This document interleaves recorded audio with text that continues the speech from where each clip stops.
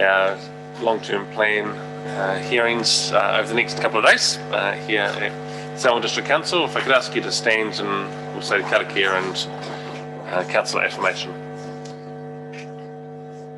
Whakataka te hau ki te uru, whakataka te hau ki te tonga, ki mā kina kina ki uta, ki mā taratara ki tai, ehi akia nā te atukura, e hio, e huka, e hohu, ti hei mauri ora.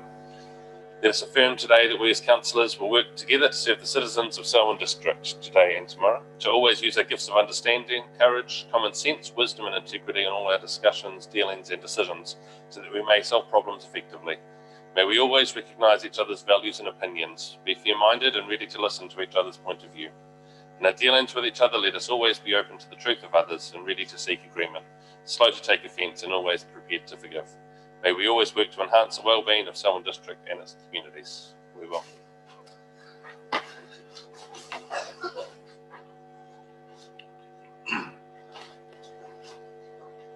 So before us we have 2 days of hearings, and you've seen the schedule of those that are going to present. We're through till 8 o'clock tonight with our final speaker scheduled to start at 7:40.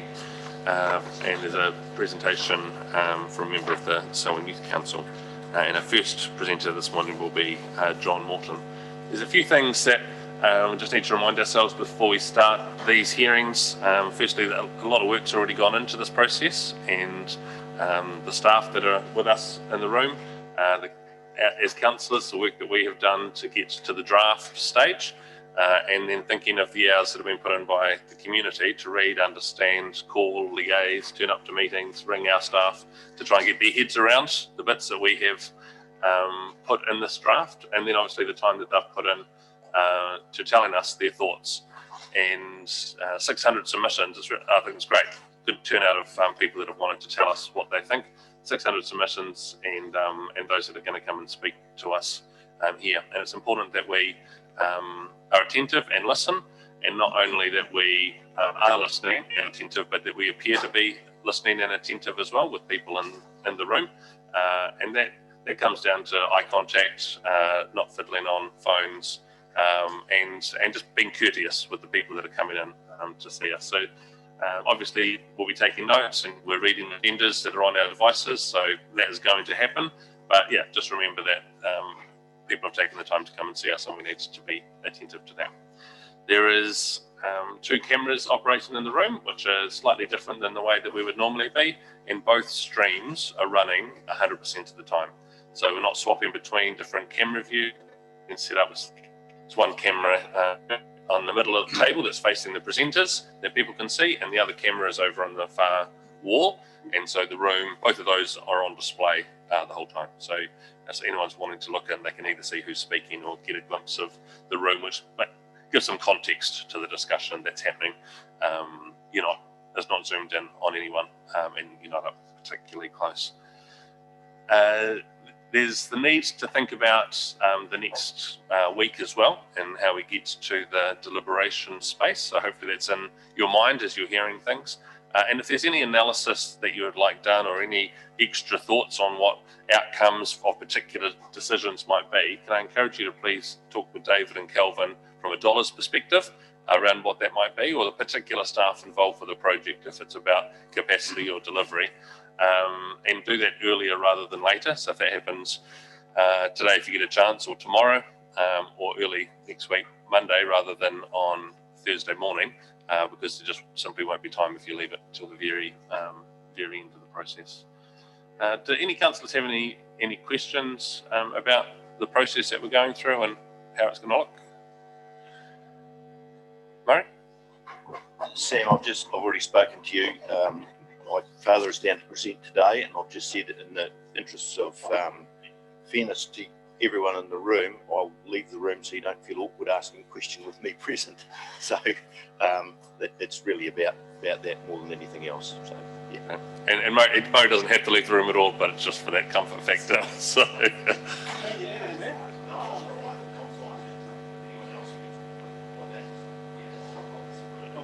We're not asking you to, Murray, but whatever you're most comfortable with. And Councillor Epihart? Kia ora. I would also like to put forward that my wife has submitted to the process, and just acknowledge that they are her views, and I sit here with an open mind. Right. Sure.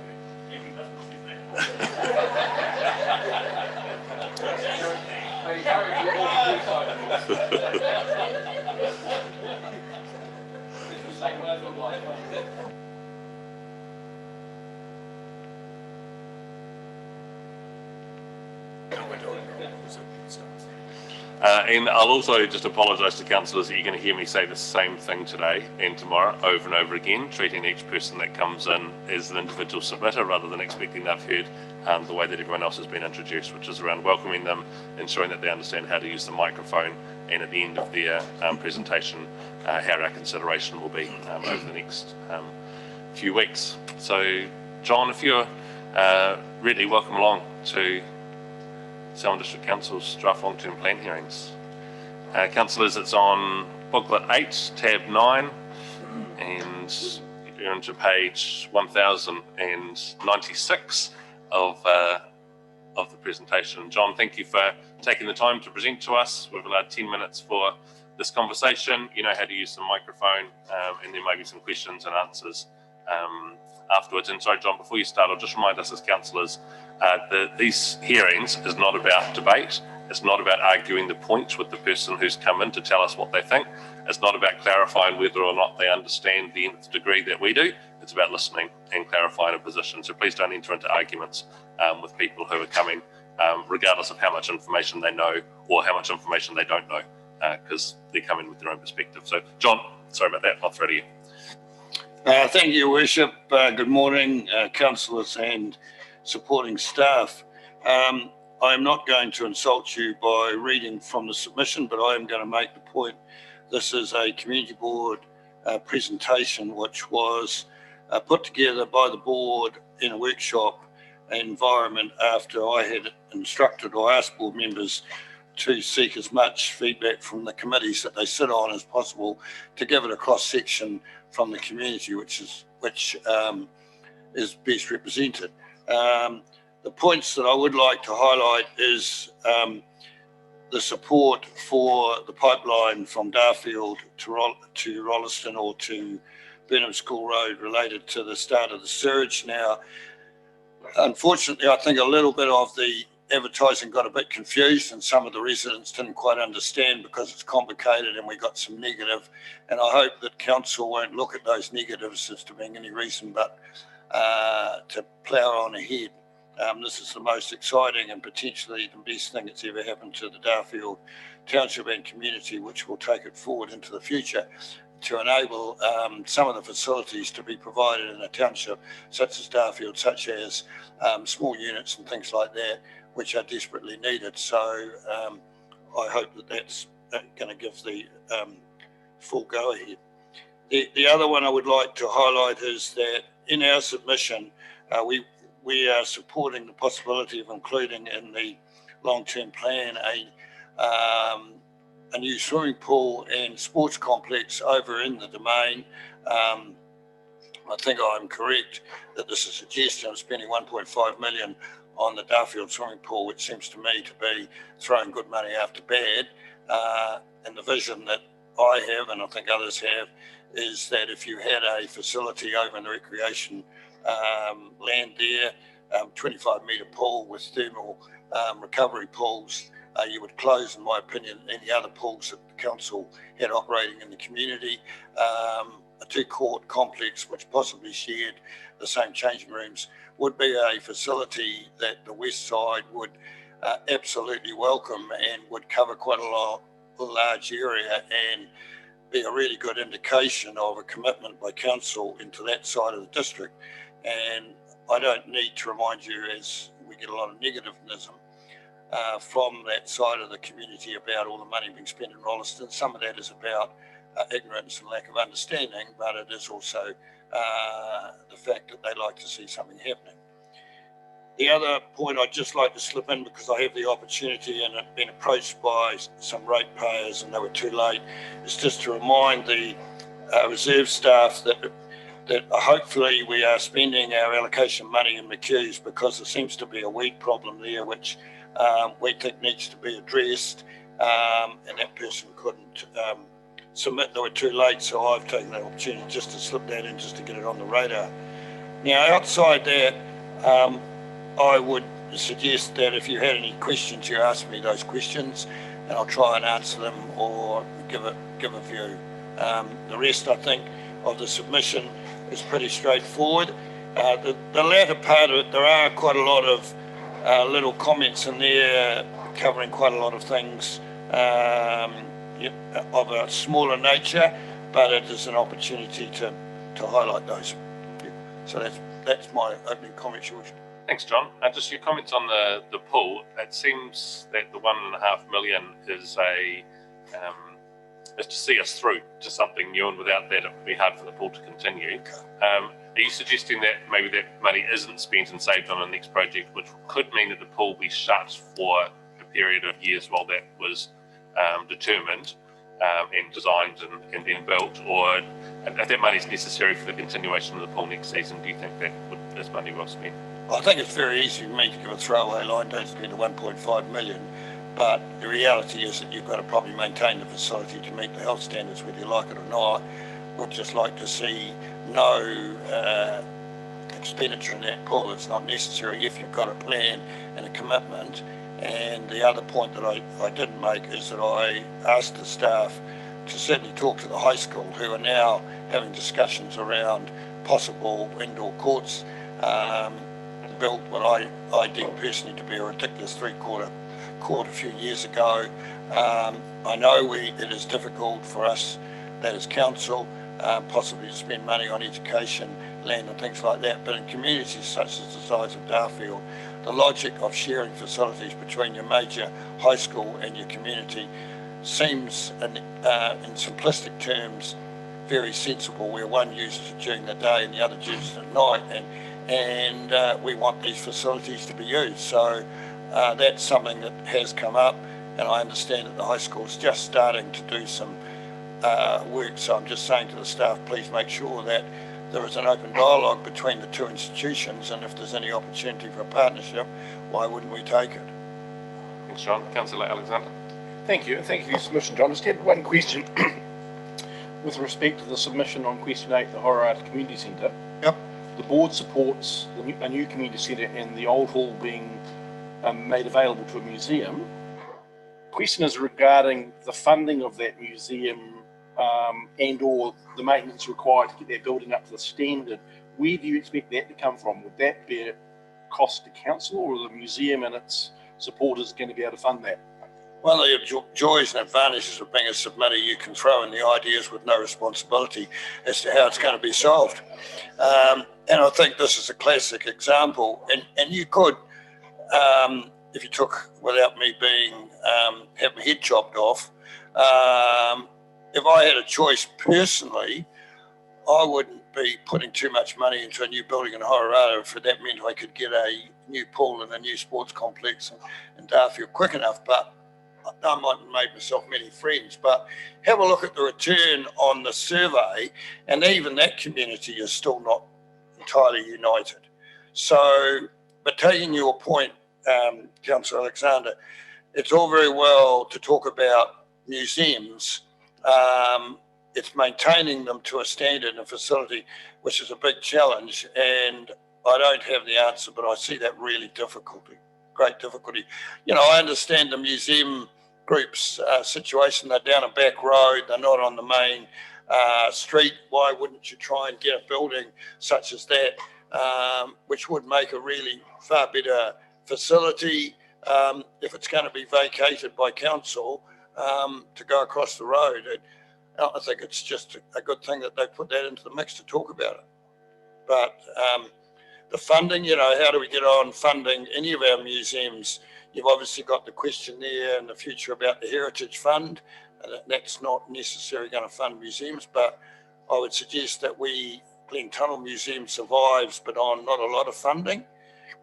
And looking after archival documents, etc. now, as you will know, with climate control and everything, is a specialised, and that's going to be a challenge. Didn't answer your question because I don't have the answer.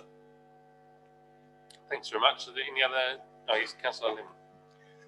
Yeah, welcome, John. Just you made a comment there about commercial property investment. And there's a submitter who's now not going to present to us today speaking. Made the suggestion of a board to run that, and I know you've had experience in that. Do you see that as something we should be investigating?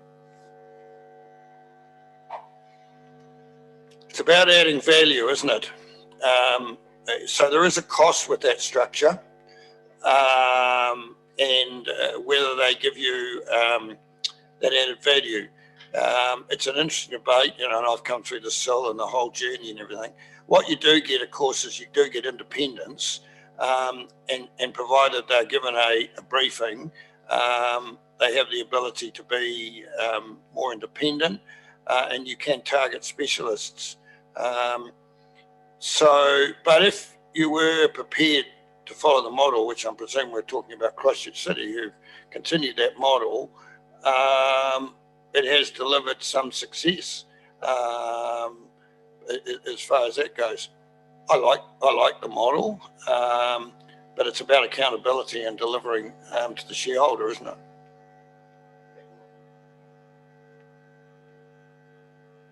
Okay, thanks, John, for your written submission and also for coming in here today to talk us through it. Next week we have the hearings, and it'll be a few weeks after that before final decisions are ratified through council. And the notification of those decisions will be in the public domain following those. So thank you. Thank you for your time. Good luck. It's you're in for a little marathon, which we all know about, and so keep your energy levels up and have fun. I'm off to raise a bit of money at a golf match for a local community car. Thank you very much. Right, councillors, we'll now use some spare time that we have due to the withdrawal of a couple of speakers to allow David to run through the submissions from our booklets. The aim will be over the gaps that we have as identified in the agenda, and anything else that might provide us with a little bit of time to receive all the written submissions, which we won't be reading word for word, but we will be highlighting their main concerns or any issues that have been raised. And if there is a particular point that a submitter raises that a councillor would like just to say something about, we can let that happen too. But the plan is to move through these 600 in an efficient but focused way. So David, I'll throw to you.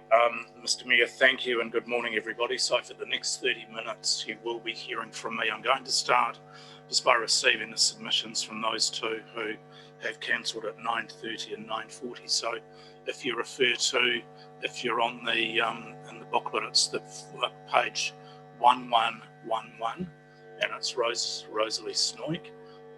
The big issues in her submission are climate change, Indigenous biodiversity and water quality. With respect to climate change, she says Council's 10-year plan mentions climate change but is completely lacking in action.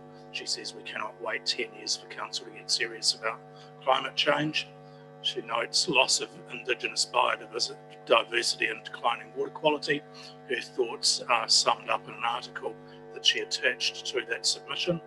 And over the page, she makes reference to increasing nitrate levels in Selwyn's drinking water supply. It says public health and wellbeing should be a higher priority than the building of community halls. And she requests Council work alongside other councils, planners and policymakers to reduce greenhouse gas emissions, and requests Council implement the National Policy Statement on freshwater management to limit nitrogen and pollutants in fresh water. The next submission. Could you just use the diligent page numbers, because that didn't line up with our submission. Yeah, that's what I said. My diligence 1111. That was the reference I was given. Yeah, no, 1111. Okay, so the next submission is CDHP, which is 1113, and I'm going to make specific reference to some of the comments in this submission. Paragraph 5, acknowledge the long-term plan provides Council with a unique opportunity to influence the determinants of health for the people of Selwyn through prioritising funds for activities which support health and wellbeing. Clause 9, CDHB supports option 1 to continue the current approach to maintaining safe water drinking standards, that comply with regulations through a multi-barrier approach. CDHB supports chlorination of all supplies and acknowledges that a risk assessment approach to prioritising the introduction of chlorination over time is acceptable. Goes on to say it is important that Council ensures that existing townships have adequate, safe drinking water supply that can support development. Paragraph 12, CDHB supports option 1 to increase volumetric water rate. Paragraph 13, CDH strongly supports option 1 to connect Darfield and Kirwee to the Pines wastewater treatment plant. In Rolleston, the implementation of a centrally managed wastewater network for these communities is something the CDHB has been advocating for in previous LTP submissions, and it is pleasing to see progress on this issue. Not only will this option reduce the risks to public health, but increasing the range of housing types possible in these settlements will also have positive impacts on health and well-being. Para 15, CDHB supports this option as being implemented in a staged approach as proposed by Council. Under the Transport heading, Clause 16, CDHB supports option 1 to increase the level of general rate funded maintenance above the level funded by NZTA. CDHB also supports option 1 decision 5 to complete the capital works program detailed for the 21-31 period. Under facilities, CDHB supports increased investment in all of the named facilities, Prebbleton, Leaston and Hororata. Through to 21, CDHB also recommends ensuring sufficient funding for cycle parking infrastructure at new or expanded facilities. And under housing, 23, access to a suitable and affordable home is a key determinant of health and wellbeing. CDHB supports Council considering, including through the Greater Christchurch 2050 work program, how it may contribute to ensuring affordable and quality housing options are available to community in the future. And finally, over the page, CDHB supports Council's commitment to make climate change mitigation and adaptation central to its planning and decision making. And Para 27, CDHB encourages Council to consider how its planning activities affect climate mitigation alongside considering emission reduction strategies. Right, I want to take you right back to the start of the booklet. So your diligent reference is page number 7. And as the Mayor stated at the outset, we have an obligation to receive and acknowledge all of these submissions. So I'm going to just identify 1 or 2 key points as appropriate.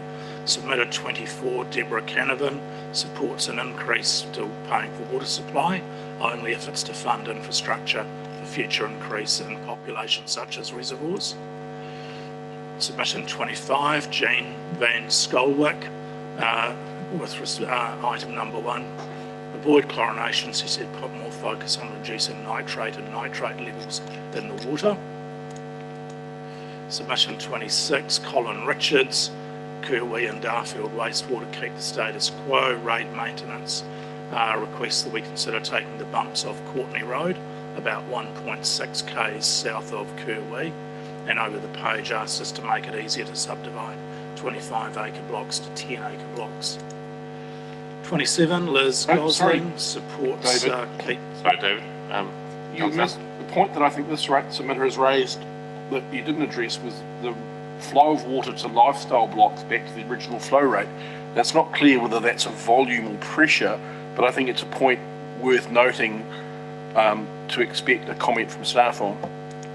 Thank you very much. Submission 28, Lisa Barclay, apologies. Road maintenance says keep rural roads in good order, not just the major road townships. Says heavy trucks should be made to use main highways rather than country roads, for example, Madison's Road. We missed number 27, Liz Gosling.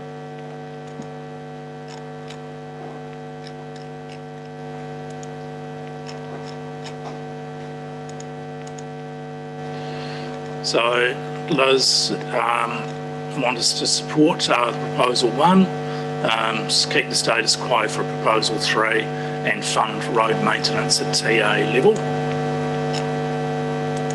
28 we've done. 29 Quinton Williams has noted his comments. 30 Tony McKenzie under number 6 Prebbleton Community Centre wants more ground suitable for junior age cricket within the Prebbleton area, and notes in the next one more ground facility for junior cricket is also required in the Leaston area. 31 is Angela Berry. Water supply, she says keep it to a minimum, and with respect to road maintenance, said more needs to be spent on improving roads through Prebbleton, including diverting heavy traffic away from travelling through Prebbleton, reducing speed limits through the township, improving safety visibility of the single pedestrian crossing on Springs Road, and consistent with comments that councillors heard in the public forum yesterday. With respect to the Prebbleton Community Centre, notes Prebbleton residents are long overdue for a new community centre. 32, James Kinney, item 3, keep the status quo. Kelly Chambers, 33, some general comments.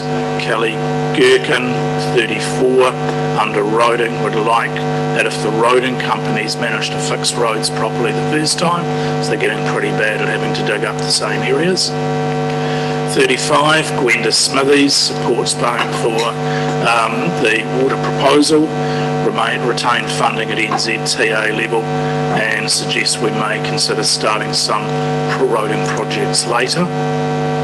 36, Hamish Crombie, main comment is Prebbleton needs meaningful traffic safety improvements for all users, in particular ensuring safe means for pedestrians to cross Springs Road.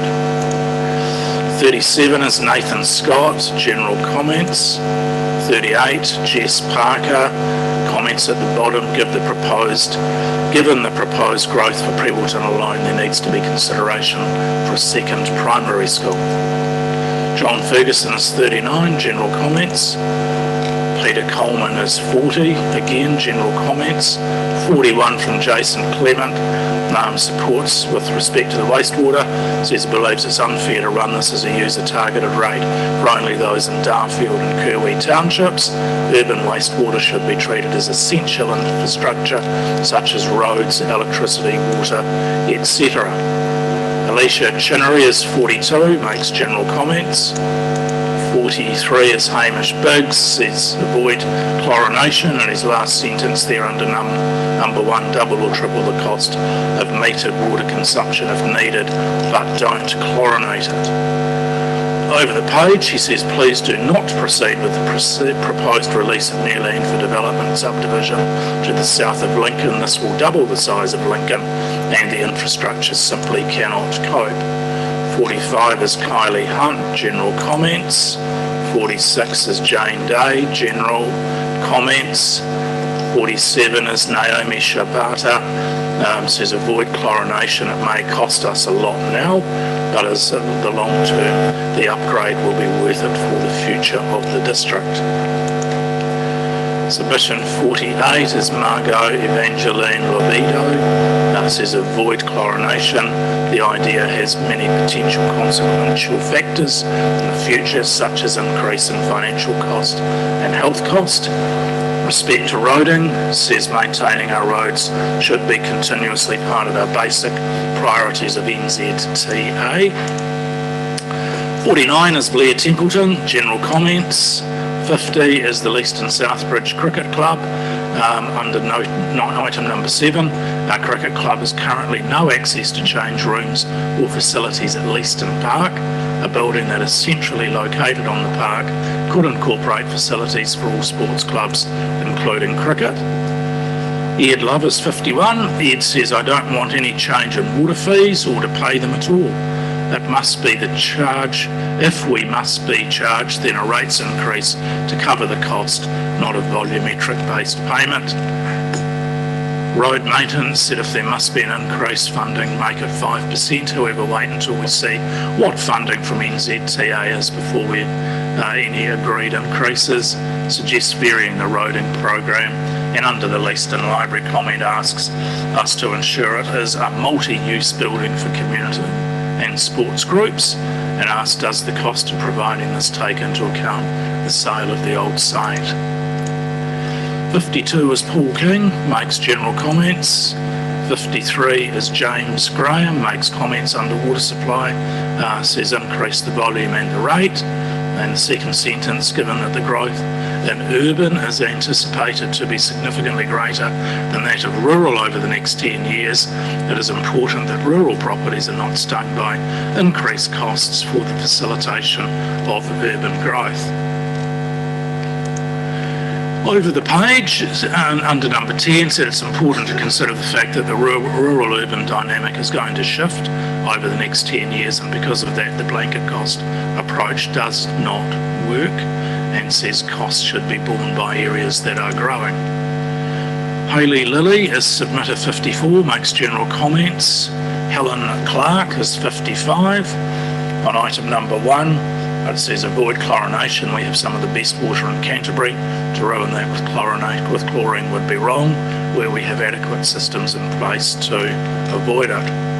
Under number 3 says keep the septic tanks. Number 5, vary the roading program.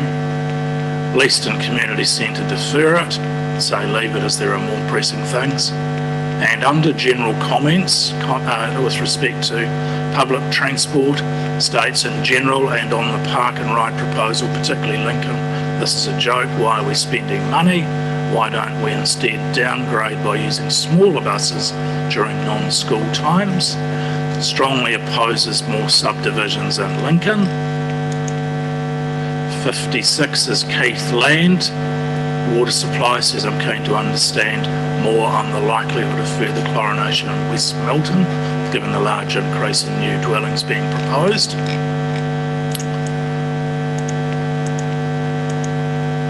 And notes under number 10, the quality of information made available has been very good by Council through the LTP process.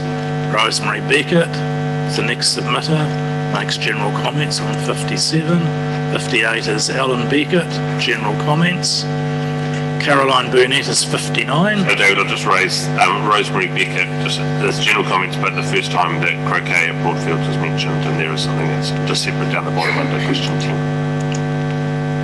And also the next submitter, 58, makes the same comments, and those are repeated by quite a few submitters as we go through.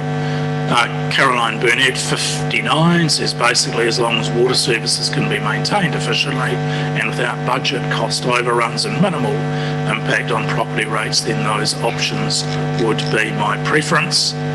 Leaston Library says every small town should have a community hall paid for by Selwyn ratepayers with a question mark. And over the page says about Hororata, notes Hororata is not far from Darfield and vice versa.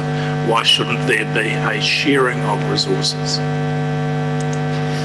60 is Penny de Jong, says I would like a Prebleton Community Centre that better served the whole community, including space for exercise classes. And under number 10 says I'm concerned about the ever increasing traffic flow through Prebleton, the lack of effective speed control and danger to pedestrians. Philippa Anderson, 61, says many Selwyn intersections are dangerous. It was good to see State Highway 73 and Hoskins Corner improved. Said I've been lobbying council in Waka Kotahi for many years to get that done. Notes Aylesbury Corner is dangerous and West Milton is dangerous, as is Waddington, etc. Over the page said I support the plan to upgrade the rec facilities in Darfield and request serious thought be given to a new undercover swim complex in the rec grounds. 62 is Andy Smith. With respect to 3, says keep status quo. While I agree in theory it's a good move, I'm not sure you expect to find people to find money for this. 63 is Harley Whitehead. Item 4, I believe the gravel road at Aylesbury, i.e. Station Road, which travels between the West Coast Road and the old West Coast Road, should be tar sealed. 64 is Paul Hamilton, makes general comments. 66 is Jeff Lill. In respect to Leaston Library, said the vision of a community hub centred around the park is hugely exciting. To have these community services central to the township and co-located adds to the excitement. Also comments over the page. I thought this way handout was excellent, well set out and written in easy to understand language. 67, Tristan Hook. Item 5 said we don't need traffic lights at Tennyson Moore Street. Levi Road needs to be clear access to Rolleston to avoid the town centre from the motorway. Over the page says residential developers should be ensuring the footpath network is connected or council add to their charges. Under item 10 said potentially too much free unutilised commercial property in Rolleston. Asked if there's any squash court planned in the area and suggests Foster Park lights should have some on till 9 o'clock as it's quite dark when the full field is blacked out. 68 is Benjamin Wilson. Says we need to ensure we do everything possible to stop the need for chlorination. 70 in fact is Jamie O'Loughlin, also on the same subject, and I think it should be the default view of council that water be a gold standard, avoiding chemicals when alternatives are available. Talks about road safety issues, and with respect to the programs that I feel the priorities are slightly wrong in pushing more dangerous intersections out 10 plus years when they're urgently needed doesn't make sense now. 71 is Elizabeth Peters, says our water tastes great, have tasted the water in Christchurch and can really taste the chlorine. 72 is Anastasia David, supports council using the UV method of treating our water. Says further down, treating the water with chlorine would cause problems for dialysis patients who need it removed from their water as it's dangerous for their health. And has some correspondence attached to that submission. And picking up again on page number, which we'll get to in just a moment, page number,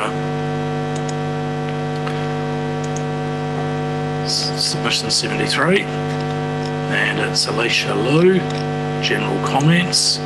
William Freeman is 74.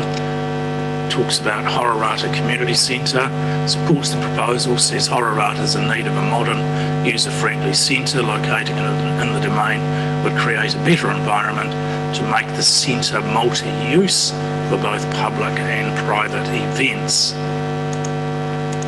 Submission 75 is Mark Llewellyn, makes general comments. 76 is Gregory O'Neill, makes general comments. 77, James Holvey, under item 10, says bus services for Taitap, acknowledges we have a growing population that will turn into teenagers before the transit system is organised. 78, Mariana Hamilton, item number 5, said a passenger commuter rail link between Rolleston and Christchurch is necessary to ease congestion that may arise in future with more growth in the district, as well as to try and mitigate the effects of climate change.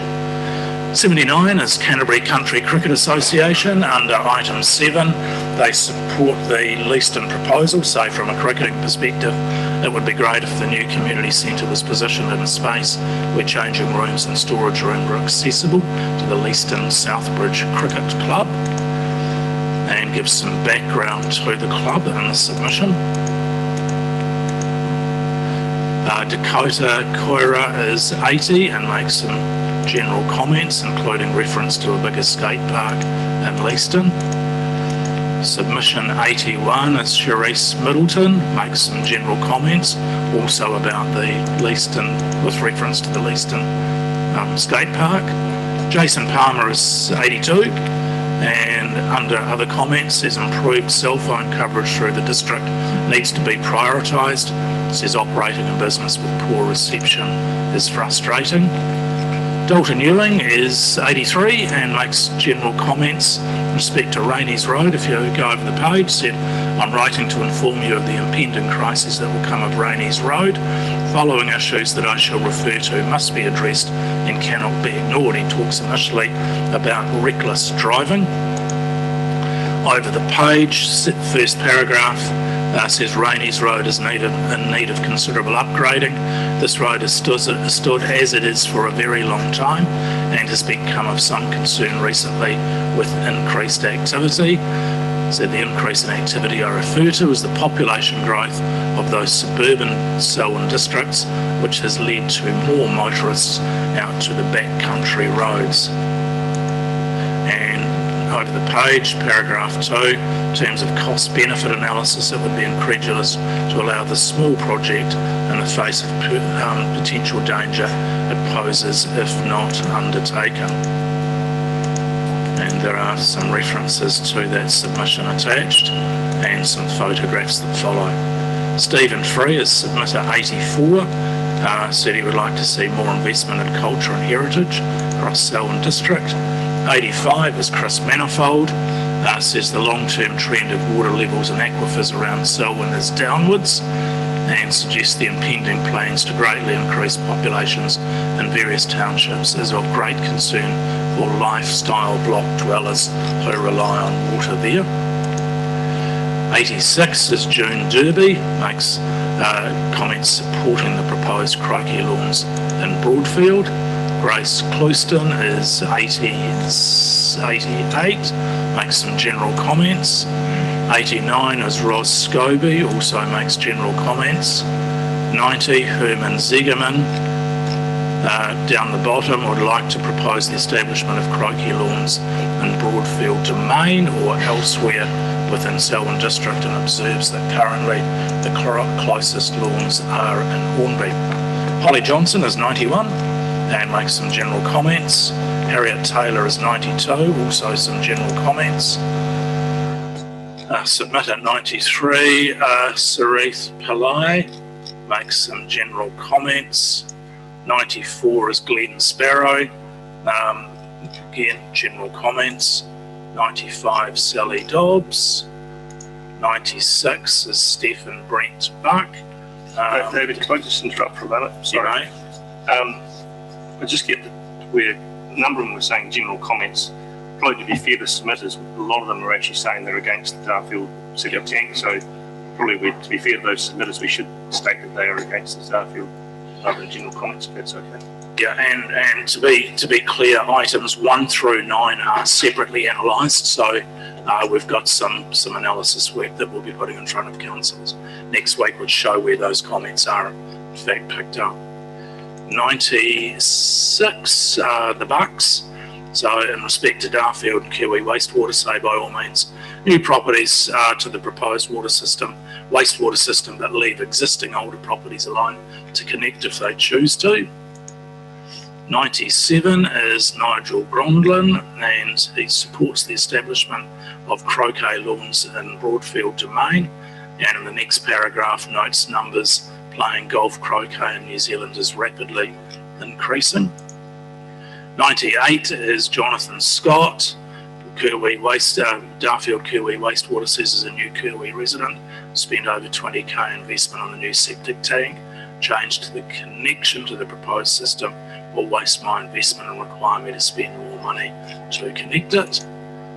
99 is Philip Hunt, makes comments that will be picked up in 1 through 9, as does submitter number 100, Laura Medlock. Mr. Mayor.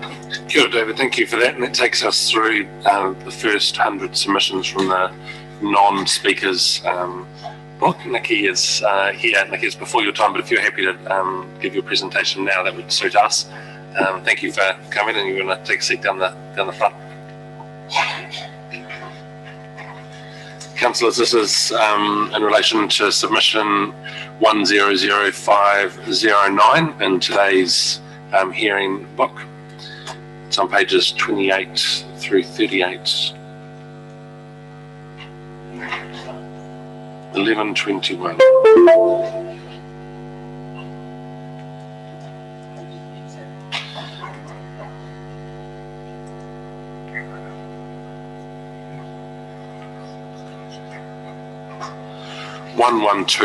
Yep.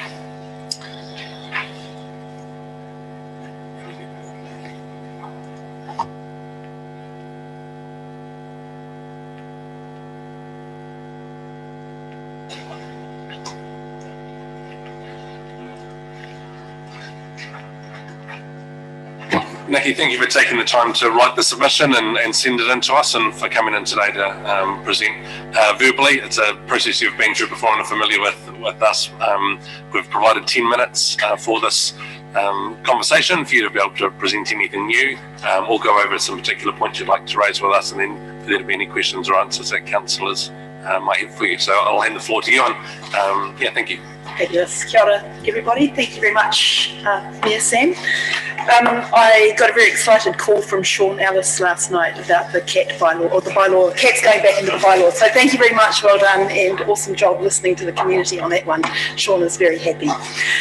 Thanks for the opportunity to speak this morning. My name is Nikki Snowink, and I'm the Regional Conservation Manager for Forest and Bird. And I'll take my submission as read, and there's really just one point that I want to speak to, and that is about Indigenous biodiversity in the district, and sort of the crossover between the long-term plan and the annual plan, the district plan and the district plan review. So I just want to have a short presentation that I'll run through in a minute.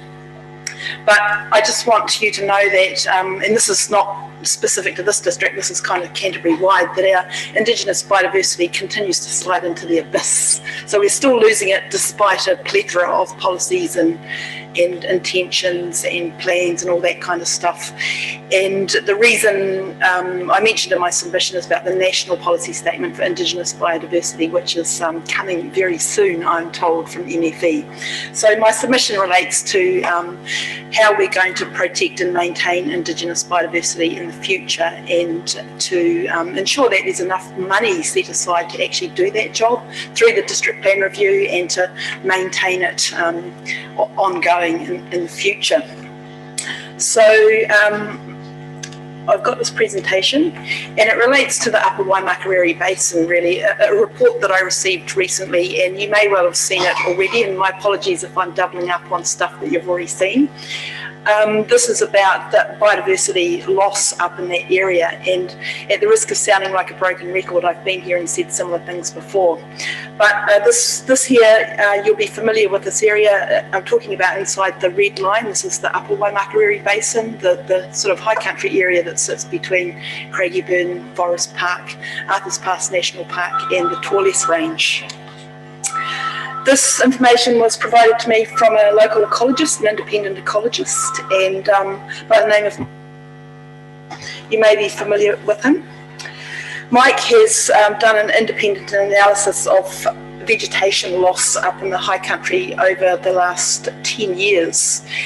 You can see there from this slide here that the red stuff there is land that was fully converted, so stuff that actually is got really no biodiversity values left on it, and that's where we were in 2010. The blue line is stuff that was converted between 2010 and 2016. The green pieces on there, the green polygons, are stuff that was converted between 2016 and 2019. And then all the yellow stuff is stuff that's happened in the last year or so, a couple of years since 2019. That's partially converted, so it's kind of on this process of being transformed from a lovely area of Indigenous vegetation and habitat to something far more intensively farmed up there. So there's just kind of this gradual loss happening up there in the high country. There's an example just there, and this is a photo of Mount White, and this actually is the terraces above the true left of the polter, which Mike has identified up there in sort of the top right hand corner of this. It's green and yellow, so stuff that has just been lost in the last 2 years. Mike has also done a bit of an analysis of the hectares of loss, so up until 2010 we had about 1,700 hectares of fully converted land in the Upper Waimak Basin. Since then, between 2010 and 2016, we lost a further 626.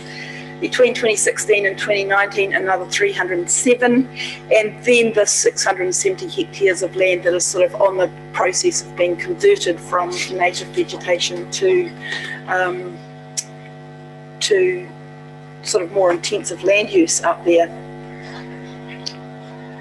It's likely, I'm just talking about Upper Waimak Basin, but this is likely happening in the Rakaia end of the district as well. And there's an example just there of the Rakaia side that we've highlighted to you recently on the Acheron terraces. So prior to the green sort of stepped area there, it looked a bit like the stuff on the right-hand side, which was tussock grasslands and indigenous vegetation. Mostly what we're losing up there is grassland, tussock land, sedge land and shrubland vegetation. It's likely that it meets the district plan definition of indigenous vegetation. Matagari is also being chopped down up there and lost and sprayed, and that's actually listed as an at-risk and declining species now.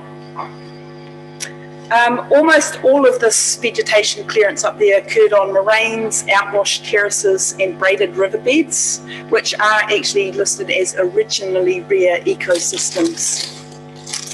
And so indigenous vegetation on originally rare ecosystems is a national priority for protection. This Canterbury Regional Policy Statement 9.3.2 identifies those priorities for protection and refers to those national priorities. There's also a document put out by the Department of Conservation and MFE for some years ago now, which is guidance for protecting our places, and talks about the statement of national priorities for protection, which sort of provides the background for what's in the CRPS, the Canterbury Regional Policy Statement. Most of that vegetation in the Upper Waimak Basin that has been lost would have met the significance criteria according to the CRPS. That's a significant natural area, or an SNA. And protection of SNAs is a matter of national importance, and that's set out in the RMA Section 6, as you'll well know. It's been around since 1991, so it's not a new idea. And the CRPS also has an objective to protect areas of significant vegetation and habitats of indigenous fauna. CRPS also has a policy of protecting significant natural areas as well.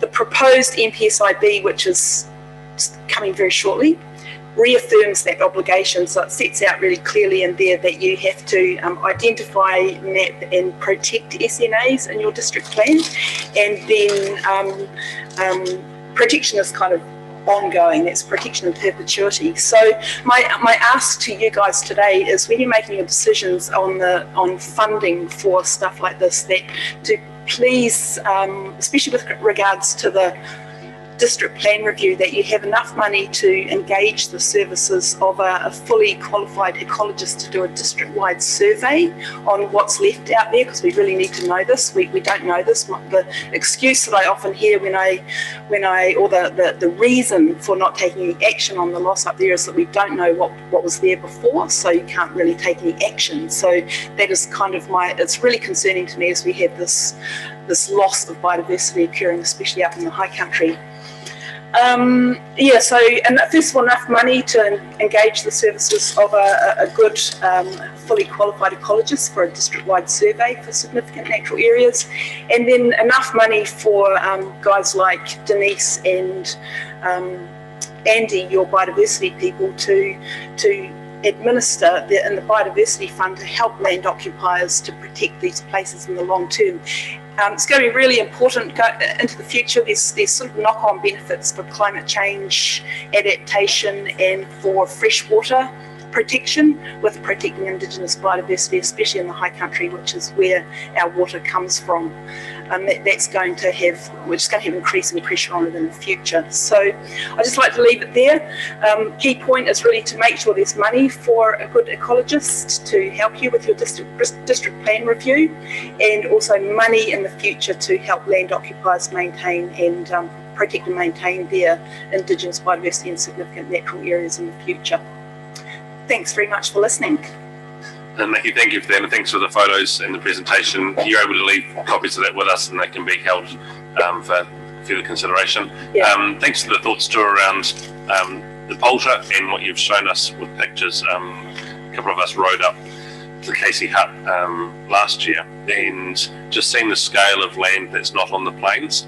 That is in our district, that often we can see what happens on the plains, but we don't give a whole lot of consideration to things what the scale of the land that's behind that first row of mountains. So thank you for raising that with us here. There's a number of questions from councillors, Councillor Alexander and then Councillor Lemon. Thank you, Morena, Nikki. Great presentation. The question I had began at your paragraph 20 in your submission, which talked about unlawful behaviour. Is to clarify that it's the RMA is the law that's been broken. And then the second part of the question is, and you did touch on it, that you would like Selwyn's response to be more funding and resourcing for surveying, monitoring and prosecution. Yeah, well, compliance monitoring and enforcement is part of the process. So I guess, you know, that is the whole sort of complete process. I can speak about places like Timaru, where they've done a really fantastic job of identifying SNAs, but they haven't actually followed up with the monitoring, and then they've gone out to have a look, or someone's reported the loss, and now it's landed up in a sort of enforcement situation where someone has actually cleared the native. It's a significant natural area, and it's not good for anybody when that happens. So yeah, that was my point before, is having money to make sure there's ongoing monitoring and help for landowners, land occupiers with SNAs to maintain them, because your obligation under the RMA is to protect significant areas and maintain everything else. Morena, good to see you again. A wee bit of a similar question, I guess. We've set aside or set a target of 15 SNA identifications per year, and part of that is, you know, there'll be a cost associated with that. But just interested in your opinion, one of the biggest issues I think, not knowing what the national policy statement will require of us yet, is actually getting enough people qualified to do those assessments. Do you see that as an impediment? It's a bit of a crystal ball gazing, I guess. But it's about ensuring that we have accurate assessments, I think, as you've noted in your submission, getting what was there before and understanding that. Sorry, long-winded question, but do you think we will have the ability to have people in the community, in the profession to do those assessments quickly, as I expect will be required to do very shortly? Yeah, absolutely. I mean, I think Environment Canterbury has some excellent dryland ecologists. There are, like Mike Harding, Susan Walker, the people who, with the experience, that have worked in Timaru and Waitaki and Mackenzie, they've all done it. They have an incredible amount of experience. They're out there. Yeah. Thank you. Yeah, Morena, Nikki. Nikki, these tussock grasslands that are being converted way up there, what's the land use going to? Well, I guess it's, in my experience, I guess I've seen them plant lucerne as a crop, winter feed crops, more intensive land uses, I suppose, and grass and pasture. The pastoral growth. Yeah. So it's sort of like a change from extensive grazing, which has been the historic land use up there, sheep grazing, to more sort of intensive uses. So, you know, cleaning off the entire complete conversion of high country extensive grazing to more intensive grazing. Yeah, so more animals on a small area. Yeah. Thank you. Thank you. Mark, did you have something else? Oh, sorry, no. No, cool. Nikki, thank you for the presentation today. We'll be considering all the submissions, including yours, next week. They'll be confirmed at a future council meeting, and decisions will be made public following that process. So thank you for taking the time to come in today, and we appreciate it. My pleasure. And that's a Canterbury grass skink, by the way. Reasonably common up there in the high country. So, yeah, but declining. Thank you very much.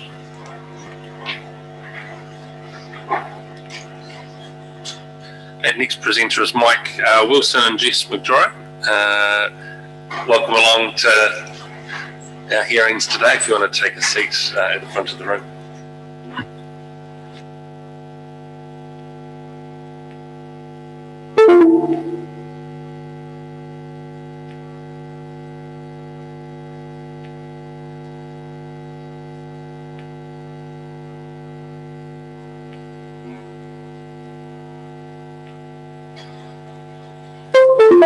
So Jess and Mike, today is the first day of our hearings, and we're considering 600 submissions, but today, particularly those that want to come and speak to us. I want to say thank you for taking the time to come in and have a bit of a conversation and kōrero about what you'd like to see us do or not do.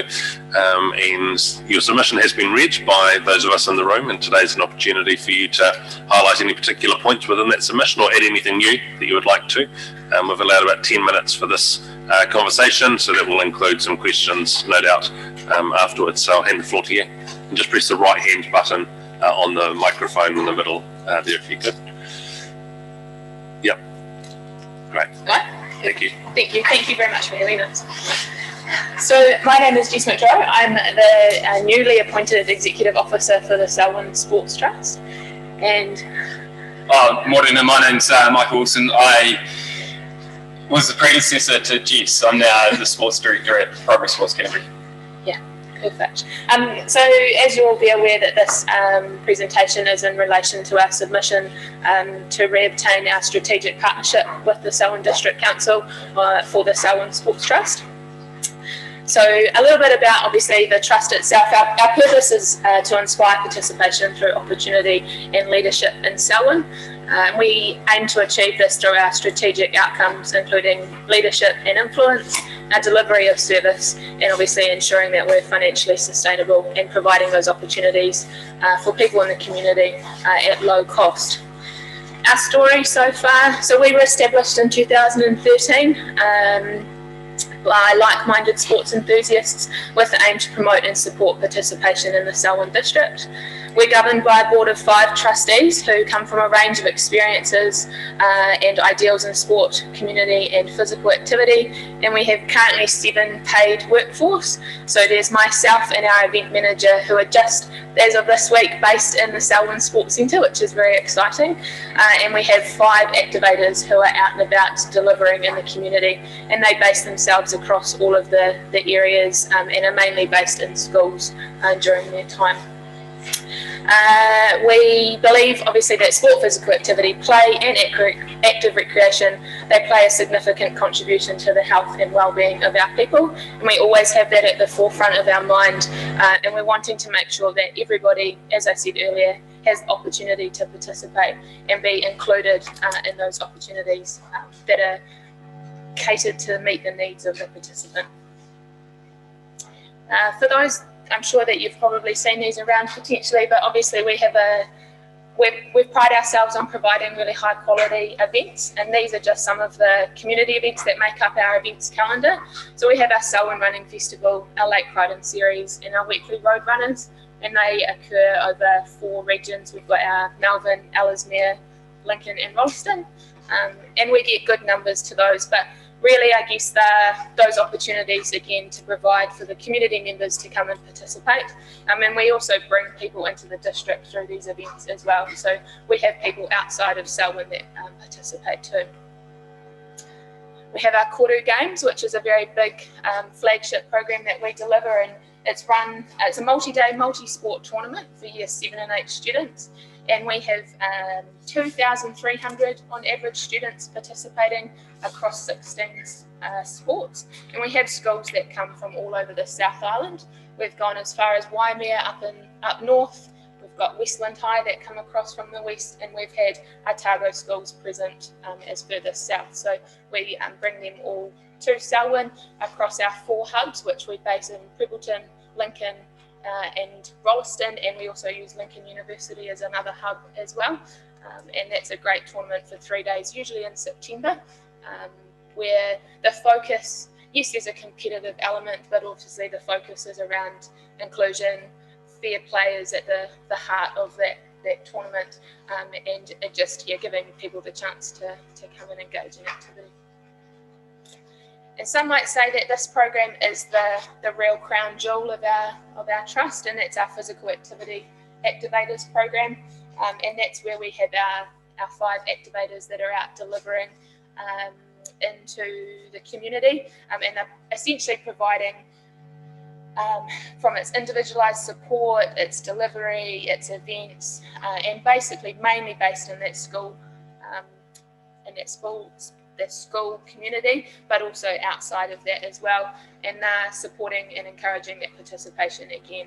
And it varies depending on the school. We do professional development for our teachers as well, and we're encouraging them to continue that. It's not just us being the deliverer all the time as well. So it's a very individualised program, and it does look different depending on the school and what the needs are of that particular school as well. And just something to highlight in there, the winter sport tournament that we run, and that's about to start in 2 weeks' time, that brings over 2,000 students to Foster Park, and we're using the Selwyn Sports Centre as the hub this year. And there's 18 different sports, from drama to marching through to your traditional rugby, football, netball, and so forth. So it's a fantastic opportunity, and I must say it's wonderful to have the Selwyn Sports Centre there to be able to use and access. So that's very exciting for us in the next couple of weeks. The key to our success, obviously, as I said, we pride ourselves on developing and maintaining those really strong relationships. We've got a really good reputation in the community to provide that quality that we look for and that is expected of us. We have our passionate people, both our trustees and our leadership through to our workforce, but also we have a number of supporters and volunteers that continuously provide back to the trust and enable us to do what we do. And most importantly, it can be said that we have had financial support, and without this, we wouldn't be able to do what we've been able to do. And I guess without it, we wouldn't be able to move forward. And I guess that brings us to the purpose of us continuing our partnership, that obviously COVID-19 has shaken things up a little bit, and it has changed the funding model, and it has highlighted that there is vulnerability around the normal funding streams that we have had access to in the past. And also Sport New Zealand and Sport Canterbury have also changed their funding priorities, and they don't necessarily consider Selwyn as a low socioeconomic, low deprivation community. So therefore our ability to access as much funding as we once had has changed. Rightly or wrongly, that's their viewpoint on it, and it has significantly impacted our abilities to access that funding from there. Obviously, we're aware of it, and we're doing our best to make that to source funding from other avenues as well. So it brings us to the purpose of that submission, which was around our funding request. So we have very much greatly appreciated the strategic partnership that we have had with the Selwyn District Council for the previous 3-year term, and we would love that to continue. So our submission is asking for the 48,000 year an annual fund for the 3-year term.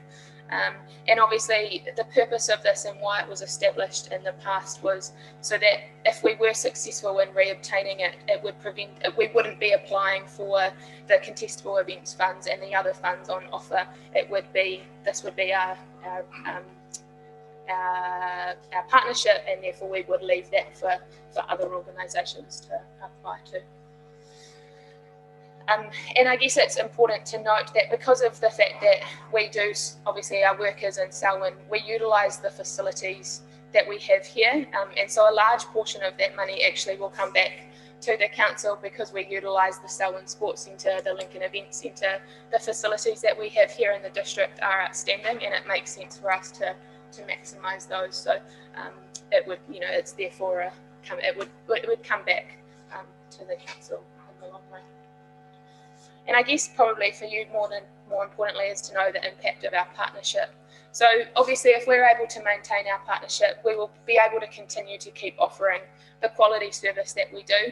And we know it's not about funding business as usual, but we always are reflecting, and we're always looking at how we can continue to make sure that what we are delivering is of that quality.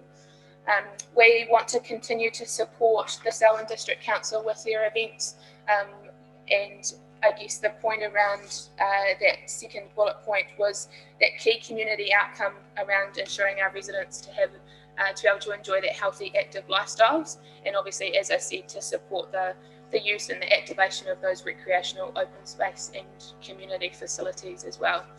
And we have a number of new initiatives that we would love to get off the ground. We haven't been able to do that in the past due to that financial constraint, but just some of the ones that we have that we would love to press the go button on is around that community connection and development. So how can we support our clubs to, around their professional development and their governance? How can we be that? It's not about, we don't want to take over everything. We've got great community groups there that are providing at those same experiences and opportunities, and how can we build and enhance that community connection with those? We'd love to do some work with our coaches and our administrators and our officials, and how can we ensure that they're continuing to be happy and continue to keep providing their service and be upskilled. And we see ourselves, we have the ability to be in that space around providing them with those opportunities to expand and grow. Obviously, we'd love to offer more activations for our tamariki and our rangatahi. And then we would love to add more events. We know that the pay-to-play model is where people are interested in, and not necessarily long seasons of competition, but they'd love to come and give something a go and participate in an event. And that's for the whole family. It's not just targeted at our young people, but it's also bringing mum and dad along to do that as well. And we quote there around, alone we can do so little, but together we can do so much. And that's really how we view our partnership, is that we really want to be that arm that provides that sport, recreation, play opportunities to the wonderful people in our community. And yeah, we really value the opportunity to come and hopefully continue our partnerships with the Selwyn District Council. Just again, thank you so much for taking the time to read our submission and for hearing us out today. And if there was any questions, we would be happy to answer them. Thanks, Jess, for that. Interesting, just a couple of your comments around the way that people want to include themselves in sport and activity. Yes. And we've sort of had some conversations about the things that we fund, and often for new things it's harder to get underway than things that have been traditional, and sports fields are easy for us to do. Yes. Built facilities that isn't grass is a bit more difficult. So just interested in your reflection around people's participation in non-traditional sports, or the ability to not be part of a club but to turn up and play, or to turn up and be a part of something for a day. Have you got any reflection on that, how that's looking in our community at the moment? Yeah, sure. I think it's definitely the changing landscape. We're seeing it more and more in sport, and I think it's appealing the way that, and I think COVID has also played a huge part in people's viewpoint around noticing more time for family and getting out there and being active. So I think that's definitely an avenue on reflection, and jump in here too, Mike, is if we can provide those opportunities. I still think that we still need our the traditional formats, and they're still really important, but we are seeing that need, and obviously everything that we do is not for us, but it's to provide those opportunities and the wants and the needs of the community. And if that's what they want, then that's what we see ourselves as needing to be able to provide for our people.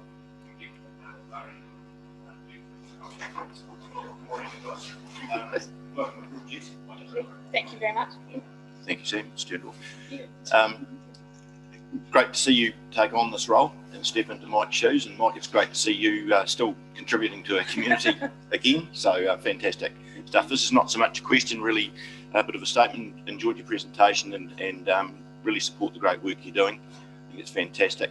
And just like to take the opportunity to acknowledge the loss of your great friend and mentor, John Reid, as well. So yeah, thank you.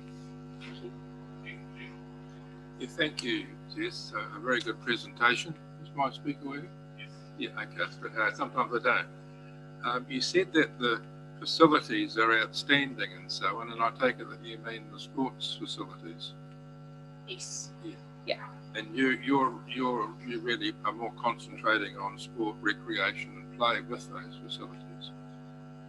Just from your point of view, would you say that the facilities for art, history and culture are outstanding in the Selwyn District?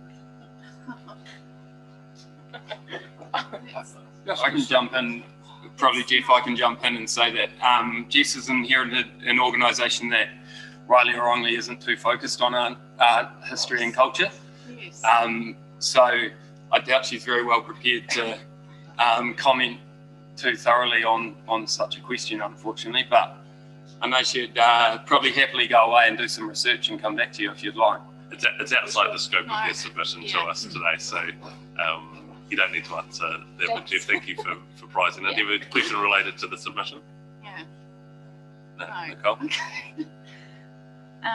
Thanks for that. And I want to second what Murray has said about the work that you guys are doing, and also to the acknowledgement to John Reid. I mean, he was a past trustee, and the Koru Games really was his flagship, and it is an awesome event that my kids have been involved with. And obviously, unfortunately, last year because of COVID, it wasn't held. And it's really looking at these opportunities for our children post these year 7, 8s, and then when they hit high school, our kids are not continuing in sport.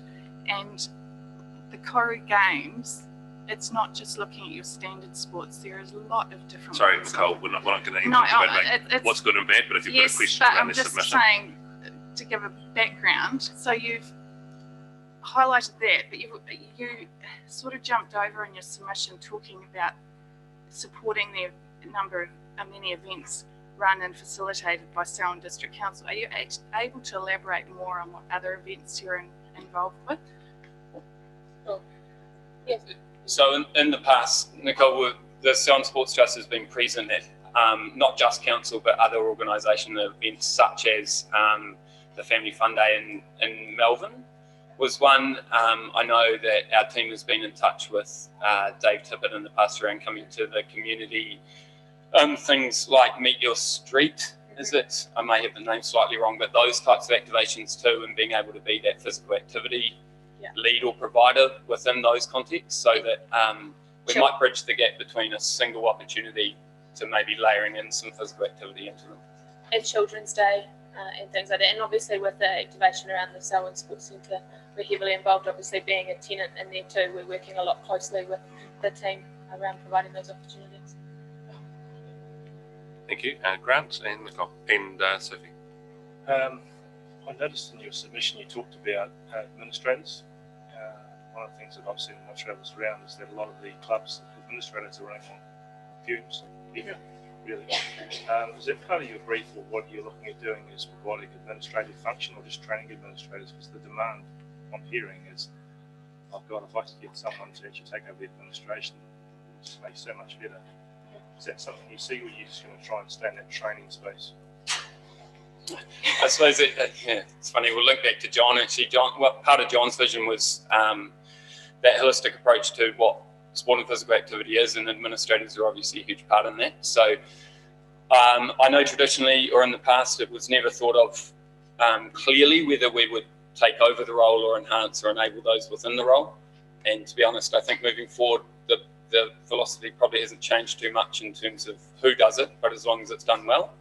I know there's obviously capacity issues within Selwyn Sports Trust, hence funding requests, but as long as those roles are well enabled and those within them can be successful and supported, then I guess that's where we're at. And always open to those conversations. And I think too that what we can provide and straight away is, as I mentioned around that community connection, is how can we work with our volunteers and our administrators for them to feel valued. So while there is a large load, what can we do can we get them together and provide them with just some support and being able to have those conversations with us around, so we hear what they're needing and providing that as an opportunity. You good answer, but what I'm seeing, and I guess the rest of the members may have a different view, is particularly a large number of clubs focused around one or two individuals who have been there for a significant amount of years and can't get out of the role because no one else will stick their hand up, and they're saying, if I leave, the club will maybe fold or won't carry on. Is that something you're seeing? Yeah. I think often that's the way, and sometimes the role can't be filled unless it's empty. In my experience, lots of those clubs are like that, but they do continue post an individual if the support's around that individual. And I think that links to what Jess was talking about around enabling that governance and club support aspect of the trust. So while I know all those individuals are hugely valuable, I do think that that most will survive post them, and they may just look a little bit different. Thank you. Sophie?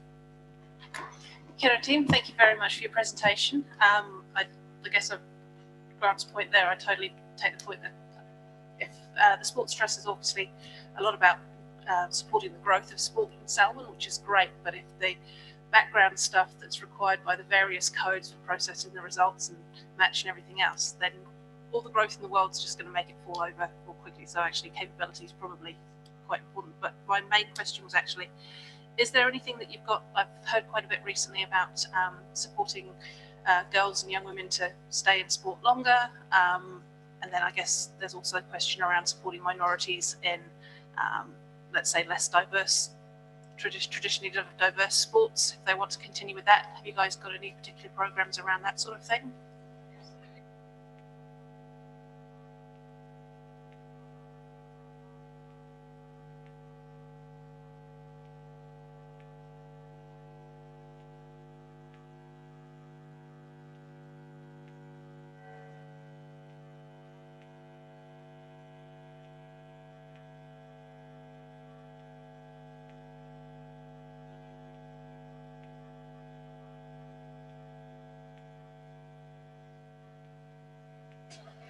However, in saying that, at the point from a customer view of that everybody should have that opportunity, it just being able to tailor these things to those groups that may not participate in this point great mass and don't go ahead and get to the club. I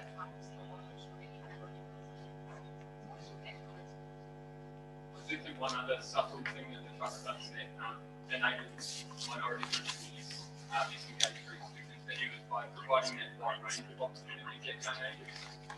So giving expectations for our school groups, for other groups, for everyone, not just for newbies.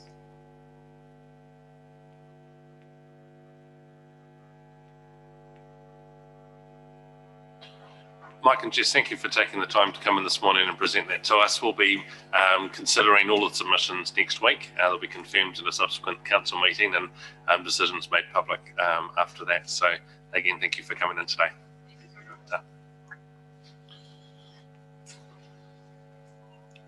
Councillors, our next speaker is Grant Coulson, presentation on Selwyn Heritage and Historical Network, and there's a document on your tables which highlights extra information from the original submission that was received. So Grant, thank you for coming in today. We've allowed 10 minutes for this conversation, which will include some dialogue backwards and forwards, and thank you very much for taking the time to write your original submission to us. If you just press the right hand button on the microphone, will mean we can all hear you, and I'll hand the floor to you. Thank you. Tēnā koutou e hoa mā. Greetings, friends. I'm here today to implore you to take notice of the ratepayers and the organisations of the district who have requested significant funding towards heritage and historical groups of the district. Selwyn Heritage and Historical Network, whose members represent the entire district as a united group, presented to you all in these chambers in depth December last. For whatever reason, there's been no inclusion in the long-term plan, and we are yet to receive any feedback from our presentation. There are buildings to be made fit for purpose. There are more modern storage systems that need to be used, and all groups need updated catalogue recording systems such as eHive. There are tourist and heritage trails to be acknowledged, signposted and advertised, and there are rates, insurance, power, internet connections and consumables to be paid for, etc. The current library charge is $225, a collective about $6 million annually for the district. The community centre rate, $175, about $5 million. Swimming pool charges vary, but estimated about $2.5 million annually. The recreation reserve rate, allowing children and families to play, is $130, which is about $3.5 million plus reserve contributions. We have informed you that that an annual district-wide rate of just $20 would supply a $1 or $4 million fund to see the major projects in the heritage and historical sector completed, and enough funds to see the annual running costs of the organisations catered for. We would encourage council involvement within our group and expect to be consulted with the distribution of any fund. We are learned, knowledgeable, and fully understand what is required to record our history, and we are passionate. It would be a fallacy to believe that the best brains for this sector work within the council office walls. It is not just about the numbers who may submit to support this sector. It is mostly about the District Council's responsibilities to our history for the generations to come, for your grandchildren and your mokopuna. Are you going to ignore that and leave it to future councils when it may be too late? Primary and secondary schools will be better enabled to teach our children about where we have come from and the challenges we have endured to get here. The people who have been looking after our history, albeit in mostly inferior storage, are the very best people your district has to do the job. The papers, photos and articles are of national and in some cases international importance. These volunteers are the ones with the knowledge to correctly preserve, restore and catalogue our records and tonga. Allow them the opportunity to accurately do this work. Future generations may have to rely on hearsay to do so. Don't let Selwyn resort to this situation. The organisation you have contracted to fit out Te Aroha are sourcing a large amount of the articles to be on show from our Selwyn Heritage and Historical Network groups. I wonder what the display would have been without these. Of the hundreds of ratepayers I've spoken to over the past 6 months, not one has said they would be unhappy to a $20 annual rate to heritage and history, given the charges they are paying for the rest of their rates.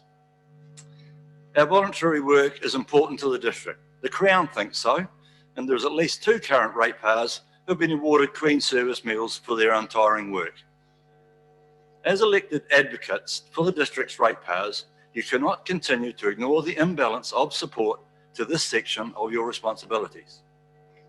The council staff who do most of the research to assist your representation, most of whom will be ratepayers, must also have some compassion for what today's children can learn from being able to visit in person or view online about the district's past.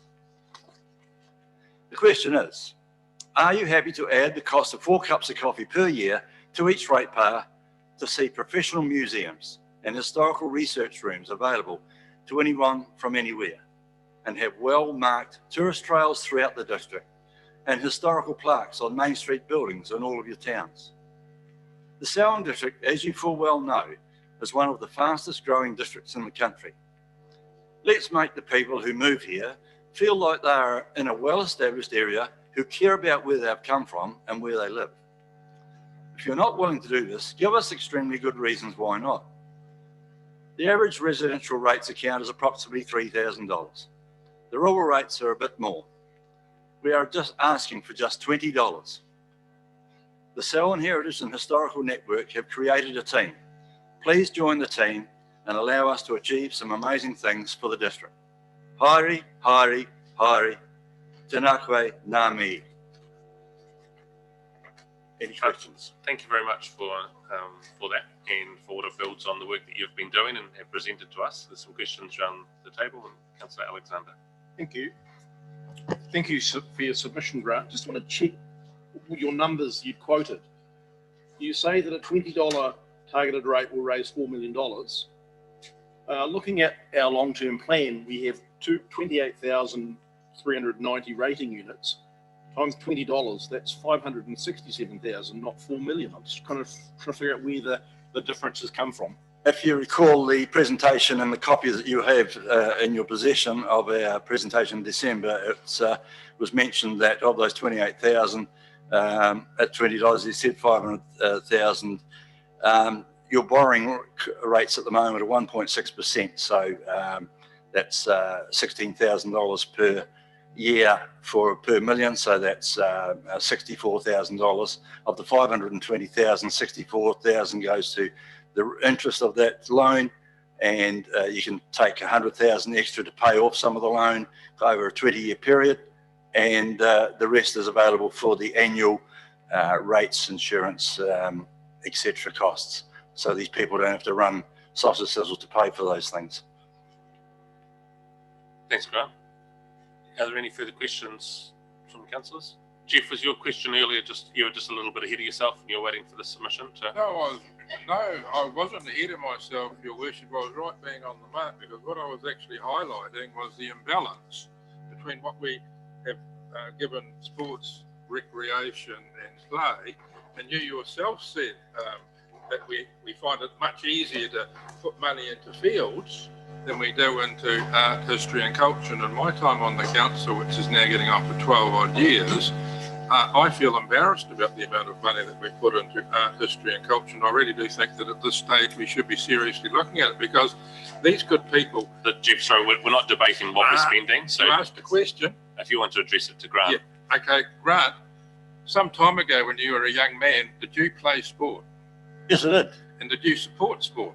I did. Did you put funding into sport? Yes, I did. And now that you're older, what do you want to do? I still do my sport, but I'm passionately interested in what I've spoken about. Sorry, I was a bit terse, but you can see my reasons why, because we were here and we haven't heard.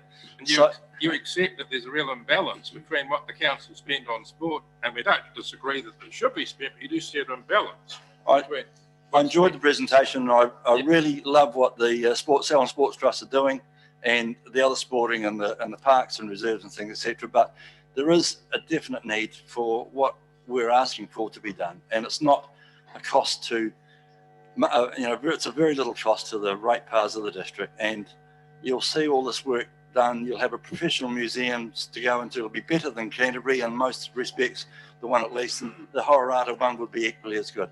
So that sort of thing. And then there's all the e-hiving to be done, tourist trails, brochures in these hotels, etc. in the city that people can see, oh, Selwyn's got a heritage trail, let's go and do that, or a tourist trail. And they'll drive from one end of the district to the other and drop off and have a look at these things and understand what happened here. They'll go and look at the Dean's families, the coal mine at Glen Tunnel and those sorts of things. We'll be able to promote that stuff. But at the moment, as individual groups coming to you, it's just, oh, sorry, we're too busy sort of thing. So that's why we've got ourselves to a group to try to implore to you that we are passionate. We really want to do this, and let's do it. We'll be a group. We'll be non-parochial. We don't care that some money from people in Leaston won't worry that money's going to be spent in Darfield and the other way around, etc. We just want to be together. We're all got the same idea that we want this history and heritage saved and put out there for the people and the children to see. There's others coming behind us in their 30s and 40s now, haven't got a damn clue. The ones that have got the clues are there right now. Thank you, Graham. Final two questions, Sophie and Nicole. Kia ora, thank you very much for coming back again. We do remember the previous presentation. It was really good. It was about 30 of us here. Yeah. I know. I took a photo. It's great. Just to remember. So I guess my question is more around how do you see the fund, however large it ends up being administered across. There are, as you said, many groups. Many of them wish their own building. They have several volunteers. Are you thinking that there would be like an overarching network governance type structure, or would it be contestable? Do you hire curators separately or together? Like, this is a huge investment that you're asking for, and it's like, how do we do it right?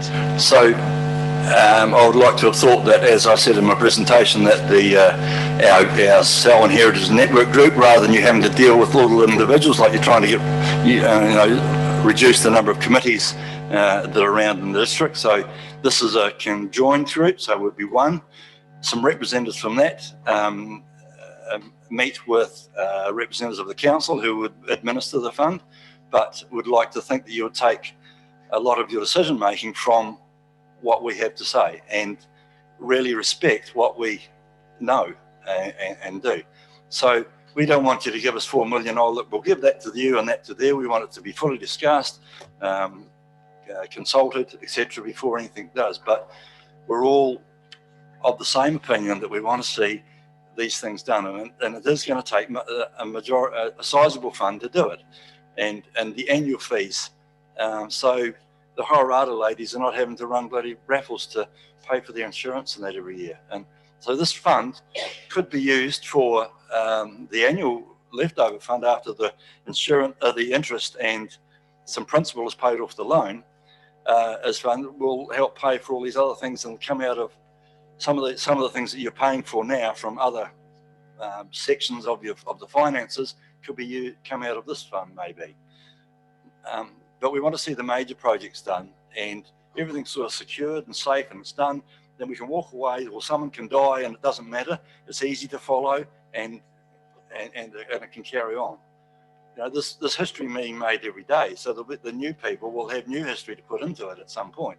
But it's getting the time, as the time goes past, it's not so much the articles, a lot of those have been saved, but it's putting them on display. It's actually the people telling the right story of the article rather than getting things done. But we would like to have good consultation with the council and have someone on our organisation to advise us, and we would be fully acceptable of the council, but we would like you to take note of our thoughts.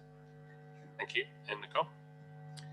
Thanks for that, Grant. And I can appreciate the need to preserve our culture and heritage. And Jeff would second me on the fact when we were working to do Rollaston's 150th and realised how hard it was to find out what had actually happened and having those stories recorded.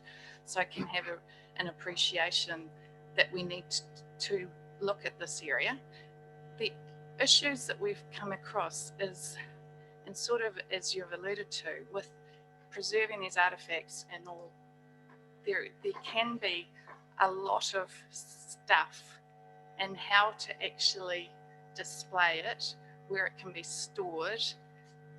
Have you got thoughts around that? Because that can be quite a significant cost to have a number of buildings where things are on display, and whether people go and be able to go to those buildings, and then obviously the cost of maintaining all of that network. So not having to reinvent the wheel, let's say, the articles, so that the main jobs that need to be sorted of this fund, this 4 million fund, let's say, is an obvious, your property at least in the old Sycon yard, which you've leased to the Ellesmere Heritage Park Trust. They have close to 9,000 articles already listed, and they're cataloguing them right at the moment. The Horata Museum have got articles and historical papers in a shed which is quite cold and mouldy and things, and they want to get a museum organised in the Horata Hall. You'll know all about that. So they're the main jobs. Glen Tunnel Museum is quite full of that building they're using. There's a property next door that could come available at some stage, which would allow them to expand their display. So they're the main projects. There's probably $1 million there, $1 million there, and something there. But there's, and when we're just sort of putting a suggestion there that that's the sort of money that would be required. 2 million would be tight. More, 4 million is plenty, let's say. You don't have to rebuild buildings. They're already there. They just need to be made fit for purpose, and that's a major cost. And then there's doing the fire reticulation things and displays.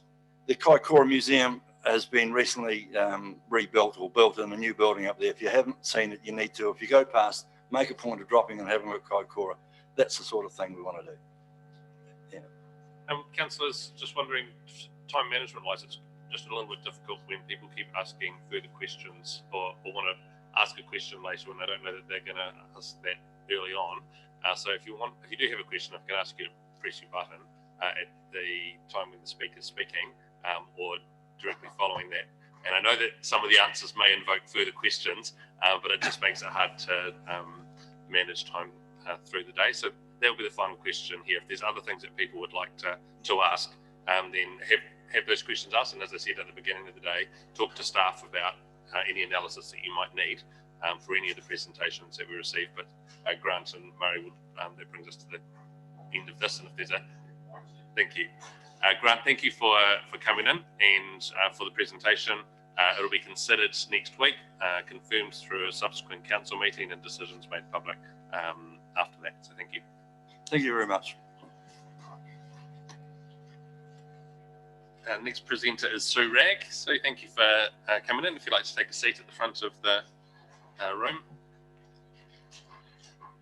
Naomi will help with the PowerPoint. Sue, thank you for the presentation that you've written to us, and also for taking the time to come in today and present. We've allowed 10 minutes for this conversation, and thank you for the work that the community has done so far, and you've obviously presented to us recently about the Whitecliffs Glen Tunnel pathway too. So I'll hand the floor to you, and there may be some questions afterwards.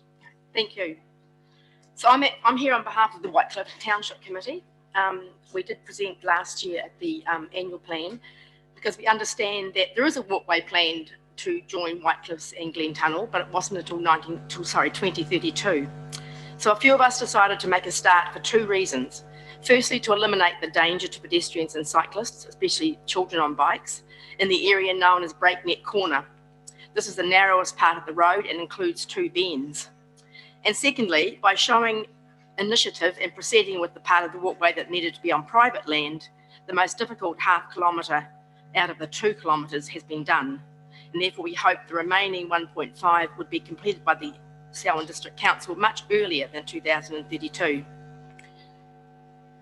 In last year's submission to the annual plan, we asked that this project be brought forward to this year. And on behalf of the Township Committee and the large majority of residents, I repeat that request. Under the annual plan section, Community Wellbeing, the Council states, since our last long-term plan, the Local Government Amendment Act has resulted in a change in the purpose of local government, prompting councils to be more actively focused on promoting community wellbeing, that is, improving the social, economic, environmental and cultural wellbeing of our communities. Most people who have property in Whitecliffs live there permanently, unlike 10 years ago when many houses were just batches. I've been living in the actual village for only 5 months, prior to that being on the farm, and was incredibly surprised at the amount of traffic on that stretch of road between Whitecliffs and Glen Tunnel.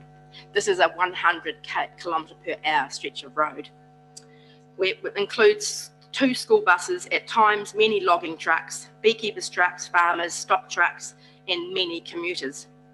Add to that, when the domain is open, an endless stream of camper vans and caravans. Both the Whitecliffs domain campers and the Glen Tunnel campground campers also add to the foot traffic on the road linking the two townships.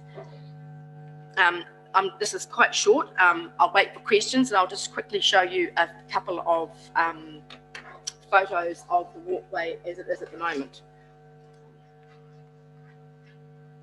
So I've done lots of planting. It's all voluntary. The only part we had to pay for was the actual construction of the track, which we got a contractor to do for us.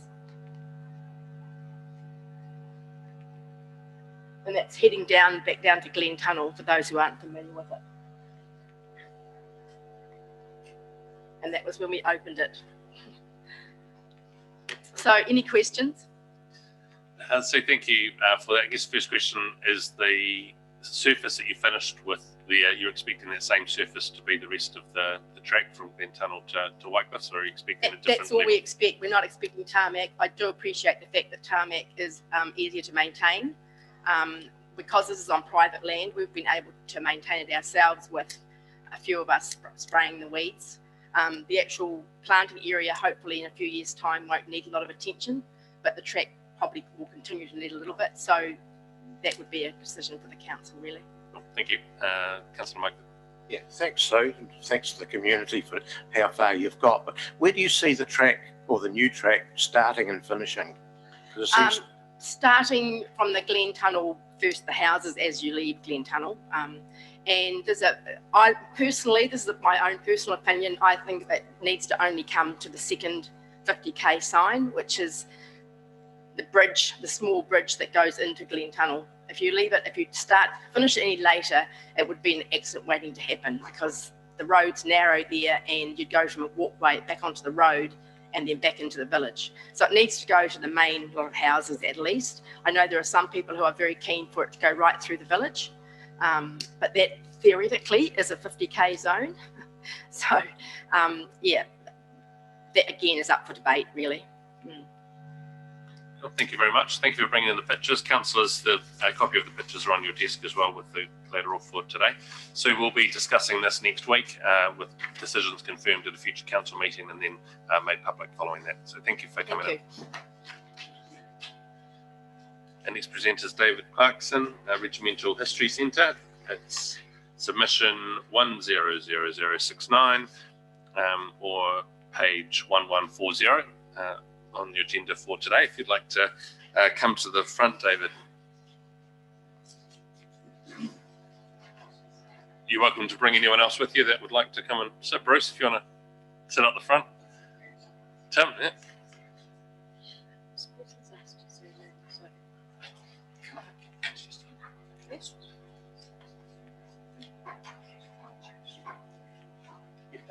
David, thank you very much for the written submission that you've already presented to us and for coming in today and taking the time to present verbally.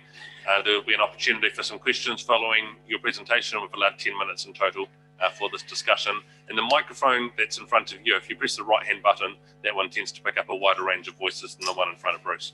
Thank you.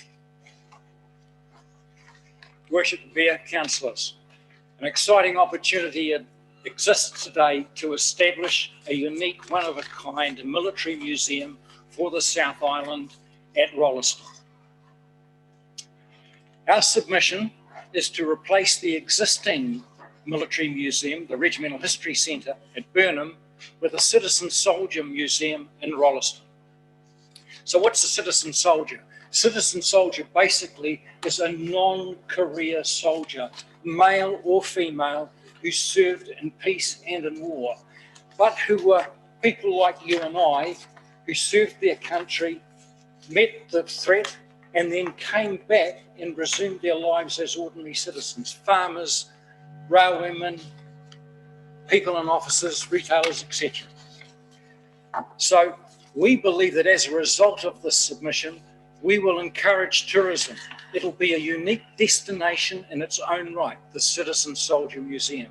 It'll foster growth for the cafes, restaurants, bars, retailers and service providers in the city of Rolleston. It'll provide for remembrance for times like Anzac Day and Armistice Day and the other heritage functions that the council will be fostering during the course of any 1 year. It'll be an education facility for families, for the old and for the young. And I'll put it to you that the New Zealand educational curriculum now has been expanded to include New Zealand's history. And an essential part, a core part of that history is in fact our military history. And so this museum will support that particular proposition. It'll be there as a research facility for the future. It will ensure the long-term preservation of this district's heritage in the district, for the district and the people of the district. What we foresee is a 7-day open to the public museum. It'll have static displays and interactive displays. It will be professionally presented and it will continue to expand its already existing large collection. What you will see, and you see in the current museum, is dioramas, static displays, an armoury, medal collection, library, and archives dating back to 1845. We're talking, folks, about 160 years worth of history and heritage that we are looking to preserve. So what you see in the current museum is life-size dioramas like these three. These are the only three that we have in the museum at the moment. You'll see static displays, and these are a good example of it. But one of the major attractions that you will see, I beg your pardon,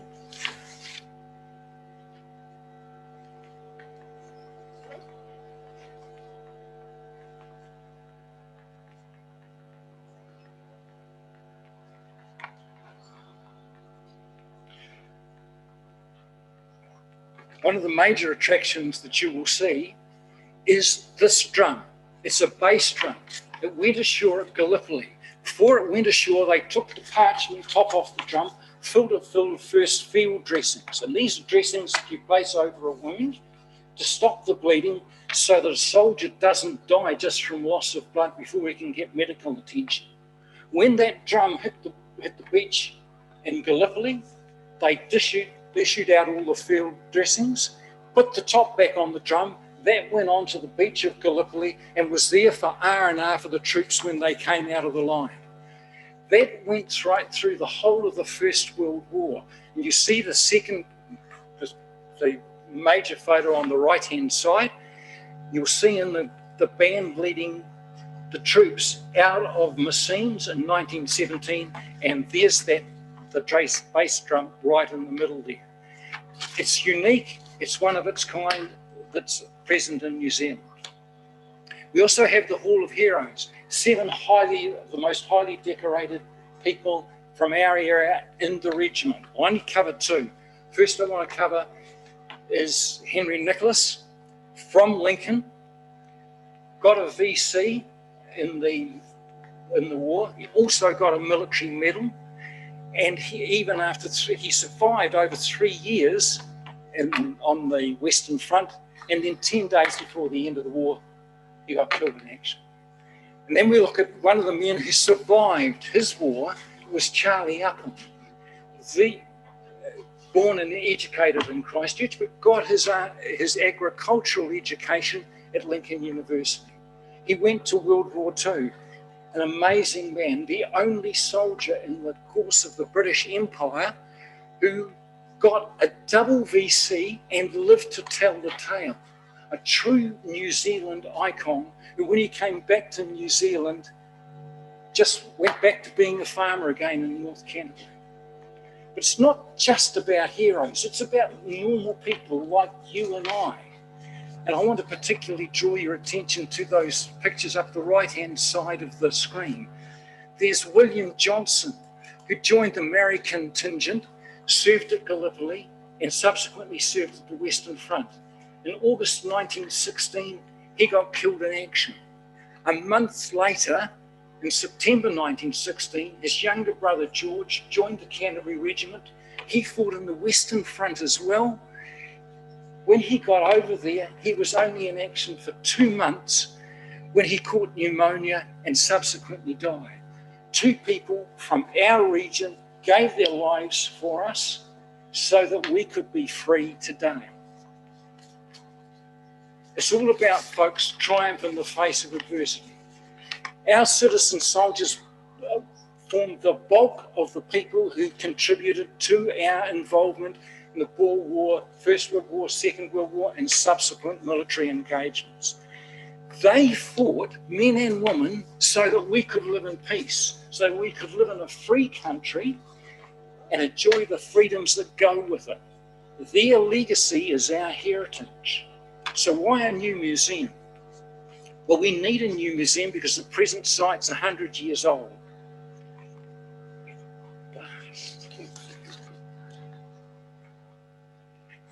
The camp security protocols at the moment limit the number of the public who can get in there. You can only get in by appointment.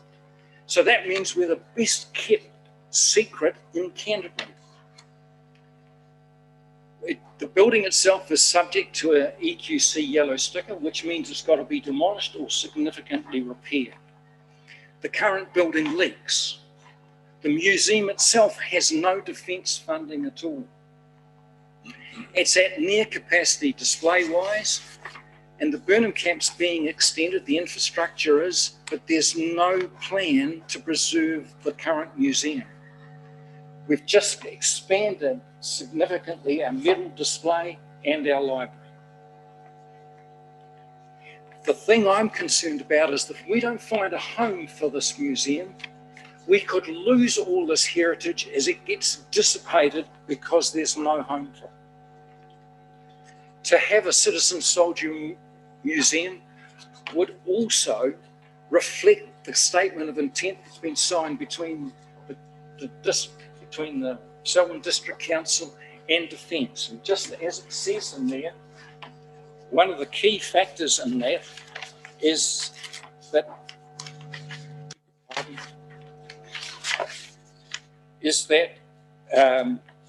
the letter of intent signed between the two acknowledges the fact that the base of defence within the Selwyn District Council and the contribution that defence makes to community life. And that, to my mind, is one of the key reasons why we should have a military museum in Rolleston, to reflect that very fact. The Centre's relocation has the support of the current Reserve Battalion operating at Burnham, whose commanding officer is here with me today. It has the provisional approval of the General Boswell, Chief of Army. It has the support of the community RSAs throughout Canterbury and other interested parties. And it has the support of the Regimental Association, which is the not-for-profit incorporated society that maintains and runs the museum. It's funded by subscriptions, donations, and public funding from the likes of Rata Corporation and the Lotteries Commission. If the submission is successful, it will require significant funding for both the relocation and establishment and for the ongoing operation of the museum.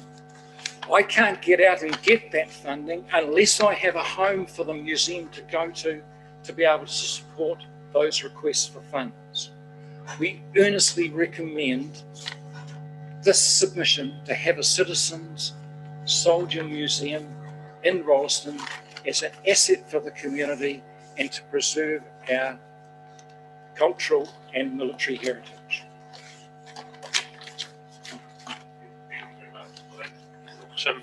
Great to see some of the pictures that are there as well. I know there's a number of questions from councillors. Mark and Nicole first up. Thank you for your very passionate submission. I have 5 questions. Why Rolleston, not somewhere else in Selwyn, such as the Historical Centre at Leaston? Isn't this a Canterbury regional, South Island or national facility? Why just Selwyn funding it? In New Zealand, how many local councils fund an equivalent regimental history centre?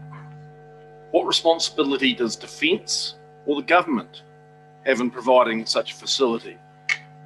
And finally, have you any estimate of the construction and operating cost of such a facility to help us in our budget considerations? That's a very large lump in one hat. Could we approach it just one at a time? Would you mind sharing the first one with me and I'll speak? First question was why Rolleston and not somewhere else in Selwyn, such as the Historical Centre at Leaston? Rolleston, obviously, because of the heritage factor and the fact that the Burnham camp is in this location. There is a locus that relates to both the camp and to the Rolleston district because that camp has provided so much in terms of the district. I refer you to the letter of intent. Second question. The second, well, the next 3 are really quite the same topic. You know, isn't it a regional South Island or national facility? How many local councils fund an equivalent facility, and what responsibilities does the government or Defence have to share in the funding of such a facility? The first one was? Isn't it a regional, wider than Selwyn facility? It is regional. But the core thing that what it's doing is it's putting together in one place the heritage that's particular to this particular region, and focusing it on Rolleston allows Rolleston to be able to take the benefit of that whole regional interest. I referred to tourism. With locals, national and international tourists will be drawn to this unique facility. I guess we'll just move. Just deal with the last one. Have you any estimate of the cost of such a facility? Because it's more than just a museum. You'll need archival and security issues above and beyond any normal museum. What sort of estimate of the building? Is it 15 million, 20 million? The reality of it is, until I have a home to put the museum in, there is no way that I can get funding from anybody, let alone know what the funding has got to meet. So literally I've got to have a commitment from council that they will go with the museum, and then we can do the costings and apply for funding. Thank you, David. And Nicole. Yeah, thanks for your presentation. Councillor Alexander's asked some of the things that I was going to ask, but you've put in your submission, you've said the soon to be vacated existing library in Rolleston could be ideal as a new home for the centre. It would require some modification for an armoury to house the weapon collection. So just to clarify, so you're talking about the library itself, or because the Rolleston Community Centre, of which the library is part of the community centre? We looked at the library itself. Okay. No further. But it's not contingent on going into the library. Council may decide other uses for the library. What I'm interested in is getting that home. So the space that you're talking about that you require is the library space is actually all the room that you require. I'm just wanting to clarify. And that would cover off part of the question about the cost, because already the building's already there, and to a large extent, would not require, other than the armoury, any further. Okay. Thank you. You want to make? Thank you, Jeff, and then Deborah. Thank you, David and Kay, for your submission and speaking to us today. Obviously, I'm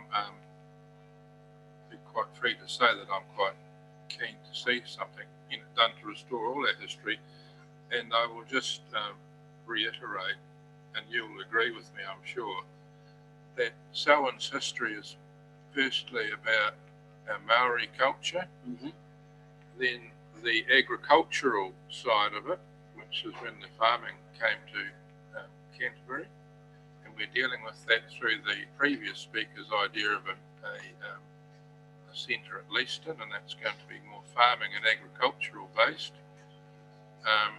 Then came the railway to move the agricultural goods around Canterbury so that the farmers survived, and we have a history there as well. Then came the military, and that the military history actually shaped the way we see ourselves today, and that with the link to the Burnham military camp, which plays a vital part in Selwyn's present and future, it is really important that we think up some way, maybe even if we just think a little bit further afield, we have to think up some way of helping to preserve what is unpreservable if we don't do something pretty quickly. Thank you. Agree with that wholeheartedly. Thank you. Thanks for your submission. I'm interested to know, on a wider field, how many private collectors are you aware of that may have incorporated societies or just small historic groups that actually have archived or preserved regimental history? The short answer is that nobody has an extensive collection like we have. Okay, and you touch on a very important question, because so often with the heritage items that we have got, they go into private collections. They don't see the light of day. They're not there for contributing to our understanding of our military heritage and our military history. But just to reinforce what you're saying, I've made a comment in the presentation about the fact that we've recently expanded our military medal collection and our military library. That was from a private collector's collection. Its value is in the tens of thousands of dollars. $3 to $4 million. No, it's an exaggeration. In terms of the medal collection and the library itself, it is absolutely significant and will make this particular location, this museum, absolutely fabulous and, as again, one of a kind, and really extensive.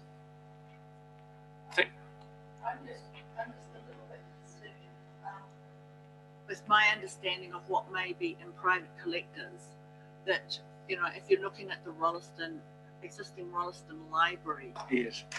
And I guess those collections will either be split up or passed on, or they may be actually given, whether that would be a sufficient size to actually house everything that you are trying to preserve.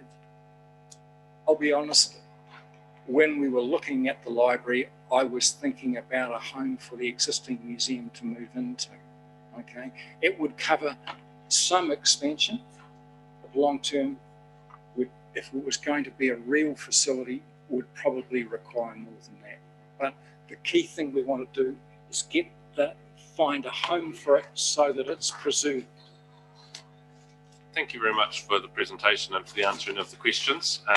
As you can see, there's some interest around the table about what we do in the heritage space, and that includes military heritage as well.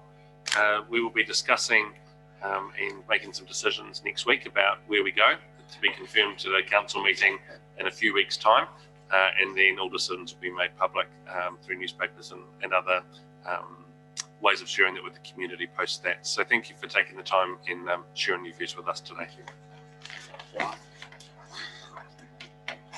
Councillors, we're going to break for morning tea and just take 15 minutes. We'll see us start again at 11:20. Donna, say it here.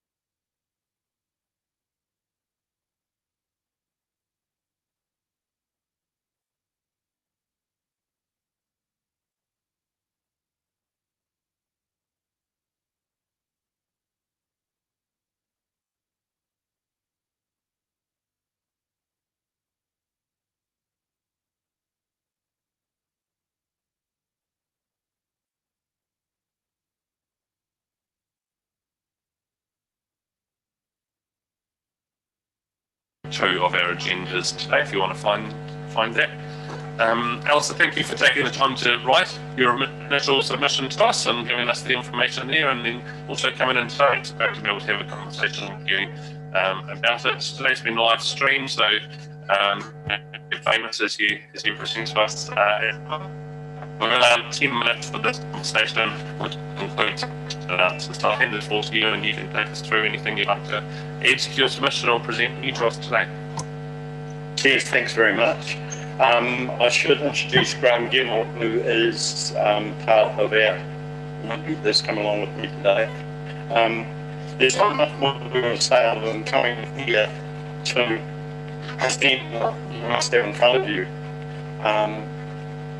We obviously are very interested in our hall getting built as quickly, our new facility getting built as quickly as possible, and of course we don't want any further delays. There has been a little bit over the years of perhaps them and us sort of attitude between the community and the councils if we're fighting each other. Now, our interest is to say we don't want that sort of thing to continue, that we want to have dialogue about getting this facility built, and would like to see that we can share in coming together and getting the right sort of building to suit our village or township as it may be now. I don't know whether I can say any more. I don't know if you'd like me to read it out or... No, it's been read, so that's great, and there may be some questions that we have in the room. I suppose one that I have is around the future use of your existing hall, and in communities where new facilities have been built but existing facilities still remain. There's sort of a split between use, and we're not making best use of new things because they may cost a little bit more to use than the old space. What's your plan for the future of the current hall? And is there any sale of land, use of place funding that might be available to support a new facility? Oh, there is. There's obviously our hall's a little bit different than most other community halls, in that ours is still owned by the community, whereas I think, as we know, time goes on. This is a little bit of the struggle we got at the moment, is that you have a lot of different viewpoints on a committee, and that's probably one of the reasons we put in it, that we need to have better dialogue where people can understand that progress has meant that a lot of these facilities have been handed over to council because the local community just haven't got the time or the nous to get stuck in to fundraise to keep their facilities going, and that's why it's been handed over. And communities like ours was specifically rated to keep our hall going. It's been hard to get the message across, even to the degree that it's no longer rated just specifically. We're no longer rated just specifically for our hall. It's a district-wide rating, and that our turn will come when we get the facility. But of course, we think we're the third largest town in Selwyn, and that we are being slightly sort of, how can we put it? Well, we're being left behind. We feel that we've been left behind, and we do not believe that we should be left behind any longer. We understand that we're very close to the city, and it sort of brings feelings of saying, are we being neglected because we can use and do use a lot of the city's facilities, which the city should be saying to Selwyn, hey, cop it up here. You're piggybacking on us, but we just want that to stop. We just want us to have a facility of our own. Do I have to keep holding this button down? No. Oh, okay. There you go. You're doing a good job of it, though. I thought I was like on an RT. Deborah and Grant. Thanks very much, Alistair, for coming along for your submission. And though you're an incorporated society, you do actually invite me as a councillor to your committees. Yes. So I'm familiar with your submission and the agreement that it is from the actual Hall Society that the submission be written and put in. So I just want to highlight that this is a committee decision.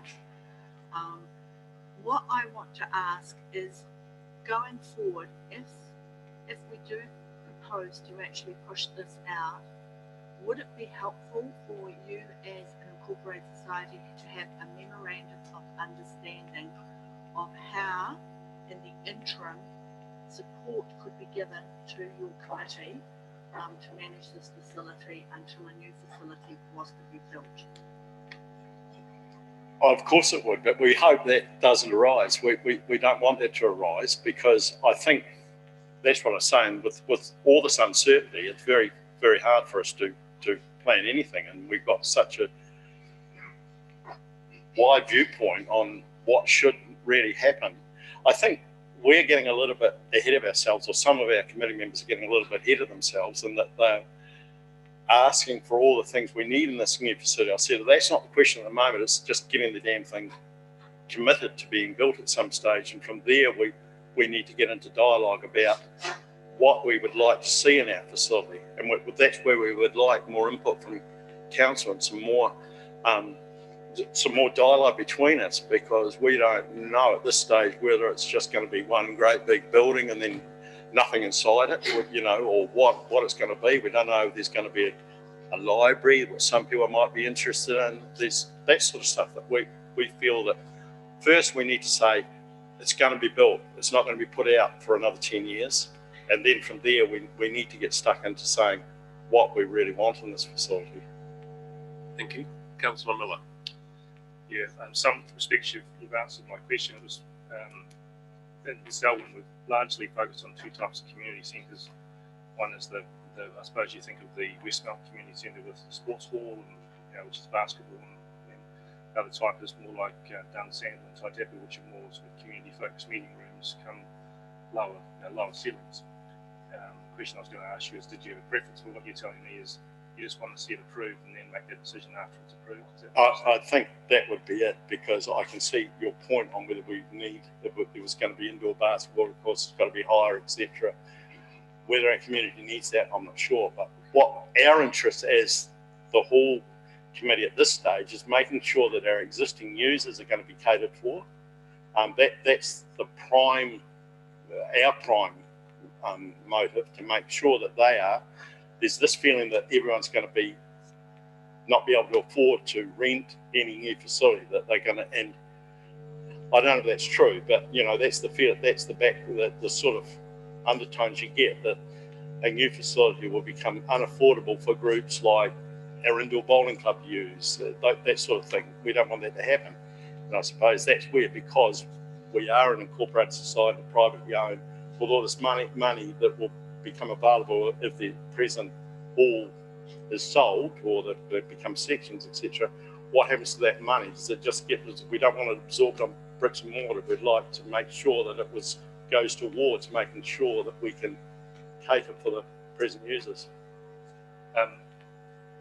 What you're saying is very, very consistent with other people, other communities that had community centres built. And largely the fears have been realised, the groups have been able to move straight to the facility in London. There's that fear that we start not knowing what happens.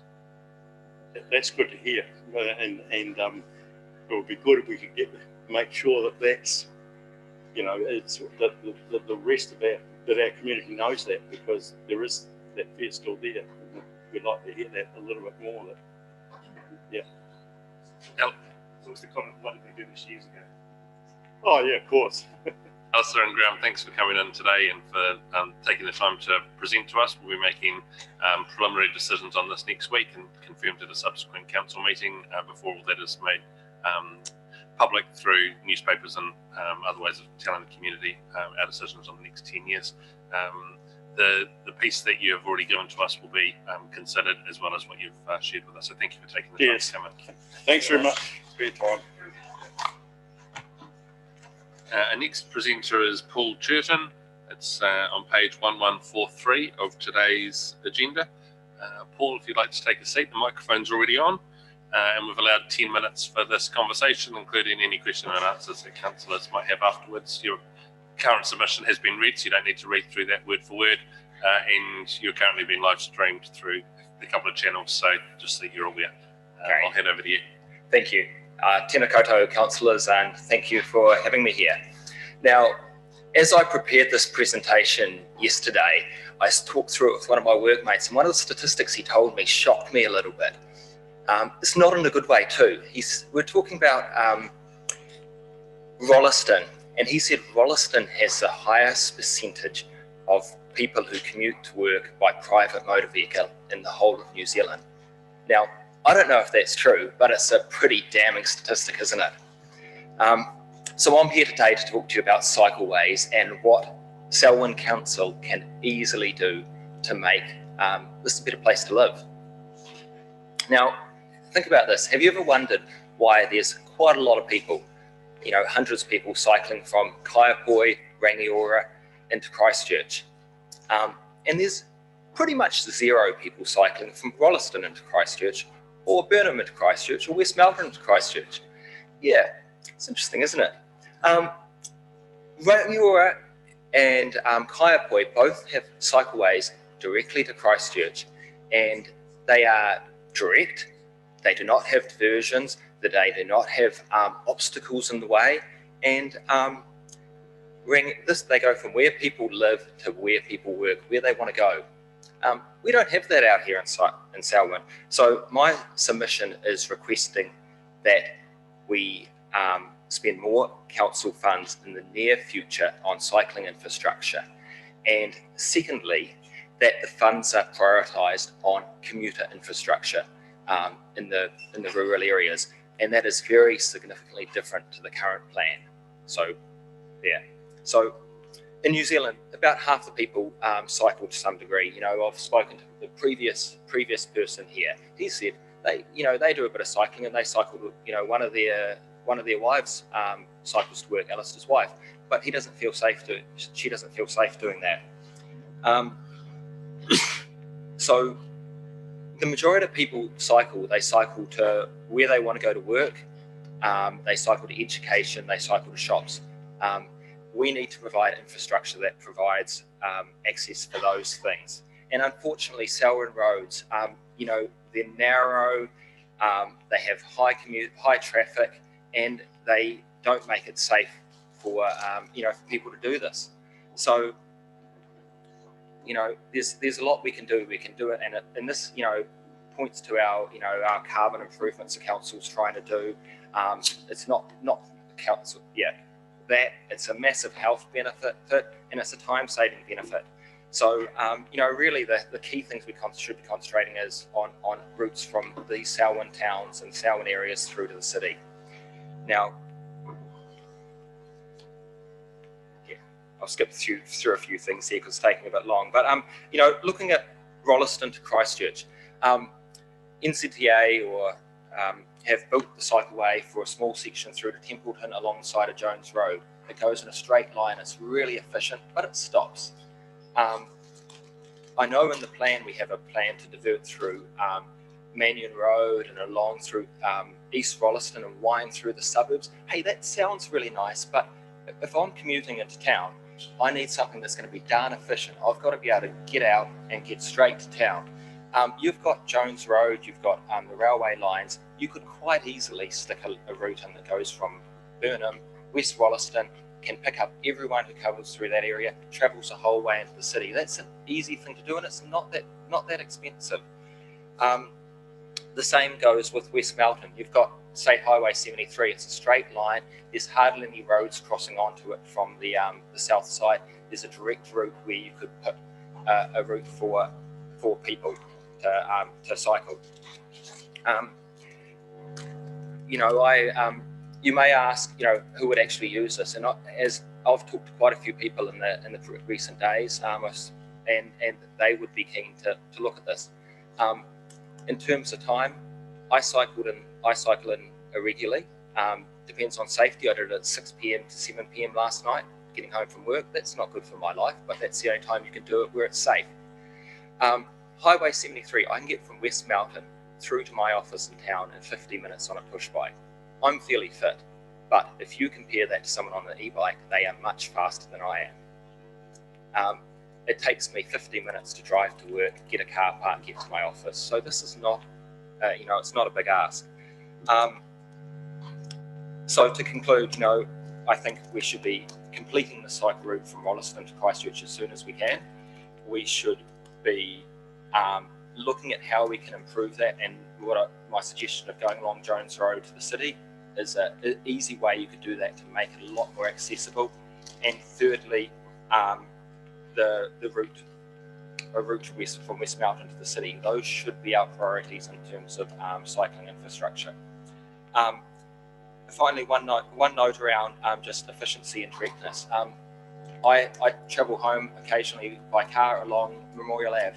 There is a lot of people cycling down Memorial Ave. There's a cycle lane 2 streets over, and it sort of winds through the suburbs. Why do people cycle along Memorial Ave? It's because it goes straight from where they work to where they want to go home. A route that winds through the suburbs doesn't give that. So, yeah, I'd like you to consider this. Thanks very much. Paul, thank you very much for presenting that. Nice coherent submission around cycling.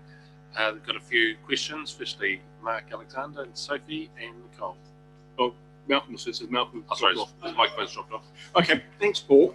Great submission. Just a clarification. Would you prioritise a West Melton to Christchurch cycle route over a West Melton to Rolleston cycle route? Okay, now tell me, how many people travel from West Melton to Christchurch versus how many travel from West Melton to Rolleston? That's number one. Pretty obvious answer there.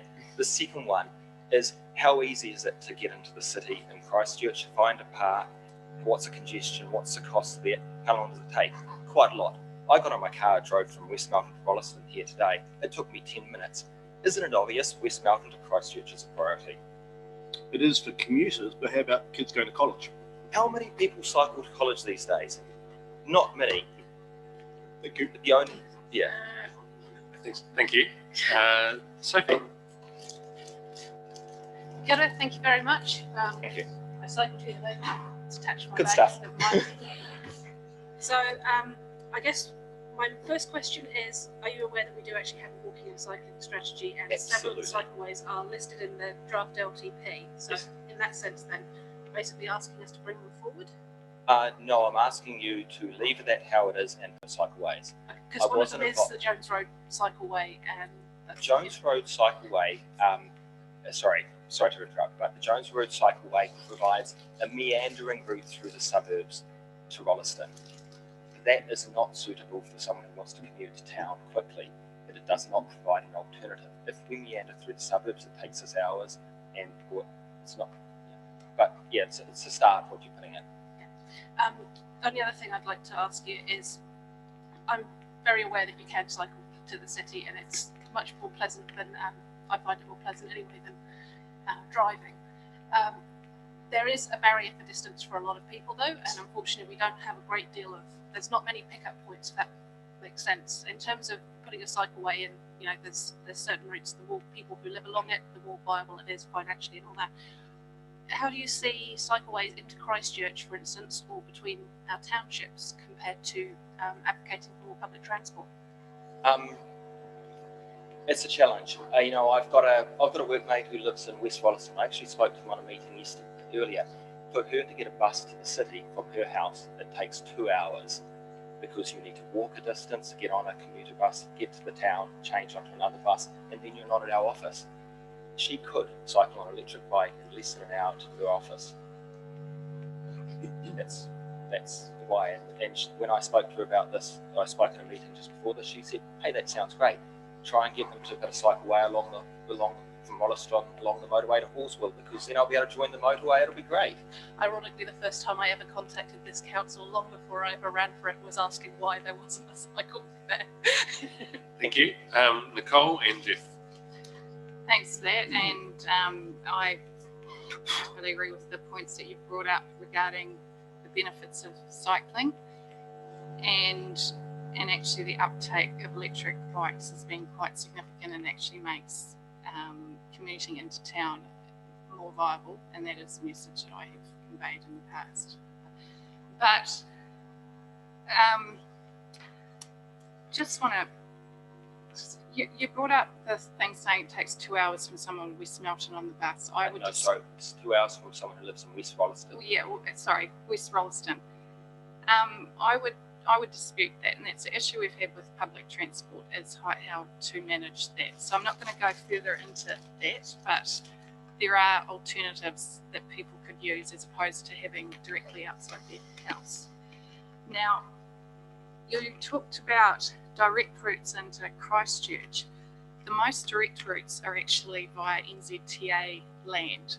Have you spoken to NZTA about having cycle routes along their land? And you specifically talked about State Highway 73. That is NZTA land.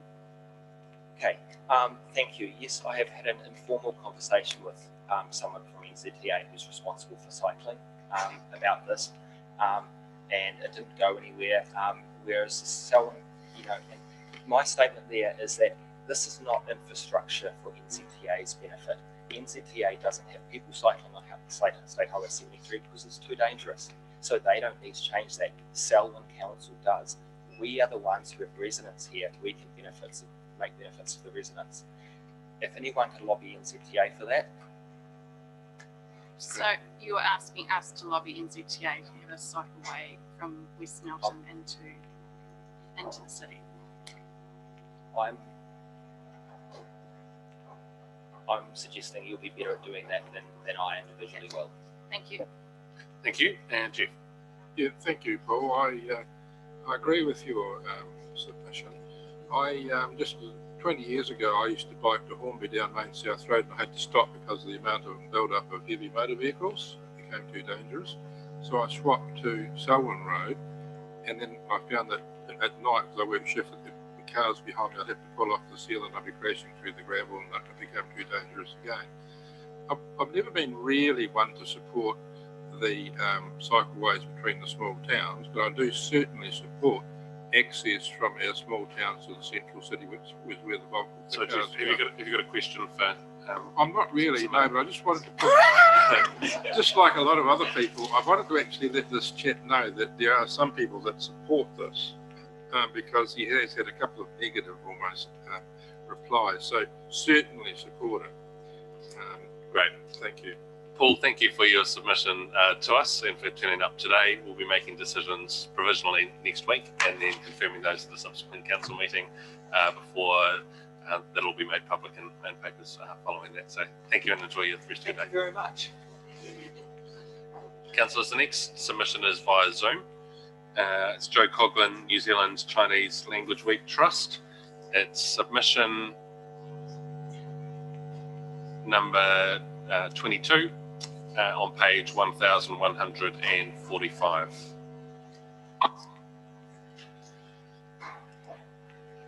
Okay. Hi Joe, are you able to hear us?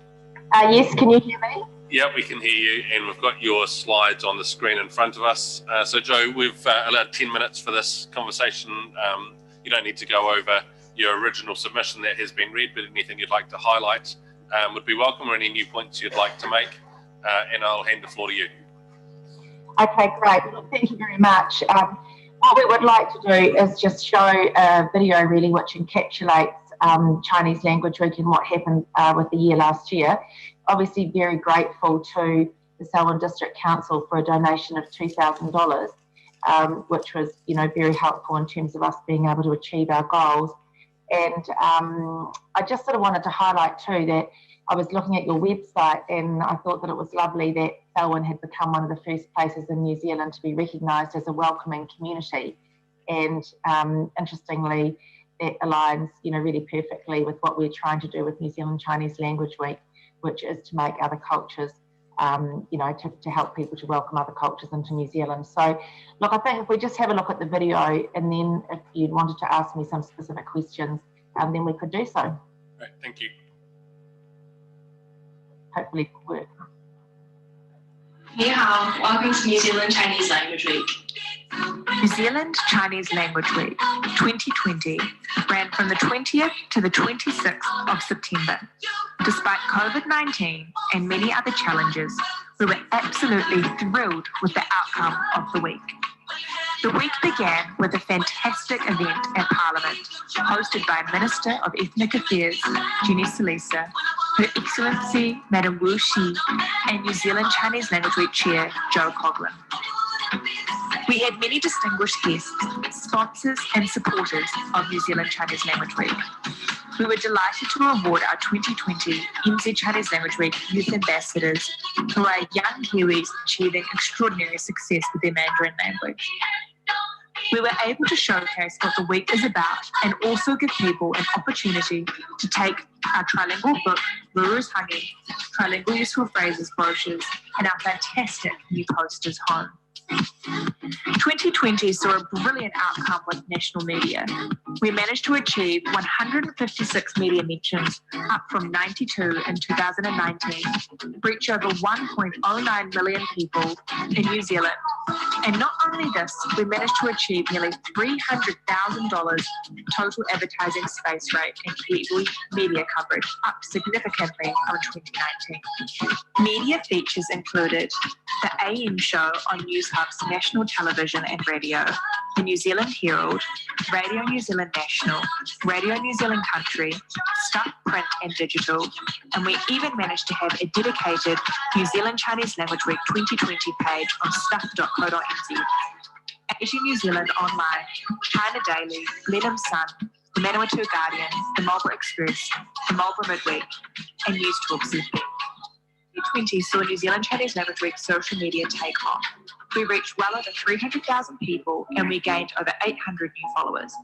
We are proud of the online community we are building, and every year we want to get bigger and better and bring in more content creators and more people posting about New Zealand Chinese Language Week. 2020 saw us have 9 brilliant Mandarin superstars. Each superstar has a diverse background and a fantastic story to tell of their Mandarin language journey. Alongside our Mandarin superstars, we were absolutely delighted to have 9 New Zealand politicians post videos in support of NZCOW 2020. In 2021, we are looking forward to even more politicians and influencers and business leaders joining us in the celebration of New Zealand Chinese Language Week. We are so proud of the in-person events nationwide to celebrate the week. We managed to celebrate nearly 300 events nationwide despite COVID-19. One highlight was seeing New Zealand's tallest tower, the Sky Tower, lit up. National Dumpling Day was a great success, and we look forward to building on this and even more in 2021. Everybody in New Zealand loves dumplings and loves celebrating Chinese culture. We would like to say a special thank you for supporting such a great cause for Kiwis here in New Zealand. We cannot wait for New Zealand Chinese Language Week 2021. We look forward to celebrating this year in an even bigger and better way. This year, 再见.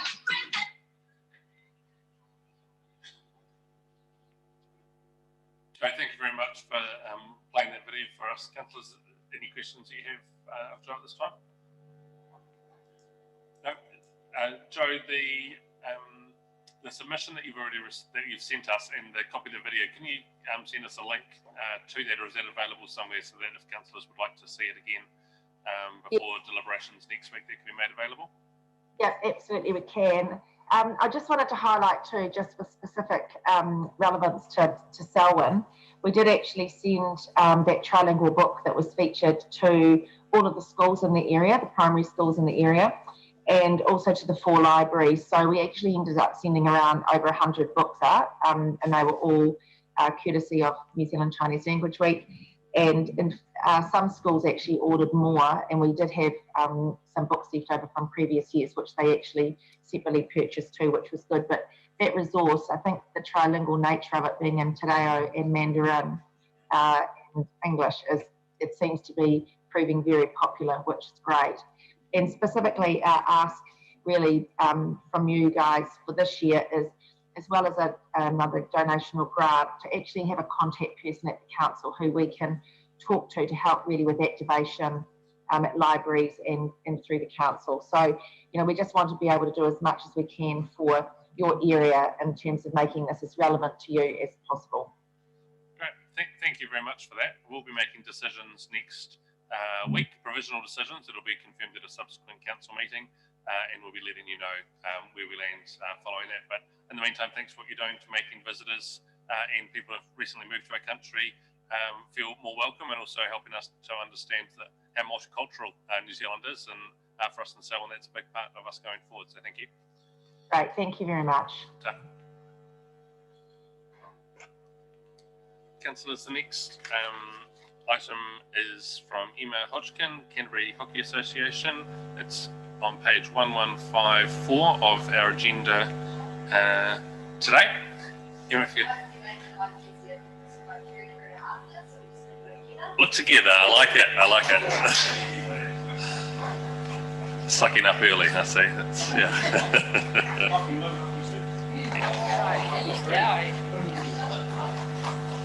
And so, councillors, the next, both these submissions are together in the book for today. So the information that you've already presented has been read by everyone here, and welcome to use this time to highlight anything within that submission or anything new that you'd like to add to us. Since you join them together, there'll be a bit of a time extension around this conversation if needed. And I hand the floor to you, and yeah, your microphones are on, so away you go. Yeah, thank you. Yeah, we'll join these two presentations together. So I just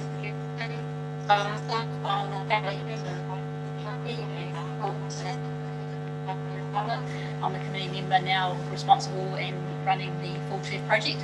We've got Emma Hodgkinson here. She is the CEO of Canterbury Hockey.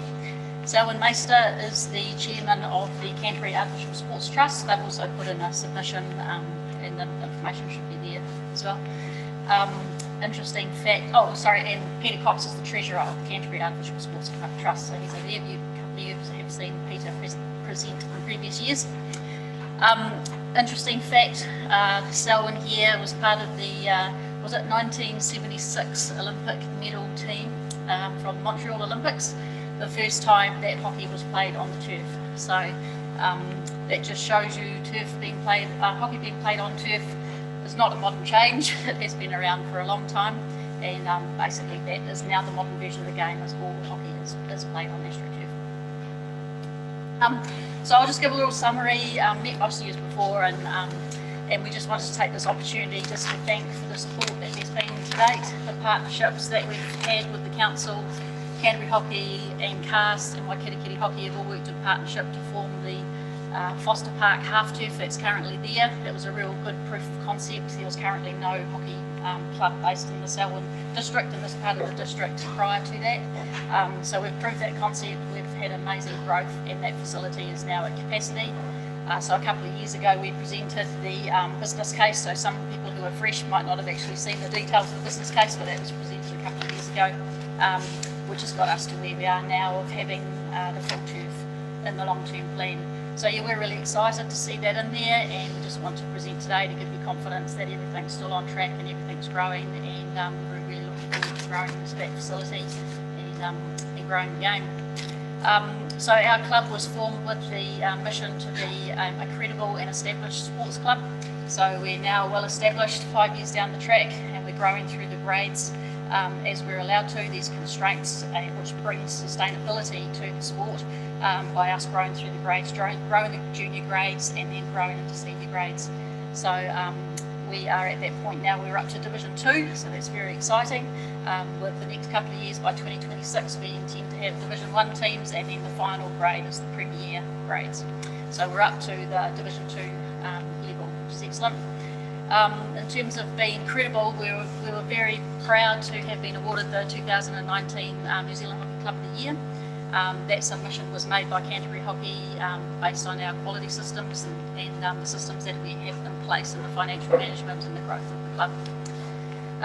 We have a mission of the club, the ethos of the club is people, pathways and performance. So we basically, hockey is a great sport, allows us to engage all players of all ages. So we start at year 5 and we've got up to a 59-year-old player that's playing for us this year. So the people, we've got the wide range of the community. We run local social competitions for local adults, and we run the Masters competition is really strong in Canterbury Hockey, which is for adults. The foundation of the club and its competitive pathway is obviously juniors and participation through Canterbury Hockey's network. And the performance is basically we've created an environment in the club for all players to perform at the best of their abilities. So we, as we grow through, we've got different teams suitable and capable for different players, and they have different training regimes depending on how serious or how social they are. We have social competitions and series competitions, so it's a real broad spectrum in both male and female people that we have available for playing. So that's kind of the plans for the club and how we are, and why we're here today is we've basically reached capacity of the Foster Park turf that's there, and we've got all the information and evidence to show that with a full turf put in place by 2026 we will be using that at capacity. So as the club grows and ramps through those couple of years of growth, the facility will grow up and then be fully utilised for 2026. So that's all from me. I'll now hand over to Emma, CEO of CHA, and she'll have I'll do my little bit. So again, Linda and I have spoken to the council before, and some of the points we touched on last year was around the role of Canterbury Hockey is to obviously govern the sport across the region, but we own and administer all of the competitions grades. So largely club structure and a secondary school structure.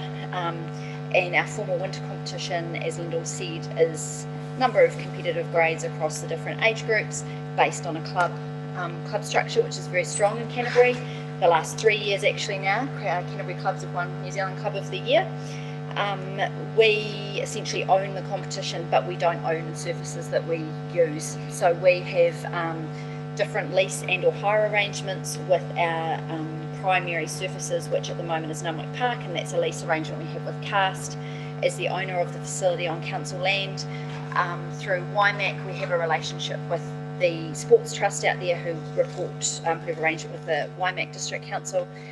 We have an MOU with the Northwest Services Trust, which is the Marist Park turf, and then obviously we hire where we have needed to Foster Park, the half turf for junior grades. We also have to administer our competitions through a number of what we'd sort of class as a hub and spoke type model, with schools having a number of smaller than full turfs. At the moment, from a competition perspective, our winter competition continues to remain strong with a little bit of growth, but has remained pretty stable even through COVID last year.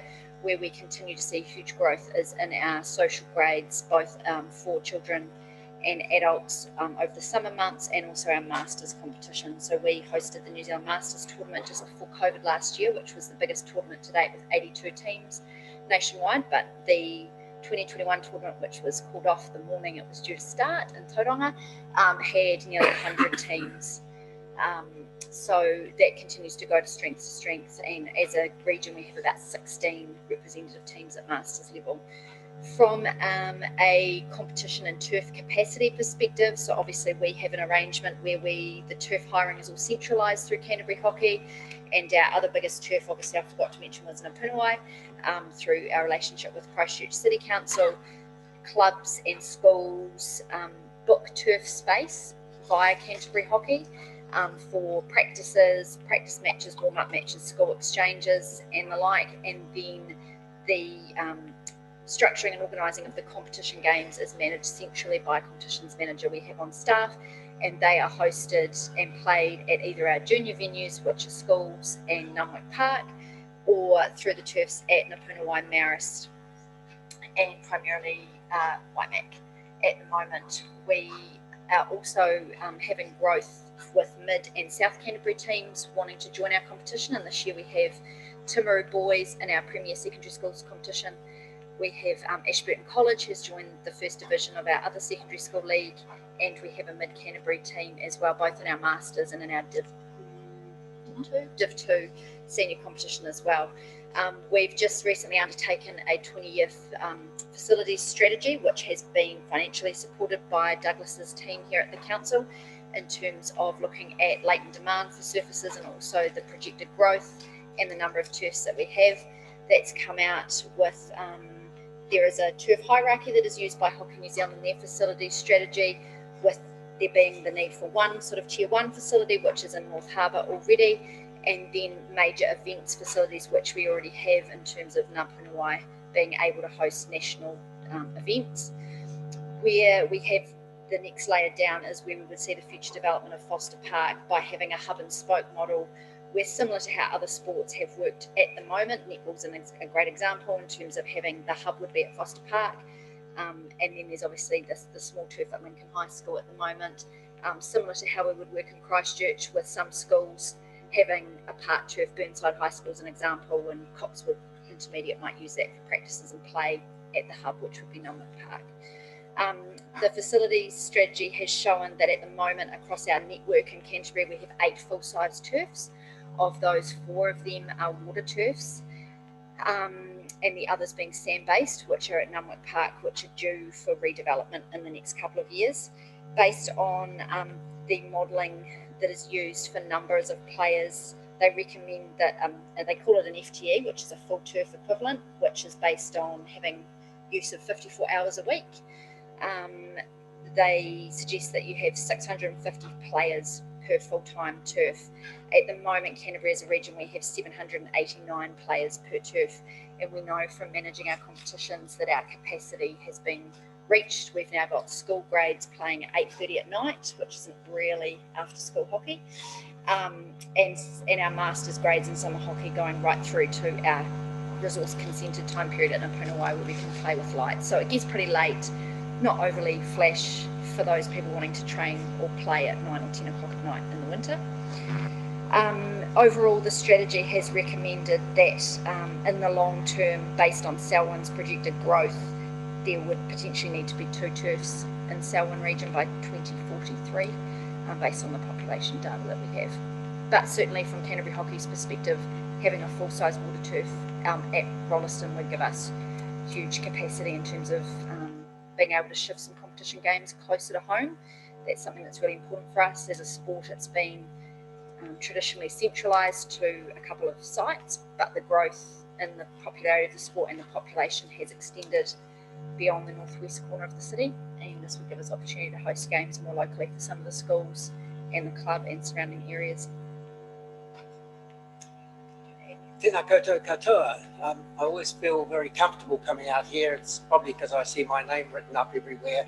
Just came past the sports centre today, and Peter Cox has suggested it should be apostrophe S. Anyway, but welcome. I just really, from the cast perspective, just wanted to say that hockey, as Lyndall said, started on turf a long time ago, 1976, but New Zealand was a bit slow getting underway, so it was about 10 years before the first turfs started to arrive in New Zealand. But since then it's accelerated, and the game basically succeeds with good surface and good organisation running it. And I see coming up here, if this goes ahead, and let's hope it does, that you're going to have a fantastic surface, and you've already got a wonderful organisation in the Waikirikiri Hockey Club. And that is key to making it work. Hockey in New Zealand is flourishing, numbers-wise, particularly in the youth. As you know, it's a family game, and it succeeds best where you've got those 2 factors working together. And I see at Foster Park, you're going to have a superb facility. From a cast perspective, we're fully supportive of the development there. We've already been involved with Lyndall and the club through the small half turf you've got there. We're very supportive to provide support and advice where we can. We've had now 20 years of experience in Canterbury with Porrick Park initially, and now Nunwick Park, and advising other places who are setting up turfs. So I just want to say that from a cast perspective, we're extremely supportive of the project, and we think you've got the right elements in place for it to run incredibly successfully. And in fact, you may have requests for further turfs around the district in years to come, because such is the growth of the Selwyn district. So that's just from a cast perspective. So, thank you. Thank you very much for presenting that. Just a couple of questions. Firstly, around Waikirikiri Hockey Club, is there any connection to the Unihoc floorball use of the indoor court space, or is the club quite focused on the turf outside tradition? Yeah, so when we currently are focused on the delivery of outside hockey. Obviously, we encourage other aspects and other versions of the game. There'll be just cross-pollination of those sports and supporting each other, and people getting an introduction to one and then growing into the other, and we probably could have players going the other way as well. John Reid actually spoke to me earlier on for the design of the Selwyn Sports Centre and asked about the requirements for indoor hockey, and because there is a version of hockey that is actually indoor hockey, which is again separate to Unihoc and that. Just last year, New Zealand Hockey have committed to actually promoting indoor hockey and wanted to attend the World Cup for indoor hockey. I can't remember the year, but in a couple of years' time. So there actually is a push from New Zealand Hockey to start to promote indoor hockey. We haven't taken that on board as a club. We're absolutely focused on delivering winter hockey at this time and using the full turf at Foster Park, and that's our attention, and that's where our efforts are going into. Yeah. Thank you. And so, just a question for you around cast. All of the surfaces, well, all the surfaces at the moment, hockey surfaces, we have a submission to consider other sports surfaces beyond hockey. Is that something that cast has looked at or done, or are you completely hockey focused, or are you artificial surface focused? Yeah, we're a trust, and our focus is on hockey surfaces. That's our in our brief. Our objectives are to provide surfaces for Canterbury hockey, artificial surfaces. And sorry, Simon. I was just going to say the football one's slightly different turf. You're probably aware. Yeah, the only thing I was just going to add to that, I suppose, in terms of the role of cast as well and of Canterbury hockey, is Polytan, who've laid a lot of the surfaces, have worked with a lot of the codes in terms of they provide a multitude of different products across the spectrum, and as regional sports organisations, the CEs will work quite closely in terms of developing our facility strategies of knowing what we're doing and different things. So, yeah. Thank you. Councillor Alexander, and then Lyle, and then Grant. Kia ora. Thanks for combining your presentations and 3 great presentations. I have a couple of questions. The current siting of the proposed turf, do you need changing facilities with that? We've been advised that we have access to the changing rooms at the back of the new sports centre. I was of the understanding that they'll be booked on a booking type basis. So the changing rooms per se for hockey are quite different and have quite a lower usage compared to the likes of football and rugby, because generally you don't have people showering afterwards due to mud and stuff. Also with the social aspect, unfortunately, not being a centralised club rooms type model like you do have for rugby, people basically leave and go home and do that, as opposed to staying and showering and then socialising afterwards. So it's a benefit for a lack of, not a need for changing rooms, but there's the social aspect that's not there. So it was my understanding that, basically, I had mentioned that basically there'd be a requirement for competition games, more for a team talk, prepare, a space to actually have a team talk, come up with a plan, get ready for your gear and use bathroom facilities. Hockey then take their gear out of the changing rooms, take them to the dugouts. So as long as there's that booking model that those clubs, I've looked at the changing rooms at the back of the new sports centre, they're absolutely suitable should we be able to book them for the nights when we have competition games. You know, if we've got a Ashburton College comes and plays, you'd expect them to be able to have a space to get changed. So as long as we have access to those current facilities out at the back of the current sports centre, that's close enough. Yeah, and the new pathway that's gone across there was good to see, because that's one of the concerns is basically walking across grass onto AstroTurf facilities. So that new pathway that's gone in there was really, really good to see. Well, that was a suggestion from Selwyn Football that the ground could be located on the number 2 ground, which is currently having to be reinstated. It might be easier to reinstate it. A new ground next to the sports centre rather than next to your current facility. Yeah. Sorry to bring up John again, but I had that conversation with John when we presented this original proposal, was how to minimise cost essentially, and that room, that space beside the sports centre was, you know, it has to be resold and it has to be rebuilt. So why don't we actually put the turf there?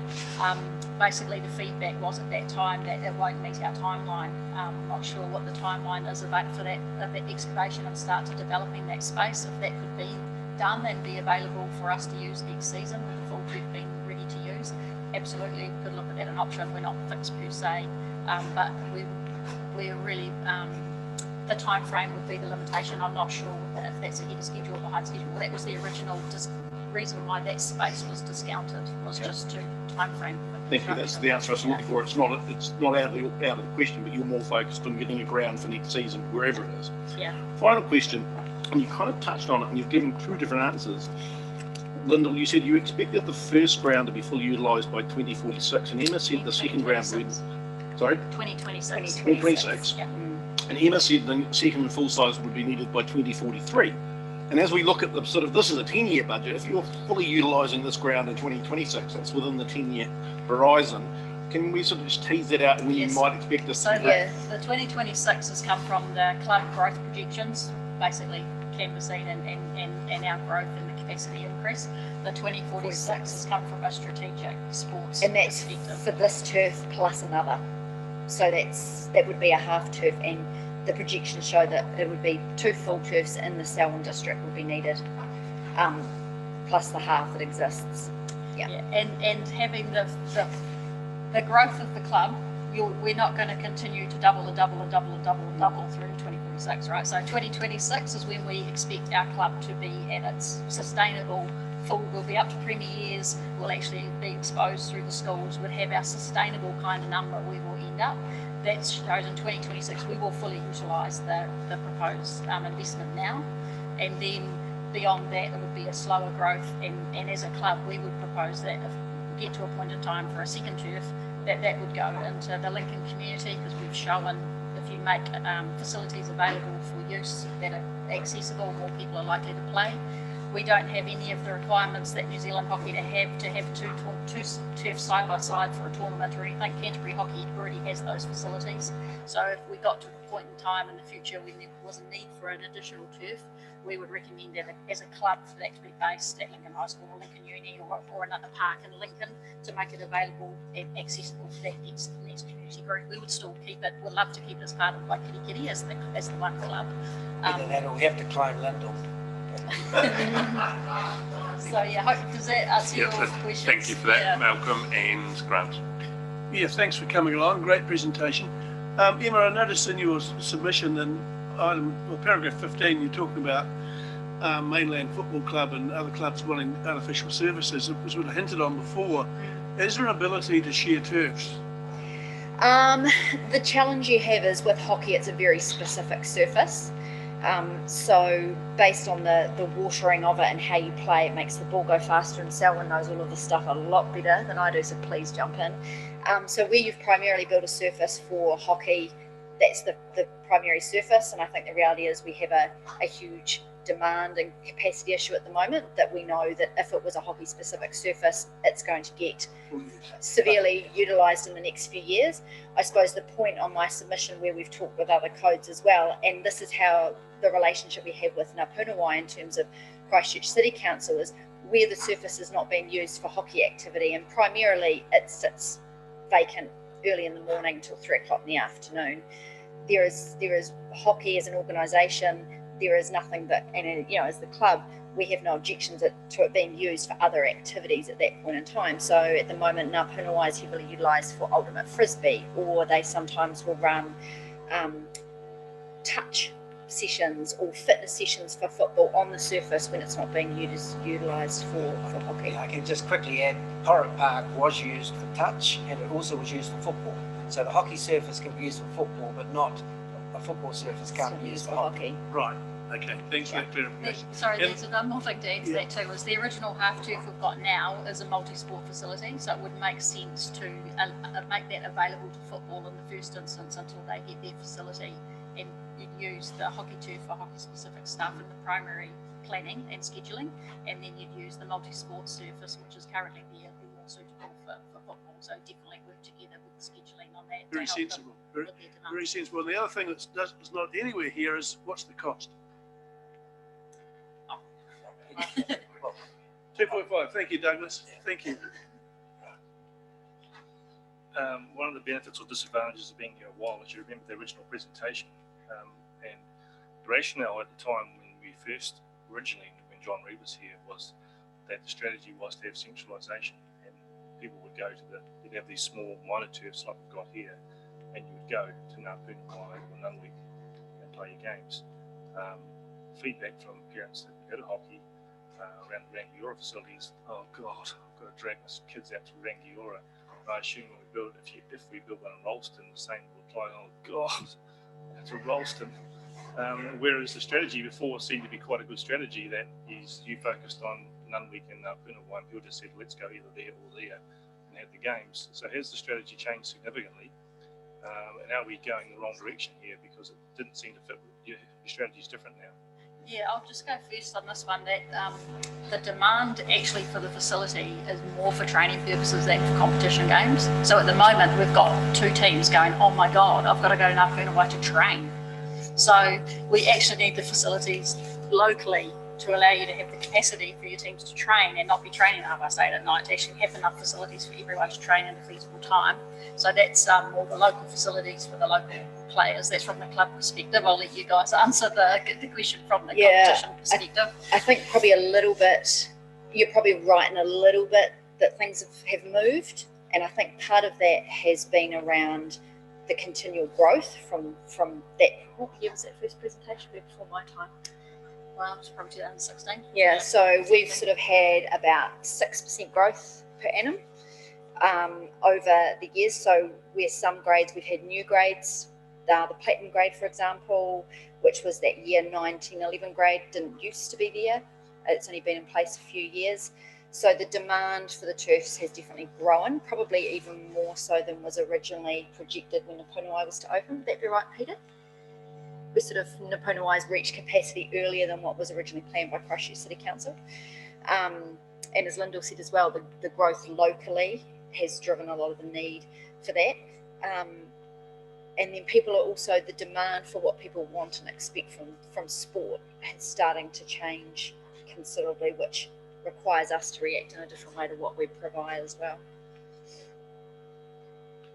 I guess that leads on to sort of the, you say it's locally for practice. What's the difference between a practice turf and a competition quality turf, isn't it? Significant price, that half turf sand-based versus full water-based turf.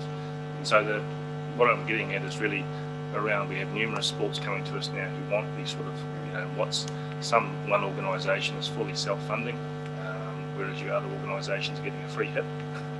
Not talking about you, but other big Selwyn Indoor Sports Centre. So where do you see yourself in that range as actually contributing to the funding of the facility? Well, I think there's two questions there. So first of all, the design and build of the spec of this turf is just local competition spec. You have the likes of Napunawai has been built to New Zealand international standard. So the design of this facility is not for any high level it is a local community based just standard competition facility. So the lighting aspects and those kind of things are appropriate for community sport. Hockey actually pays for the use of the facility. So all competition games that are scheduled by Canterbury Hockey. So as players of the clubs, we pay fees on an annual basis to Canterbury Hockey. That goes to them, and they manage and schedule facilities and the planning of the turfs and the actual schedule. And then they pay on a per game basis. That income comes. So on the Saturday morning sport, the Selwyn District Council has received income from Canterbury Hockey for the last 4 seasons for use of that facility on a Saturday morning. In our turf allocation strategy, I know you can't see this, a bit small, but the red bits are Canterbury Hockey. So basically there is income in competition games on a Monday night for schools and midweek open on, you can't read my glasses. That's okay, we probably don't need to go to that level of detail. There's different competition, schools, midweek social, competitive. So 5 nights of the week there is income being generated from that facility from Canterbury Hockey, which comes from the fees paid by the players that play the game. Currently under our fee structure we have a turf replacement levy which we charge our clubs and our schools. At the moment that goes into a pot which helps to support CAST in terms of the resurfacing of Nunwut Park, because that's sort of the core relationship that we have at the moment with CAST as the turf owner. We have talked with Douglas in terms of how the cost structure would work out here in terms of a cost recovery and having money to put away and for the resurfacing later on.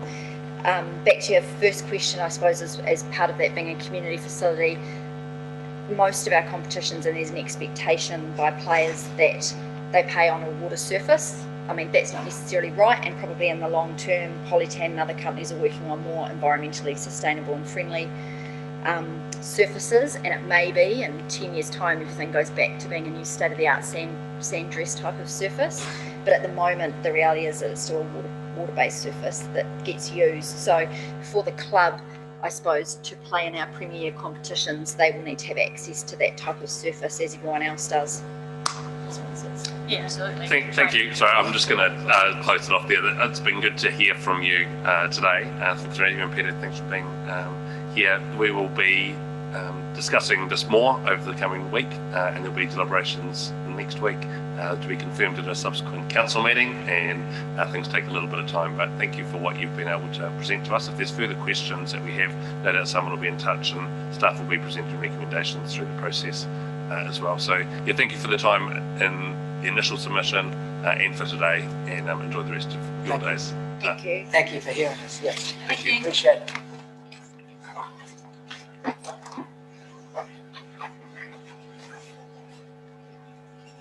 The next submission is Keith Morrison. Keith, thank you for coming in. Would you like to take a seat up the front of the room? Keith's submission is number 166, and it's on pages 1167 of the agenda. Keith, thank you for the initial submission to us and then for coming in to present today. We've allowed 10 minutes for this conversation. It's been live streamed to capture what's been said, and welcome now a 10-minute conversation with you, and I'll hand the floor to you. Thank you. Thank you for this opportunity to make a submission. I'll use this oral submission just to emphasise a few key points. Firstly, I want to applaud the Council for its proposal to join the Upper Salwin Huts wastewater system to the Pines disposal site. That is what's best for Te Waihora and the community. But the Council needs to reflect on what they're planning to do for the community. To simply maintain the present dysfunctional community of largely substandard, unhealthy homes and social well-being for another generation or so is not okay. Secondly, I wish again to applaud the Council on its Social Wellbeing Forum and associated workshops. The Council is surely ahead of the game in terms of where the government is taking local body reform. So I seriously ask, why doesn't the Council use this leading edge expertise it has to manage and lift up the Upper Salwin Huts community? I implore the Council to do so. Thirdly, I want to outline what is currently inadequate in the management of the Upper Salwin Huts and to give a few suggestions. Council staff confused the community by repeatedly telling the community that they believed that we shouldn't have to pay for our sewer upgrade, when we had already been informed by Mayor and councillors that we had to. It only created bad will and upset in the community. The Council has been more consistent in saying we cannot live there permanently. That is good, but needs to be emphasised with an education program to communicate how it is the natural heritage and the tangata whenua cultural heritage of Te Waihora that is permanent, and how our settlement is a temporary privilege and opportunity to live cheaply so we can save to buy properties to live permanently somewhere where climate change won't prohibit it.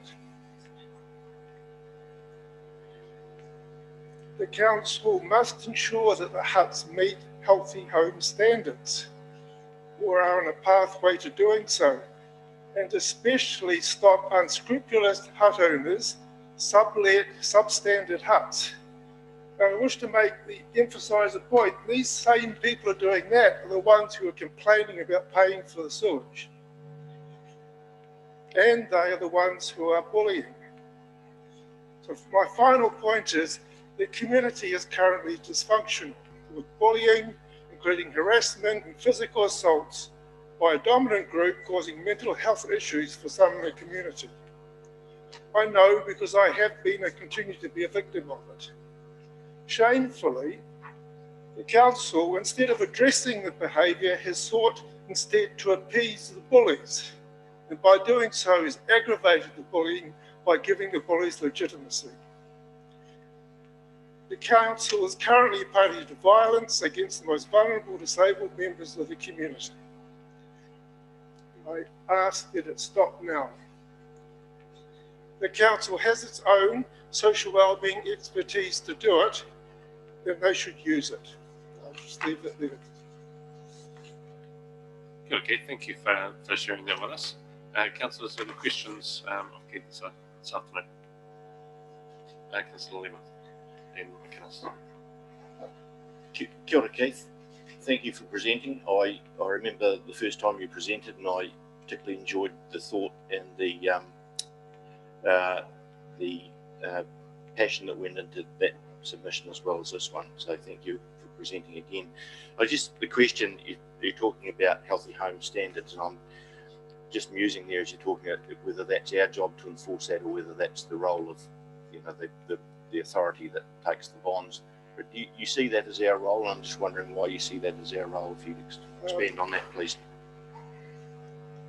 Yeah, I don't know the legalities of it. Yeah, my point is that the council's putting this effort with goodwill and being very kind to the community to maybe allow us to stay there for another generation or so.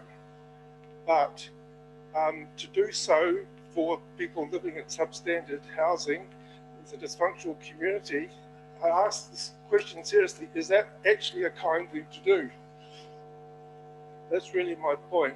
Sorry, I don't actually know who has the authority to ensure healthy homes, but certainly the renting out of them, there must be some easy way to stop that. But I'd like to see the council to encourage, at least encourage and enable, if possible, pathways to the huts for families in particular to be able to be healthy standard. Otherwise, I really wonder what the council's doing in allowing us to stay there for another generation or so.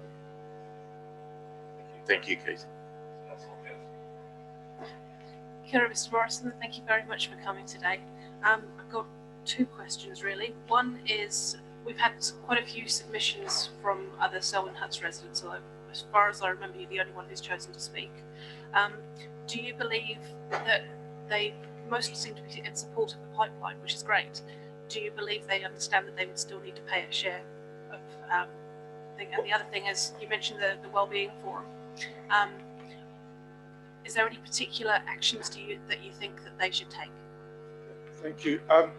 Regarding the first question, unfortunately the council muddied the waters by repeatedly telling us that they thought we shouldn't have to pay. Whereas you elected councillors will keep always saying that we should. And that really confused. So hopefully that's been knocked on the head. And so there's a common view from the council. I just tell people, look, they should be very grateful, because if they don't spend $100 a week, they spend 500 somewhere else. So they should just be grateful. And I think they just need to be told. And whether they like it or not, they wake up if they get shown bluntly, because but it hasn't helped by the trying to appease people. It hasn't helped. The second question, I think there's mediation required. I actually got my lawyer on the encouragement of Pegasus Health, because the effect it's having on mental well-being there. And my lawyer from Community Law Canterbury actually suggested to the council, wrote to the council saying there needs to be mediation. And that was after discussion with those professionals, that that's probably the best way. The only way available is to take it to court, to get harassment orders put on them. And the lawyer thought that's probably not an easy thing for the people who've got been mentally damaged to have to do that. So the lawyer recommended the way forward is to have mediation. So I think that's something that definitely needs to be done. But there's also a lot of positive things with social well-being. There's so many facets to it. And as I said, that's really what the government's going to expect social local bodies to do in the future, and that's the way it's going. And this is an opportunity to ask who's behind you, Jane and so on. They've got the expertise to think about what sort of needs to be done. It's not my particular expertise myself. Thank you. And Councillor Hassan. Thank you, Keith, for coming along. Look, last year the council was proposing a drop-in session to explain to the community, those that wanted to attend, what the plan was going forward. I understand that we haven't had that drop-in sent. Is there any interest in pursuing that opportunity for a drop-in centre for people to get their views across as individuals instead of having a public meeting?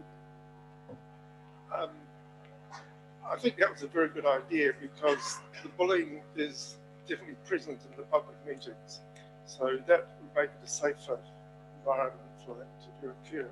But I would like to see that also to be an educational opportunity. Because I think one-on-one,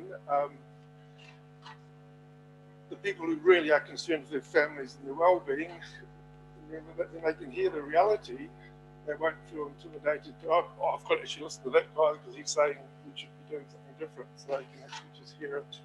That would be very helpful. Thank you. Mr. Morrison, thank you for coming in today and presenting verbally on the submission that you've already written for us. We will be discussing this over the next week and then confirming decisions at a future council meeting next month, and they will all be made public at that time as well. So thank you for coming in today. Councillors, the next presenter is Lucas Verhoeven, and it's on pages, submission number 58 of today's document, which is on pages 1169. Lucas, thank you for coming in today. Thank you for the submission that you've written to us. That has been read by everyone here, so you don't need to read that word for word, but if there's anything within that submission you would like to highlight, feel free to do that, or any new information you'd like to draw to our attention. And we've allowed about 10 minutes for this conversation. Thank you. Do I speak into that one? Okay, thank you. I'm glad everybody started, and I'm glad that I can have an opportunity to represent, but I think in the name of democracy, I sympathise with the council. Council is expected to please everybody all the time, and naturally you can't. However, some issues are baseline. They are, to me anyway, not negotiable. And chlorine in the water does incredible damage to man's health. And I feel that our health is our wealth. I'm an old man, I'm still healthy, I've looked after myself. And I hope that our public institutions will help us to do that. And the beautiful water that we have in Canterbury, although farming is unfortunately damaging it to say the least, is a treasure that we should safeguard. And I feel that putting infrastructure in place to make sure that we have water that is not only safe, but is chemical free is of prime importance. Apart from the facts that I've written down in my submission, chlorine also affects our systems inside the home, our tank, our piping, and so on. So there's an extra factor for the public to consider. I think that these costs should be borne by the council and should be paid for in the rates, rather than individually having to put carbon filters in our systems to get rid of the chlorine. At the moment, as you know, in Christchurch, they have chlorine in the water. And the moaning, groaning, and complaining is ubiquitous. Everybody is unhappy. The water used to be so beautiful. It tastes foul and horrible. And as I said, it's unhealthy. So my plea to you is to consider the facts that I've written down and to see if there's an alternative solution to keep our water as beautiful and as wonderful as it is today. I hope you will. That's all I can say. The other thing I was going to talk about briefly is the water-based treatment in Darfield. From what I've studied and from my own knowledge from the past, most people in Darfield already have a system that is pretty eco-friendly. By giving people the opportunity to swap to systems that meet today's standards individually, you would save yourself enormous effort in having to carve out a channel all the way to the pines, which must be incredibly costly. And therefore, also the people of Darfield can continue having the savings on their rates bill by having their own system. And that actually will pay for the systems that they will have to purchase if they haven't already got it. to comply with legislation. And you would not have to invest all this infrastructure to conduct the water from Darfield to the Pines. I hope you will consider that. I have included some more material, and I would like to learn where I can email it to for you guys to consider it. Various institutions, one in Rolleston, a blue water system that we have here, right here in Rolleston. They tell me that many people in Darfield already use their system. So they're already compliant with today's clean water regulations. Yeah. Finally, I'm new to Rolleston, so I'm a bit cheeky coming out and representing this. I've only been here 4 months and I love it. And I hope we can continue it this way. Being an old fellow, as you know, our income from the state, our pension is, well, I'm grateful, but you can't live on it. So if you raise the rates every year by 4.5% to 5%, we're going to have a hard time. So I'd like you to consider that. So if you see your way to bring it down, we would be grateful. Apart from that, I'm very happy with the council. I hope that we can move forward with clean water that we all enjoy drinking for ourselves and for our children. Thank you. Thank you very much, Lucas, for that presentation. Great that you've been able to move here and enjoying the space, and hopefully you're telling your friends and your family from wherever you've moved from that it's not a bad place to be as well. You can see already the fast and growing down in New Zealand. You don't want too many coming.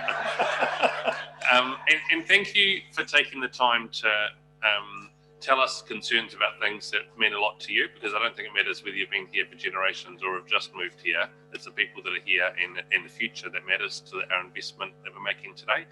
So thanks for taking the time out to do that. And I believe Naomi's just given you the email address. Yeah. I will forward everything I know to all of you. So I have a history and environment.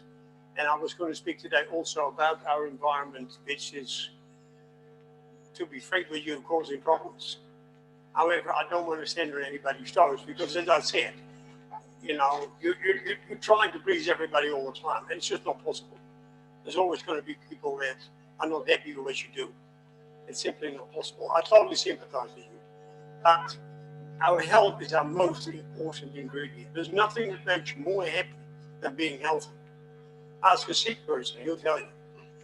And especially chronic diseases. And if we damage our microbiome, you will be chronically sick. There's no way around it. So please consider that. And thank you for your time. I enjoyed being here. Thank you for coming out. So,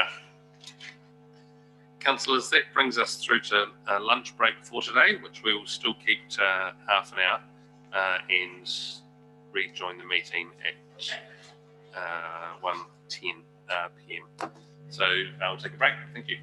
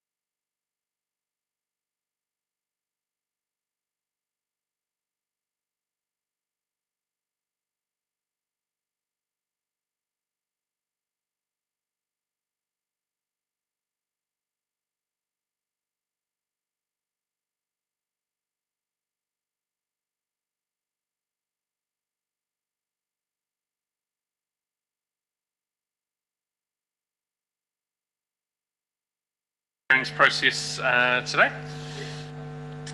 Pamela Tyler is due to be our next speaker. I don't believe Pamela is with us yet. So David Miller, Pest Free Banks Peninsula Program.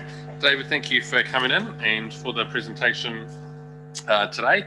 Your submission is submitted already, has been read, so you don't need to go through that word for word, but anything else you'd like to add or draw out of that submission, we'd love to hear from you. Any new information you'd like to give to us. We've allowed 10 minutes for this conversation. If you press the right-hand button on that wee microphone in front of you, then that's on, and I'll hand the floor to you. Kia ora, thank you, Sam. Tēnā koutou katoa. It's a pleasure to be back in this beautiful council chamber. And I just want to say that this is the submission season, of course, across all the councils. And I don't at all, well, all I have is admiration for your willingness to hear so many submissions. As a ratepayer in a different district, I just want to say thank you for your service and for giving us the opportunity to speak. My name's David Miller. I have the honour of chairing the Pest Free Banks Peninsula Project Management Group, and thank you for having read the submission. I thought it would be helpful to just update you all on the progress that has been made by Pest Free Banks Peninsula. We've had an amazing few months in which we've made substantial progress. With the funding support we've had, we now find ourselves riding a $10 million 5-year program.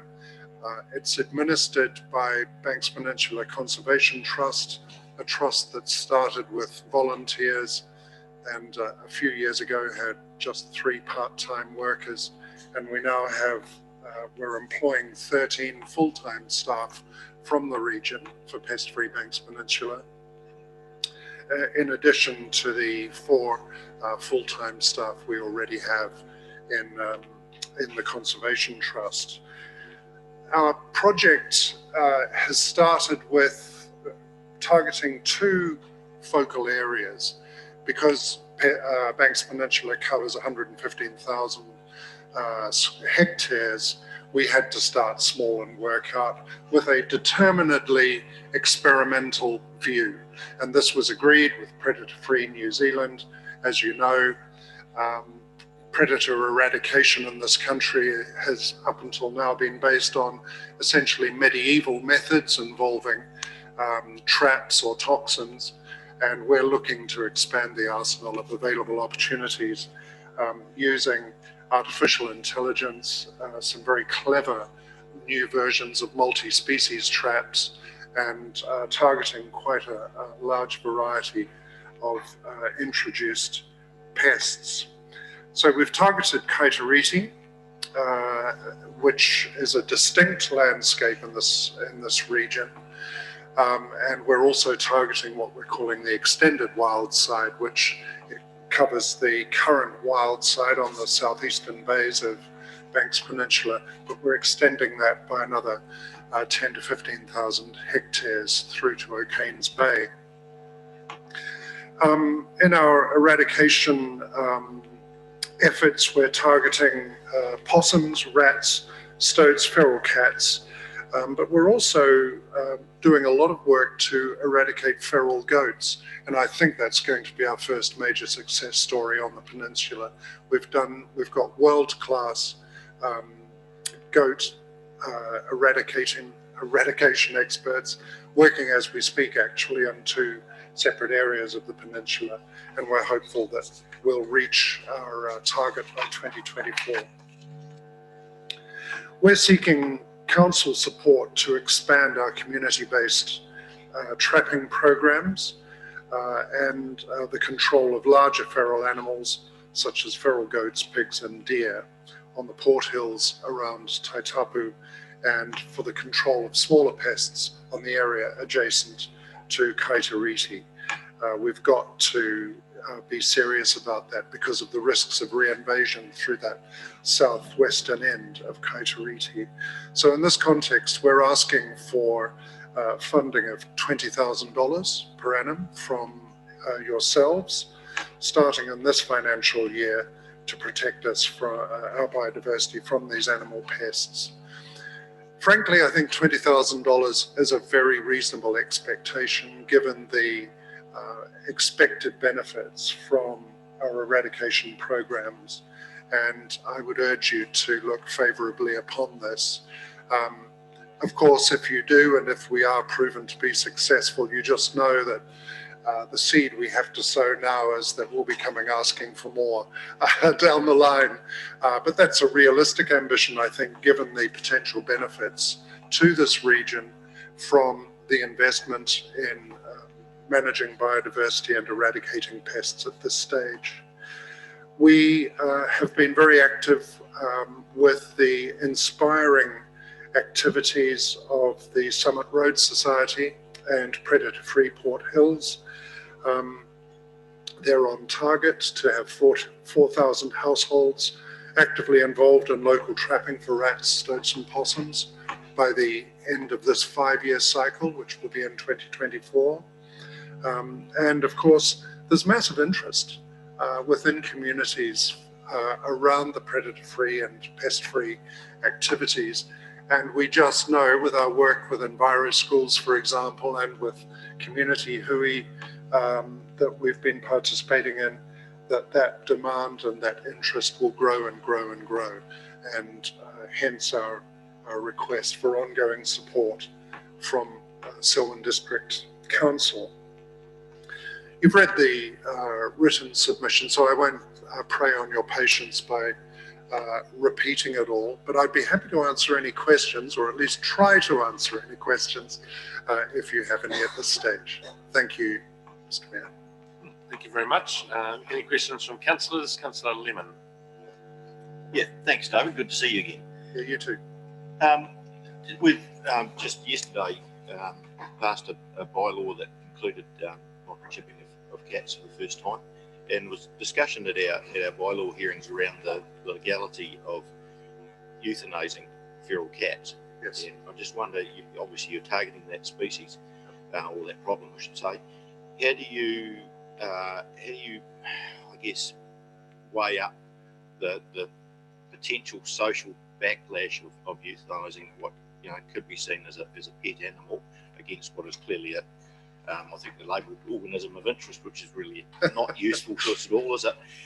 But an organism of interest that's a pest species. So how do you sort of weigh up the two dynamics there? You're talking about the fascinating tensions around social license. I mean, there's another area as well, equally perhaps more contentious if one invests in social media, and that's the use of toxins, particularly 1080. I think we've started the process of engaging local communities to have discussions around precisely these matters. There are a number of things I would like to say. We're not interested, despite the name of our project, in just going out and killing things. We're interested in restoring things, the biodiversity of our native taonga. And feral cats are, I have to say, as a farmer who has had quite a few feral cats, especially immediately post-earthquake, they are different from domestic animals. Different behaviorally, physiologically. They seem to have massive appetites for our beautiful local birds and other animals. But yes, it's interesting, we've taken our leaf, essentially we've been trying to cherry pick the best ideas from other predator-free projects around the country, and Wellington was a very interesting example here. In Wellington, they introduced a bylaw mandating the chipping of domestic cats. They gave cats, or cat owners, one pass. If their cat was found outside after dark, the cat was returned to its owner. If it was found the second time, it was euthanized. What's interesting, ratepayer surveys in Wellington, where I assume there's the same proportion of cat lovers as there are in any other parts of the country, show that there's 92% acceptance by ratepayers of that program. I think people can come to terms with anything as long as they understand it. And I think it's the responsibility of Pest Free Banks Peninsula to make sure that understanding is out there, that it's clear, that it's part of an ongoing conversation. It's not a top-down, you know, we're going to kill your cat if we see it in the street. We don't want that at all. We want people to support us, not to oppose us. Thank you. Councillor Alexander. Thank you. And thank you for your presentation. Thank you. What control methods are you using for goats, deer and pigs? Sorry, can you say again? For goats, deer and pigs, yes. They're a bit big to trap perhaps. What are you doing? Is it poisoning or shooting or both? Mustering, actually. We're turning it into a revenue stream. So for the goat, we haven't got to work on deer yet, feral deer, for reasons I'll be happy to explain, sorry. But initially with the blocks that we've cleared of feral goats, we start with a muster. So we have spotters going out to identify where the goats are, and they go very wide, you know, way beyond the sort of target area. Then once we've identified where the goats are, the musterers come in with their dogs and they literally muster the goats out, and then they're put into transport and they're taken off to where they can be either relocated or used for meat. For the goats that remain, because they have a particular scatter pattern very different to other pests, for the goats that remain, we've used aerial shooting, or we've had hunters go through with dogs to pick off the remaining goats. It was very clear early on that landowners didn't want to have a bloodbath going on their land, and believe it or not, and I'm happy to believe it, those with goats tend to love them dearly. They're affectionate animals. They've got loads of character, and so there was just something about, you know, going in and shooting lots of goats that was against the grain. So we've taken a different approach. It's a more expensive approach, but again, it helps us with social license. We want people to support our project, and it's a good way of engaging support. And if I can be so bold, what request did you make of Christchurch City? Our main funders are Predator Free New Zealand 2050 and ECAN. Christchurch City Council has given fabulous support in terms of expertise in the form of its Chief Ranger, Paul Devlin, and other rangers within the City Council, but it hasn't given us much money. We've been asking for more and more, but the story, of course, that everyone is getting is they haven't got the money. In this instance, we're asking for $120,000 from Christchurch City Council and an ongoing $40,000 a year to support the goat eradication. Great. David, thank you for that and for the information you've answered through the question time that we've been able to have here this afternoon. We'll be considering the request next week, confirming that in a couple of weeks after that, sort of through June, and decisions will be made public at that time. So thank you for coming in this afternoon and sharing your information with us. Thank you very much for the opportunity. And can I just give one final shout out to Denise Ford, who's one of your biosecurity officers, and she's a fabulous presence on the project management group for Pest Free Banks Peninsula. So thank you all. Pamela Tyler is not here still, and we're also to receive a submission from Nolene and Jeff Hughes. Pamela Tyler's submission. So just to speak to those key points, it's on page 1173.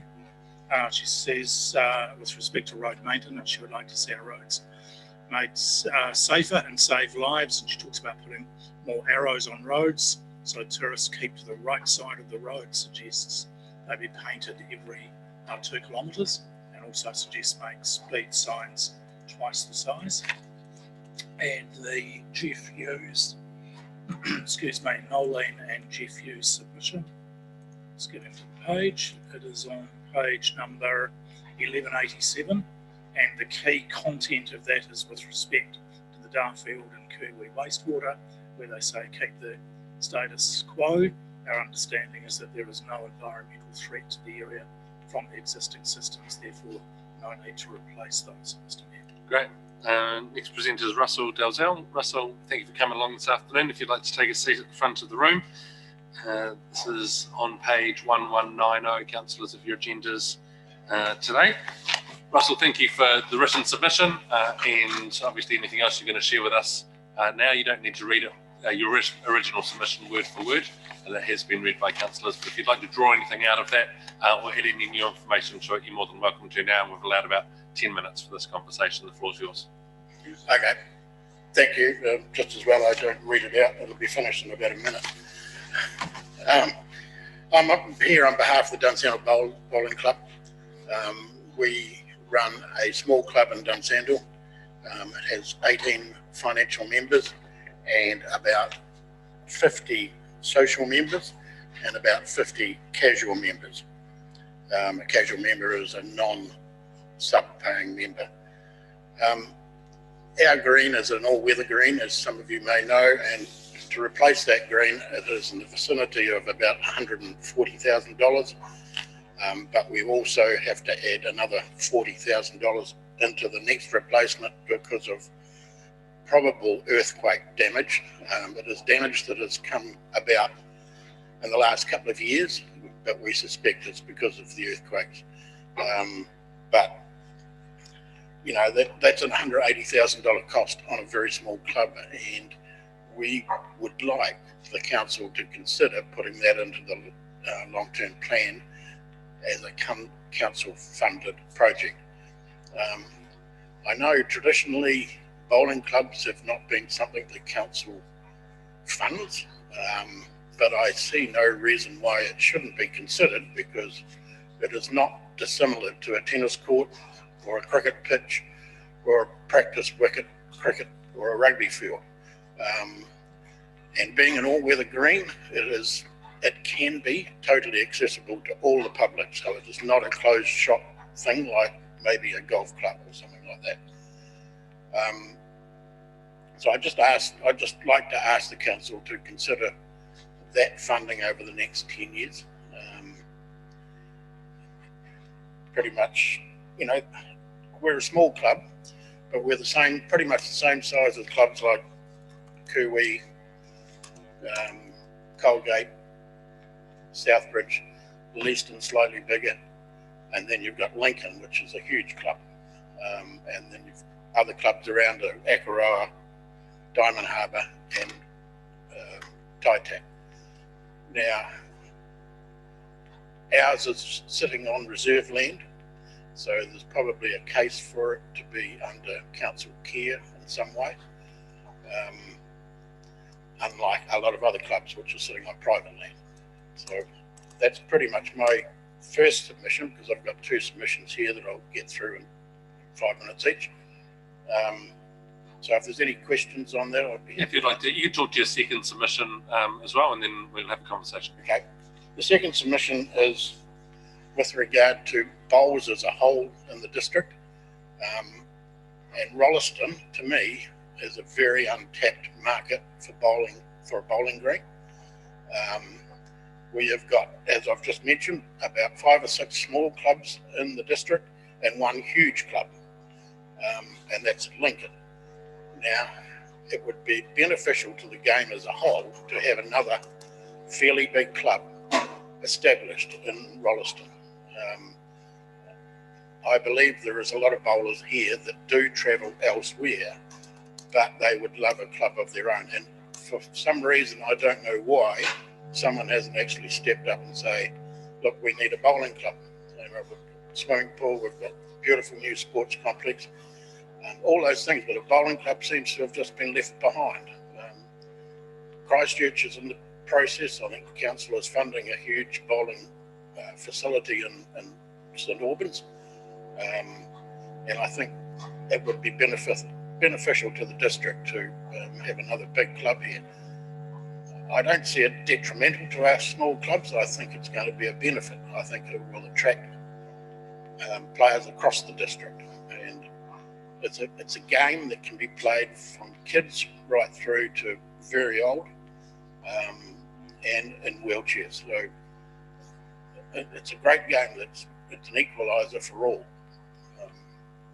So I just I just don't know why it hasn't been brought to the council. It may have been brought to the council's attention before, but I just wanted to bring it to your attention that maybe it could be looked at in the future. Thank you for raising both those things with us. There'll be some questions, Councillor Alexander. Thank you. Thank you for your submission, Russell. With respect to why isn't there a Ralston-based club, I guess my question to you is, if council takes a network approach of facilities and there are clubs at West Melton, Dunsandel, Lincoln, are we not better to see West Melton and Dunsandel grow rather than we create another facility at Ralston which might actually cause West Melton and Dunsandel to shrink? If on a network basis we had to spend money on bowls, aren't we better helping you upgrade your green rather than build a completely new facility in Ralston?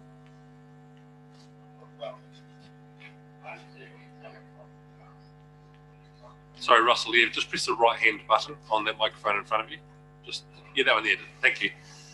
Yeah, I understand where you're coming from, but I think to grow the game of bowls in the district, you need a club similar to a Lincoln club. And I think the momentum you'll get from that will feed out to the other clubs.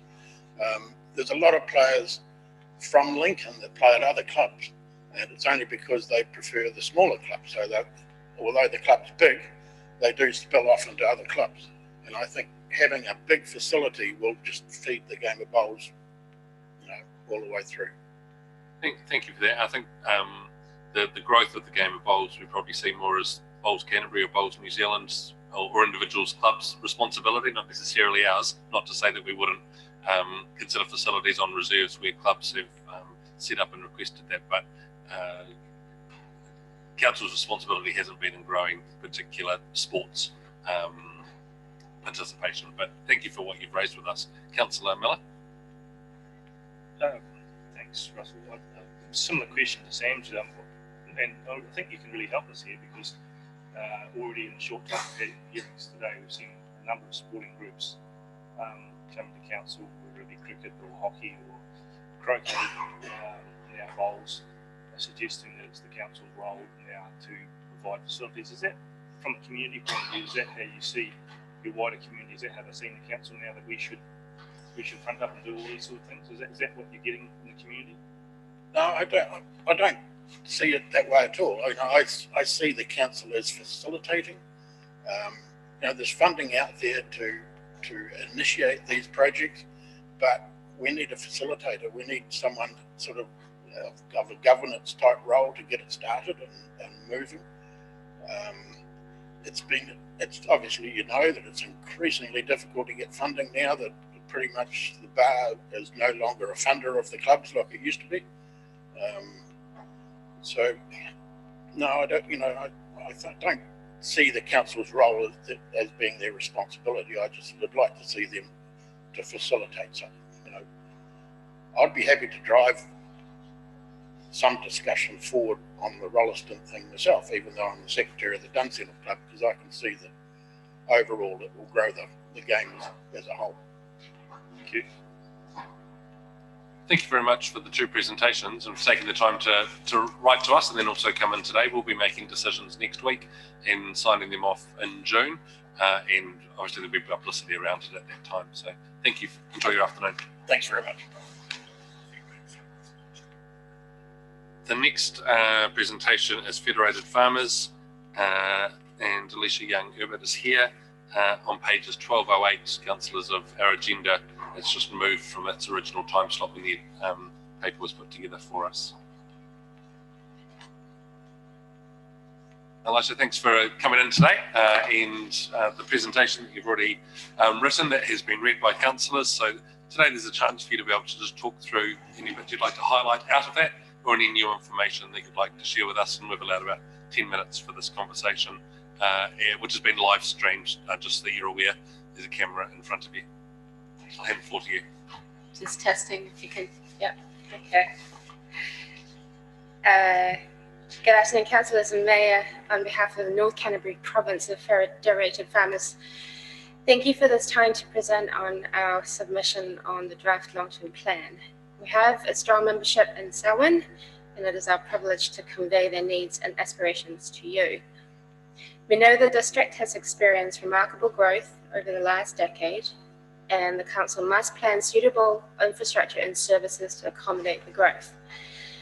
But we think it is just as important that associated capital investments are aimed at what the community needs, and that these investments are financed appropriately. For example, we generally support the development of the 3 community centres in Prebbleton, Hororata and Leaston, because they are funded through borrowing first, then repaid libraries' targeted rates. On the other hand, the proposal for Royalston's Town Square will be funded through development contributions and the general rate. We believe the council should borrow to finance this project. We don't think the town square needs water features and light and performance equipment, which can date quickly, and it's unclear to us if maintenance costs have been accounted for. Likewise, we find the proposal to increase the general rate for roading projects, because the conditions of the road may not meet ratepayer needs in place, it's an idealist goal rather than an essential one. We are still facing uncertain economic uncertainty from worldwide restrictions under COVID-19. So we ask the council to focus on what needs to be done for the foreseeable future and reconsider if it does need to increase general rates for road infrastructure. While the council says it wants to keep its rates increases at an affordable level, we find the proposal to increase rates by an average of 4 to 5% per year over the next 10 years, with the general rate increasing by an average of 6%, is unaffordable. District council rates is not the only pressure our members will face. Environment Canterbury proposes to increase its rates by 24.5% in this coming financial year alone. And there will also be compliance costs to meet freshwater management, climate change, and Indigenous biodiversity regulations. Our members will bear the brunt of these costs, so they will appreciate this council's commitment to keep rates as low as possible. Spending needs to be prudent, yield strong benefits, and most of all, be clearly accounted for. We ask the council to review its proposed spending on environmental and regulatory services. The funding impact statement says total funding may increase by $6 million for the coming financial year. $5 million of this will go to paying staff and suppliers. 45% of the funding will come from general rates, 41% from fees and charges. We find the increase inexplicably high, especially if the bulk of it is to go to human resourcing. We believe there needs to be better accountability for the proposed increase. For example, how much of this budget will go towards the protection of SNAs and to supporting Indigenous biodiversity generally? It wasn't very clear in the long-term plan. And if we may add here, we hope the council will consider our recommended rewording of the objective for this performance measure to identify and protect 15 SNAs in the district. We believe the suggested changes would better reflect the council's responsibility to protect significant Indigenous biodiversity and to overall maintain Indigenous biodiversity. We broadly support the council's proposal to chlorinate water only where it needs to, but our members have told us that their animals will not drink chlorinated stock water. And if they can't water their stock, they can't run a viable business. We recommend that wherever the council proposes to chlorinate water in the rural zone, it consults and engages properly with the affected landowners first. We are concerned about the council's proposal to increase the volumetric water rate by 44% over the next 2 years.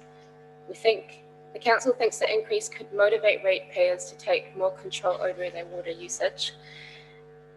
But we don't believe this is a suitable way to encourage property owners to be more responsible with water use, especially if that user is already on a low water usage rate. We urge the Council to reconsider if this volumetric rate increase is warranted across all user classes. We were interested in the proposed changes to fees and charges, but the draft long-term plan didn't include what the current charges are. We asked the Council to amend this section of the plan to allow parties to see the difference. We particularly asked the table setting out the proposed changes to rural water charges should also include what the current charges are. An increase of over 4,000 for every additional water unit without knowing what the status quo is can seem alarming. Our members are active participants in the rural community, so they are pleased the Council says Selwyn is a district with a rural identity and that it will advocate to improve reliable broadband connections across the district. Farmers need broadband to comply with a multitude of requirements for land and water usage and to connect to their suppliers and business partners. Reliable broadband connection has become a basic need for the future of farming, so we thank the Council for its willingness to advocate for this. We don't, however, think providing a district plan that recognises, protects and enhances the natural environment necessarily ensures the rural identity of the district. The protection of the natural environment is better suited to the key outcome, a clean environment, where all other policies under this heading complement the aim to have a responsible district plan. We ask the Council to amend this key outcome and clearly identify what it means for its community to have a rural community identity.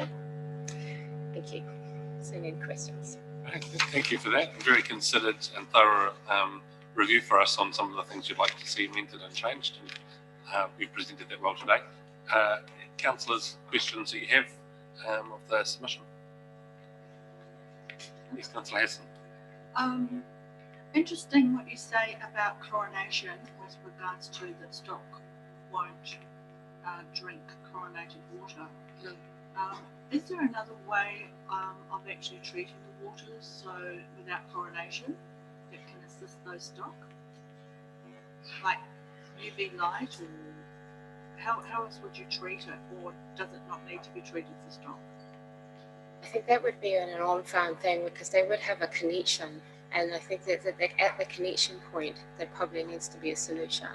It was something that came through on a practical level last year. One of our members was really upset that their water had been chlorinated and that affected their stock. But and that's basically the feedback that we wanted to highlight, that there are reports that say that chlorinated water doesn't affect stock, but for them the smell and the taste, that they won't actually drink it. But yeah, and then I think it's not for all schemes. There's certain schemes where they tend to run both drinking and stock water the same through one channel. I think is where the problem could be. Yeah, I'd like to tease that out just a little bit more because I think Council's in an invidious position. It's supplying a rural water supply that's used both for potable water for the household as well as stock. If we don't chlorinate it for stock, then it's not adjudged as appropriate for potable water for the household. So it's which of the two is the better to do, and I'm just interested in your opinion there. Yeah, I think there are practical things that even on farm, personally, I think they could do. You know, like having their own water storage or having their own water sources. But I think the principle here is that if there is a proposal, that there is some time for the affected community to have a say about it and maybe work with the council around the more practical solution for that particular scheme. Is probably where I'm going with this, rather than a specific landowner situation. Just generally speaking, they could have some opportunities to be consulted. Right. Thank you very much for that. No further questions.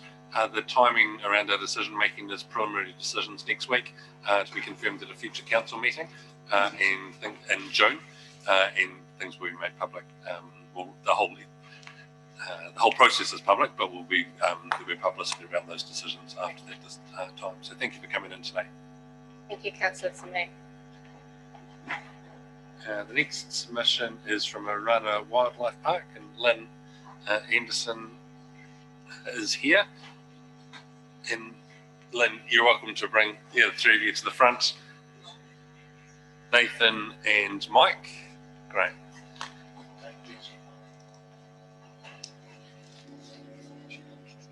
Councillors, there's on your table some pictures that will be on the screen today. Lynn, thank you for taking the time to present to us and for the submission that we've already received. You don't need to read through that word for word, but you can highlight anything out of it that you'd like to and bring in any new information that you'd like to as well. We've allowed about 10 minutes after this conversation, and there'll be some questions no doubt afterwards, so I'll hand the floor to you. Thank you. Excellent. Is that all? Yes. Thank you so much for the opportunity to present to our submission today. We have not sat before you before. I would like to introduce my colleague Nathan Hawke, who is Public Relations, Fundraising Manager, and every other hat we put on him as a small team. And on my left is Mike Ball, our Chairman of the Board. Some of you may know him. He's been in local body politics for a very long. Sorry, just your microphone's just gone off again. Can you just press the right-hand button on? Yeah, that's it. Okay. But why are we here today? We're here to potentially seek some funding in the long-term plan from the Selwyn District Council towards Orana Wildlife Park. We're an amazing community asset right on the doorstep of Selwyn, and we significantly contribute to economic development and recovery, driving visitation to Canterbury. Our key goal is to connect people with nature, and it's really important for the well-being of families and people that they can participate in excellent outdoor recreational opportunities, connecting with nature. We're also very privileged. Conservation is a core part of our mission, and we are involved in 6 key breed for release programs, which are core Department of Conservation recovery programs. So we are a conservation powerhouse. As well as that, it's not just about our captive work, we are also a key habitat, and over 20 species of New Zealand natives live on our site, and that's increasing all of the time. 2 of them are critically endangered Canterbury species, including the Canterbury spotted skink shown in the larger photo at the top, and also the Canterbury boulder copper butterfly shown on the bottom left.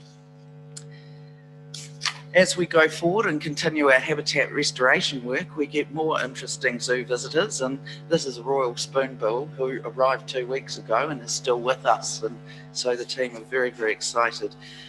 We're also very well known for our work with exotic species. Of course, we have New Zealand's only gorillas, and pictured here is Adax. It's a critically endangered species with less than 100 left in the wild, and they're the only Adax in New Zealand, and we're a core part of the international breeding program for this species. Of course, advocacy and engagement is another core part of our mission. Take-home conservation actions are conveyed to all zoo visitors, and we're committed to fostering the voices of young citizens, and we are a contractor to the Ministry of Education for learning experiences outside the classroom. But to cut to the chase, running a modern zoo is very expensive. And to ensure the viability of Orana into the future, we simply must secure higher levels of operational funding going forward. And it is also essential that we are in a position that we can adopt the living wage as the minimum wage rate payable. Despite COVID-19, costs have significantly increased, and it's simply not possible to cover our costs through the gate. And in these modern days, we would no longer have a zoo license if we were utilising volunteers to care for our animals, which is a highly professional business. I'd just like to touch on comparisons with other major zoos in terms of their operational budgets, and it truly demonstrates what a lean, mean operation we are for one of the 4 major zoos in New Zealand. Of course, Auckland Zoo, 16.5 million to operate per year, 8.3 million for Wellington, 6.3 for Hamilton. 5.1 million is our aspirational budget that would allow us to pay the living wage as a minimum. Our current budget for the year is $4.8 million, and that was only made possible due to one-off funding from the Department of Conservation through the Wildlife Institutions Relief Fund, which was part of the COVID recovery effort. I'd now like to also touch on the funding support that other major zoos receive from local government. And again, Auckland, nearly 8 million, Wellington Zoo, 5 million, 4.5 for Hamilton. And last year, the Christchurch City Council increased our annual grant from 200,000 to 350,000 per annum. And we're very grateful for that, but fundamentally it is not enough. Then, of course, since Narana's inception 45 years ago, we have raised every single cent for what we build on our site, and that continues to be the case. Again, comparisons with other zoos, 15 million a year or more for Auckland, 2.5 for Wellington this year, which is lower than usual, and 6.4 million for Hamilton for maintenance and improvement expenditure. We're not here to ask for contributions towards new capital developments at Orana, which are essential to keep driving visitation and also maintaining our infrastructure. So what we seek is to be recognised as a key regional asset for long-term funding through inclusion in the LTP, and we're suggesting 250,000 per annum. This is the fourth submission that we've made. We've also been to talk to YMAC, the Christchurch City Council, and ECAN, and our proposal is that Selwyn, YMAC and ECAN consider putting 250,000 a year into our key community asset. We've asked the Christchurch City Council for 750. We're open to other funding models, but it is essential we secure more funding. This would still see us generating over 70% of our operational costs through gate takings and retailing in our souvenir shop, and still sets us far apart of the other major zoos, where at best they fund 50% of their operational costs. I cannot say much more in that we urge the council to include us in your long-term plan at a level of 250,000 per year. The residents of the Selwyn district make very good use of what is a Canterbury asset, and we're only 20 minutes down the road. Our last major survey in January showed that of local people visiting, over 15% were from the Selwyn district. So thank you very much. That's the end of our presentation. We will also very soon be inviting you all to come out to Orana Wildlife Park for a tour where we can discuss our needs with you further. Thank you, and we're open to any questions. Okay, thank you very much for the presentation. Questions from Councillor McInnes. Kia ora team, thank you very much for coming. I guess more than anything, I just want to say you do some great work. Thank you. I applaud your desire to pay the living wage. As far as I'm aware, in the Selwyn district, there's only one living wage employer at the moment, and it is not us. So yeah, there are challenges everywhere on that, and we haven't achieved it yet. So I guess more than anything, I was just wondering how you came up with the split in the request of funding, given the comparative population. We have less than a fifth of Christchurch's population. But yeah, just wondering. It sounds yeah, and more than as well. I didn't realise that you had so many native species within Orana Park. Is that a particular project, or is it just something that's happened as you restore the park? Okay, to answer your first question, how we came up with the split, it's a starting point. We needed to start somewhere, and we are open to any other suggested models for how the park could be supported in partnership between the 4 councils as a key community asset to the entire region. The native species, that is a continual frustration for us. When people think of rana, they think claws and jaws and giraffes and rhinoceroses, whereas our absolute commitment is to New Zealand native conservation, conservation on our doorstep. And so, no, it is a habitat restoration. It's a really important part of our work. We have recently secured more land from ECAN, taking our land area to 180 hectares. And this month, fingers crossed, we'll be hearing back the result of an application to the Jobs for Nature Fund, because we have some really important wetland habitat. In terms of DOC recovery programs for critically endangered New Zealand species, we are, as per Isaac Wildlife Conservation Trust, basically between Isaacs and us, we're the big players in the region. I'm sure you've all heard of Kakariki Karaka, which is Canterbury's only parakeet, and it is the most endangered parakeet in New Zealand. Well, we're actually leading the way with the Breed for Release program with that. 27 Kakariki Karaka were produced from Orana this breeding season alone. And New Zealand native frogs, there's only 3 species, all are critically endangered. Just last year, we opened a frog research facility where we have 100% replicated the wild environment for this species in a laboratory type setting with the aim of captive breeding, and it's receiving global attention. So Nathan, my colleague here, makes lots of media releases about all the great native work that we're doing, but for some funny reason, the TV channels will turn up every time we have a new giraffe born, but they don't turn up. And as a result, our work with natives is little known. So I'm glad that I've educated you all on that today. Thank you for that. And skinks are probably the star of the show today. This is the second time I've had a skink up on the screen. So yeah, thank you for raising the breadth of work that you do. We'll be making provisional decisions next week, and they'll be confirmed through June and being made well known after that. So appreciate the time taken to present to us today. Thank you very much, and we hope you all think warmly towards Orana. Sorry, Mike, did you have? Thank you, Mayor.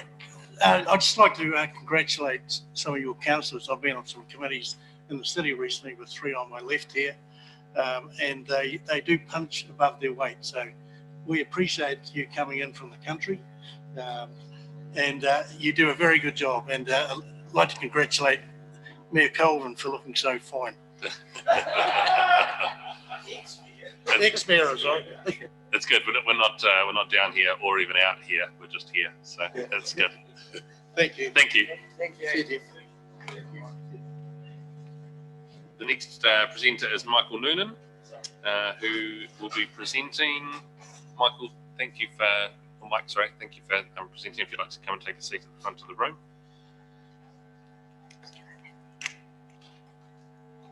We appreciate the time you took to write your submission to us in the first instance, and today is an opportunity for you to expound on anything that's there. You don't need to read anything word for word, and we've allowed 10 minutes for this conversation, so I'll hand the floor to you.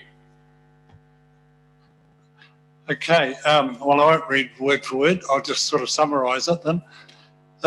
Essentially, the Ellesmere Historic Society have been putting on displays at the AMP show and other places like 150th celebrations of schools for the last 20 odd years. And we were originally in the Doyleston War Memorial Library, which suffered earthquake damage. We then went into a room that the council provided in the old council room at Leaston, and that was great. We also got one bay of the archive room, which is a very good archive room because it's if it catches fire, there's a gas that comes out which puts out the fire. But we've outgrown those things, and recently we had 20,000 from the proceeds of the Doyleston War Memorial, and 10,000 we got from the centennial of Leaston. So we had 30,000 altogether to build a new archive, and in conjunction with the Leaston Heritage Park, or the Selwyn Heritage Park, Selwyn Cultural Centre as they're calling it now, we put an archive into the big Cyclone shed, and with a lot of voluntary work, we've got a really good archive there and workroom there for the 30,000. Now the catch is that if the Heritage Park people get so disillusioned that they fold, then we have an archive in a huge big building that none of us could maintain. And so we're very, very keen for the Heritage Park to keep going. And essentially what we're after is more funding so that they can grow to a certain size that they'll attract a lot of people, and therefore the members will keep their interest, and therefore the whole thing will continue, and we can work together with them, and we can keep supplying AMP shows and 150th celebrations and so forth in the future. So that's what we're really after. Great, thank you very much for that and the clarity you provided. Any questions that councillors have? Councillor Lemon? Yeah, hi Mike, how are you? Good, thanks. Good to see you. What you just remind me of your current membership? You're a very active group. You've been together for a long time. So what's your current membership? You're pretty strong, I believe. For a historic society, we're pretty strong. We're probably the strongest in Selwyn, probably, and probably roundabout. We've got about 80, 90 members. Most of them are sort of, you might say, sleeping members, where they come out on displays and that sort of thing. And we've got a committee of 11 people who are the powerhouse of the organisation. So yeah, we got something like 6, maybe 7,000 digitised photographs, 11,000 items in our collection. So, you know, we're quite strong at the moment. And the vision, I guess, being cited there, would you suggest is the availability to make that information available to a wider range of people publicly? Well, yeah, we do that by our philosophy has been, we go to the public, we take our museum to the public rather than cause the public to come to our museum, which we find doesn't work as well. That's why we go to the shows and we help schools and so forth with their 50th, 150th anniversaries and that sort of thing. And we also keep on providing new stuff every time. So that means that people in a small town can't say, well, I've seen it all. There's no use me going to see it. And that works pretty well. Thanks, Mike. Well, thank you for the representation. We'll be making decisions next week on our funding and confirming those in June, and obviously be back in touch with the community around what's been decided. So thank you. Right.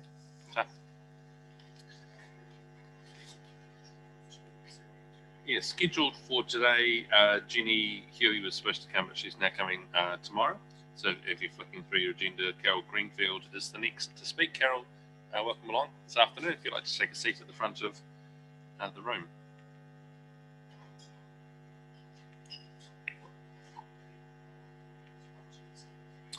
Yeah, page number 1203.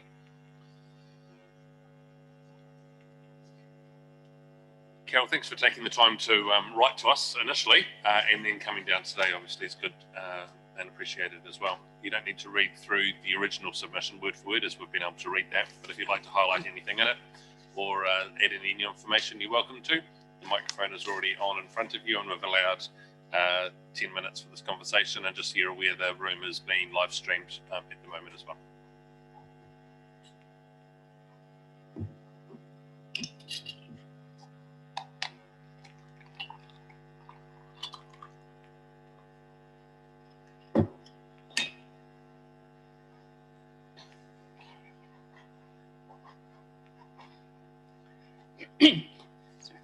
Thank you. I'd like to appreciate this opportunity just to add a few words to my original submission. These are just very general observations, making them as a local residents concerned about the future of our lovely district.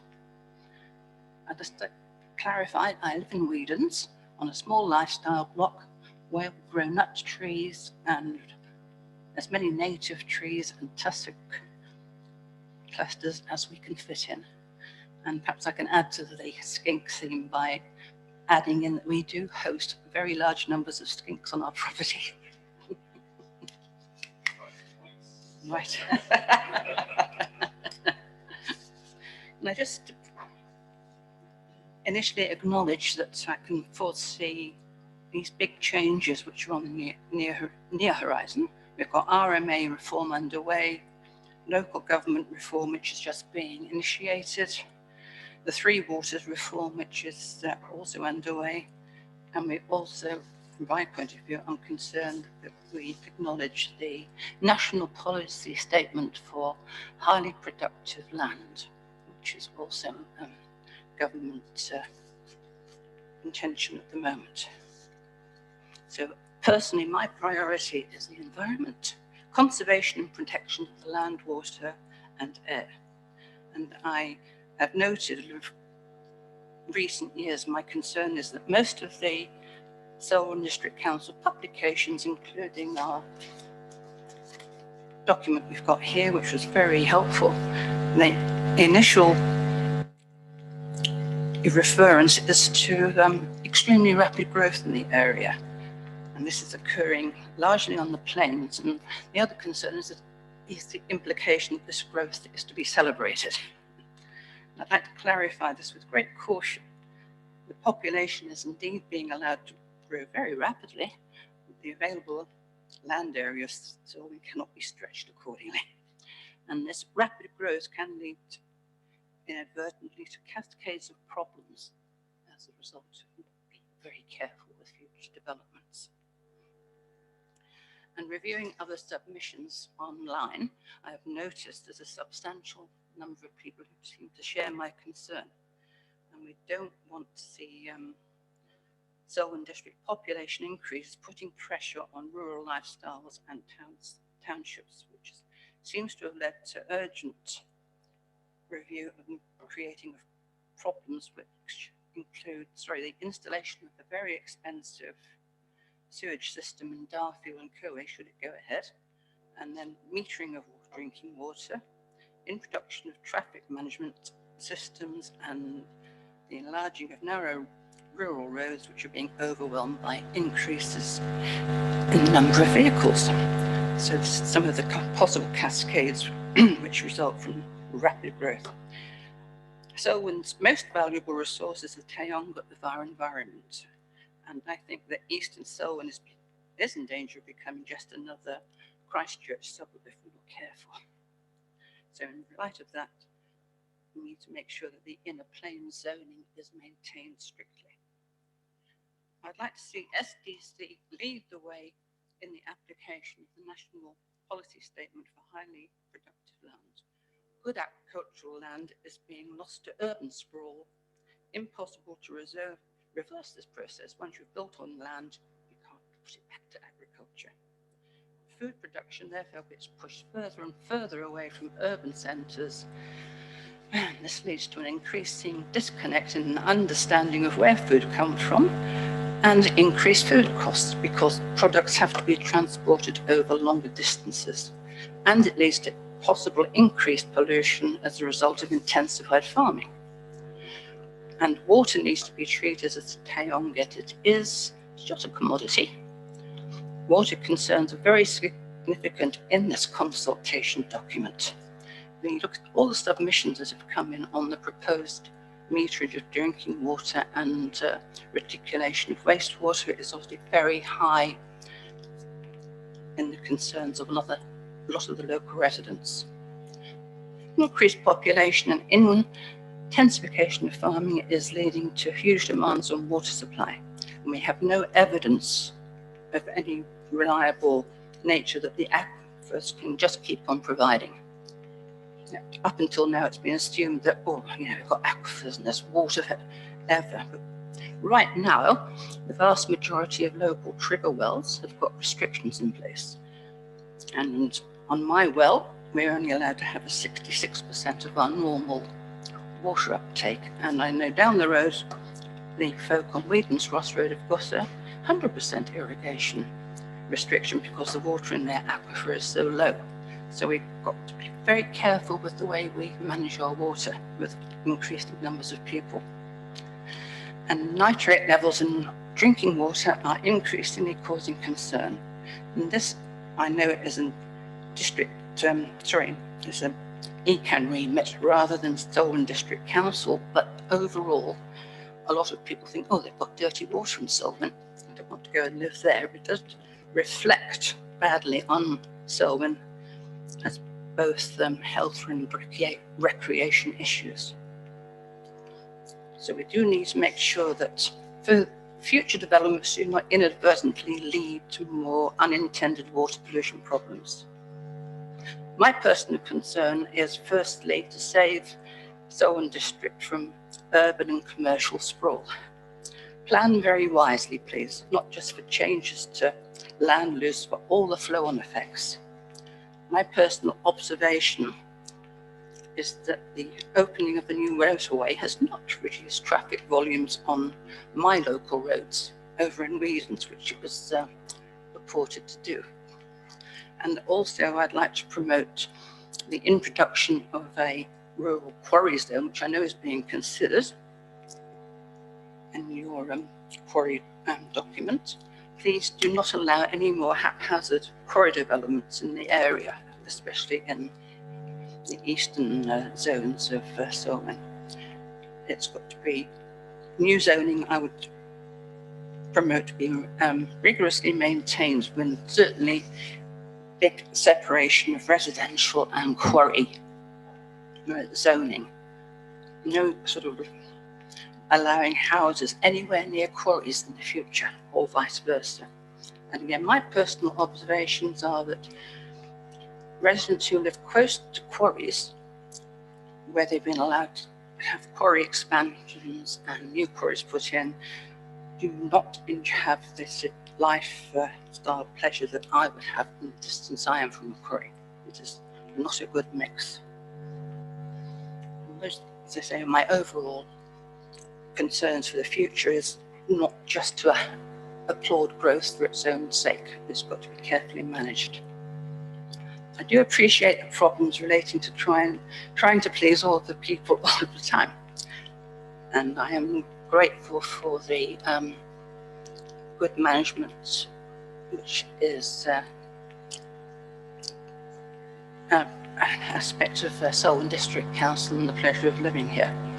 I would just urge and request the Solwyn District Council proceeds with caution, not just a headlong rush into urbanisation for its own sake.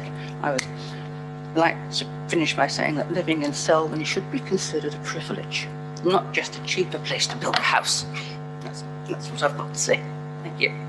Carol, thank you for that. And what a wonderfully broad submission you've made to us, not just on a particular point or an issue, but obviously as someone who cares about our district and has a wide variety of care and love for this place. So just thank you for what you'd written originally, which covered some of that, but your presentation today has really carried that through, and I appreciate that. Some of the items that you've raised are outside the scope of what we're doing and will be dealt with through the district plan review, but other matters will be considered here. And there may be some questions that other councillors have have, and there's a time for that now if any councillors would like to ask anything. Otherwise, next week we'll be making preliminary decisions to be confirmed at a future council meeting in June, and there'll be obviously publicity around what those decisions are at the time. So thank you for coming in this afternoon. Thank you. Next presenter is Craig Blackburn, and you guys have come in together. I'm just wondering, managing the day, do you want to do a hororata submission together? Because I've got Kelvin Co between the two of you at the moment, or would you like to split it up and go Craig first, then Kelvin, and then come back to the trust? Put them together, yeah. So maybe if we take Kelvin first, and then we'll come back to hororata, is that okay? Great. Kelvin, if you'd like to come to the front of the room then.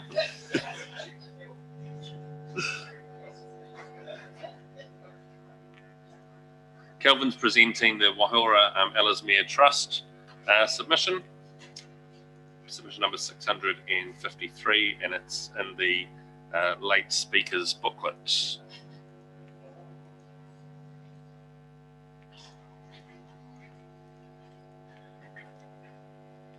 Okay.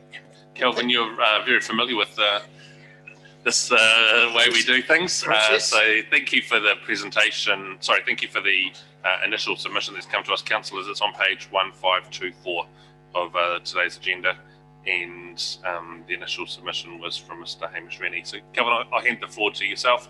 We'll allow 10 minutes for the conversation, and there may be some questions at the end. Thank you. Thank you, Mr. Mayor, and thanks for the opportunity. Yes, an apology from Hamish Rennie. I think he's making a submission to the Environment Court today, so he's asked me to take his place here today. You've all read the submission, so I'm not going to go through it in detail, but I'd just say that we do appreciate the support we've had from Council and by way of grants in the past. We really appreciate and support the good relationships we've had with the Selwyn District Council. And we're pleased to see the ongoing commitment in the LTP to deliver on factors that contribute to the improved health of Lake Ellesmere Te Waihora.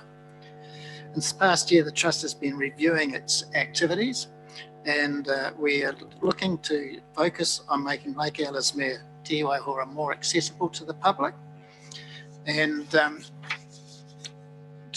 by way of this, we're looking to, just before I go here, and one of the reasons for this was that there's been a 2019 survey by Lincoln University Centre of Excellence in Sustainable Tourism. 700 plus respondents within 20 kilometres of Lake Ellesmere, which included Rolleston, Prebbleton and Lincoln. And 2/3 of those people surveyed had never been to Lake Ellesmere, and 50% of them said they would if there was something there to see. So those who had visited the lake valued it far more highly than those that had not, which just lifts this emphasis of trying to get just more openly around the lake. And one way we're looking to do that is to establish an additional cycle walkway around the edge of the lake, with the ultimate goal of enabling a circum-lake route. Now that's a pretty big vision for somewhere in the future, but the first step is a small loop trail that would come off the current rail trail, and you could end up coming back to Lincoln. So instead of going all the way to Little River, you could have a more shorter route that would still get you close to the lake. And if you have a look at the map that I've circulated round to you, you'll see that there's the rail trail, is the yellow line going through it there. And the proposal is to come off at Motukarara here, loop back round here on the red line, and there's come back down to stage one would terminate here, and then you could make your way back through to the current rail trail and back to Lincoln, or you could find your way back through other roads if you'd like. You'll see there's some faintly purple or pinky lines up in this area, which is another option for some time in the future. You could go there. And also, if you come back to where the terminus is down here, a further extension could be through Yars Flat and back round through here, and there's Yars Lagoon there as well, which could be incorporated at a future stage. So this would enable also us to have some educational facilities, some like you have around in your townships, where you have the information sheets, the boards there which display there and allow you to actually get a better understanding of what you're looking at around the lake. And there's also an opportunity for picnic areas there as well. The Trust looks forward to continuing to work with the Council in the coming years on a number of ongoing projects, and particularly the biennial Living Lake Symposium that's coming up. And we request that the Council budget makes adequate provision for supporting this symposium over the years. So it comes up every 2 years, but we'd like to see this as a long-term thing that continues. In the past the Trust has employed a manager which assists in raising funds from outside sources and also project administration, and I'll come back to that. And we've very much appreciated the annual grant funds and would like to see them included in the LTP as we go forward in the future. That would enable us to continue on with such activities as the walkway, the cycleway, the community education and the Living Lake Symposium that we currently administer at the moment. We're also very pleased to see the solution to the issue of the Selwyn Hut sewerage, and it's an issue that I'm well aware of over the years, and it's nice to see that you've got some possible solutions coming up there. We're also committed to participating with the lake opening protocols and other initiatives, and work in cooperation and collaboration with other groups and agencies which have similar goals around the edge of the lake. And just to finally, we note that you have a Harts Creek project somewhere coming up, enhancing the Harts Creek walkway. And we see some synergies between that and the cycleway, or this walkway cycleway here, and there may be an opportunity there for us to cooperate and get some synergies out of project management or things like that, where the aspects of these two projects could be combined. So that concludes the presentation I wish to make to you, and if there's any questions, happy to answer them. Thanks, Kelvin. You mentioned the loop around Te Wahora was a submission point we've made as a council to ECAN. And some discussion about how that might work through the Te Wahora co-governors, and others yourself were raised by our LSP Trust about working together to try and come to a solution around how that might be activated. So good to know that's strongly on your radar, and thanks for the images you've brought to us today. Yeah. And I think that bigger vision project there would probably entail some use of roads, but then offsets down to the edge of the lake where there are some particularly nice strategic areas which would be nice for the public to have better access to. Right. Any questions that councillors have of Kelvin? The process for us, Kelvin, will be decisions preliminary next week, June final decision making, and then all that will be in the public realm and publicised. So thank you for coming in and for the work that you do through the Waihara LSP Trust. Thank you, Mr. Mayor. Okay, so the next up we'll have the Hororata. The two submissions are one from Craig Blackburn and second from Richard Lang, but you're welcome to bring whoever you'd like to the front of the room to have this discussion. Mark, good to have you here. And the submission is on page 12, 1205 and 1224 are the two submissions that we'll be discussing now.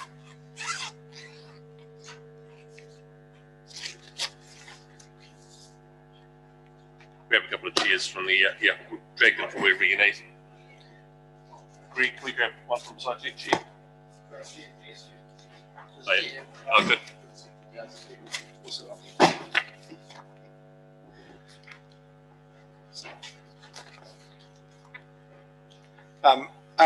Afternoon, Mayor and councillors. Thanks very much for the opportunity to be able to come and speak on behalf of Hororata and the wider Hororata community. Why has such a great community council working relationship gone wrong?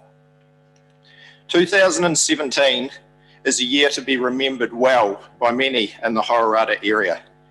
Some 7 years on from the 7.2 magnitude earthquake that destroyed many homes, basically destroyed or severely damaged much of the community's infrastructure, assets and heritage.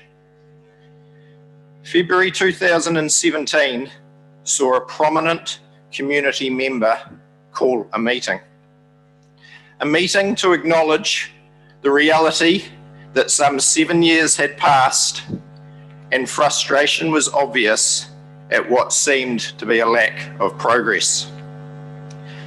What quickly became obvious was a lot had happened behind the scenes. It was outlined at the meeting. The Hororata Community Trust had been formed, a trust consisting of 5 trustees, 4 of which are ratepayers in the Selwyn district.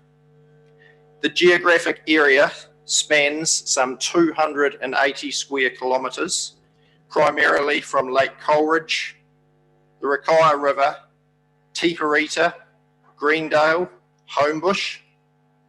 The Trust's purpose was to give financial assistance to the needs of the community and was there to support the community in any way possible. The outcome of the meeting was clear. It was recognised that Canterbury would never be the same. There was a lot of heritage lost, a lot of churches, halls and community facilities were in a state of wreck and ruin. Obviously, not all were able to be repaired, as resources would be stretched. Clearly, communities would need to unite and become one. The question was asked, where do we start? We start at the beginning. Go Hororata was formed, a group of 9 community representatives representing a wide range of community groups, and an additional 3 elected community representatives representing the wider community area. The Hororata Reserve is the largest reserve in Selwyn and the 3rd largest in New Zealand. The addition of a community facility fit for purpose was seen as the obvious addition to such a space that could only be described as unique. A facility that would benefit the wider Selwyn district. A facility that would enable more use of what was already a well-used community space. Advice was given to Go Hororata from the Selwyn District Council on the process of achieving such a facility that would meet the community needs. We would need to get the proposed building into the long-term plan. It was recommended that we would need an independent feasibility study identifying the community needs. This led to further discussions with the council around the need for a council-guided tender process to achieve this. Go Hororata went through a robust tender process guided by the council, which saw the outcome of Octa being appointed to conduct an independent feasibility study of the needs of our community. Go Hororata approached the Community Trust, requesting some assistance with meeting the costs of this study. The Trust has paid almost $32,000 for this report. In June 2018, Selwyn District Council voted to include the new Hororata Community Centre with a budget of $4.7 million to be included in the long-term plan to be built in the years of 23-24. Directly following this announcement in July 2018, Selwyn District Council advised Go Hororata the best way to ensure the timeline was met was for Go Hororata to take the project to concept. Selwyn District Council advised Go Hororata they didn't have the staff resources to act at the speed the community was moving, but approved and supported Go Hororata through a tender process to appoint Hamish Shaw Architects to develop the concept plans. The Trust, again, agreed to fund this process as it had become very clear that the Council and Go Hororata had united and formed and demonstrated a very robust working relationship. In September 2020, it was brought to Go Hororata's attention that the Council was investigating other options for a community facility in Hororata. This was due to the expected negative financial implications of COVID-19. The Selwyn District Council made it very clear they had not abandoned in our project, but were doing some due diligence. In October 2020, Selwyn District Council sent a generic letter to a select group of ratepayers in the Hororata area. From what Go Hororata understand, this was the ratepayers that would be regarded as the Hororata area under the previous rating zone. As we all know, this was abolished at the time the Selwyn District Council introduced the district-wide rate scheme. December 2020, some months after any consultation with Go Hororata, Go Hororata is advised from the Selwyn District Council that the Hororata Community Project is being pulled from the long-term plan. Obviously, that decision has now been reversed, of which Go Hororata see as positive for our community. What is now included is a $3 million build with the community to independently fund 2/3 of the cost. What has been pulled from the original $4.7 million budget? Does the proposed $3 million meet the community needs as provided for in the independent feasibility study? On the back of the district-wide rate scheme, along with the largest council reserve, what other community has been asked to contribute 2/3 of the cost to build a facility? Why has such a great working relationship frayed?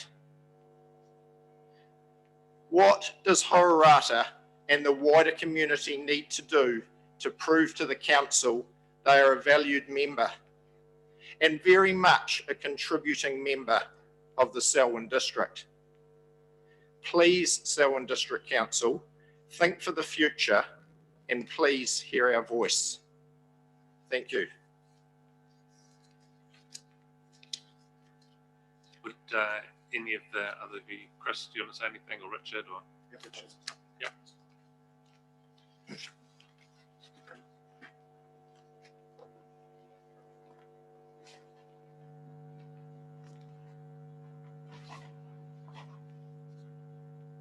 Right. Thank you, Mr. Mayor, councillors. I'm Richard Lang. I'm the chair of the Hororata Community Trust. You may have heard of us, that you may have heard of me, because it was about 3 years ago I was sitting here submitting on the 2018 long-term plan. So this has got a horrible sense of familiarity about it. But you'll know, I hope, that the Hororata Community Trust was established after the Canterbury earthquakes, because Hororata had a lot of broken infrastructure and facilities, and the Hororata Community Trust was formed to fix them, and specifically to fundraise to fix them. Now, Hororata's got the biggest reserve in Selwyn, and it's well used. Among the events that are held on there every year are the Hororata Highland Games, and biannually the Hororata Glow, which we're just recovering from at the moment, both very successful events. They're run by the Trust as fundraisers for the Trust.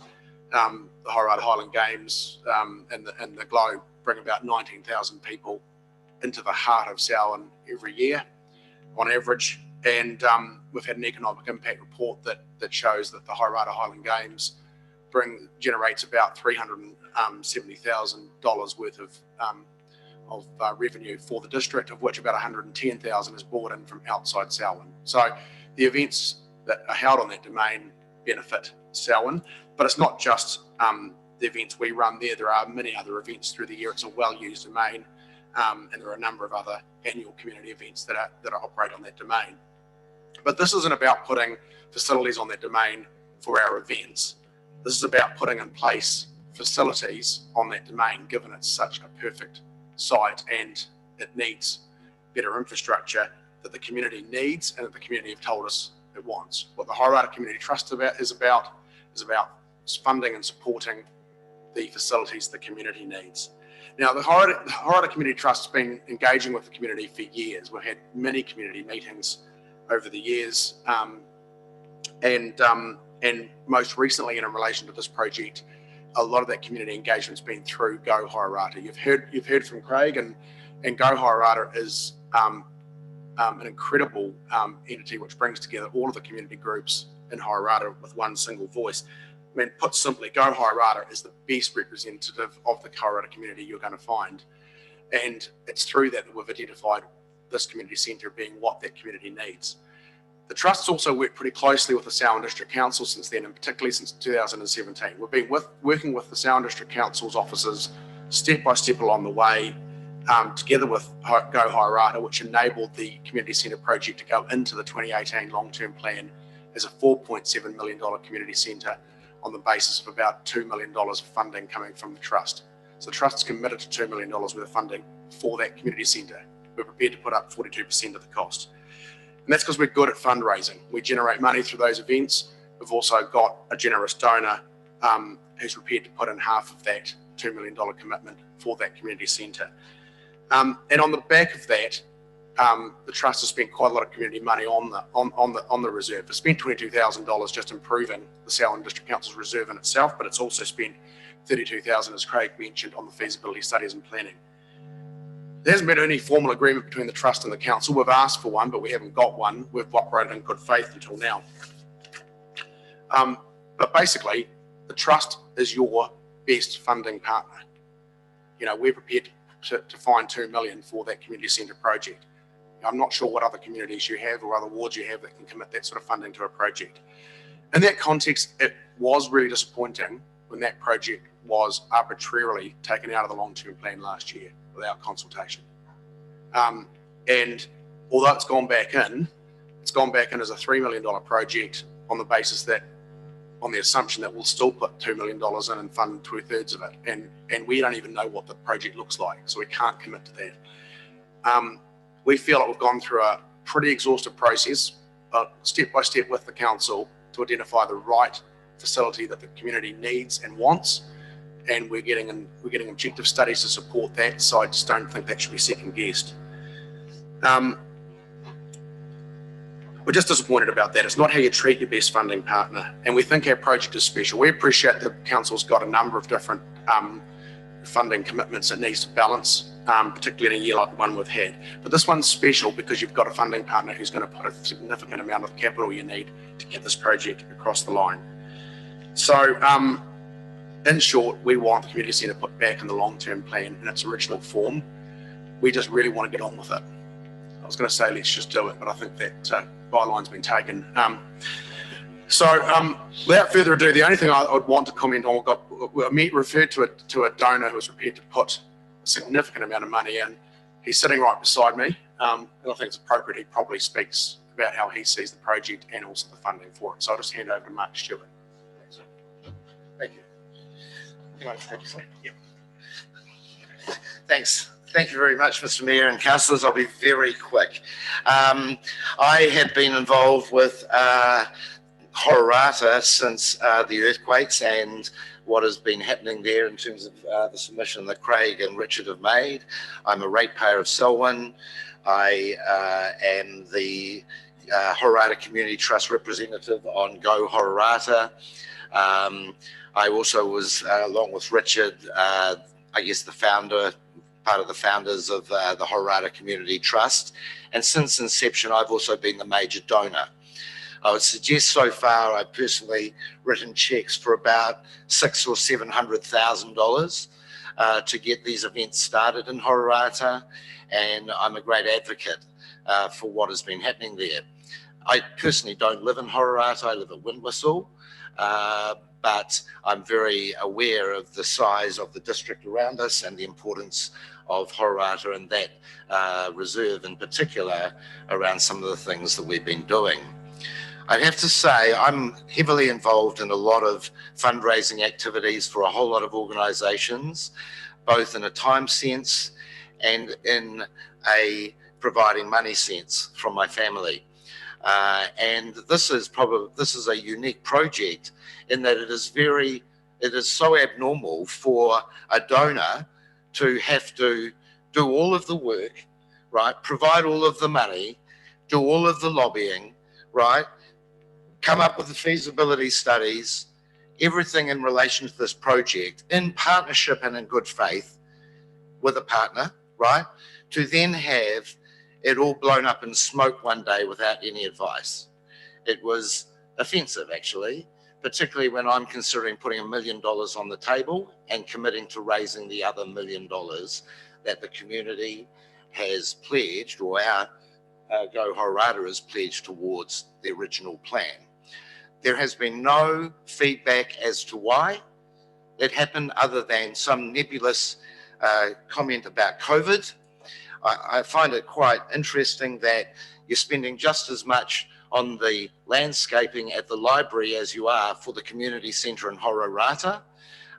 And I'd have to say that when we can decide that we're contributing 40% of a project and arbitrarily suddenly it's 60%, it's a very hard proposition. It's one that you would generally walk away from.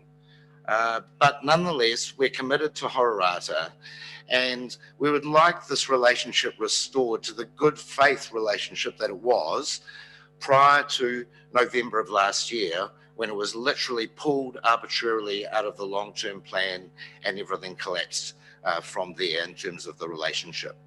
And the way in which you demonstrate that as a council, I believe, is to restoring the project with its original funding, and we draw a line in the sand and keep going. Because that's what we're going to do independently of council anyway, because we need facilities in Hororata for the Selwyn district, for the events that we're doing, and for the community at large. And I'd appreciate greatly, and will do my bit to both help fund and put the time in to make sure the facility is used, occupied, funded, and we have a live and vibrant community in this ward. Thank you very much. Good, thank you. Chris, did you want to add anything? No. Cool. Thank you for the presentation that you've given to us and what you've written already. It's pretty clear that the amount of passion that there is from the four of you, but representing what I know is a wider feeling within the community too.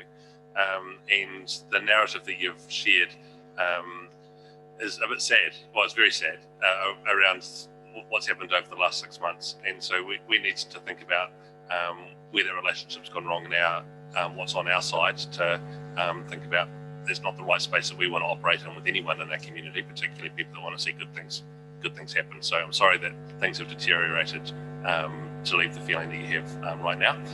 We also need to think about the projects in the future of where we go. And you're advocating for the 4.7 original project to be back in. So there'll be some questions around the councillors about that. And Deborah Hassan, you're first. Thank you very much. And thank you very much for explaining your side of the story. Quite often we only hear one side, and it's really good to hear both sides. So I appreciate you coming to speak to us today. My question is around the Hororata Historical Society, keeping the original hall. Do you have any costings or understanding of how that is to be revitalised for going forward for the community? Just trying to understand. Are you up to date with what's going on there? Sure. Thank you. I can potentially answer that for you. As we were going through this, obviously the old hall was in discussion as to whether it was a fit for purpose, should be pulled down, or could be adapted into a community centre. Through the middle of that, there was a heritage order put, I believe, on the building, and that then pretty much ruled out a possibility of the potential easy sale of that or its deconstruction. The Historical Society have decided, supported by us, I believe, to look at that building on the basis that it could be repurposed as a site for the historical collection that the Historical Society has. They have obtained funding for a feasibility study from a funding body. That, I believe, is short of money, and we as the Horowara Community Trust have agreed to help supplement the shortfall of that feasibility study in order to get a clear picture of just exactly whether or not that building could be repurposed for that task or not. One thing is absolutely clear, though, is that that building could not be repurposed as our community facility that we need, not without major cost. In fact, I would suggest to you it's probably cheaper to build a brand new one than it is to try to repurpose that building. But of course that then leads on to issues of funding issues, given that the council was potentially earmarking the sale of that site as part of its contribution to the community centre rebuild. We can't do much about heritage protection orders. The best thing that we can do is support a repurposing of that building, which is what we're doing by putting our money where our mouth is. Thank you. Councillor Lyle and then Miller. Good afternoon, gentlemen. Good to see you all again. Well put presentation too, by the way. Should you be successful in getting your $4.7 million centre that you've planned up and running, how do you see the ongoing running costs and maintenance to be paid for that? Who do you see is going to fund that? Well, I think that's part of the. I personally think that's part of the partnership, right? There has been no detail done yet on what that facility looks like in terms of an ongoing maintenance cost, but there are clearly users of that facility that can pay on a commercial basis, right? There are definitely. I mean, the issue of play centre or play group has been widely canvassed, given that that currently operates in the current Broken Hall. And so we still have to have lots of conversations with them. We have no idea whether this current proposal we're talking about with the $3 million includes that, doesn't include that, or whatever. So there is all of that. Obviously, we would be looking to the council towards some ongoing maintenance cost. But in the spirit of partnership, those are the things that you discuss as partners to go forward. And not enough work probably has been done on either side to consider what is that. Yeah. Within the original building, the original proposal for the community centre, particularly in the setting of the Horowara Reserve, potentially will attract paid users for events and Irish. So there's actually a lot of scope for that. Obviously, every community centre relies on the council for a base level of funding. You're exposed to that across the district, but this was designed with. The original design was for a building that could actually attract some big self-funding parts.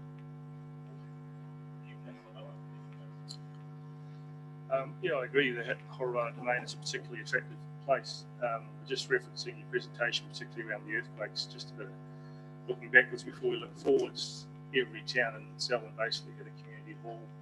It was largely based around the fact that you travelled there limited transport means. That's my horse and cart when they originally were set up. But the earthquakes changed all that. And post the earthquakes, I think from the council perspective, we've been looking at what does our strategy look like around the provision of community services.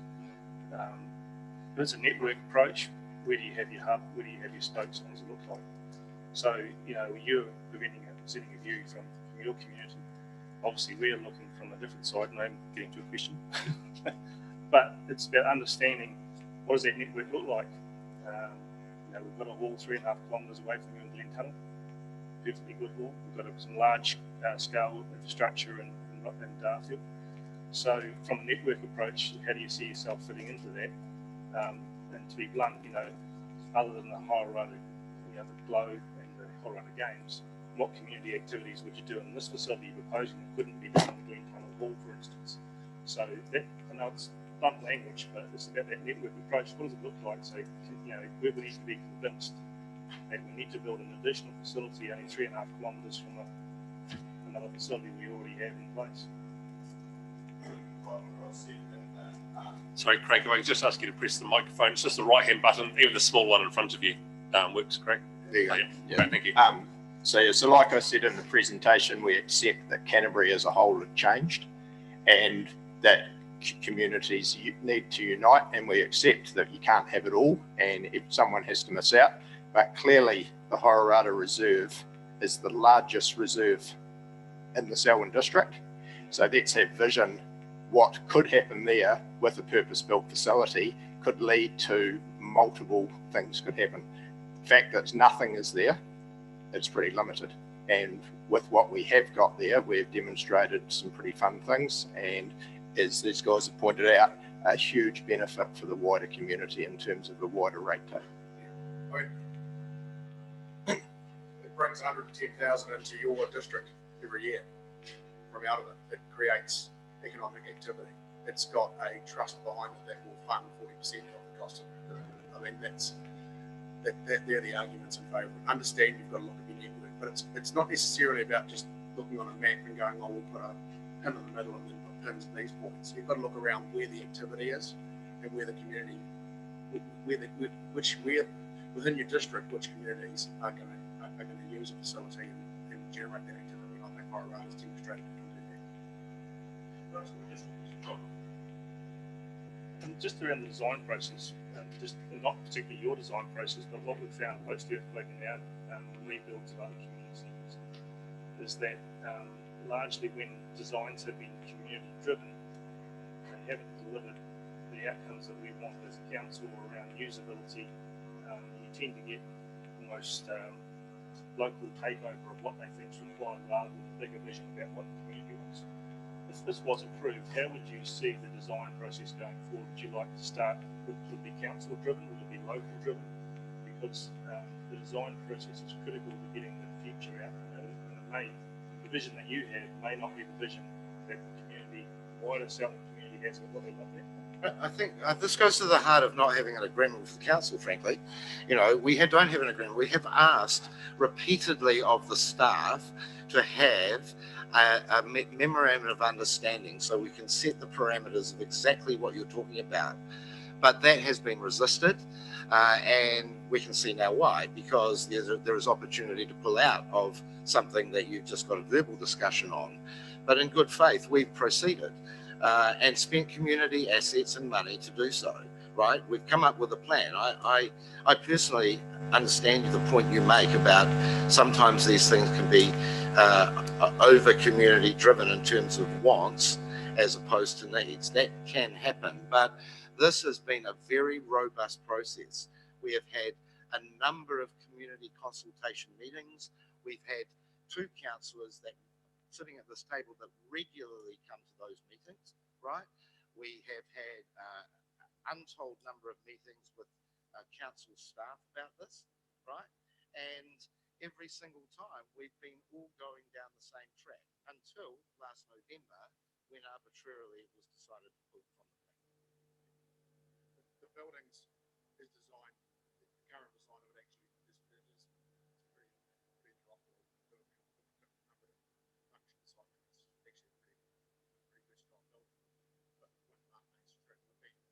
Discussing the design of the council stuff with the group. So it's not, I wouldn't, it's definitely considered almost a community input, but I wouldn't put it into community group. It's quite balanced. Thank you, Sophie and Bob. Kia ora, guys. Thank you very much for coming. I can totally sense the frustration here, so I'll try to keep it quick. First up, just want to celebrate your events. They're awesome. And when you said you're recovering from the Glow Festival, I imagine that was, I missed out on tickets. I didn't expect it to sell out anyway. I guess my grant particularly has asked most of the questions that I was going to, but the one that I'm left with is around the effect of building a facility like this on other local halls. So we do actually have quite a few submissions from people from Glenroy and other areas who are quite worried that if a much larger facility is built, or a more modern one, then the remaining life will be sucked out of the smaller community halls that are already struggling to have maintenance and everything else.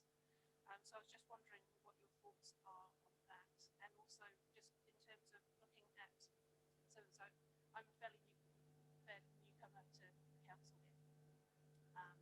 This is my first term, wasn't here in all of these discussions, or when previous kind of earthquake replacement walls were designed and built, and just looking around at some of the other ones that have been built since then compared to the design that we saw last year that have been developed wondering where you sit in terms of, because the layouts and the use is often fairly similar to some of the other ones, but it's damn fancy building, you know. And I guess that's something that I've seen feedback before, and I was just wondering if there's a comment on that.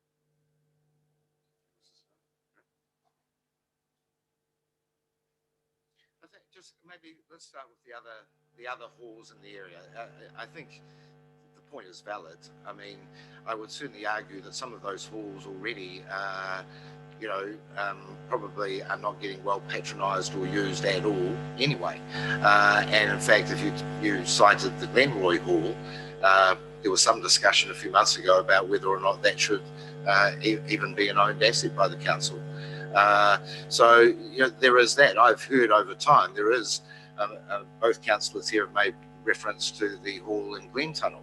I'm not sure whether or not that's a fit for purpose building either. It certainly has been built, but maybe its use is because it could have been an even greater enhanced project. We acknowledge that we don't want to see an empty building that's going to just drag on ratepayers' funds through maintenance, or that requires a lot of fundraising. This is a community that has got off its backside, frankly, right? From where it was at the earthquake time. It's galvanized. We put on amazing events, right?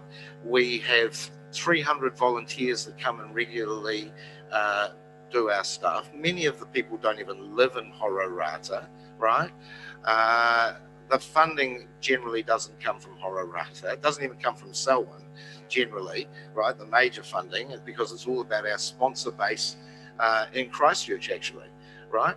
And so, I honestly believe that this is a special place that things can happen in.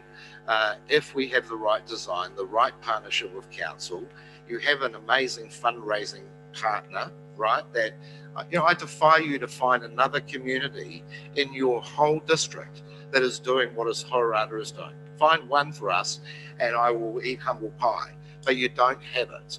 And so it is quite unfair, I think, to make comparisons sometimes to some of the other communities that are not as active as us in terms of trying to do things for our community.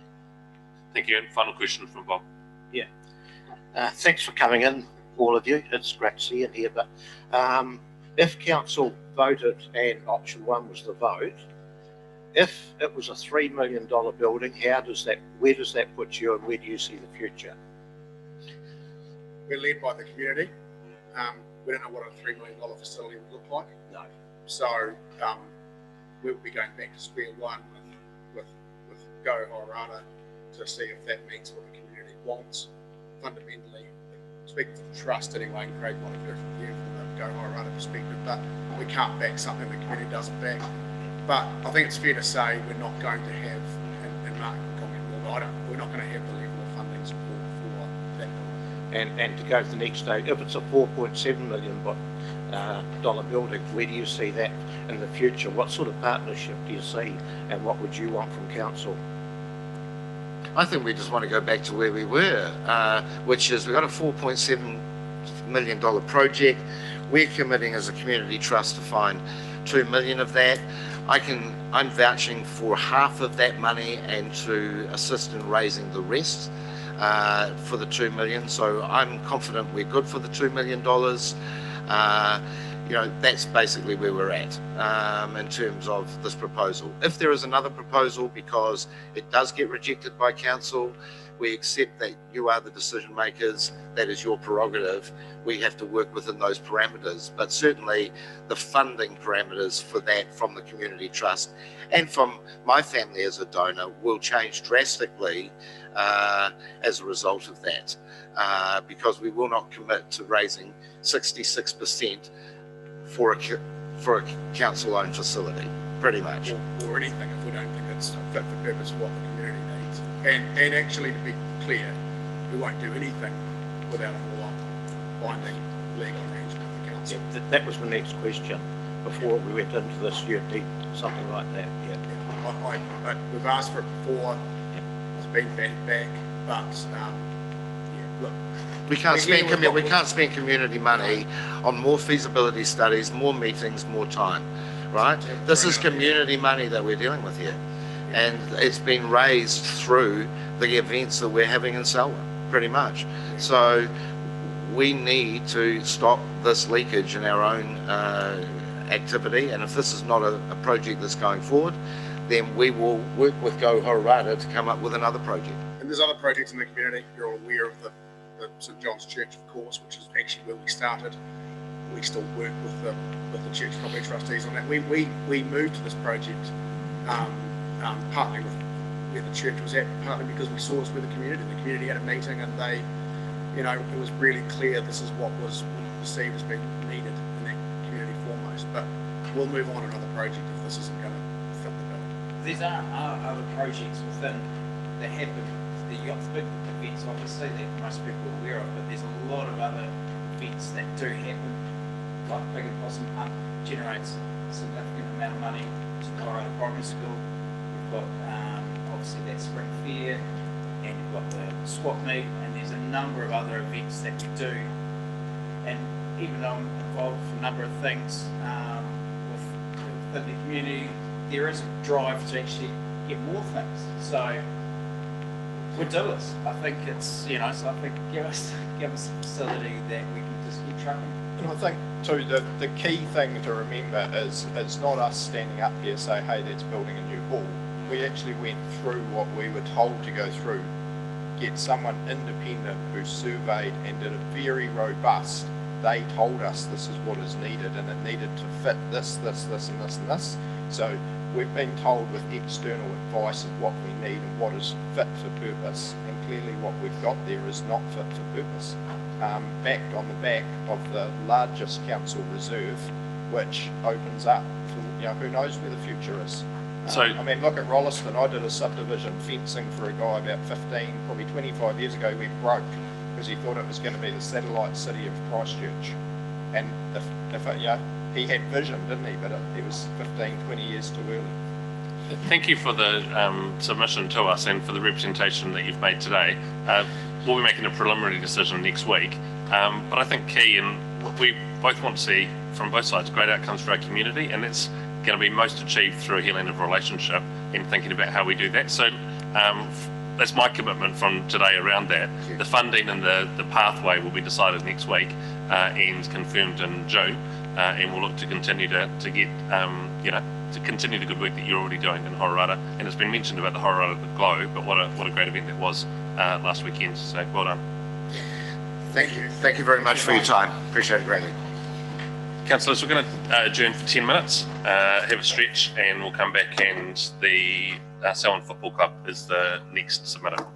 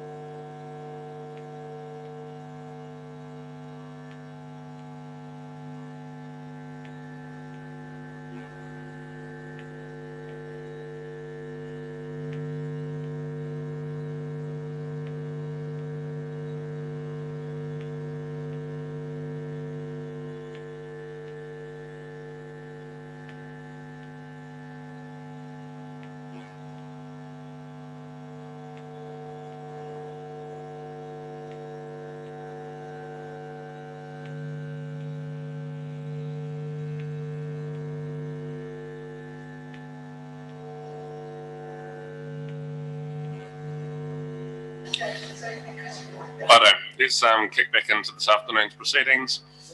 The next presenter is Selwyn United Football Club. It's in our papers from the orders, just because it's a movement from tonight, so it's page number 1292. Looking for the submission.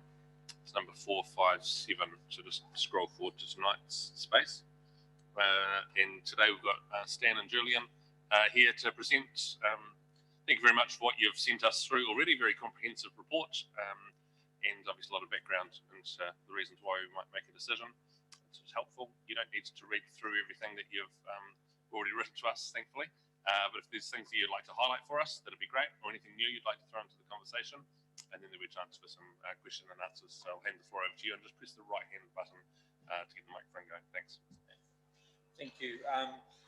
Thank you, Mr. Mayor, and thank you for the opportunity, councillors, to come and present to you today. My name is Stan Roy. I'm a board member with the Selwyn United Football Club, and Julian Bowden is the CEO of Mainland Football here in support and potentially answer any questions you might have at the end.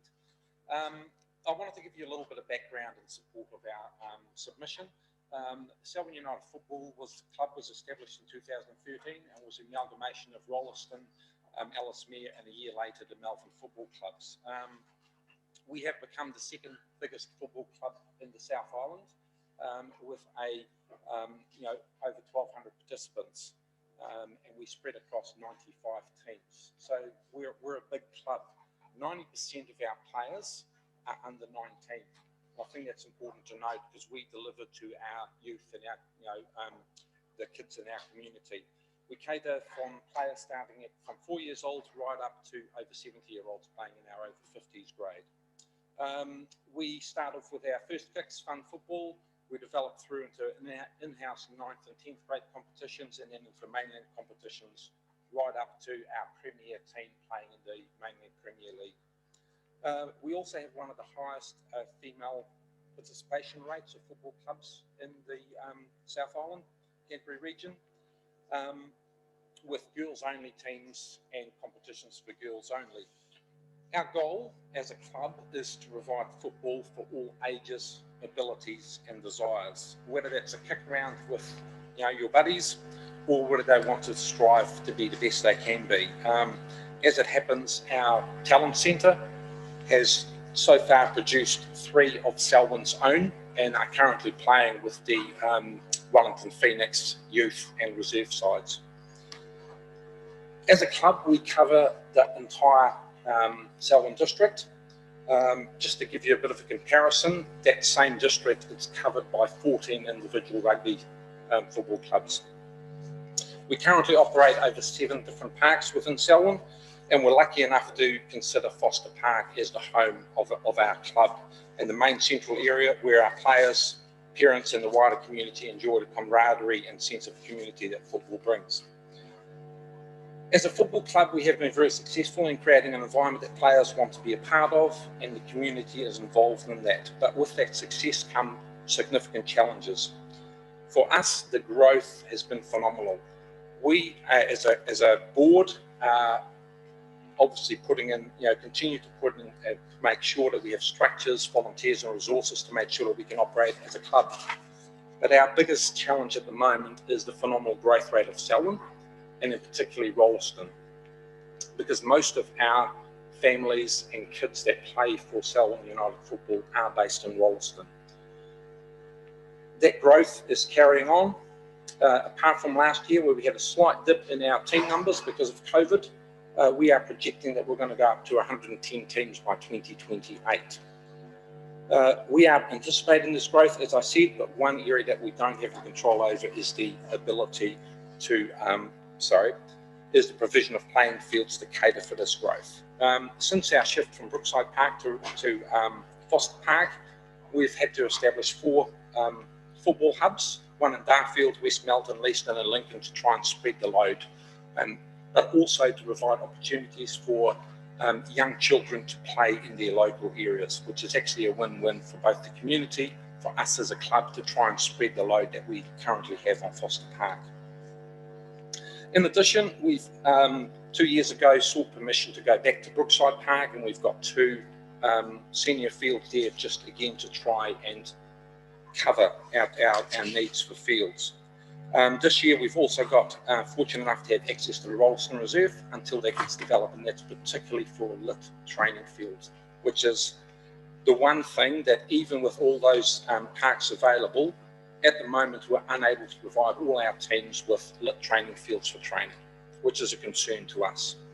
Once the wet winter starts, we will probably need to cut back training ground allocations again, and that's purely because at the moment, as you might know, soil-based fields can only sustain 7 to 8 hours of football before they start to deteriorate, and no one likes playing on muddy fields that become unsuitable for playing football.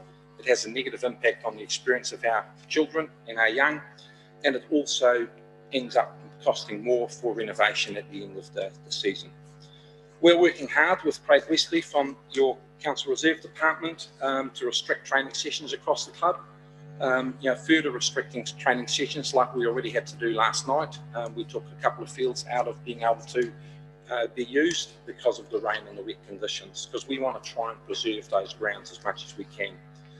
Now, we understand that Council deals with many sporting codes and community groups, and you've got tough decisions to make. We're obviously supportive of any sporting code that provides for our kids. It doesn't matter what sporting code that is. We are all about people and children playing a sport. So we want to support. So we noticed that currently in the long-term plan there's a proposal to create a hockey turf for Waikirikiri hockey, using potentially one of the lit fields at Foster Park. Now, as a club, we fully support, as I've said before, the construction of such a turf for hockey. I think it's vital for them as a club to be able them to grow. They also have a growing membership. The fact is that if it ends up taking a field away from us and potentially losing Rolleston Reserve, that's a third of our training field capacity that disappears within 1 year. At a time we're already at a deficit.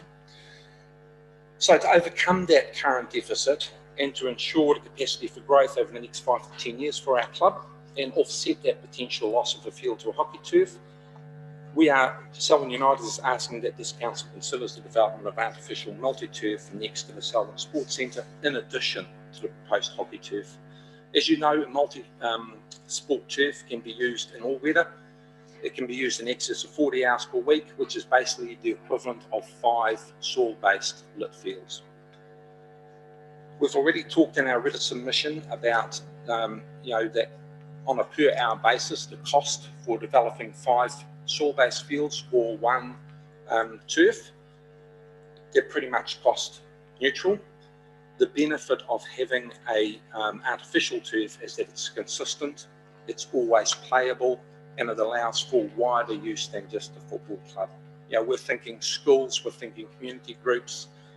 Yes, we could use it 40 hours per week, but while school is on, there are other potentially schools that could use that facility as well. The other important thing that I want to get across is that we feel that Foster Park is the home of Selwyn football, and although we could potentially move out to yet another park, making 8 facilities, that comes at a big cost to us as a club, providing the infrastructure to manage those, marking fields, etc., etc. So it spreads the loads of volunteers, because we are a volunteer club. So in closing, we ask, strongly that we would ask that council strongly consider the submission, so that we can once again provide for all our members access to training fields. I'm happy to take any questions. Thank you. Julian, did you have anything else that you wanted to add into as part of the submission, or just for questions? Perhaps I'll just briefly say is, in town, mainland football's done a thorough review of field requirements moving forward, and we've looked at all the districts. We work with the Waimate District Council as well. And what we do have is we have a number of key clubs around the city that are strategically really strong partners for us. And Selwyn is one of those clubs. And the work that's been done out here, along with council with Foster Park, is the envy of probably every other club in town. I guess what that's caused is, a real spike in membership. And it's interesting to note that in the last 2 years, we've actually had a doubling of members aged 4 to 8, gone from 1,000 2 years ago, we're up to nearly 2,500 this year. So I can't tell exactly why that's happened, but I don't think it's a phenomenon that's going to change. So all we're seeing is continued pressure on, facilities that are already sort of at the brink around our whole region. So when we looked at what we could do for the game in a wider sense, having a network of artificial fields around the city is something that we see have been of real benefit. We've presented to Christchurch City Council last week and starting to look at it as a network of fields for not just for football. I think we've talked about the ability for schools, but other codes as well to use to train on touch rugby, use them in the summer. Our venue at English Park gets significant use from schools, and I think it's a really interesting scenario to look at of what could be done with an artificial field out here when you stay close to the college. And so we're 100% behind the club and supportive of what they're doing. As I say, one of the better run clubs in the region and continuing to grow. So to have Foster Park and the ability to consider adding to that asset is something that I think the timing feels about right to be looking at that now for the future. So, yeah. I should say too, my wife plays football. I don't know if this is before the Selwyn Football Club, so if anyone's got an issue with me sitting at the table through these discussions, it's she's not presenting, no. There we go. Okay. Got questions, Mark and Sophie. Thank you. Tēnā koroa, Stan, Julian. Thank you for your presentation. Comment about your final comments, Julian, Stan, is it inevitable as you keep growing, you're going to outgrow Foster Park? You can have to be based across at least two main parks because Foster Park's full today. We can't magically expand Foster Park. But more seriously, the question is, what funding, capital operational, would you or mainland football bring to this proposal? We had hockey in this morning talking about their requirement for a pitch. They actually pay a usage fee, which helps pay for the maintenance and a little bit towards the capital installation costs of an artificial pitch.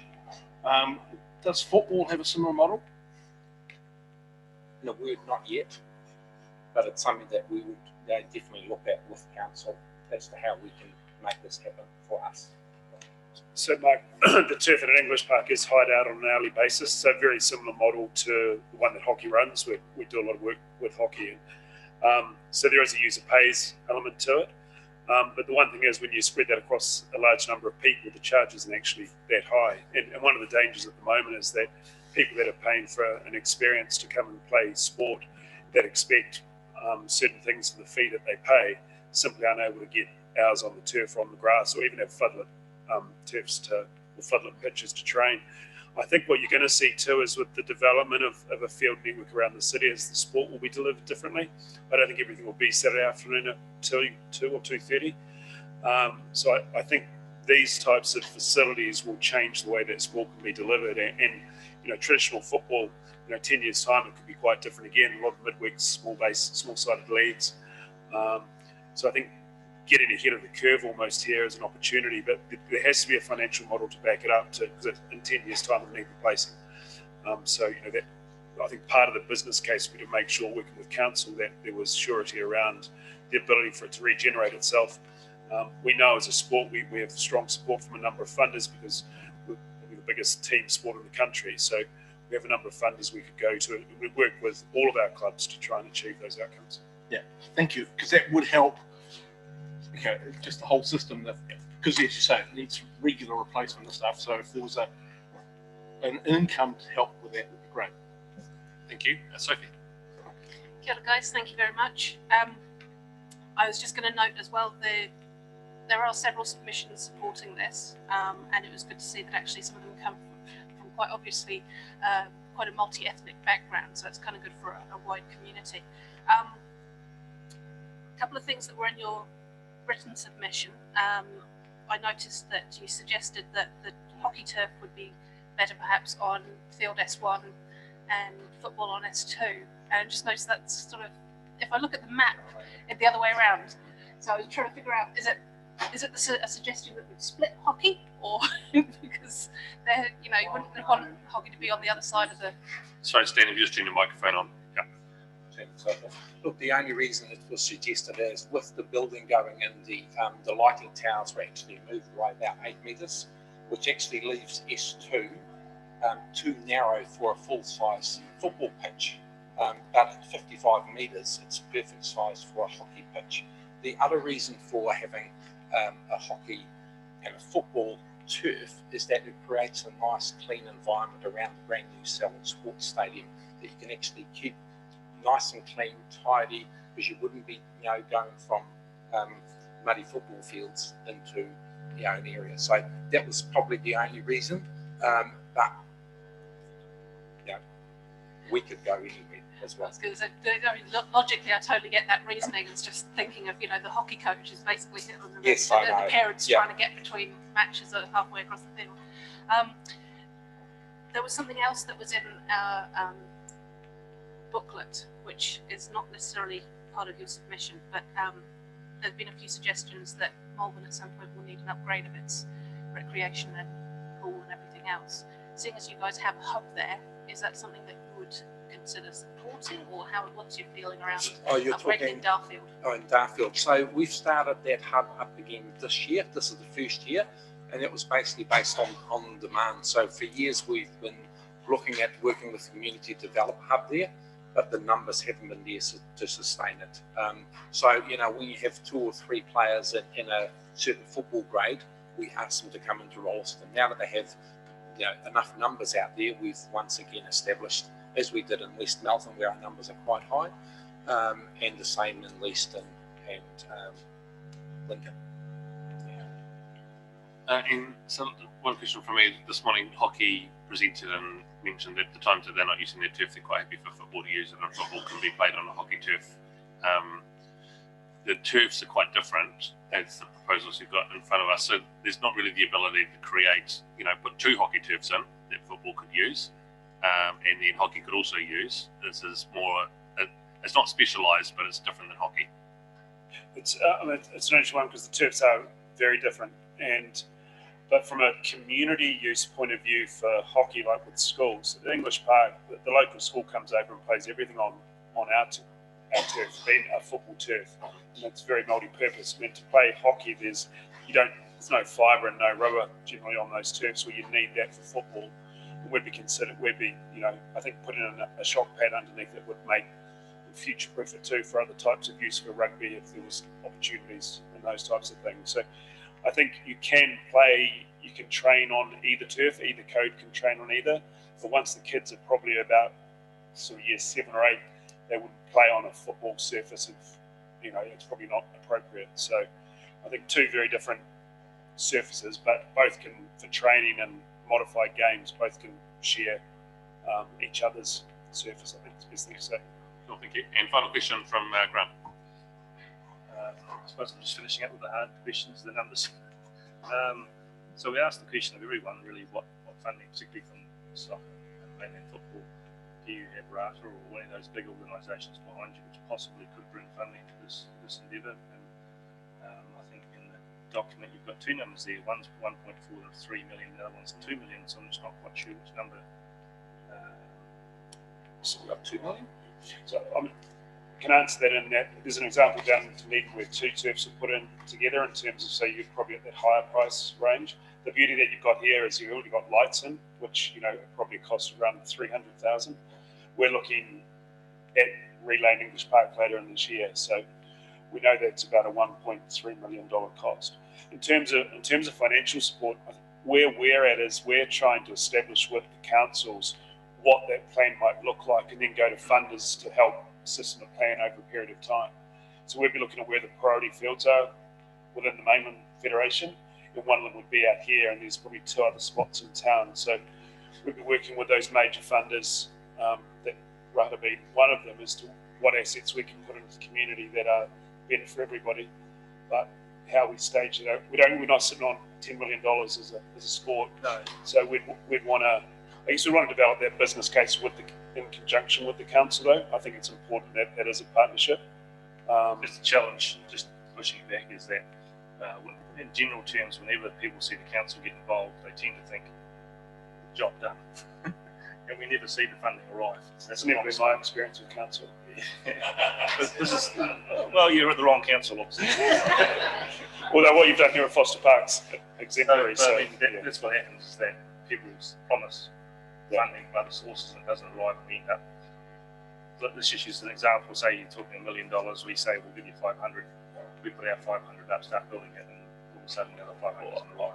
I think you'd want surety from us that we had the other 500 before we'd start anything. So we've done this a few times, so it's not our first time to the rodeo. So we could, I think there's a clear understanding from us as a federation and the club that it would become a partnership, and we'd want to make sure the money was secured. And I think what you tend to find is the funders we're talking to, knowing that there's an amount of capital already committed, goes a long way to helping secure extra funding. The DIA in particular, around lotteries. So there's a big growing community out here, and to help bring more assets, I think the funders will be behind that. Yeah, I've just reflected it to other people who submitted today, is that all of a sudden the council seems to be rather than just providing land, and clubs start doing stuff on top of it. People seem to want an all-encompassing experience from the council, and that's something we have to get ahead of. Thank you for taking the time to come in and present. Next week we'll be making some preliminary decisions to be ratified at a future council meeting in June, and there'll be publicity obviously around that when the decisions are made. So appreciate the time you've taken to present today. Thank you. Thank you for having us. Cheers. Councillors, while Rupert Tipples comes to the front of the room, I'll just ask David to receive Colleen's submission. Thank you, Mr. Mayor. Just note key points. The submitter said it's excellent to see the prominence Council's given to the four wellbeings in its LTP. Notes we love the vision of innovative, quality, sustainable infrastructure and transport solutions. Note disappointingly little mention of biodiversity and active efforts to protect, enhance and restore indigenous biodiversity. They support our focus on water services and agree with the existing road network and road safety being prioritised, Mr. Mayor. Thank you. So the next presenter is Rupert. Thank you for coming in, Rupert. Your submission for councillors is on page 1229, if you're looking for it. And Rupert, thank you for taking the time to write to us initially, and then this afternoon, obviously, being here in person. We've allowed 10 minutes for this conversation, which has been live streamed, just so you're aware. And there may be some questions after your presentation. You don't need to read word for word what you've already told us, but you can highlight anything out of that you'd like to, and bring in any new information. Thank you.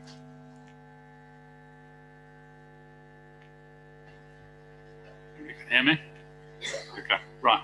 I'm going to stick largely to my text because I've tried to make it as succinct as possible and get over the key messages.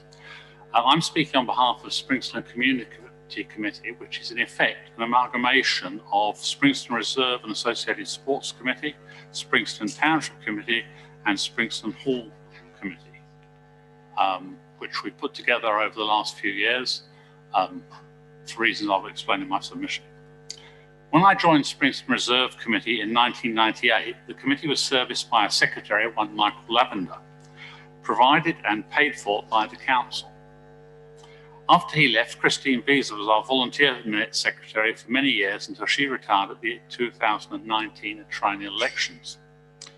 During this period, the Springston committees had made or ensured significant improvements to the community and its facilities. For example, the Millennium Walkway from the township down to the reserve, the Errol Tweedy Sports Pavilion in 2011 and 12, the construction of the 2016 Memorial Cycleway to Lincoln. Sorry, I lost my place.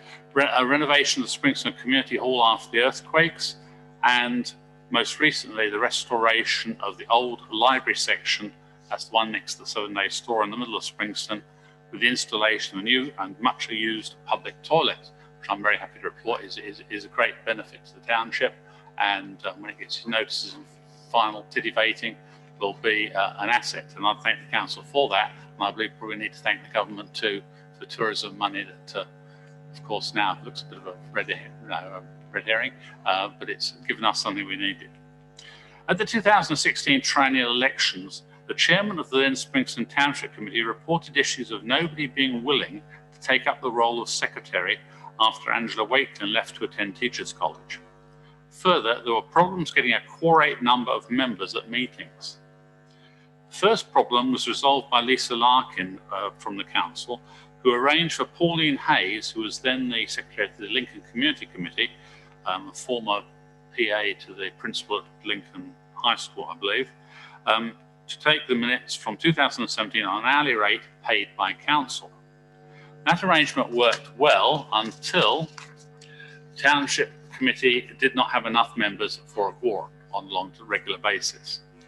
So he devised a solution in which each Springston committee co-opted onto its membership under the election rules that existed at the time, the members of all the other Springston committees, and a single combined committee meeting was held each month.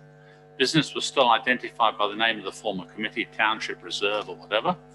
The combined committee, now called Springston Community Committee, was serviced by Pauline Hayes as minute secretary, and no questions about budgets arose. In the background, as there were a lot of requests from Denise Kidd, the new communities manager, the lawyers that STC employed had been redrafting the constitution of Springston's Amalgamated Clubs Committee, which is an incorporated society, which in effect runs the sports bar at the reserve, because the aim was to separate that from the council committee, which happened. That was all redrafted, and although the council had put the two together back in the 1990s, I might add, they were separated, and the new committee was approved in August 2019, which meant that the Reserves Committee didn't get involved with the Bar Committee, which meant that if there was a paid secretary, there was no problem with them having to leave when the bar issues were discussed or anything like that. Anyway, it worked well. The relationship worked well during 2019 until early 2020, when Pauline had to resign on grounds of ill health, and I lost a very valuable assistant at that point. Temporary secretary was serviced the triennial election meeting, which actually happened in February 2020, and one more meeting in March before the lockdown for COVID. There was little activity during the lockdown, but I did keep lobbying for a secretary to service the committee, one supported by the council. Because there were certain motions that council wanted approved, we got a secretary for the first meeting on the 15th of July 2020 only. We passed the motion suggested by council, and then we were abandoned. Just into the new financial year 2020-2021, we were told there was no budget for a secretary. The council had had 2 years to warn us that we needed a budget, but had not done so. What were those council officers doing? A further meeting was serviced by Melissa Jepson, a roving council secretary, in August 2020, and I asked Kelsey Waghorn, who was responsible for that area, what such a secretary would cost for the remainder of the financial year 2020-2021 for the 8 meetings that were still to go. She advised $1,680. Springston Community Committee resolved to pay that amount from its Westpac account to Selwyn District Council for the employment of a roving secretary for the remainder of the financial year 2020-2021. Denise Jepson has done that job and performed brilliantly, and has been a great help to me as chairman, but also she's been really good with the rest of the committee too. We were advised also to make a submission to the long-term plan for continued secretarial support post 1st of July 2021, and that's what this is. For 23 years, I've been chairman of Springston Reserves Committee, and then Springston Township Committee, and now Springston Community Committee. We've done all the councillors asked us to do in terms of amalgamating committees and separating out the sports bar committee, for no thanks and no ongoing secretarial support. Melissa Jepson, our current roving secretary, has made my job as chairman so much easier since her appointment in July last year. I've no intention at 72 of going back to the multiple roles required of me before she began in July 2020. I call on Selwyn District Council to encourage all volunteer committee members across the district by providing roving secretaries, but most particularly for Springston. Being secretary is the most onerous yet important job on any committee. Provision of roving secretaries for community committees should begin from 1st of July 2021. It will have far more impact than the limited efforts of volunteering Canterbury on committee membership. And at the rate we were quoted by Kelsey Waghorn, that would cost $2,310 for 11 meetings in a year, which is what we typically have. If Selwyn District Council doesn't agree to the appointment of roving secretary to support Springston Community Committee on a long-term basis, I shall have to reconsider my position as chairman. I had intended to serve until the next triennial elections at the end of 2022. Finally, on a separate issue, I want to draw Council's attention to various submissions we made for the long-term plan, from the various sports clubs. We're not sure if these are covered in Mark Riker's spreadsheet of future reserve expenditure, so we've resubmitted them. But we do note that there's no mention of sports floodlights in the spreadsheet. So there's obviously something there that needs attention. And I would just like to add one other verbal point. I note that it's been omitted, but who owns the lights? I studied land law when I was a student many years ago, and in my understanding, lights are fixtures. Lights are fixtures that are therefore part of the land. Part of the land, they're the council's responsibility. It doesn't matter who put them up. The council owns them. If the council owns the reserve. Because the other thing is maybe the council doesn't own the reserve, which is another interesting question. But I leave you to figure out what the answer to that one is. Because if you own the reserve, you're responsible for health and safety of the lights. And that's one of the issues at the present time. Thanks, Rupert. Very comprehensive report there, particularly around the secretary space. Are there any questions from councillors here? No, the decision making will take place next week to be confirmed at a council meeting in June, and we'll have some answers for some of the specifics that you have, and no doubt you'll be able to talk with staff about some of the detail that was in the written submission and those specific line items. So thank you for taking the time this afternoon to present that to us. Done. Well, thank you, Pierre. The next presenter is Vanessa Moore. Vanessa, welcome along.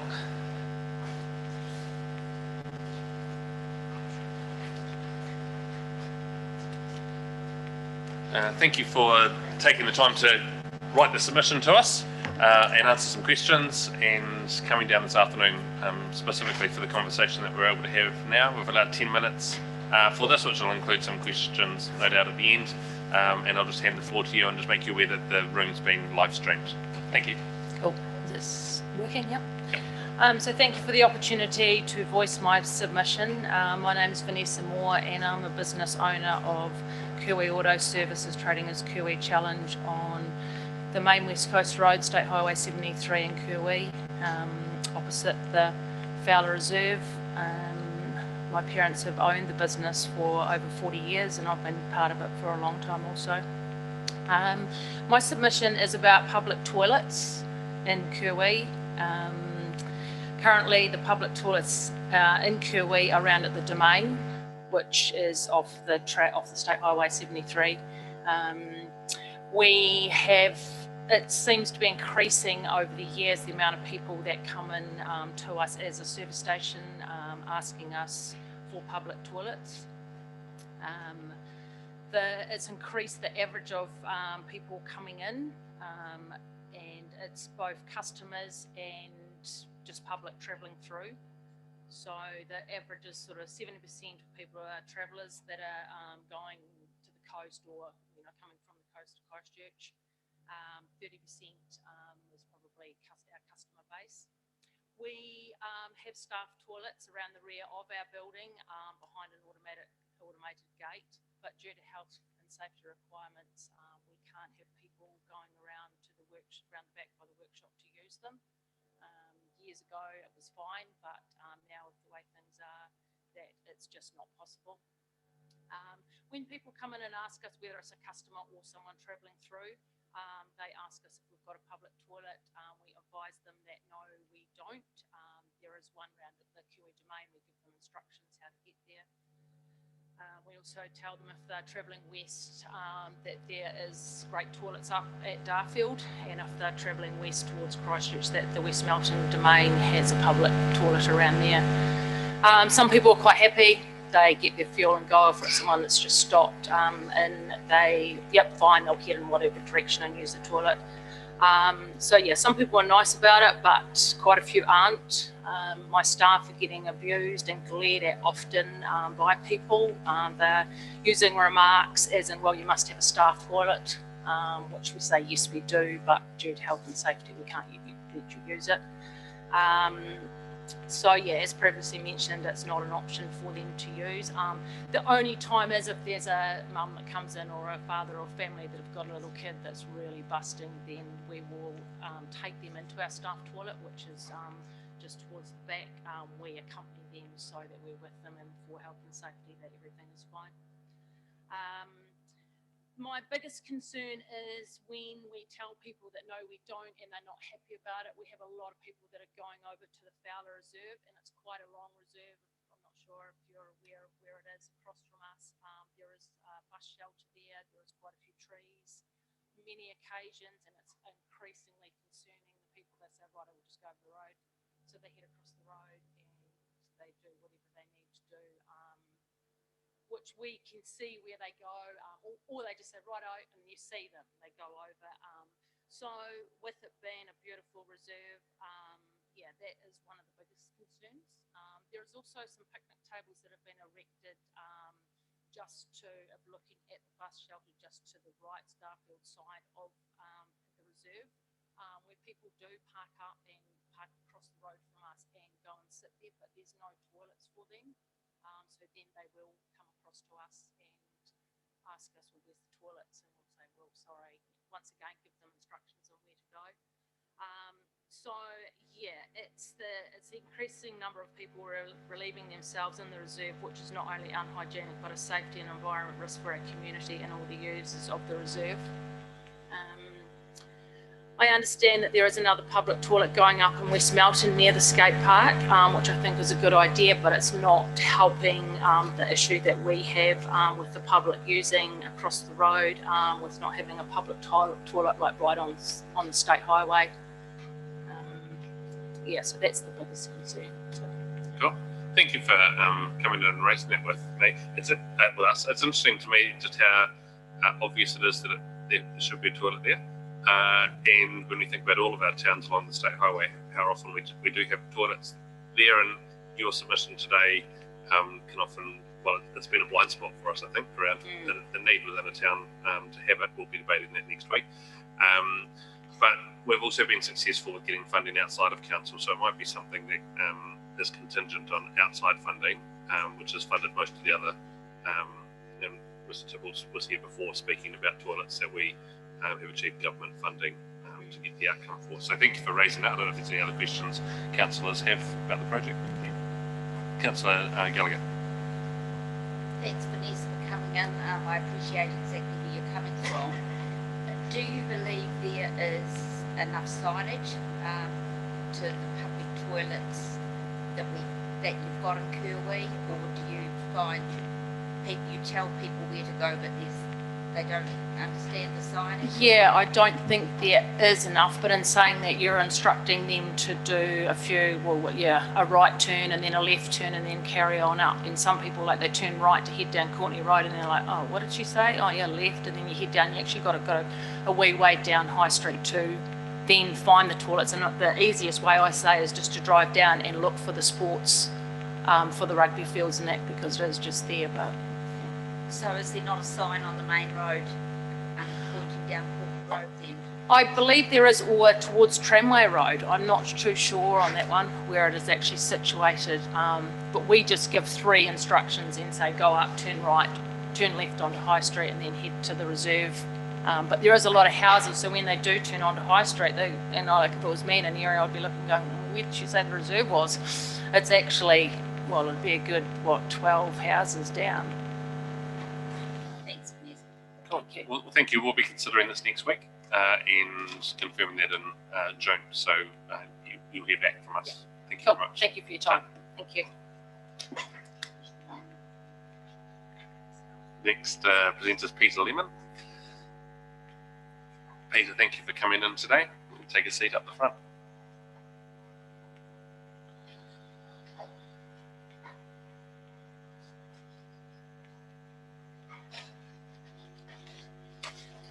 Peter, we've allowed 10 minutes for this conversation, and thank you for what you've already written to us. It's on page 1242 of Councillors' agendas today. And the microphone's already on, so I'll hand the floor to you. Yes, Your Worship, councillors and ladies and gentlemen, I've requested to speak this afternoon in regard to the 10-year plan, the Leaston Big Decision number 7, the community centre. These are exciting times for Leaston and a big opportunity to achieve something progressive, useful and lasting for us all. Leaston has not had a town hall for a very long time. Many people have worked very hard over a very long period to resolve this situation. I begin by offering a very big thank you to the Council for this opportunity and congratulations for your forward thinking in securing land in the Lake Road as a possible site. I'm immediately relieved that the thinking has moved away from the site near the dog park. I am very much aware that my thinking comes from a citizen now classed as elderly, and I make no apology for that. Now for some points of view. The first problem for any of us facing the rather daunting task of making a submission is that we are not privy to information which may help us in making an informed decision. Council also faces this difficulty. Our long-awaited town hall has now morphed into a community centre. I'm concerned with this on 2 counts. Firstly, this change suggests to me that we may not finish up with a hall large enough for big events. My first up concern is Anzac Day, of which I have been heavily involved for over 25 years. During this time and before, we have had the privilege of using the rugby stadium, which has proved ideal. We now fill that hall to capacity, to the point where we require a special permit costing some $300. We have more people at Leaston, in fact, than we do at the service in Lincoln. I would like to state here and make it known to all councillors that the Ellesmere RSA has a written agreement with council that they will provide the hall for Anzac Day. One of my preferred options would be to retain the rugby building, and I do have a formation of a plan in mind of how that may become successful. That may become clearer as I continue. I will be more than happy to discuss that plan later if requested.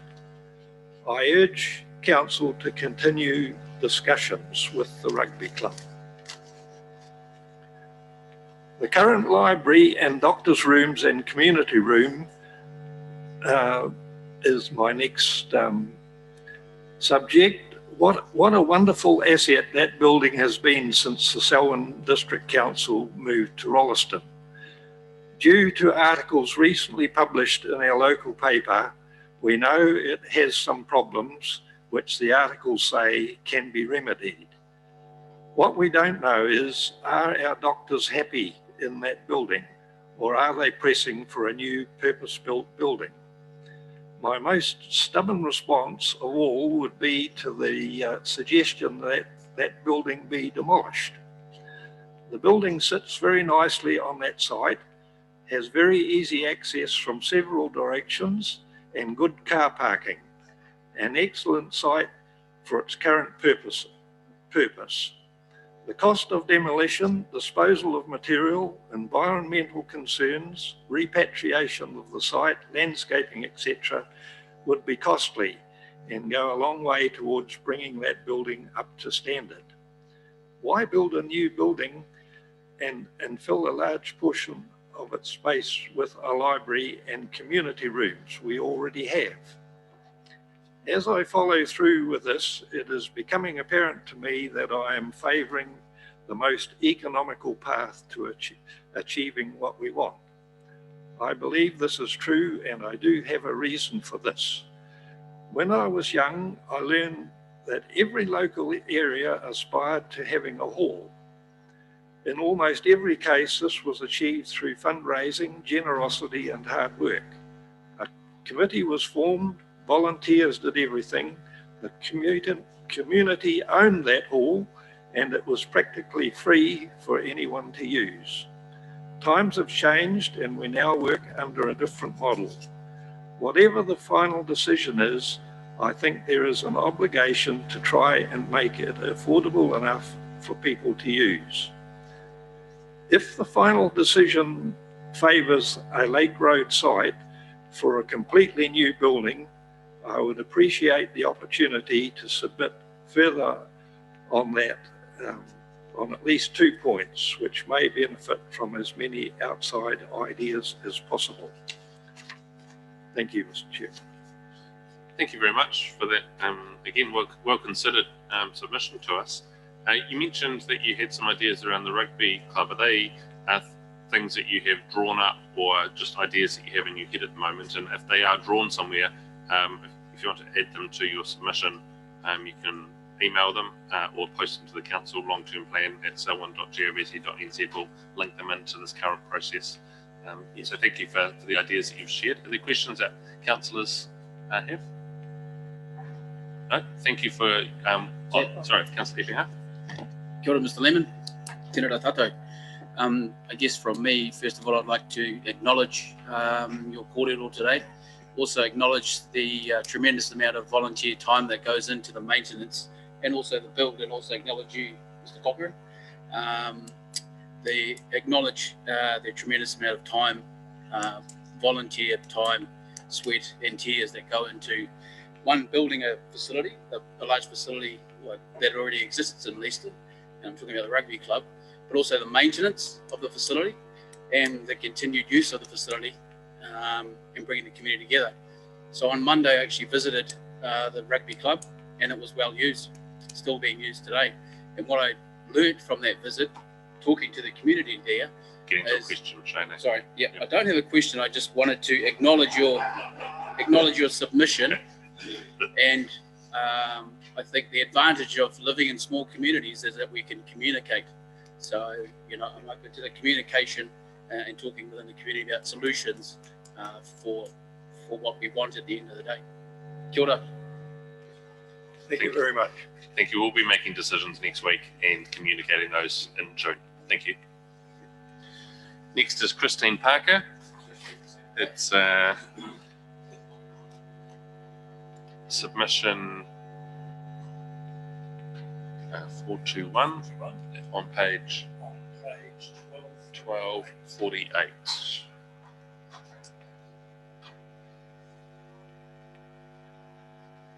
I heard you, Sam. You don't need to do it again. You know the rules of engagement? Great. Floor's yours. Thank you. Right, my name is Christine Parker. I'm 2 years old in Rolleston. And I have a passion for health and safety, sometimes to the frustration of my family and friends. But it's my passion because I care for people and want to keep them safe. I view most things through a health and safety lens, and I will intervene if I see something unsafe. I wasn't going to speak today, but Councillor Alexander said it would be a good idea in case anyone wanted to ask me any questions. Right, so I've raised several points in my submission relating to roading and traffic, and that also stems from my passion for health and safety. So I've just got a few items to talk to and not the whole lot. Firstly, because it's in my neighbourhood, the absence of street lights on 500 metres of the Lincoln-Rolleston Road, one of the main roads in Rolleston, and it leads to a couple of subdivisions and then into town. The footpath is narrow, a bit rough and not always in a straight line, and it's dark. I understand the council does see the need for street lights on this section of the road, so I would ask that you would give it some priority, please, because there's quite a few people living up that way now. Next point is Selwyn Road. It's a main road and it's not very wide. And I feel very exposed sitting on Selwyn Road at the Whedons Road intersection, waiting to turn right into Whedons Road to go to Lincoln. I understand a roundabout is proposed for 2027-28, but considering this is a main road, together with the rate of population growth in Selwyn, I feel that this is too far in the future.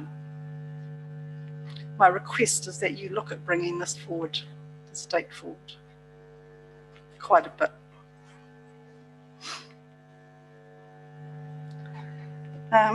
Because I'm heading in that direction, I'm wondering what's happening with the elderly in Selwyn, and in particular in Rolleston. I've seen an adults playground in Brisbane and thought it was a good idea. As much of Rolleston is still to be developed, such a playground could be incorporated in the planning of reserves. Just as we smile to ourselves at the laughter of children playing, it would be wonderful to hear the laughter of older people enjoying a playground too. Imagine your parents on it. With housing foremost in the minds of many because of lack of appropriate housing throughout the country, I thought I would plant a seed for the council to consider.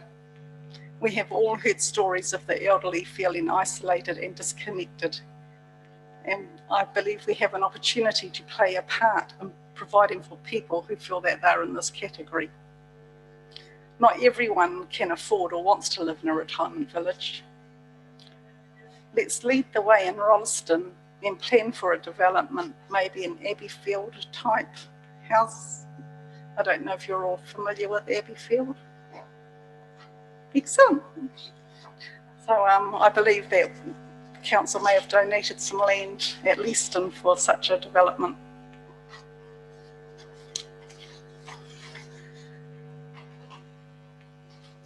And lastly, and probably the most important topic I wish to address, is to do with something none of us can live without. Our most precious resource, water. Having lived in many towns and cities in the North Island, I never drank water as a child or adult. It wasn't until I moved to Christchurch some 20 years ago that I tasted pure water for the first time. I didn't know how good it could taste. Only people who have had to drink chlorinated water would appreciate this comment. Cantabrians might not give this a second thought due to the fact that they can turn on the tap and out pours this amazing liquid. It is a treasure. It really is. Even if council went for option 2 at a cost of $30 million over a 12-year period, that equates to $2.5 million a year. I would be more than willing to pay my share of that amount if it meant we didn't add chemicals to the water. If a decision is made to treat the water with chemicals, I wonder just how many people would buy water from the supermarket. And I think of all the plastic that would add to our waste, which in itself is another cost. Once you start adding chemicals, there is no going back. Just look at Christchurch City Council. So please, please, do not treat our water with chemicals. Thank you, Christine. A couple of questions from Councillor Lemon, first of all, and then Councillor Alexander. Thanks, Christine. I don't know about elderly parents playing on them. I think my children think it's my turn to play on them. So I think I'm reaching that age. Just to comment on your Abbeyfield, if you want to have a discussion about that, we've got a gentleman in the room right here who knows all about the Leaston Abbeyfield proposal, so I suggest having a discussion with him at the end of it. So, not a question, sorry, but just a statement. I rang Abbeyfield last week. Thank you. Just on the adult playground, I guess I'd taken a slightly different tack when we talked about it. I was expecting you to be asking for the sort of the fitness equipment type stuff. No, fun. You want fun equipment for adults? I want fun. I want a roundabout and swings and a seesaw and just sort of rated for those of us a little bigger than kids. Yeah, I mean, who likes to have a swing still? Thank you. Oh yeah, but let's make this for an adults playground. All of it. Thank you very much for coming and presenting today, following Councillor Alexander's encouragement. It's always good to hear people face to face and the emphasis that you put on the submission. So we'll be making provisional decisions next week and confirming them in June. So you'll know more then. Thank you. Thank you.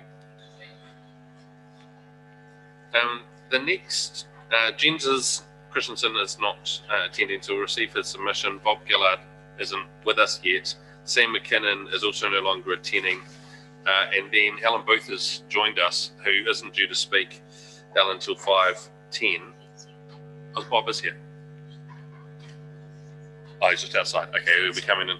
So, Alan, I don't know if you would be happy to take your, if we took your submission early, and we could do that now. Okay.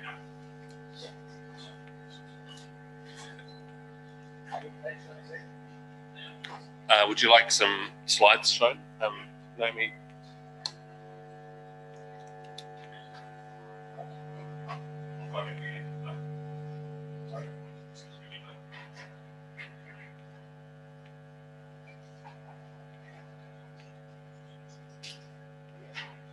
I think it was called.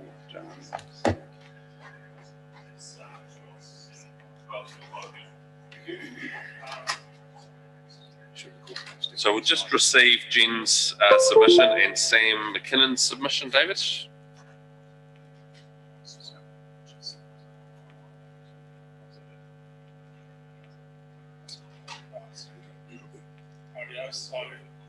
submission 445, Sam McKinnon, that's on page 1261. Comments were made with respect, so this is Hospitality New Zealand submission. We'll do both. Yeah. Could be the two. I'll come back and do that. You can do that, David, if you want. Okay. Alan, thank you for being flexible to join us. Earlier in the day, I thought we were going to struggle to finish before midnight tonight, but we've made up some time. So thank you for the submission you've already written, and we've all read that, so you don't need to go through that word for word. But if there's anything in it you'd like to pull out, we'll be more than happy to hear about that, or anything new you'd like to add to your submission. We've got 10 minutes for this discussion, and your microphone's already on, and just so you're aware, the room's been live streamed. Thank you. Okay. Look, I won't give you death by PowerPoint. My name is Alan Booth. I live at West Melton. I have a small business locally, and we are an R&D business. I'll skip most of this because you've seen it in the submissions, and I'll try and find things that aren't there. We are, a number of businessmen in the area, including myself, are quite passionate about saving the planet from ourselves, mainly plastic and recycling. And fundamentally, my R&D business builds plastic recycling equipment, or we're going through the R&D development phase right now. I was surprised to learn from Jeff Ball today, who runs Hagley Glass, that they recycle nearly 100 tonnes of glass every month. 100 tonnes. It's a cost centre to them. They have to send their glass off and they pay for it. We have done a great deal of study about plastic recycling, and of course, as you are probably aware, you may not be, that most of the plastic that goes in the bin to be recycled never gets recycled. Once it gets to the recycling centre, it's sorted. The dirty stuff can't be recycled. The recycling centres are only interested in clean. A very small volume of the plastic goes off and gets turned into something useful. The rest goes to landfill. So we would like to engage with council. No one in the consumer space at this stage has developed an engagement with a local body, and try and put together a program of R&D to turn what is currently a cost centre, which is the disposal of waste plastic, into a profit centre. And that would mean finding a way of using it and turning it back into something and giving it back to the people in some form. So we have a very simple process where we take nearly all plastics that you see go to landfill at the moment, and I won't go into a great deal of detail, but we clean it, melt it, mix it with a mixture of sand, which in this case could be glass from glass manufacturers or sand from the beach, and out the other end, once we've heated it up a little bit and put it into a mold, you end up with basically a tile, which you've all seen on roads and properties. So we can make this product here very simply with a very small amount of energy input. Basically, we're heating up the plastic till it melts, less than 200 degrees. We mix it with some sharp sand, and you can color it by putting a bit of coloring in there, and you end up with a tile. So these tiles are less than half the weight of the equivalent size and strength of a cement tile. They're very much cheaper to produce because it's coming from waste. We may have to get the sand from somewhere, but we have people like Jeff Ball, who has 100 tons a month to get rid of. He currently pays for that. So he'd be interested in engaging. And what we need is a place to do it. And we already have recycling centres, so they exist. And all we really need is some people like me and a few others around who are prepared to, and we've had these discussions, offer to people such as yourselves, the Selwyn District Council, our services intrinsically for free, to say, let us engage with you and show you how to build these plants. We will foot most of the cost of the R&D. What we need is a place to do it. We would do the R&D in our facilities. We need a place to build one of these plants, which would fit easily into the environment you have. And then we would show you how to turn what's currently a cost to the planet and a cost in terms of, you know, the dollars that go into it, we turn it into a profit centre. So there's no reason why councils and the like getting rid of this place, they can't turn it into something like this and sell it to the public or reuse it throughout your ecosystem, schools, footpaths, driveways. If you can imagine a shape, then we can make it. It's just a piece of sand and a piece of plastic molded together. The technicalities are wide and varied because plastics come in all different shapes and sorts, and we have to be a bit careful about that. But there's probably only 1 or 2 of the common 9 or plastics that you see going into landfill that we couldn't use. But what we can use are most of the plastics that go to landfill, such as the soft wrappings for bales, all the plastic bags, the things that the plastic recycling companies don't want. We'd simply take it out of the green bins, take it to the recycling centre. It needs a wash. We manage it in a process that heats it up. We mix it with a certain volume of sand. We can add a tint, as you can see. And in some cases, you can add a fire retardant and other chemicals that would, in the fire retardant space, of course, if you built a cinder block device product and you built a shed or a house out of it, as the fire made its way up to the plastic, it burns very hot, it melts the plastic, and of course that glassifies the glass and of course stops the fire. So it's a self-prophesizing process. If you turn it into glass, the fire won't get through it. So there's a lot of benefits to this. It is a practice that's used right now in third world countries. Surprisingly, Ghana, South Africa, where we would say third world and people are poor and they struggle around looking for money, they would go and find plastic, melt it in 44-gallon drums, mix it with sand and make building blocks and pavers, and they make a good living out of it, and now the government's starting to support them. So if they can do it in Ghana with a 44-gallon drum and some sticks and wood, just imagine what we could do in New Zealand here in Selwyn. By putting some technology behind it, some clever thinkers. We all know that there's some very smart people in the region, as there are. We're the number 8 wire experts in the world. We could probably put something like this together for very little money in a very short time and have prototypes running within 6 months. From there, it's just a matter of growth.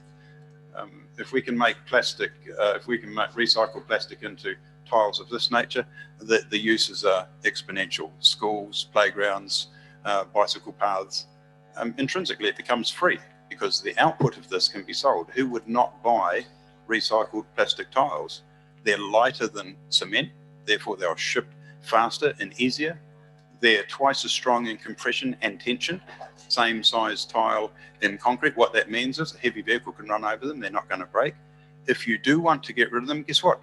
They can be recycled. You melt them.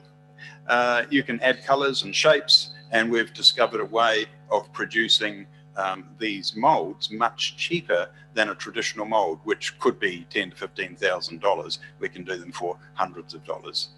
So the process is in its R&D stage here in Christchurch.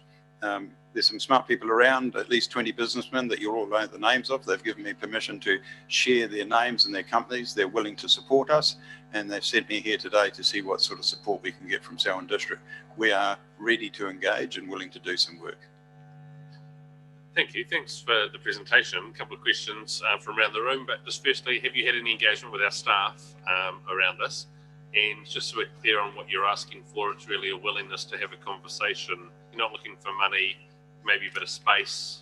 Is that what I'm hearing? Asking the council for money? You think we're mad? Said we're a smart businessman. No, quite right. Thank you, Sam. We have had engagement with no staff. No, we haven't spoken to any of your staff prior to this. Anecdotally, we've talked about it for a year, but my role in this was in using my company to do R&D and see if we could do this. And, you know, we know we can. If someone with a 44-gallon drum and garner can do it, we can do it here. What we're looking for is a bit of a move for we all run our businesses and we're busy, but we're prepared to put some effort in. And what we probably need is, once it's running, we need plastic to come to us. Well, what better than a recycling centre? It's already going there. So why go somewhere different? So probably we need to engage with a recycling centre, or have some land offered, have a building on it that's large enough, and it doesn't need to be a large building or a new building. It's basically a hangar or something that would house some equipment with some electricity. What that would provide is an opportunity for employment. The thing would need funding initially, but we think we can find a way of doing that without asking for council money. It's probably more of a firm engagement. Yes, we like this idea. It sounds pretty good. Start to gather statistics for how much plastic you dump, and just see what the willingness is to engage at this level. Okay, thank you. Deborah and Mark. Thank you, and thank you for the idea. Have you actually, sorry, do you want to go first, Nicole? No. Both Sophie and I were kicked off, so yeah. Oh, sorry. No, it wasn't you. You finished, Deborah, it'll be okay. Yeah. Okay, thank you. Sorry for the disruption. I'm just wondering, have you approached Trans Waste, which is a group between Christchurch City Council, ourselves, and other regional councils at a regional level, because of the volumes of plastic that you probably need for the production. So have you actually spoken to that organisation or group? Sorry, Alan, if you just press the microphone button, yours is turned off as well. Just the right-hand side. That one? Thank you. Hey, we haven't spoken to anyone to date, and we were quite clear that we didn't want to go out and make a lot of noise or any noise until we thought we had a gathering of entrepreneurs, and there are certainly some entrepreneurial people in our group that have money available to support R&D, and maybe about half the cost of building the initial machines. Once we were comfortable that we could do this well, and not only do it well from an engineering perspective, but manage a process that makes it viable for communities to use. So the process of delivering waste, turning it into a product that would be viable, making sure it's safe, and that there was a business behind it. Because if we could do that well within, say, 12 months and make what is currently a cost centre into a profit centre, then everybody benefits at no cost. So we haven't approached anyone for anything at all at the moment. We've done our own research and go, there's a lot of plastic out there. We can get sand. There's a need. Can we do it? And here we are today. It's the first approach. Thank you. Great presentation, Alan. The previous slide you had up made me think of just one before it. That one, like almost Lego blocks and building a Lego house on a giant scale. I think it certainly seemed like a great idea. I hope that we can come back and support you. Sam really asked the question I was going to ask about when you said initial funding, whether you were asking for dollars or just time and space. So, yeah, great presentation. Thank you. Yes. Kia ora, sir. Thank you very much for coming.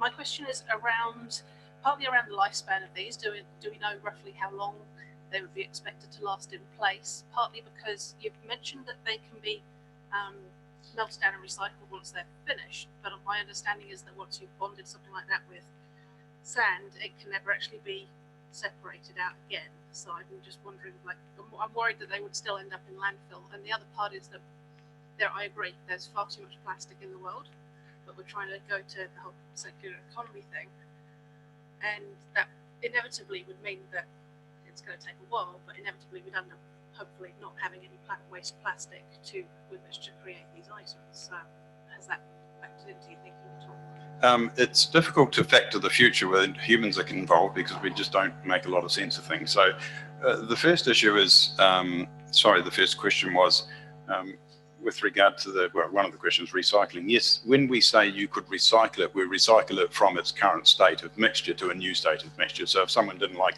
that brick, for instance, let's turn it into a different brick. But yes, you can separate sand from plastic, but it's much more expensive than the product is worthy of. You wouldn't do that. In regard to the longevity, look, there'll always be, to answer your first question, you may not be aware, but every single piece of plastic that's ever been invented by man still exists. If it can crack, it'll crack. It is twice as strong in compression and tension than cement. So of course it could crack. But where the trials we've shown is that a 30 centimetre tile that's put down for trucking can take the same, and in fact more volume than standard trucking over a longer period with a smaller tile. So there's no doubt that we could design this product to meet all the demands of modern logistics and traffic management. With regard to the building process, that block there, we have developed a method of putting two blocks together, and the last 10 millimeters are where they join together.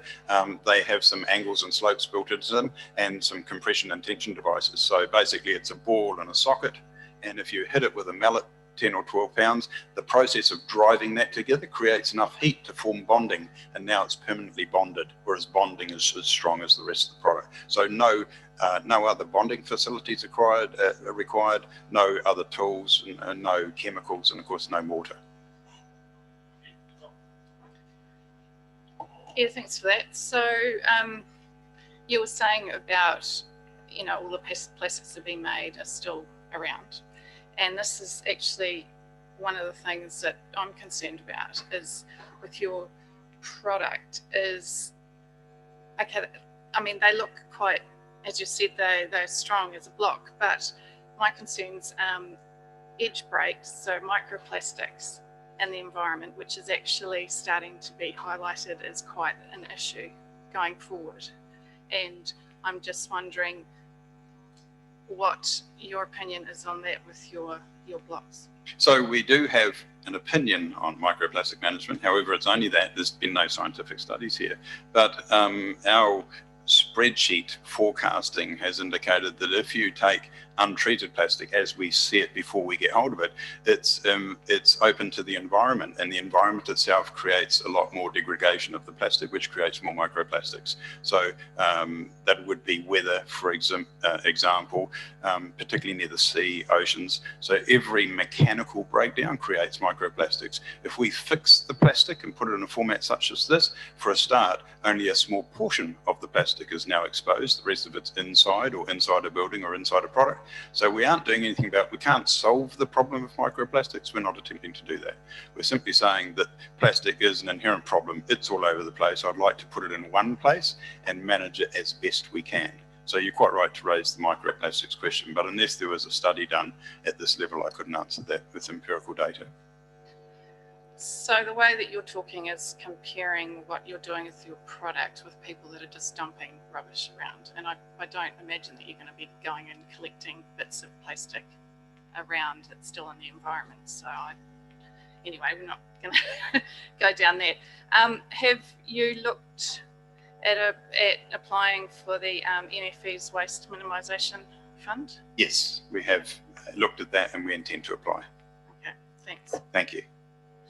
Thanks for the presentation today. We'll be making decisions next week, and because there's no funding involved or request here, there may be an opportunity for you to discuss this with our staff.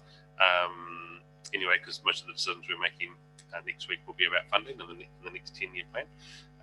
Yeah, thanks for the idea that you've brought to us, and encourage the out-of-the-box thinking about waste, which is something we all need to continue to do. Thank you, Ms. Ann. Thank you for your interest. Our next presenter is Bob Gillard. Bob, thanks for coming in. It's on page 1255 of today's agenda.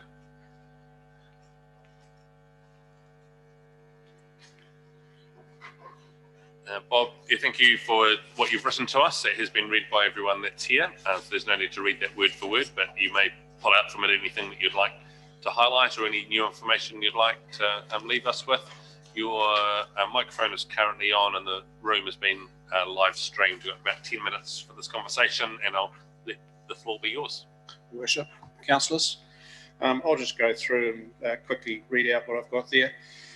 In respect of item 1, the views in respect of drinking water safe supply.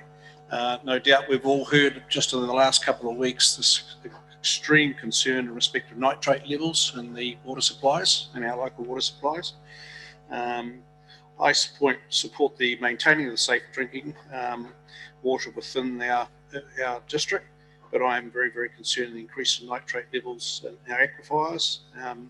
It's starting to mirror mid-Canterbury increases, and it's a serious issue. It's something that needs to be certainly addressed with Environment Canterbury. SDC certainly should be leading the way as far as our local community is concerned. I have seen the degradation of our waterways over the past 20 years. Some of you obviously would know me. I have been involved in rural real estate for the last in excess of 30 years now in this community, and I drive every road of this district, and I know every part of the farming community, and I know every part of these rivers. And I can tell you right now, when I used to live in Greendale way back in the 1970s, early 1970s, I could happily go and fish both in the Selwyn and also the Hororata rivers, and they were full of trout. I can't do that now, and that really concerns me. I weep to see the degradation of our rivers and our water supplies. It's in your hands, folks, as to what happens from here on in. So that's in respect of question 1. In respect of the drinking water supply, the question here in respect of that was the rating for it, how it's to be rated. I'm concerned in respect of the charging of our water supply because it impacts clearly on our ratepayers. I'm a landlord. I have elderly tenants. Any increases as far as these water rates are concerned impacts on them. It impacts on the elderly within our community, and there are significant numbers of elderly within our smaller villages. And again, I think we just need to take into account when we are developing our water supplies, we need to take into account how best we spend our money. I can give you some classics, and some of these councillors around the table will be aware of this. Of recent time, for Darfield, there have been 2 wells drilled in Darfield which were dry. And before they were even drilled, the engineers were advised not to drill them. Now we're drilling a 3rd well in Crake Road. And whether we'll get water out of it, I doubt it very much. So there again, seems to me some very, very poor judgment decisions being made as far as drilling wells. If you went and talked to the locals, if you went and talked to the older people, and Sam, you'll know what I'm talking about here, you'll find out where the water is firsthand. Go and drill in those places because that's where you'll find the water, rather than drilling dry wells. And I would hate to think what this council has spent in drilling dry wells. So therein lies another issue that I have. Now, the big one, Darfield wastewater. Council's proffering up the idea at this present moment of joining both Darfield and Kirwee into a reticulated system. It would come down here and be go through the Rolleston sewage plant. I have concerns about it. Once again, as a landlord, I'm faced with a bill around about $20,000 per property. whether I choose to part lump sum or whether I choose to take it by way of loan. But again, it impacts on my tenants. It impacts on my tenants as far as the capital cost is concerned, it impacts on my tenants as far as the annual charge is concerned for it as well. I don't see the necessity for it personally, unless somebody can prove otherwise to me. I think what we have currently is suited to the needs.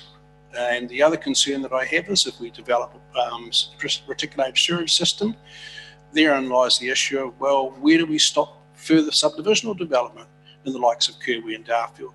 We've evidenced it here in this township. We've evidenced it in Kirwee. Sorry, not in Kirwee, I mean West Melton. You know, where does it stop? Because the next thing you have the planning issues, because then you will have the developers on your doorstep under an effects-based plan, making applications to put subdivisions in to grow Kirwee and Darfield and no infrastructure. So again, these are the things you must take into consideration. If you're going to put a reticulated system in, which is going to cost a lot of money, are you also going to allow for the growth of those townships? And it would be significant growth, because you know full well that there are the developers out there who will only be quite happy, thank you very much, to put in further subdivisions. So there, and again, I have another concern. The next 1.4 is in respect of roading, the funding and maintaining of roads. Well, I drive the roads of this district, the whole district, and again, I've seen the serious degradation of our roading network through heavy transport. And it's significant on certain roads. The seal break, the seal edge break, the breakup of the roads themselves, and you folks drive these roads, you're seeing it as well. Heavy transport is destroying some of our roads. And why? Well, because again, we've got these big plants. We've got the dairy plants. We've got I-zone here and heavy transport coming in and out. I just witnessed a truck and trailer unit driving up Hoskins Road out of I-zone as I came here today. You didn't used to see those. They're driving, you know, to the coast out of here, out of I-zone. All the seal break along Hoskins Road. It's attributed now to heavy transport. So again, we've got to consider, well, how do we best spend our money on our roading network, and do we prioritise certain roads to ensure that heavy transport use it? For instance, if we've got heavy transport operating on Wards Road or Telegraph Road, for instance, to Fonterra's plant at Darfield, then what road should we use to say that's the priority road for heavy transport to operate on, and let's upgrade that road? It's the same with the old West Coast Road. So again, instead of going around patching up our roads left, right and centre because we've got trucks using them all, let's prioritise our roads. Let's look at it from the point of view of, well, where's best to spend the money that our roads that will carry heavy transport as Class 1 roads. That's where we'll put the money to be able to ensure that we're not destroying all our roads as we are doing at the present moment. Again, I'm sure all of you around this table know what I'm talking about. You're seeing it for yourselves, and you're seeing it obviously in the maintenance and budgets that you're having to put forward for your roading maintenance right now. So that's respect to my submission as far as roading is concerned.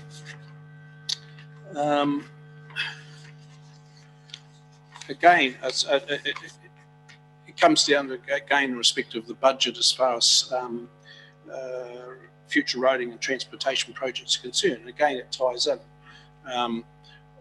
For instance, if you were to look at Clinton's Road, that Clinton's Road runs off Telegraph Road all the way through to the Oaks, where the dairy plant is.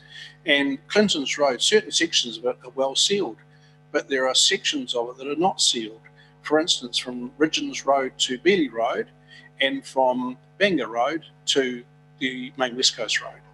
Now, if we would upgrade those two sections of road, given the standard of seal that's on Clinton's Road, maybe we'd be able to call that a priority Class 1 road and ask the trucks, the heavy transport that's going to the dairy plant, to use that particular road. So again, it's having the foresight and looking into the future as to where best to spend your money and prioritising again your roading. Thanks, Bill. We've got about 2 minutes left for you to finish up any last points you'd like to make. Okay, the other thing is in respect of Prebble Community Centre. I support the growth of Prebbleton, and I believe it is necessary to put a new centre in, the likes of West Melton. In respect of Leaston, there again I am concerned. I think Leaston needs to be, the existing buildings are not fit for purpose, so it certainly has to have a look at what happened in Leaston. As you probably were aware, is that it was developed as far as the first headquarters for Selwyn District Council. Money was spent there, and in hindsight the money should have actually been spent here from day one in Rolleston, as was advised at the time. Hororata Hall, I believe that it has historical significance. It should be preserved, and I'd like to see council spend money there and upgrade that existing hall because of its architectural nature of the history that it has. Again, just the last thing I would probably say to council is that council must consider the impact on all ratepayers and also tenants who occupy rental properties throughout the district when it comes to any rate increases. The impact on the elderly and those on fixed incomes is enormous. It's pushing people deeper and deeper into financial hardship, and when any increases are passed on, I'm a landlord, I see it.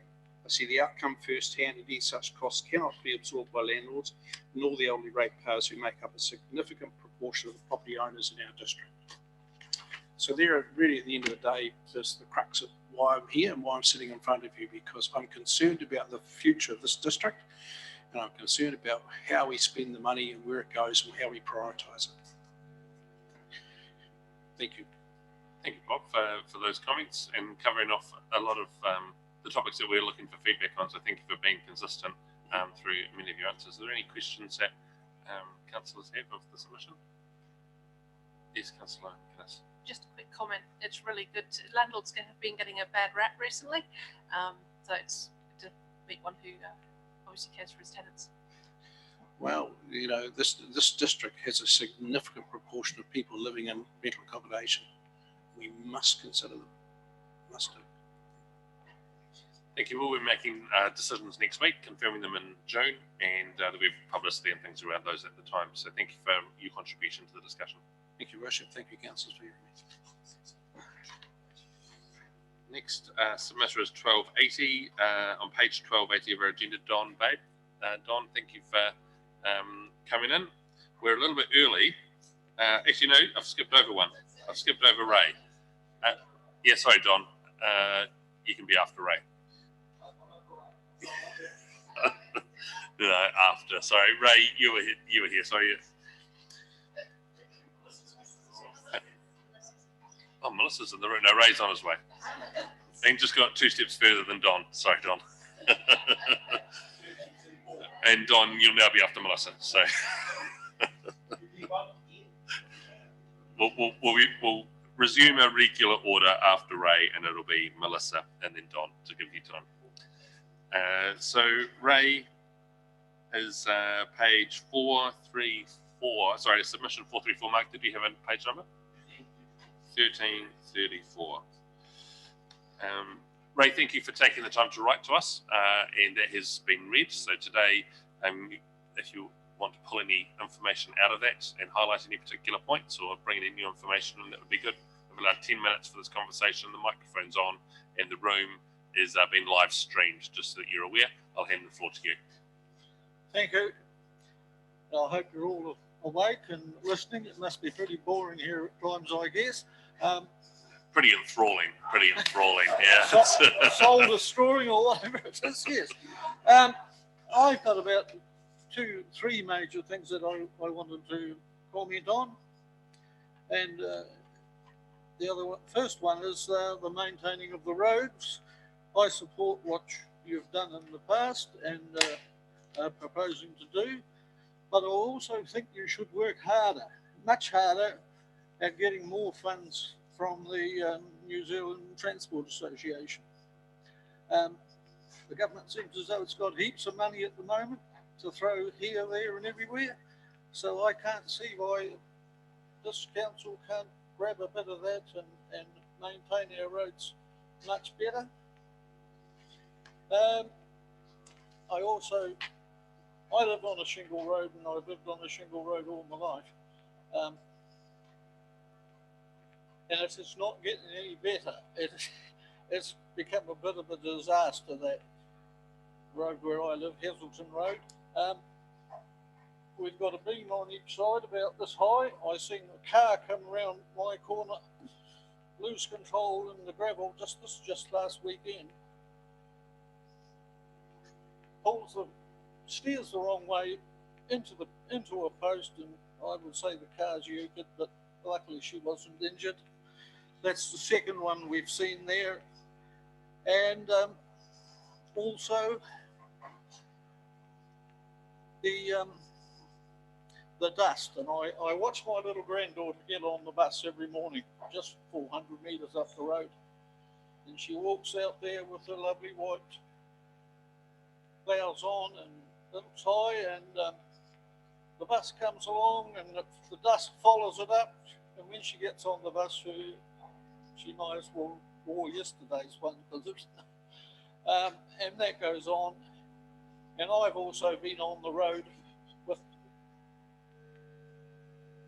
the dirty great truck coming towards you, and when it's gone past, you have to stop, because you cannot see where you're going. You don't know if there's 2 trucks coming or 10 trucks or no trucks. So all you can do is stop and just wait. Eventually, that's on a still day, eventually it clears. So I would like the council to do something about roading, rural roading that is. Dusty, if we could just get rid of the dust, that would be half the battle. And the corrugations are something like 200 metres from each intersections, where heavy trucks brake and accelerate again. And to me, that's a major problem. There needs to be, on every intersection where that gets used a fair bit, needs to be have a back seal at least 100 metres, probably more would be. So that's my stand on the roads.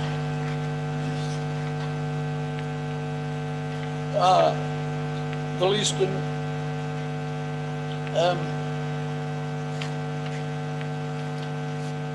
where are we? I've got that much paper here.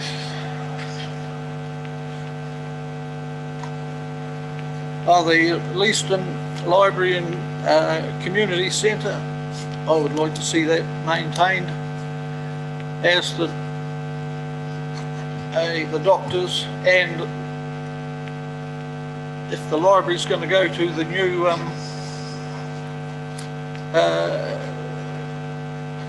crikey, what do they call it now?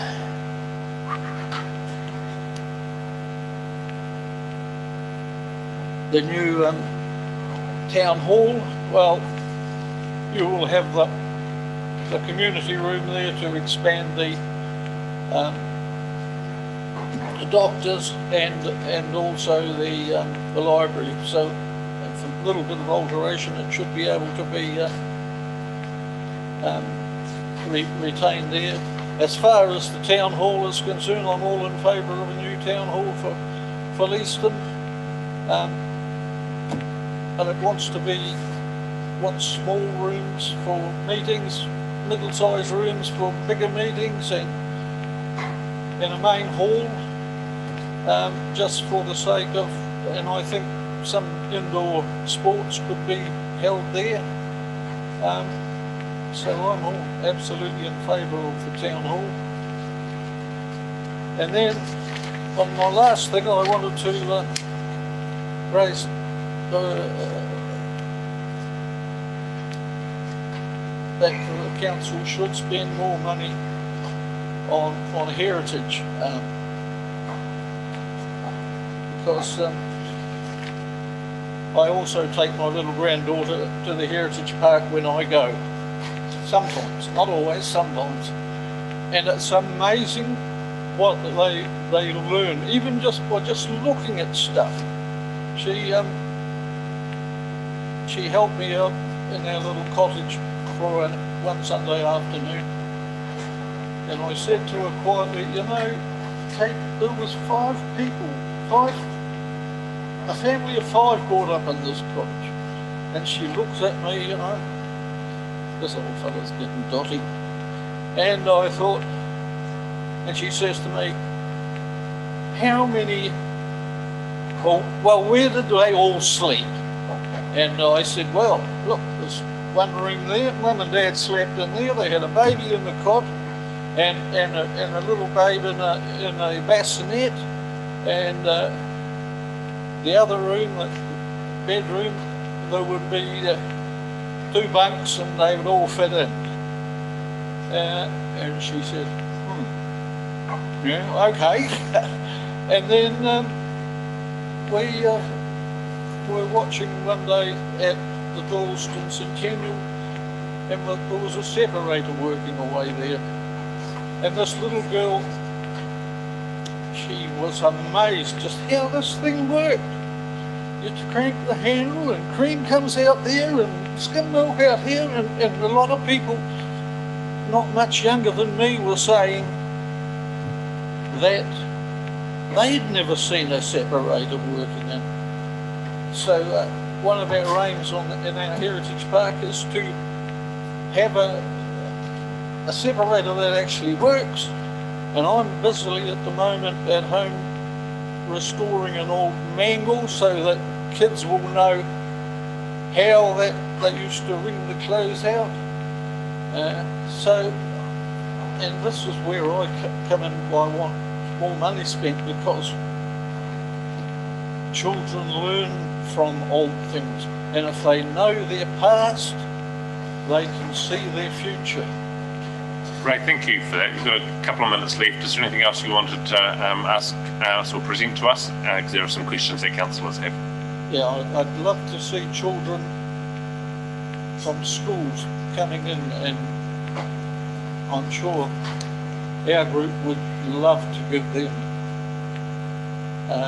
a look at all our stuff, turn the handle and do it yourself, and they'll never forget what they've done. So that's my submission. Thank you. Question, Councillor Blank. Yeah, I do have a question, Your Worship, and I also want to congratulate Ray on 2 points. Okay. I'm allowed to do that.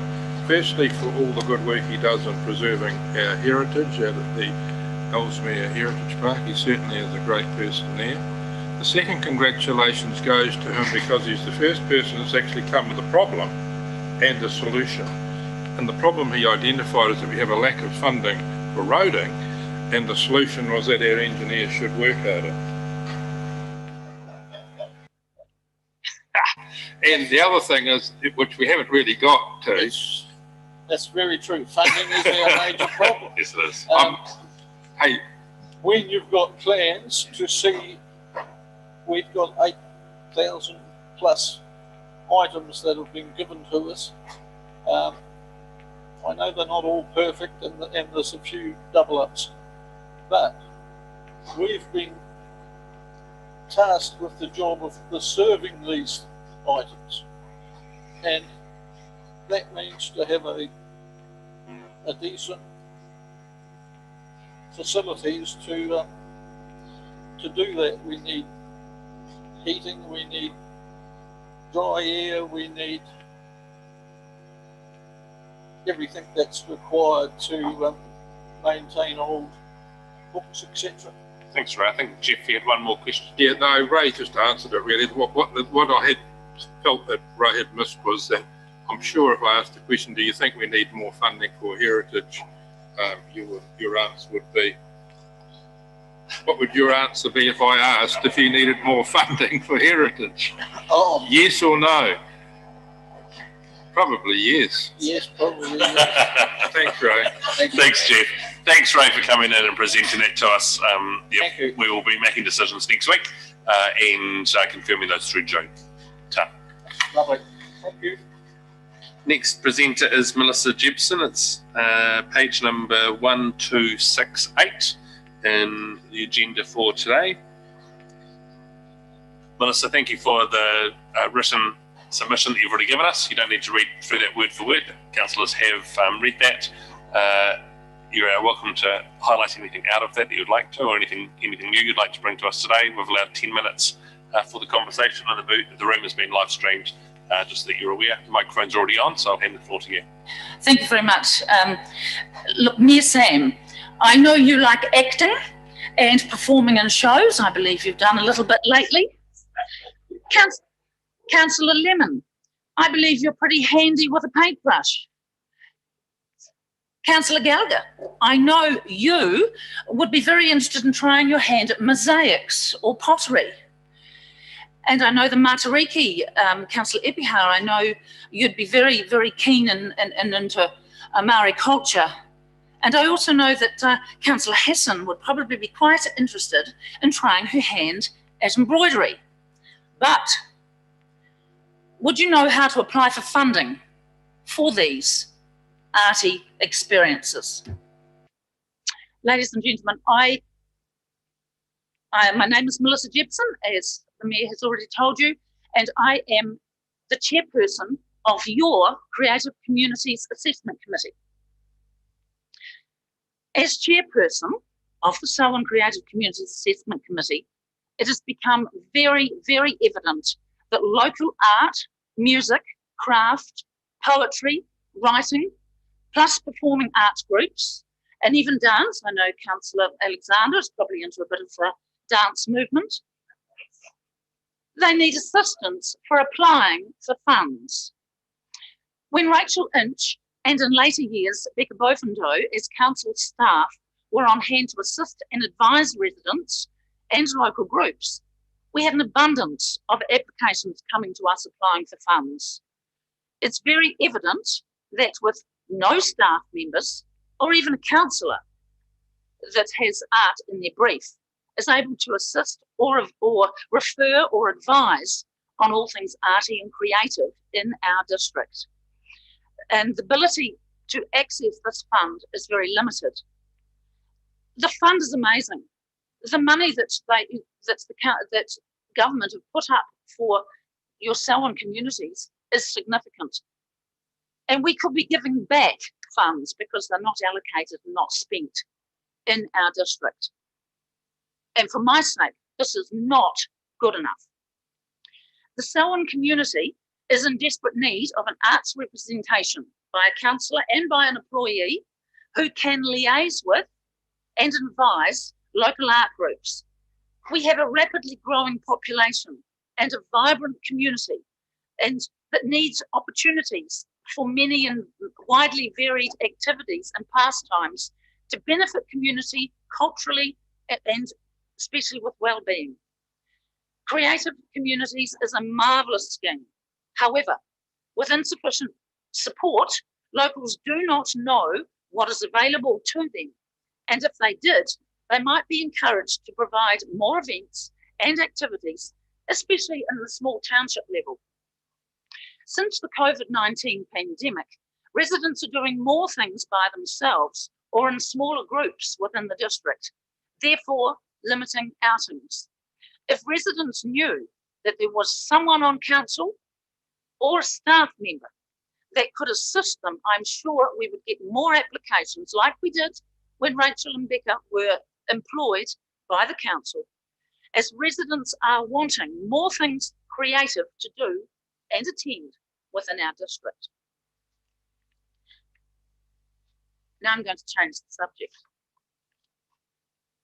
I bought you a little present from my road. And you've heard the road before. Ward's Road, you got it in one. I agree totally, wholeheartedly with the previous speaker about the state of the shingle roads and the dust in our district. Ward's Road, the shingle road part from Charing Cross to Greendale Road is not fit for purpose. Between Charing Cross and Essendon Road, the road urgently requires more tops course.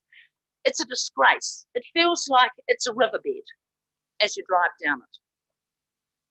The soak holes are not working as the level of the edge of the road is below the level of the soak holes. So, of course, when it rains, the water will carry on down the road and not into the soak holes. Each time the grader comes down the road, and that actually has been very spasmodic lately, it is lifting up large stones from the base course, as quite often we're picking up fist-sized stones off the road, and these are becoming a health and safety issue. We have already had someone come off the road in January this year and through our boundary fence during daylight hours. Whether it was due to the state of the road, avoiding stones, we don't know. But he went through the fence and destroyed 7 deer-sized posts. He made quite a good job. At the Charing Cross end of Wards Road, it is the state of Judder bars for at least 150 metres. This is not good enough.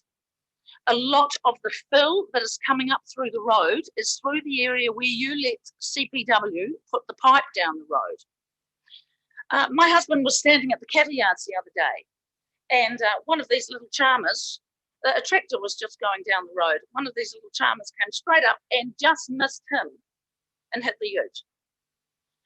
And of course, the tractor wasn't going the speed some lunatics go down our road. A lot of people that go through our road are coming from Glen Tunnel and through that way, and they come through and onto Wards Road, and then it's a direct route to Rolleston. And it's just those 2 parts of Shingle Road. You're asking for a rate increase for roading, and at the moment we are effectively receiving less maintenance on our road. The grading and upkeep of the road has basically stopped, or been stopped since the resident, who was very vocal on the state of our road, has now moved. So that's why you're not hearing about it. So that's why I've taken up the mantle. My husband, as I said, was stopped on the side of the road the other day, and the tractor went past, and of course a big stone was flicked up, narrowly missing him. So please look at the unsealed portion of Wards Road between Charing Cross and Greendale Roads. This needs to have the potholes and the soft spots re-looked at and dealt with, and it needs to be built up. So please look seriously into this issue. It's interesting to note that our rates are going up, but we are actually seeing less for them, especially in Melbourne. You have ratepayers from all over the district that should be seeing the same amount of value for our rate buck. Please remember this when you allocate funds. I'm ready for some questions, but thank you for listening to me. Thank you very much, Melissa. Questions, Councillor Colrick. Thanks for that, Melissa. Just going back to talking about the Selwyn Creative Communities Assessment Committee. You're saying about got no staff member, even councillor, able to assist in referring and advising on all things. I'm just not certain about how it works. I understood that Councillor Bland was on that committee. And Yes. do we not have staff members who are associated with that committee? I don't know how it works. Yeah, you did have Becky Bofindo and Rachel Lynch when they were here, and now there's no staff member allocated. So it was really good. We do have she takes our minutes. Kelsey. Yeah, Kelsey just takes our minutes. She's done one of our meetings, and she said she mightn't be there for the next meeting. So, okay, I'm just a bit confused. I've obviously got to find out more about We it. can bring more information to that, Nicole. I could perhaps add something to that.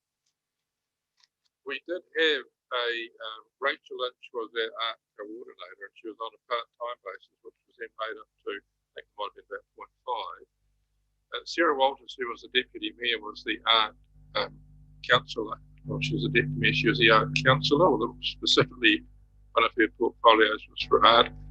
Then when it was taken over by cutting the name just off the top of my head, he passed away some time ago. Peter Hill took over, and then when Peter, I actually ended up with the art portfolio, and I had it for one term, and then not this last semester, but the one before that, we did away with the art coordinator, and we haven't had a counsellor as the art coordinator for that period of time. Although for the last 3 years before the semester, I just carried on doing it on my own back. So we didn't have an art, history, or culture coordinator at all. I did it for 3 years. It's just because I had that passion for it. This semester I haven't followed up because I think it's something that the council should formalise and certainly be brought up in it. Any other? Sorry. I just thought that this was dealt with as a whole of council, so wouldn't each of us be responsible that could be approached about arts? Yeah, so we'll get some information that will be brought back to councillors before decision making next week. Melissa, thank you for bringing in and the range of topics and the challenge of dancing and crochet, and I'm keen to see some of this in action. And painting, Maria. We'll be making provisional decisions next week and confirming them in a meeting in June, and it's a public process, and you'll know more about the outcomes through that. So thank you. Thank you very much. I'll take these little charmers with me. Don, your time has arrived.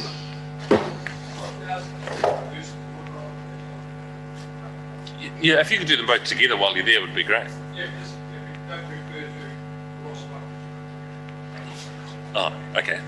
Yes, so Little River Rail Trust will be done first, and councillors, that is on page 1282 of the agenda. Don, thank you for your patience with us today and for coming in and presenting, for the work that you've already done in the community, but particularly through this process, writing the submission and spending the time this evening with us. So 10 minutes and the floor's yours. Lovely, thank you. Good afternoon, everybody. The Little River Rail Trail Trust, we've been coming to these meetings for a long time now. There's a few faces that have been here most of the way, but there's a few that have come and gone in the meantime too. The trustees of the trail finally feel that the trail has been completed as planned over 20 years ago. The completion of the work on stage 2 of the Southern Motorway has provided a continuous link for the entire length of the trail, which now starts in the middle of Christchurch, so that's great. We are concerned with the degradation of the trail along Birches Road, with part of the original bike trail now a footpath and part being compromised while development occurs. It's hoped that the outcome will be a trail that is still fit for purpose and provides a safe cycling experience for cyclists with a range of abilities. One of the great things about the cycle trail between Lincoln and Prebbleton is that a lot of families go out there and they feel safe, even though the only thing separating them from fast moving cars is about 600 millimetres of grass. So they still feel safe and they still go biking there, and that's great. The trustees are working with this council and the Christchurch City Council on an application for Waka Kotahi for the trail to be designated as a homeland ride, and thank you for the support of the councillors for that. The application has already been made and the trail has been ridden with a couple of staff members from Waka Kotahi to appraise its suitability. They were generally pleased with the facility but noted that there was insufficient signage. They preferred to ride down Toswell Road in Prebbleton, turning off at the pub on the corner, down there to Oakland Mews, through the Prebbleton Domain to Stonebridge Way and Trice's Road back to Birches Road, instead of our established route along Springs Road to the top of Birches Road. This route does have advantages. The streets are quieter, there are toilets in Prebbleton Domain, and it provides access to the domain from both ends. If the council are in agreement with this route change, there will be more signage required. I think I mentioned in my written application that the trustees are requesting this council to include a sum of about $10,000 for additional signage on the trail through the district. Whilst on the appraisal ride, a staff member from Waka Kotahi said he would make $5,000 of funding available to this council to use for signage, but this has not been delivered or confirmed yet, I think. I'm still hopeful it will be forthcoming, and I will be putting pressure on Waka Kotahi to actually stand up and deliver. But at the moment, nothing has happened. So that's it's a bit of a blow.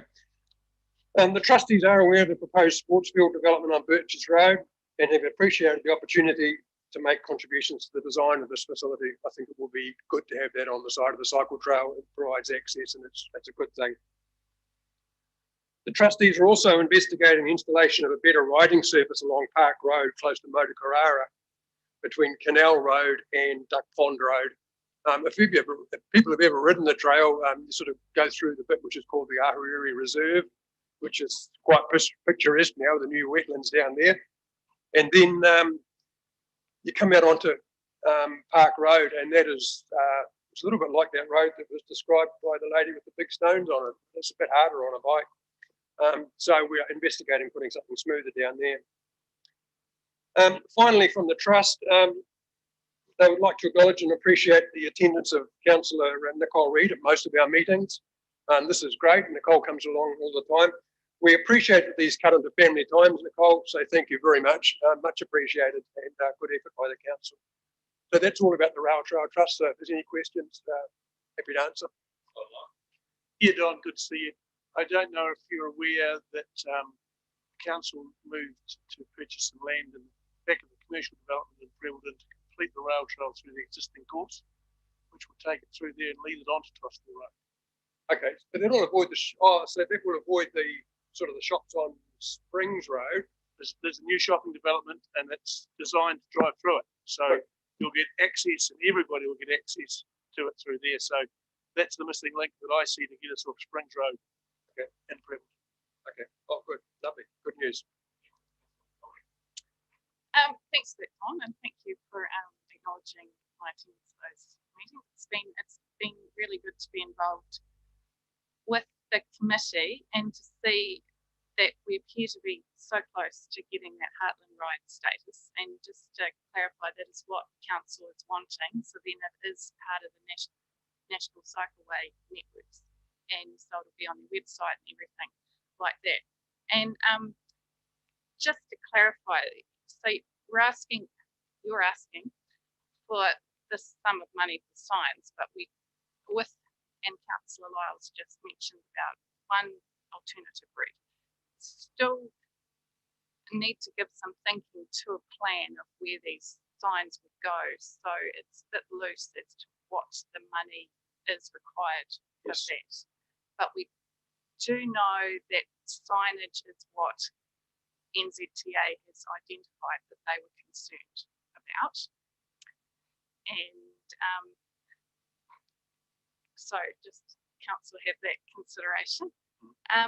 Just on a totally different topic, does the Trust support that the Council's proposing putting money aside for feasibility study for the Mountains to the Sea cycleway? So I think it's 2022-23 year. Do you have any thoughts on that? Yeah, great. It's great. I've just come back from doing one of the great rides and the old Ghost Trail up in the top of Westland, and yeah, they're great experiences. The Alps Ocean down in South Canterbury is brilliant. So yeah, if we can get another one of those in Canterbury, or even one in Canterbury, it would be really good. And it ties in with Hurunui Trails in North Canterbury and Husson's out in sort of mid Canterbury. So yeah, the more the better. You know, people just are enjoying it. The advent of e-bikes has made these things a lot more accessible as we get older. So it's just transformational when those things happen. So if you put money aside for the feasibility, that we can only support it. Thank you, Councillor Kimms. Councillor, thank you very much for your work. Just turned up just there, sorry. Nicole just mentioned the Mountains to Sea one. We've also had a presentation earlier. This is from the Waihora Ellesmere Trust about potentially doing a bit of a loop extension. Have you seen or heard much about that as well? There has been talk about one around the lake. Is that what we talk about? It's kind of like a start for that, sort of start in Lincoln down, then basically hooking up the trail somewhere around Motukarara. Yeah, great. It was always anticipated when we talked to Selwyn Council years ago that the rail trail would provide a spine, and we would hope to see things sort of develop off it. There was talk about sort of getting people into Taitapu and things like that. So you know, the more use that can be made of the spine, the better. Right. Thank you for that submission. Do you want to move down onto your personal submission?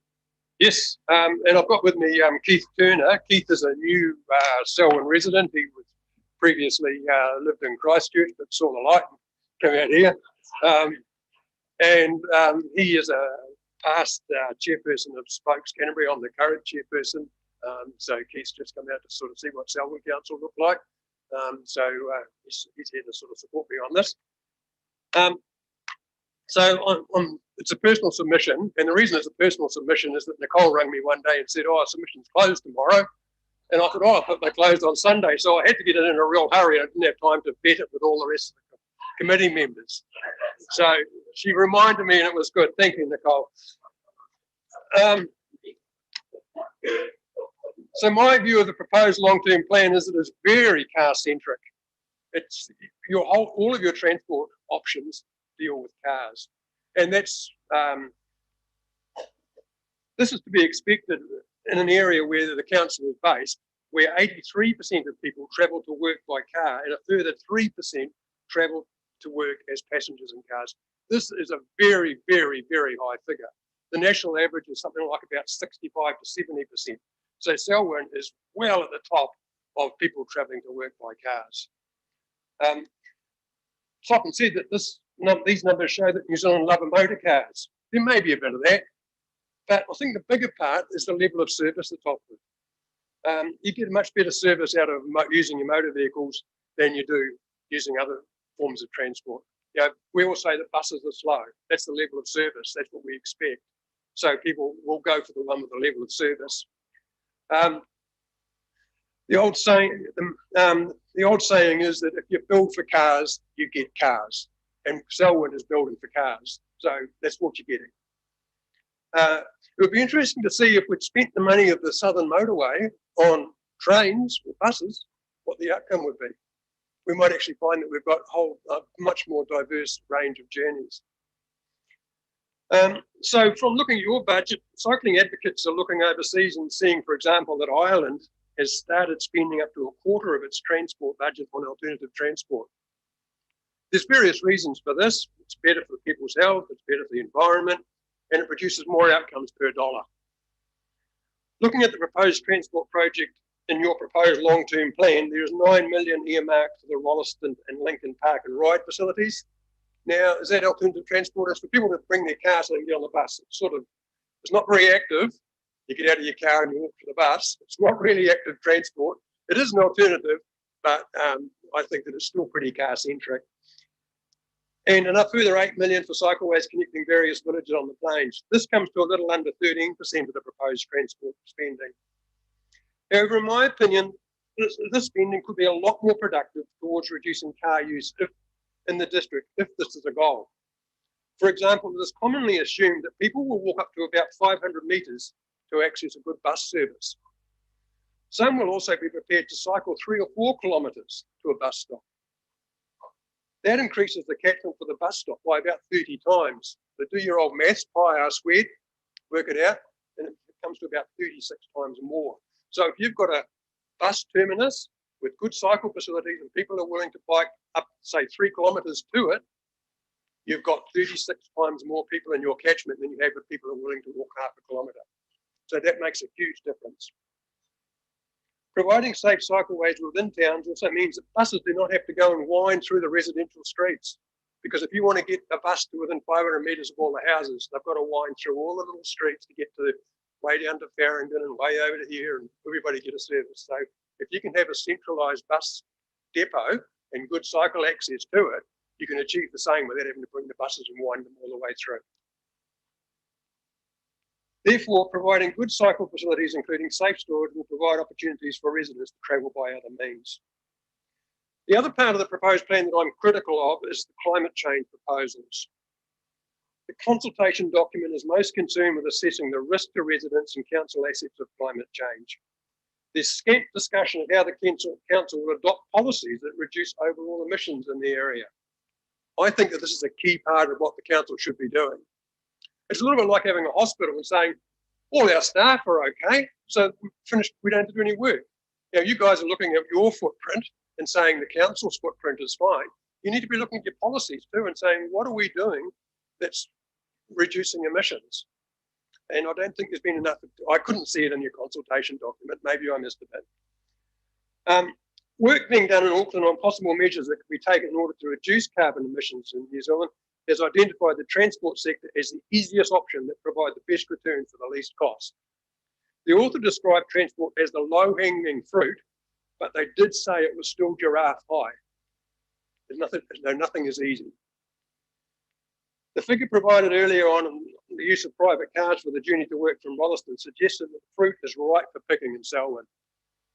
There will be some changes at the central government level that will make a difference, like electric cars becoming more competitively priced, but we need to work at all levels if real progress is to be made. Local towns need good cycling, walking, scootering and skateboard routes so the short journeys local people undertake can be completed faster and more enjoyably by means other than the private motor car. Casual observations by Keith here actually are that the number of children attending some schools in Rolleston that travel by bike is actually quite high. This may be because the main breadwinner in the family has used the family car to commute to work, but it also requires that the streets and paths the parents are prepared to send their children on and know they'll be safe. These networks need to be expanded so trips to sports, libraries, shops, bus terminals and other local places are also perceived to be safe. When people are undertaking local trips by bike, they will feel emboldened to attempt longer journeys. That is when the links between towns will become important. So I think you need to get your local stuff done first before you start to reach out and start to connect the little towns. For example, there will be some residents in Rolleston that work in the industrial areas over to the west. The actual distance from the residential areas to the industrial workplaces in a straight line means that travel by bike is quite viable. However, all of the transport options between the 2 points are geared towards car users. You've got to go across State Highway 1, you've got to wiggle your way through the traffic lights. There's a little bit of a separated path by the railway station, but then you've got to join back onto Hoskins Road where there's big trucks and things. So it's not really like conducive to riding your bike from a residential place of Rolleston to working over in the west. Workers are driving for 10 to 20 minutes in each direction and parking their cars for the remainder of the time. This will be costing them around about $10,000 a year, whereas if decent cycling infrastructure was available, the cost would be in about hundreds of dollars. Providing a safe link across State Highway 1 would be a better investment than some of the proposals put forward in the long-term plan. If we are serious about doing things to reduce the impact of climate change, and I hope we are, then we need to start tomorrow or next week, not in 2035 or 2040. Early action can reduce the trajectory of the rise in greenhouse gases, so less harsh steps are required in the future. It would be good to see a planned reduction in the number of people using motor cars to get to work over the life of the LTP included within the document. That's all I have to say. Thank you very much for that. Councillor Alexander. Thank you, Don. We had a cyclist submitter in earlier today that said we shouldn't be doing the local connections. We should focus solely on the long commutes, particularly to the city. Are you taking the contrary view that says the value is actually in the short connections rather than the Selwyn to Christchurch commutes? Yeah, probably. Yeah, we probably have different opinions there. And he's a member of our group as well. And that's fine. We don't, you people don't agree on everything. We're the same.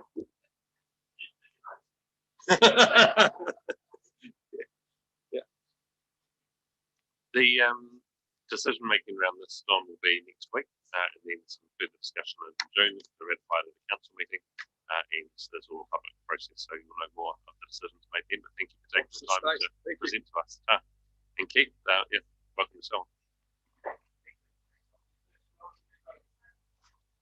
Lloyd Clawson, we're early, and it's your turn. Lloyd's submission is on page 1286 of our agenda today.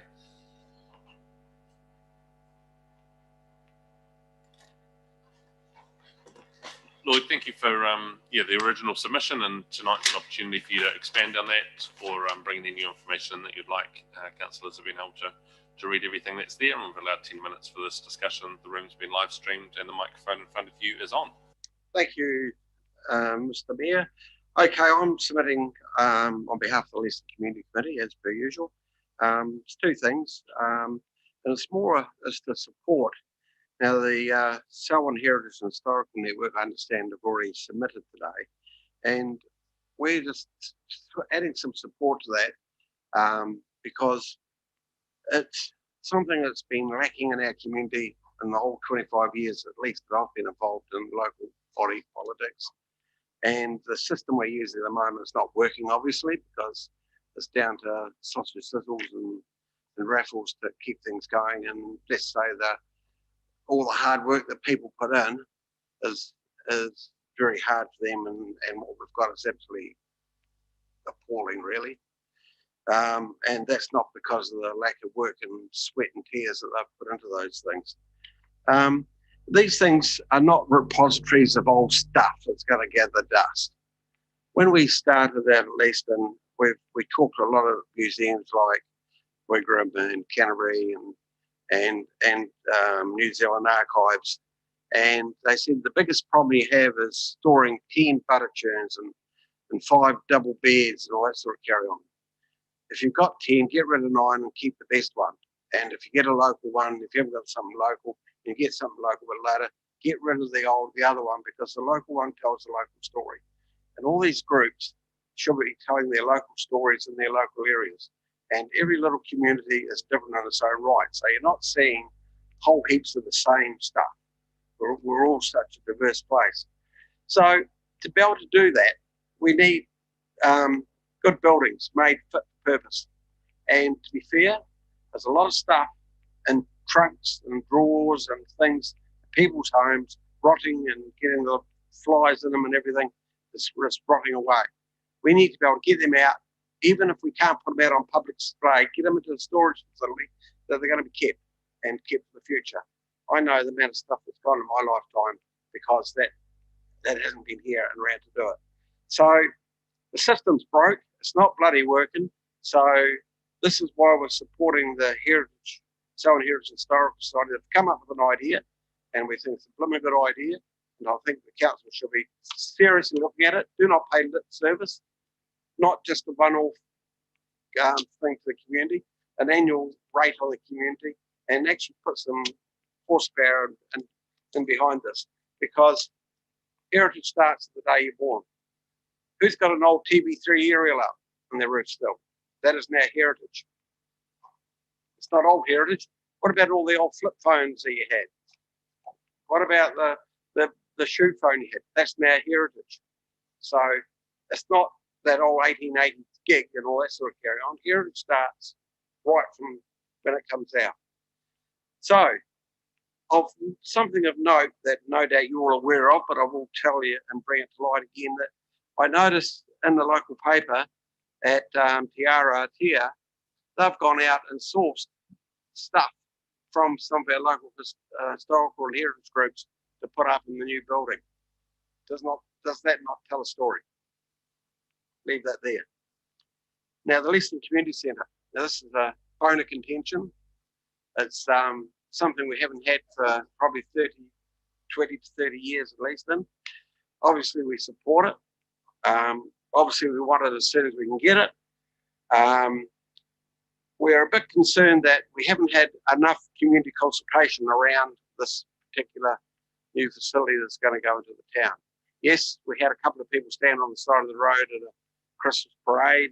We've had one meeting in the rugby club, which was an invited meeting of interested parties. But we don't believe the actual community have had a fair crack at the whip of putting their tuppence worth forward to shape what's going to come into our community. Now, the big decision 7 says it's going into Leiston Park, and we know council have been purchasing properties adjacent to the park. It may or may not be the place for it, because the community hasn't had a chance. We haven't had a proposal put to us by council. I'm neither one way or the other, but I was just putting it out there that consultation. We need to be talking more to our community about the stuff that's going to happen in that community. We don't want a deliverable. We don't want this nice folded up package. Hey, here you are, Leeston, you've been good boys, you waited 20 years. Come and meet us and tell us what your thoughts are. And take a bit of flack, which we all get all through the time.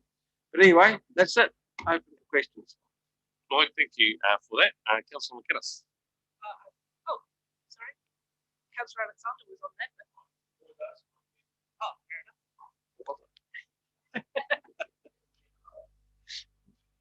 enough.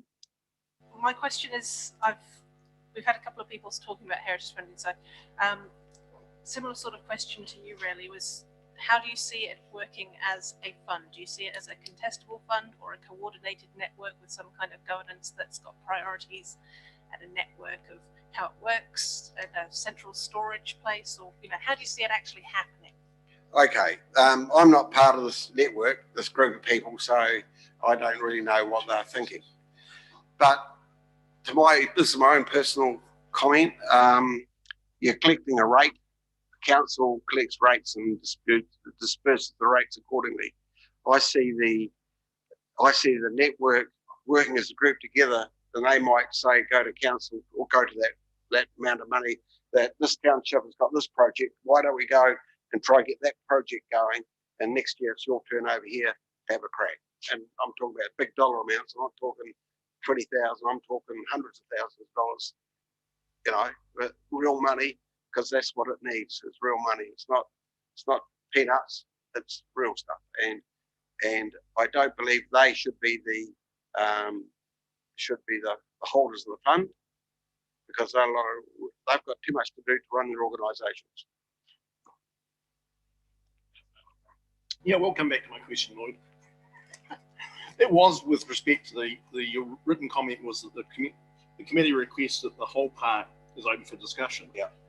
You talked about we need more consultation about whether a new community centre should be at the park. Yeah. But are you saying that a redevelopment of the whole park should be part of that discussion, or just the siting of no, not redevelopment. No. Just siting of the community centre. And what the community centre might look like. Well, that's part and parcel of it, isn't it? I mean, no matter where it goes, that is part and parcel of it. Yes. Thank you. Councillor Lyles. Okay, Lloyd, good to see you again. Yep. 25 years later. Lloyd, there's been a few comments this afternoon from other residents of Leeston about the new building, and some of them are in favour of it. They're unsure, as you are, about what's going in it.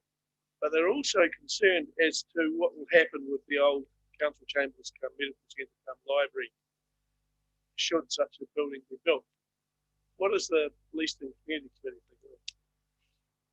I'll give you my personal comment, because I can't discuss what the committee, because haven't been given the power to do that. Obviously the council have gone through a process and found out that it's earthquake damaged. Got to go and do the sums. Personally, we don't want to lose the facility. I mean, the facility's still got to be somewhere in the town, and that might be the best place for it, in a different position on the site, with the community centre somewhere else. Lloyd, thank you for taking the time to come on this evening and talk to us about those concerns and sharing on behalf of the community. We appreciate it. Thank you. Councillors, that brings us through to our dinner break. But there's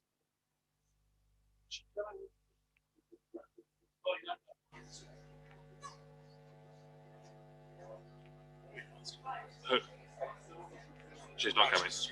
No. So before we break, we've been taking the written submissions for people that aren't speaking as a page turn with a bit of commentary.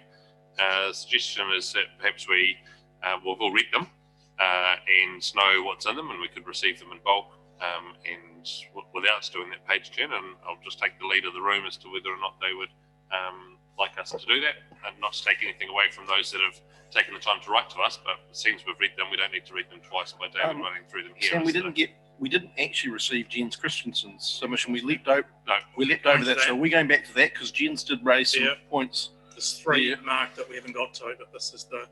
I support Sam's position.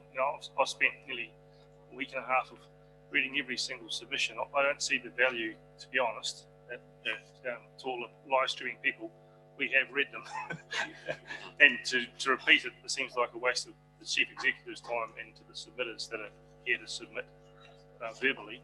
But if there's a feeling around the table you want to do that, that's fine. But I want to assure the public that we have done the work and read them. So, Yeah. Well, I certainly have. So you were then suggesting where we did have notes against them, we should simply send that through to staff, through to David and other staff. Yeah, that is the intention, and picking up on Grant's comments as well. All of the issues raised by all submitters, regardless of whether they're spoken to or just received as written, are actually addressed and will be addressed in the agenda for next Thursday. Right, that being the case, I will then come back and just... So I just want to clarify, so if we're comfortable that that's the direction we're going to take for the submissions? Yes. Yes. Yeah, they're all submissions, so they're all able to be brought up. And as David said, if you've got particular questions, the sooner you give them to staff to get answered, the better. So do it today or tomorrow. Sophie?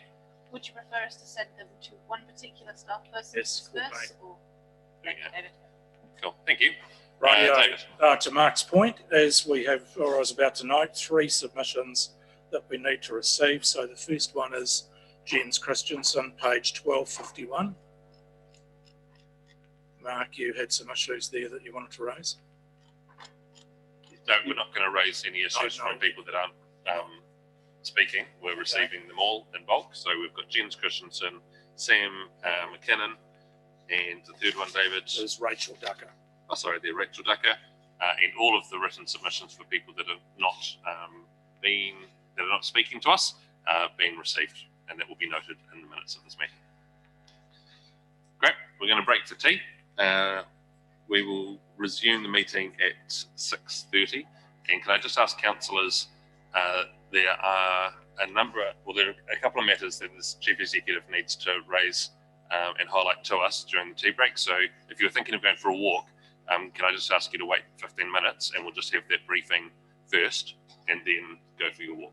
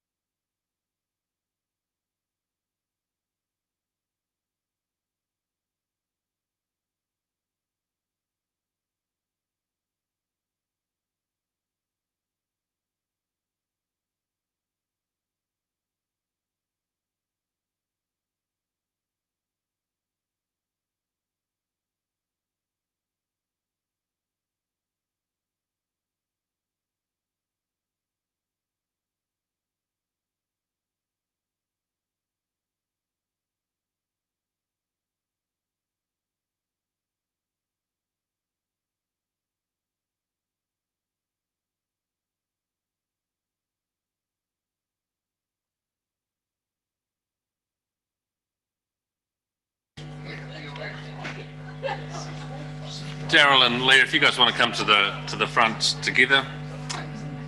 Councillors, Daryl Gallagher is the next submitter and Leah is to be later, but we're going to combine their presentation. So the submission, or the page number, sorry, is 1290 and 1336 are the two submissions that we'll be considering now. So Daryl and Leah, thank you for taking the time to write to us in the first place and tell us what your thoughts were. And then again, for coming out this evening. It's nice to be able to have a face-to-face conversation and provide the ability for people to ask questions and understand it a little bit more.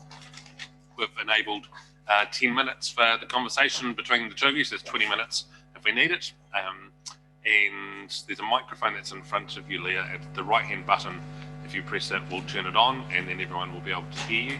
The meeting has been live streamed and the camera's on the table in the front. And you're welcome to speak to anything that's in your submission. You don't need to read it word for word because everyone here has read those. But if there's any new information you'd like to bring or particular bits you'd like to highlight from your submission, then now's the time. And I'll hand the floor to you. Thank you. Okay, thank you. Thank you for listening to us. Sorry. We are here mainly, first and foremost, for this QE and Darfield joint and septic tank system. The biggest concern we have, other than cost, which is obvious, is why this development has managed to proceed. We've got an ECAN certificate stating that we're okay till 2034. We're actually moving in tomorrow. We're getting our house tomorrow. So we built a house, put in a septic tank as per regulations, to find now that we're going to be told that we have to potentially join a reticulate system. I wonder why was all this development allowed to proceed with this happening and everyone's been made to pay $25,000 for a septic tank, which now we're getting told is going to be obsolete. I think the other thing with us as well is we are building a granny flat for my parents attached to the house. So the next level of concern is the amount of extra rates that is then incorporated as a result of having a wee granny flat. I personally feel that needs to be reviewed or at least really explained as to how the costs are going to affect us with the changeover to this. This is something that we agree with, but not right at this stage. The idea of having everything on a decent sewage system is ideal, but for us, I'd like to be able to turn my tank on tomorrow and get my $25,000 worth. So for us, if that means currently we have a resource consent from ECAN to discharge contaminants to land until November 2034. So for us, if, we're not unreasonable, but if we could actually see some lifetime of our system before we have to connect to this, then that would be pleasing for us. To avoid, I believe the rates charges of $1,400 a year, if I'm correct. That is sort of a bit of a grey area as to how much more on top we have to pay for my parents. They're the extra things that we just continually get stung with. So be nice to have a wee bit of compromise on those extra charges as well, especially considering it's solely for that particular reason. And they certainly don't use as much as our kids would at home if we still had them at home. So, yeah. So we've built a 4-bedroom house because we were looking to buy one previously. So 4-bedroom house with a 2-bedroom granny flat because they want to have the ability to have guests. We will live in that house with 5 people total, whereas there'd be many houses around Selwyn currently that would have 7, 8 people potentially, 2 or 3 bathrooms. We're helping our older generation, trying to help them survive and give them reasonable retirement. So yeah, we struggle to see how we get stunned for it. Whereas we could have 8, 14 people in our house probably, if you really wanted to squash it out. But yeah, that's basically where we're at. And why we're here, trying to get our point across and hopefully get some understanding from you guys of what we're facing. Cool. Well, thank you for coming in and presenting that. We're not going to be able to provide clear answers for that tonight, but we will be debating answers next week and confirming those in June. But there'll be some specific things, particularly around the separately habitable unit, which there's rules and policies around how and why that's charged the way that it is at the moment. And we did a review, you were running that maybe 2 years ago, 18 months ago. Yeah, so there is some recent information which we'll be able to give you on that. Good question I have is around the wastewater piece. So you're saying if it was 10 to 15 years away rather than 5 to 10 years, that is going to give you enough time to get some life out of your $25,000 new septic tank. That's not that you're opposed to the idea of reticulating the town, it's just the timing of it. Yeah, the timing. And I mean, I'd like to sort of think too, you know, real estate agents, they seem to know a heck of a lot. And whilst I don't have great faith in how they do things at times, I mean, it suits a purpose. When you sit down with an agent or whoever it is that sells you a piece of land, if they had have said to us then, hey, listen, this is what is in the pipeline, because we were oblivious to that, we would have really investigated an option for now, whether that be if we could put a holding tank in or something like that, so that, yeah, we could take advantage of this with the least minimal cost to us to get it up and running to begin with for those few years. So I think if we had have known what we were potentially looking at back then, now that we've done some investigation, it's been in the pipeline for quite some time, just wasn't on our radar. So, and if you'd asked us 12 months ago the same question, we would have said it's about 10 years away in our current plans, and it's only due to the extra funding that we've received from the government that's really brought the opportunity forward. Which is absolutely amazing. Yeah, that is. It just, I mean, you know, the cost of the houses, we couldn't afford to stay in Rolleston. The land was far too expensive for what we needed, so we are in Kerwee for that reason only. I'll get used to it eventually. No disrespect to, sorry, Jenny, sorry. I didn't mean that to sound bad, but you know, I like it here. Scratch that. But you know, that's the lifestyle we're choosing to live now, to accommodate my family. So you know, for us, it's just, it gets to the point where what else is going to be coming. And I mean, if this is the tip of the iceberg right now, I can tell you that much. I mean, at the moment, we're going in blind. We know how much the houses cost to build. I'm still unsure as to how much the house is going to cost us per week. We don't even know what our rates are. So, you know, all these extra things on top, you're never going to retire. You know, it's just a constant. It's just a constant. And for us, it's got to stop somewhere. So I think for us, as long as we can get a reasonable amount of time out of our tank without all the extras on top would be quite nice. Cool, thank you. Question here from Councillor Hassan. Yes. Look, thanks for your submission. And on a fairness basis, when we first put sewerage in for communities at Taitapu and Springston that were on septic tanks, we did actually give them the opportunity, depending on how old their septic tank was, a lifetime or a certain amount of use before we actually required them to connect to the system. But we also had some legislation that if you were in so many meters of either a water system or a sewage system, you could be charged half charges. So that was how the rates could be charged if the council so chose. Okay. I'm not aware that law has actually changed, so I may stand to be corrected, but I'm not aware that it has, so be mindful of that. The question I want to ask you is around the granny flat. If you were renting the granny flat for extra income, would you still have the same issues with regards to how you actually do the rating structure? Probably not in that state, but according to your rules, you can't. And I did see one house out at Darfield for sale with this really flash house with this flat on the land that said it was tenanted for sale, which I queried straight away, is because when we've been looking into this for a long time, that a granny flat has got to be for family, immediate family. So I couldn't work out how there was a house for sale stating that it was tenanted second dwelling. Thank you. We're not here to make money. Yeah. We're here to look after our parents.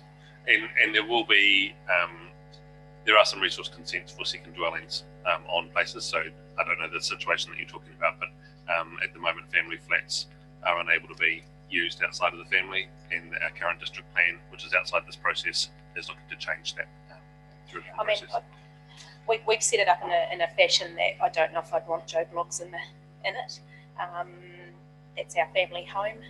So for me, it would always sort of be family, whether it be my parents. I mean, you know, our daughter, if she's old enough and wants to move in there. I mean, it's only 2 bedrooms. I don't know that you could actually recoup enough cost to cover the extra rates out of a tiny little 69.72 square metre house. I mean, people make do with less, don't get me wrong, but you'd be wanting to put considerable rental charges on it, and that's, It's probably to be able to today, and yeah, no, I agree. If you're making money off it as a flat, I don't have a problem with those charges. It's when it's immediate family. When we're supporting someone, we're not there to make money, we're there to support them. Thank you. So we're just running out of time for this one, the next presenters here. So thank you for presenting what you have. The items will be considered next week. And as I said, we'll be able to get back to you once we know a bit more about the direction that we're going, but really appreciate you taking the time tonight to come down and talk to us. Thank you. Thank you. Yeah.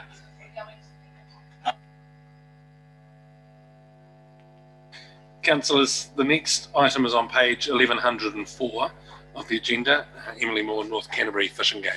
Emily, thank you for the submission you've already sent through, and tonight's an opportunity for you to flesh some things out there and raising the other items that you might want to raise with us. I understand Naomi's got a presentation that you're going to run through as well, and we've allowed 10 minutes for this conversation.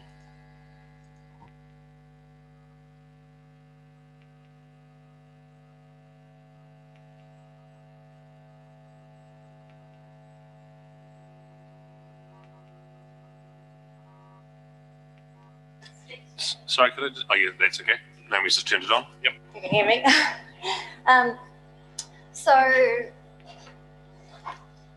if I'm a bit disorganised. I've literally just come back from being up in this part of the world today. But yeah, it was beautiful up there today.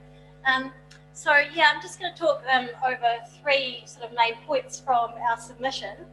Firstly, about management of drains or streams, and then about camping, and finally about vegetation in high country. So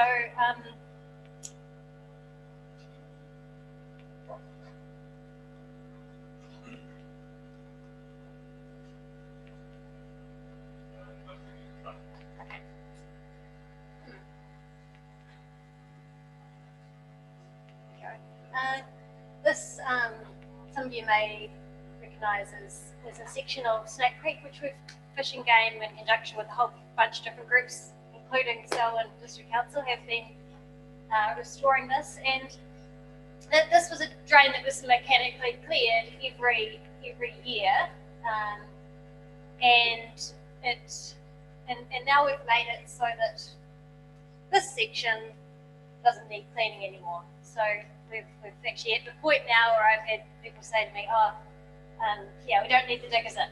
And to us, that's just such a great outcome. And while it's cost a bit more up front, for us, it's a long-term sustainable solution that puts, makes it safer for salmonids, obviously, but also other species like longfin tuna, longfin eel, tuna, and kura, which are also located in these lowland streams, and that we have found quite a few of in Snake Creek.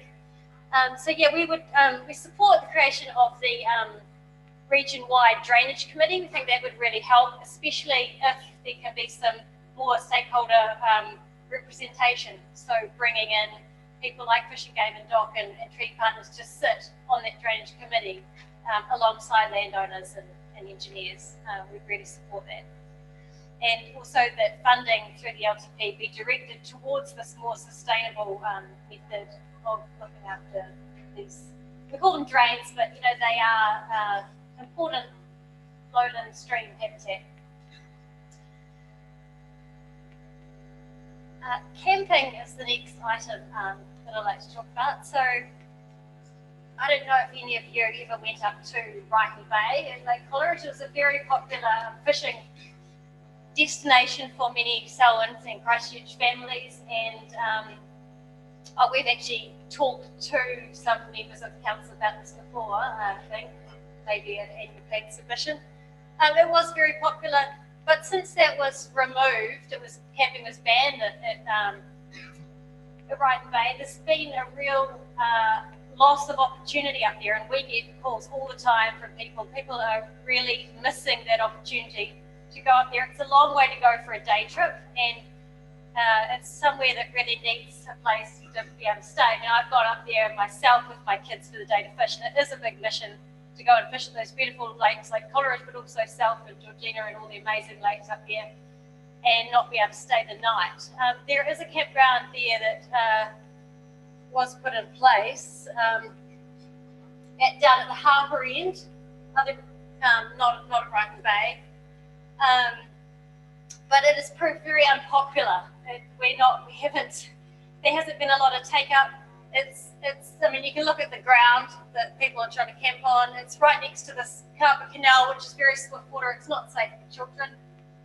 It just hasn't done the job, and anglers want to be by the water. They want to be camping by the lake, and we think that there are some real opportunities to enable recreation in that area, and we'd like for that to be one put on the long-term plan as a performance measure to identify and progress desirable camping opportunities in the Lake Coleridge region area. Finally, I just wanted to talk about a difficult subject, and one that is, fairly, active at the moment, is the development of Canterbury High Country, Selwyn High Country, the Upper Waimakariri Basin, the Upper Rakaia, the Selwyn. I don't know if many of you have spent much time in the High Country, but it is incredibly rapidly changing up there. There has been a shift away from extensive pastoralism to much more intensive practices. We're seeing much more use of fodder crops, fertilizers, cultivation, areas that were never cultivated, even irrigation in some areas. So it's really changing. It's changing very fast. This is just one picture from the Selwyn, but sort of identifies the areas that are currently being developed, and they tend to be those floodplains or river terraces, so that low gradient land in the high country. So there've been a few studies out recently, but a few mapping exercises that have come out about this. The top one is ECAN have done a whole lot of mapping using GIS ecologists and GIS people teaming up to remotely map this, and so that sort of shows the development of land. That top one, that's just the Waimakariri Basin. That's not Lake Coleridge, which is actually similar, and then down the bottom here is Mike Harding, a very well-respected ecologist off his own bat, has just produced a report this week in which he has, unpaid, he has gone to the trouble of producing this report, which just to highlight how quickly things are changing up here. So this is having an effect on biodiversity. So this is actually from a study done over a number of high country properties, not just in the Selwyn, but also Canterbury and Otago. But it just shows how in the high country there is currently experiencing a dramatic change in the classification of, a shift towards the loss of biodiversity and towards increases in the number of declining and nationally vulnerable species. And you may think, well, what does Fish and Game care about that? But what the next step after the land is cleared is that intensification that leads to effects on water quality. And ECAN only recently this year came out with a report which shows that 20 out of 25 Canterbury High Country lakes have nutrient concentrations or algal biomass that are now above the objectives set in their land and water plan. So these lakes are rapidly, they are declining in water quality, and you may have heard of the trouble that's occurring at the moment up in the Ashburton lakes as well. But there are lakes in the Selwyn High Country that are also in decline. So I guess this is for fish and game. This is a problem for our stakeholders. But the first step is really this change in land use, this clearance of vegetation, which opens the gate to further development. So when we talk to ecologists about this, they tell us that the remaining low gradient land in the Selwyn High Country that has not been converted, by converted I mean vegetation removed and cultivated or irrigated, that the remaining low gradient unconverted land would be classified as significant natural areas if assessed correctly, assessed under the Canterbury Regional Policy Statement biodiversity criteria by a proper ecologist. And so that's a big job. It's a big job to do, and as you're probably aware, the National Policy Statement for Indigenous Biodiversity is currently going through the motions, and I'm not sure when they're going to release the final decision. But in that it says that all SNAs need to be mapped within 5 years.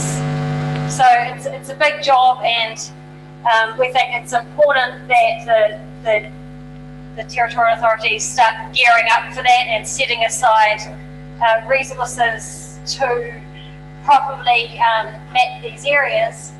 And this will also help when they are mapped, as well as providing protection for some of these important river floodplain and river terrace habitats. It will also make enforcement issues easier. Because at the moment it is, if someone does clear land that they shouldn't have, it's almost impossible to actually carry out any enforcement action if there's been no map done of what's actually there. It just hasn't. There have been no prosecutions taken in Canterbury, any of the High Country area, because of this difficulty in enforcement.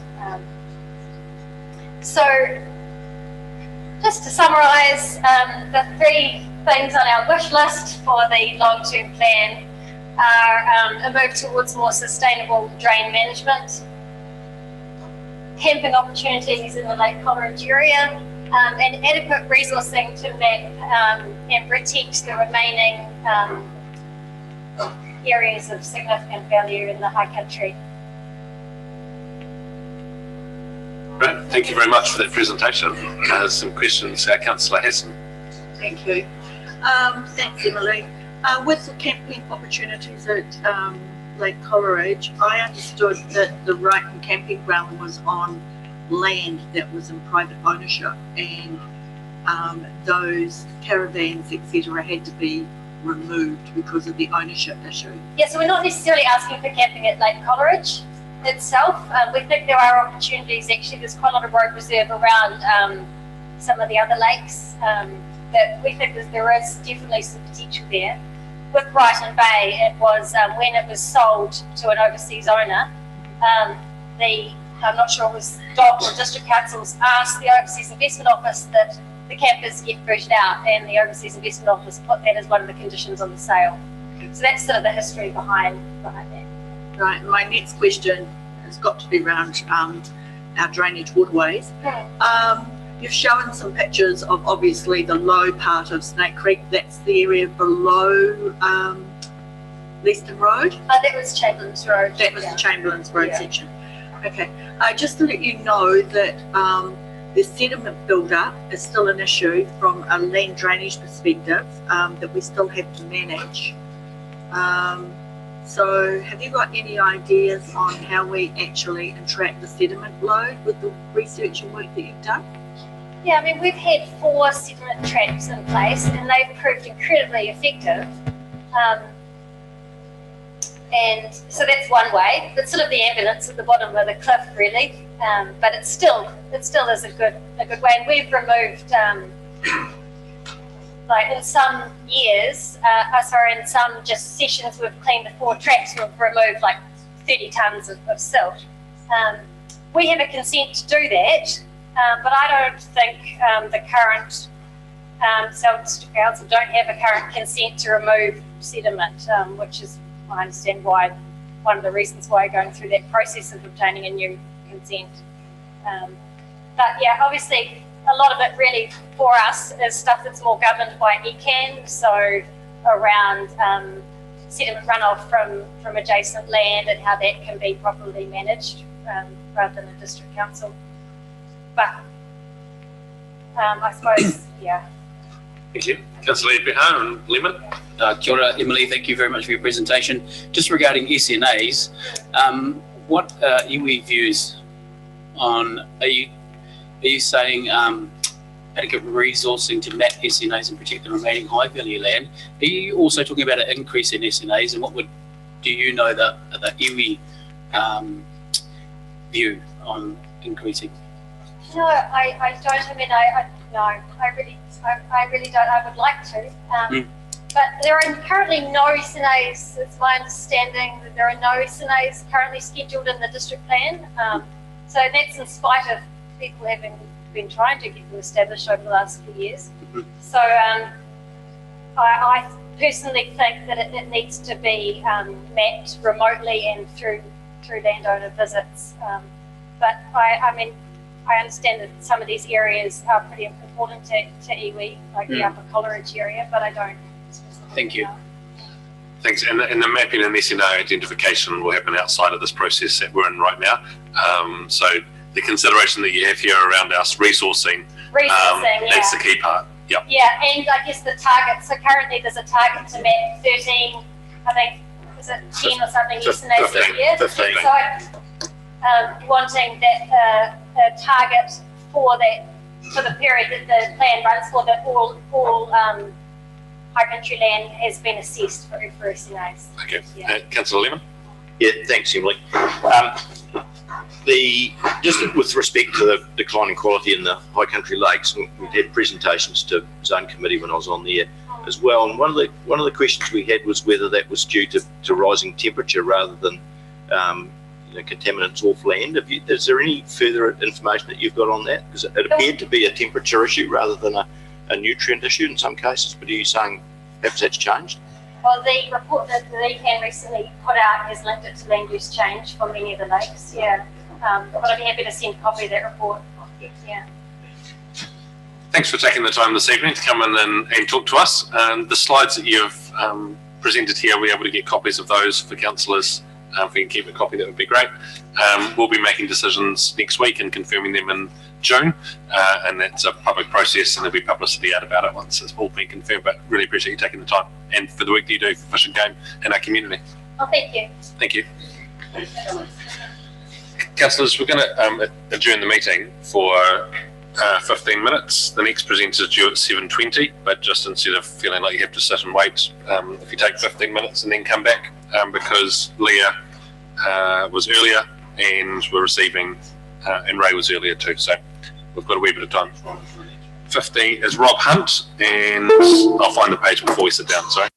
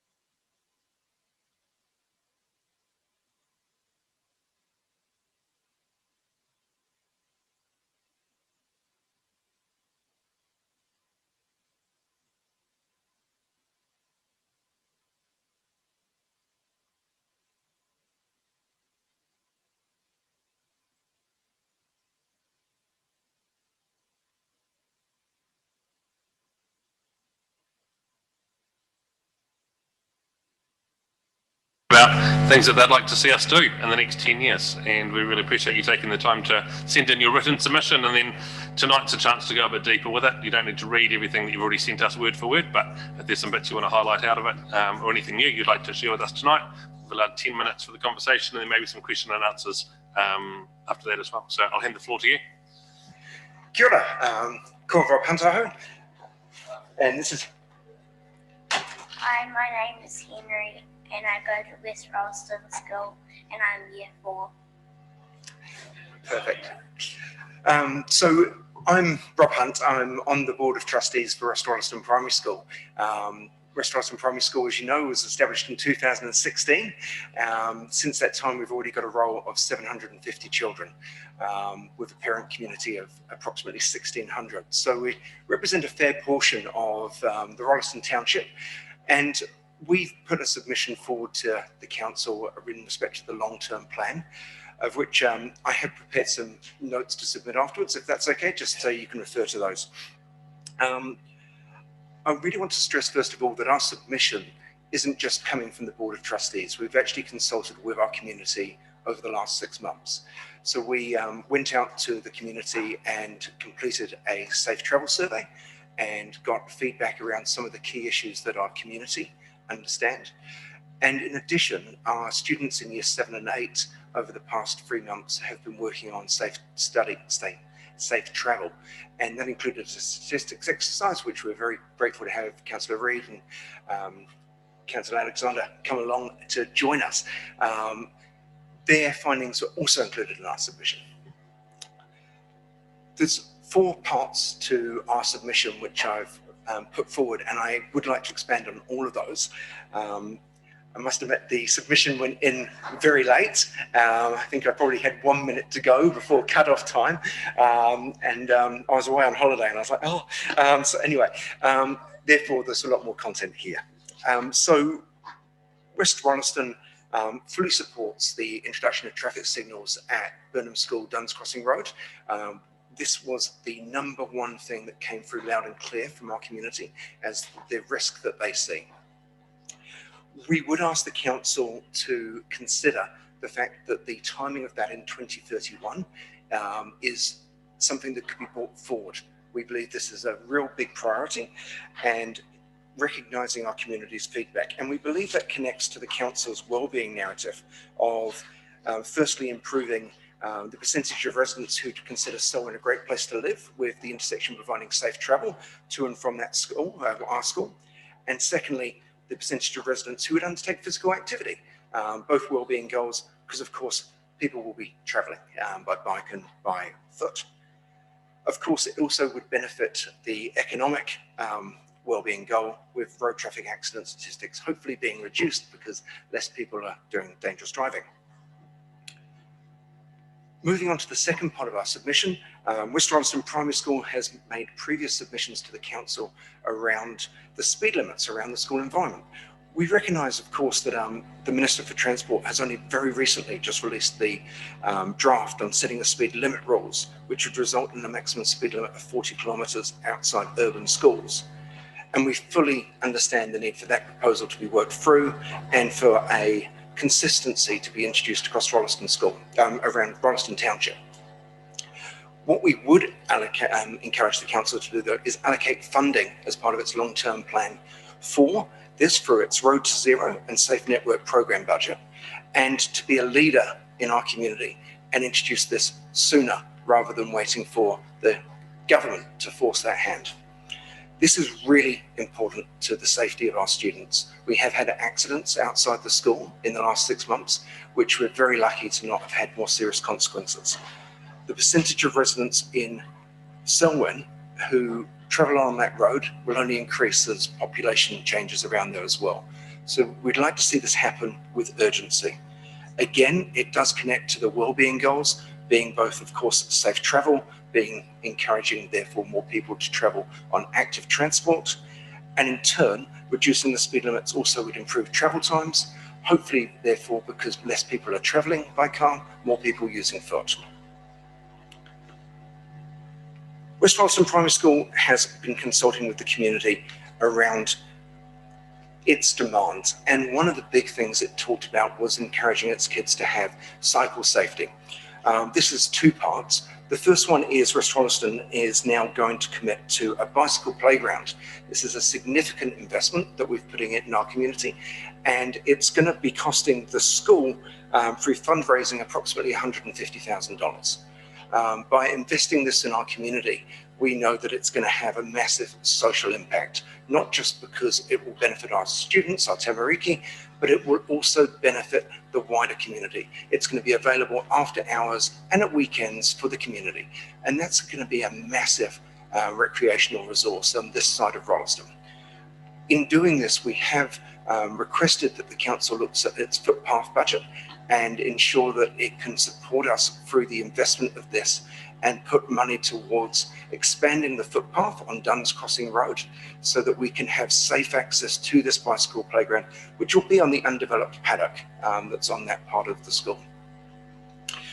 I'm sure it's quite clear why this would benefit the wellbeing goals of the council, which I have outlined in the submission here. But I would stress, you know, we are committed to this ourselves, and as part of this submission, I've attached some plans of our draft concept for what this looks like. The cycle skills is, as I mentioned, two parts, and the second part of that talks to the fact that we would like to see the council and continue to invest in the cycle skills program. Again, that forms part of the Road to Zero budget, and we would like to make sure that that continues and potentially even increase to allow more schools to have access to cycle skills safety. It's obviously important for all of our Tamariki to know how to travel safely on the roads, and therefore encouraging that at an early age will benefit Rolleston and Selwyn and Hull as a benefit, because more people will feel confident with that option. My final part of my submission, and you'll all be very grateful, is West Rolleston Primary School has identified, again for its consultation with community, that travel to school wants to have a sense of safety. One thing that would encourage that is more shared pavements which allow for cycle use or cycle pathways. And what we did identify as part of the long-term plan is that there is a proposed cycleway between Rolleston and Burnham. Maybe a consideration for the council could be to reallocate that cycle route along Brookside Road and up Duns Crossing Road to incorporate both parts of that goal, while also potentially taking it on a safer route rather than on State Highway 1. That would, of course, again benefit the cultural wellbeing goal of residents taking physical activity and the economic wellbeing by increasing the amount of residents you're walking and cycling in particular to school. Not to school, on their journey. And that is all from me. I'd love to answer any questions you may have. All right. Thank you for that and for clearly explaining where you'd like us to head. Just wondering the length of footpath that you require along Duns Crossing Road. Do you know, is it another 10 metres? Is it 100 metres? Yeah, look, the distance of that would be approximately 100 metres. I believe the paddock is 50 metres length, and there's two sections of that, so it would be 100. Yeah. Councillor Reid. Thanks for that, Rob. And yeah, interesting going forward with the government now doing those speed limit changes. As you're well aware, we've tried to do that ourselves, and you came and spoke to the hearing about that, and unfortunately NZTA weren't on board. So yeah, touch wood, this is going to be quite a different story once this all comes out. Now, just following on, I was going to ask about the footpath as well. Now, so I'm assuming the land that you're talking about that you're putting the community bike track on is MOE land, or? Yes, it is. So have you approached MOE to see if they will fund the footpath outside? MOE have made it quite clear that the investment that we're putting in for the playground is the maximum we can put in. It's obviously looking at this from the community perspective of how we provide access. We have access to the school. We want to make sure it's available to all of the community by having footpaths along the outside. The reason I ask it is because normally is when footpaths are developed, it's generally done by the property owner who is associated with it, which in this case is the Ministry And that's the reason I've asked my question. So cool, thank you. And just wondering, it's outside the scope of your submission, but as a current topic for us as the council, the change in land use around the school to the south. Has there been any discussion from your board around what you'd like to see done there and in that space, and have you entered into submissions through that process? We have made a submission in respect of the change of zoning. We are objecting to the change of zone. We believe it will have a massive environmental impact on our school, both from social environment, well-being, environmental aspect. Obviously, there's very much limitations around what we can object to on this, but I think we can all understand that a significant increase in residential population without good planning and without zoning for schools is going to create problems for our whole community. Sorry, I'm Mark. Thank you. Thanks for your submission, Rob, and it was very nice to receive the invitation and the presentation at the school on road safety. It was actually a very impressive presentation. Just a question about the cycleway. If we extend the cycleway from your current boundary north, is it going to put pressure on for another crossing point there, because it's that much further up the road from your Kia crossing? We have considered that, and look, I mean, in an ideal world, there'd be crossings further up the road as well, but we're realistic to some of the logistical challenges of that. Yeah, we had to fight hard enough to get the first part. So, look, I think the challenge we'd have is around how we plan for that footpath. You know, I'd like to think if that footpath is supported by council, it would be wide enough to allow bikes to travel along it, as well as walking. You know, from a Kia crossing perspective, I wouldn't expect it to change the demand that we have there. We have 750 kids, or the fair part, travel across it right now. So there's some pretty experienced crossers. Isn't that right, Henry? Well, Henry, thank you for coming in and supporting the submission, and Rob for speaking to it. If you'd leave the details that you have there with us, it would help our decision making, which will happen next week, and we'll be ratifying those in June, which is a public process and will be made public after that into the newspaper. So thank you. Sure. Councillors, the next speakers is Morris, Bruce and Bill are all here. I don't know if Morris, you're going to speak to it yourself, or whether you're going to have some friends come to the front. There's chairs there if you'd all like to go. It's good to have friends. Sorry, Morris, I'll just, councillors are on page 1340 of our agendas today, and we've allowed 10 minutes for this conversation. I want to say thank you for writing to us in the first place, and then coming in tonight and making yourself available to enhance that submission, and also to maybe answer some questions as well. So I'll hand the floor over to you. And if you just press the button on the right of the microphone, that's sitting right down just under your nose. No, that big black box. Yep, that one there. Press. That's it. Thank you. You're away. Thank you. I'd just like to thank you for this opportunity to speak to you. My name is Morris Fiske, as you know. I'm president of the Lincoln Bowling Club. So our submission is a sport-orientated submission to the club. We're desperately trying to get more involved in the community. Unfortunately, bowls in New Zealand is seen as an old person's game, and we're really wanting to change that image along with Bowls New Zealand and Bowls Canterbury. So our submission is for the club. We would like to put lights on one of the greens. It's council land, and I note, being cheeky, I note beside there's new lights all up at the rugby fields right beside us. I would like the council, if they would, to consider putting lights up on one of our greens. We have two greens. One's a grass green that we play all in the summer, and we have also an artificial green which we play throughout the year in the winter. The cost of the lights is estimated at the stage to be around $60,000. That's an estimation, and we've done some quotes to get proper lighting on. Our club is the main bowling club in the Ellesmere and Rolleston area. In fact, by far, we would have 120 members, and we would really be, not trying to downplay other clubs, but we'd probably be the main hub of bowls in the Ellesmere, Rolleston area. I'm not trying to take anything away from the other clubs when I'm saying that, but it's just a fact with our membership. We have a number of social and what's called limited playing members as well. We're very involved in the community. Post-Christmas, we have what's called community bowls. We fill up both greens, so that's about 162 people playing bowls, all from the community, not from our members. Our members go along to assist and everything.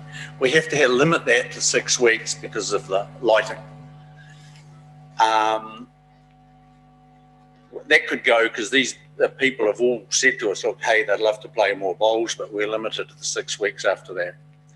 Canterbury Bowls also have introduced I don't know whether you folks have seen it, a bowls competition called 3 5s. It's been on Sky Sport, you see it in Australia and in New Zealand. Bowls New Zealand, Bowls Canterbury are really trying to push this into the community and have the community involved in this Bowls 3 5 competition. They're even mooting to having a national community 3 5s competition. Sorry, went out. My 10 minutes. But they're talking about having a national community bowl. So clubs like us would have a community 3 5s competition, and the winners would go to a national one. That's what they're mooting. They are really trying to push this 3 5s competition. As well as that, they've got a club 3 5s competition that's played in the evenings. And last time it was getting near dark by the time we'd finished some of the games. So we're really, what we feel, we need to push ahead and get some good lights on one of the greens. I'm not talking about both the greens. We would probably put it on the green. In the winter, I'd imagine if you had lights on the artificials, you'd be too jolly cold at this time of the night to be playing bowls under lights. So it would be more on the green that we play competitive bowls on. There's also a large number of businesses in Lincoln University that are using our club for events, just social events to come and play bowls. I've also recently have arranged, Lincoln University are involved in scholarship program for sport, elite sport. I myself, along with the CEO of Canterbury Bowls, have arranged for next year for a scholarship for bowls to come at Lincoln University, but we're obviously relying on top secondary school or postgraduate people who are elite bowlers, top of their class, can come to Lincoln University. Our club then would be used to for the Canterbury coaches and everything, for these people to play and be coached at our Lincoln Bowling Club. I see that, and the club sees that as a chance to start to get younger people into playing bowls, perhaps like it is in Australia. Australia, it's really caught on with younger people. And so that is really it. We'd like the council to consider whether they would come to the party and assist us with putting up lights that would assist us with our program, more probably for us as well, but for the community. We want to be involved in the community more than we are and have been in the past. So that's probably where I'm from. All right, thank you very much for that. Got a couple of questions from councillors, Malcolm and Mark first, then Malcolm and Jeff. Thank you. Thanks for your submission. Just a couple of questions. You said that your facilities on the domain, who's paid for the facilities today? Have you, Canterbury Lincoln Bowls, paid for your club rooms and the facilities today? Yes, we have. Okay. Can you contribute towards the lighting project at all? Yes, we would. If we could, we'd certainly help out, yeah. Okay. And the third question is a little bit outside your submission. We had a submission earlier in the afternoon calling for the establishment of a Rolleston Lawn Bowls Club. Right. How much capacity have you left in the club, your club, for further membership from, say, the Rolleston area, as opposed to setting up a whole completely new club here? I'd say there's plenty. We have 2 greens, and most other clubs have got 1. I would say that we could support a whole lot more members. Because we have a lot playing social bowls, and then we have a whole lot playing competitive bowls too. Yeah, thanks for coming along, gents. Pleased to see the club is going very well. Mark's asked most of the questions I was going to ask around capacity. You have no lighting there at all at the moment? No, not at None all. whatsoever? No. Okay, I hear you loud and clear. Thank you. Jeff, did you have a question? Yeah, I was really wanting to know how many Rolleston players were there because of that submission, and Mark's asked a question, but you know, your request seems reasonable, but well, obviously we've got so many requests that we have to debate them all. Oh, understand. Yeah. Oh, no, there's a number of Rolleston bowlers here, and I would say there's a number of Rolleston people who live here play for other clubs, not just ours. And I think the only downside, if you had one, I'm not trying to diminish what people have submitted to you, is that you might diminish the effectiveness of other clubs some of them are struggling. I'm not trying to put them down for doing that, but it's something you'd have to consider. Thanks for your submission. I should declare that I'm a Bowls Club member at Duffield, not related to this submission at all, but just so that you're aware. And we'll be making decisions next week, and they'll be confirmed in June through a council meeting at that time. But I want to say thank you for taking the opportunity to come and speak to us tonight about the project, and it will get careful consideration. Well, thank you very much for listening to us. Thank you. So Sam, you were saying you were playing without any bias? Yeah. Yeah. There's no lights. Lovely. Thank you very much. And our last submission for the night is number 1342, Inaka, Annika and Liv. Inaki, sorry.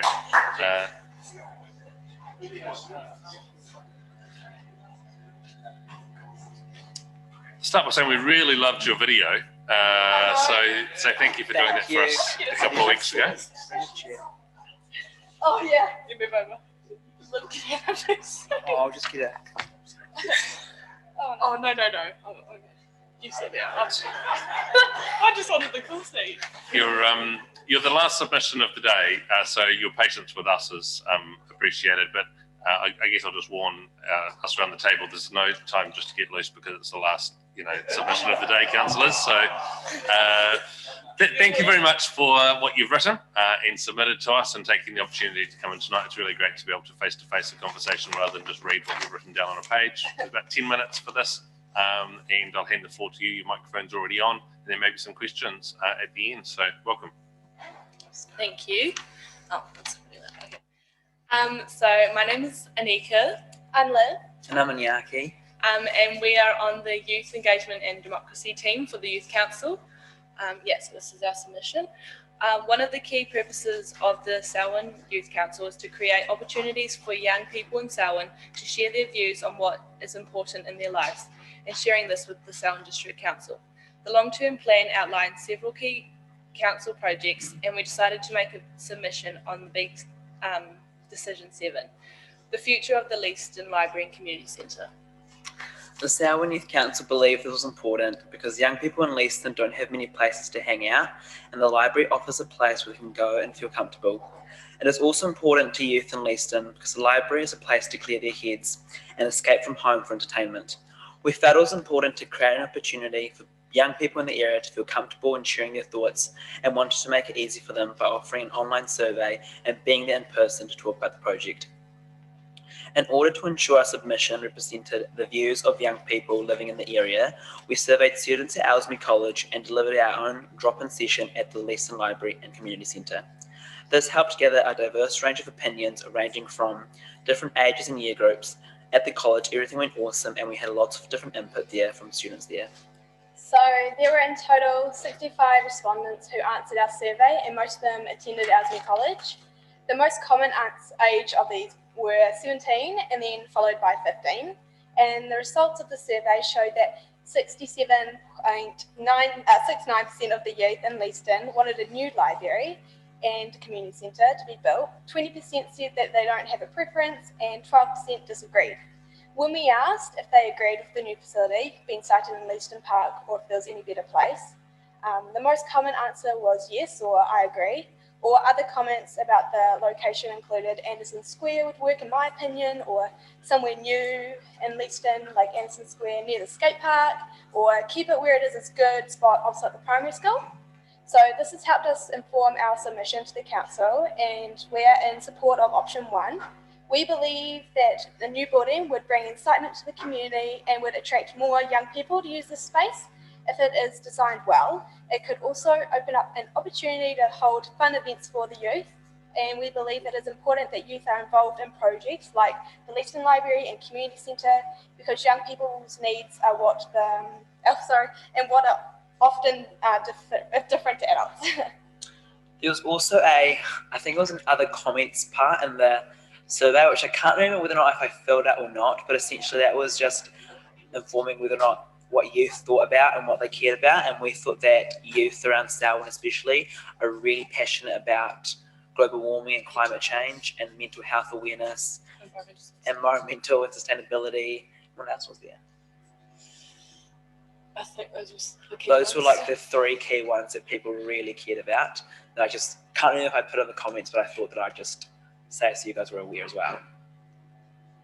Thank you for that. How did you find the engagement with young people when you started asking them questions about what the council should be doing? Was their view, you've canvassed the answers, but what was the attitude towards sort of being asked that from the 3 of you, or the other people that were on the ground? Well, honestly speaking, the ones that I was at the college when the surveys were done, so there was a lot more kids there than the Leeston Library because it was like on a weekday and people were just in the library, the school one. So they answered it. People it was like divided. Some people thought like they wanted a new library, but then others thought that the library should stay the same because they thought it was perfectly fine and that they should spend that money on other things. But that was like all their opinions, but it was really like divided. So I think most of them wanted a new library, but then others thought that it should stay the same because they thought it was fine. But the attitude was like, well, obviously everyone had different attitudes to it, but most of them were pretty pleased with it.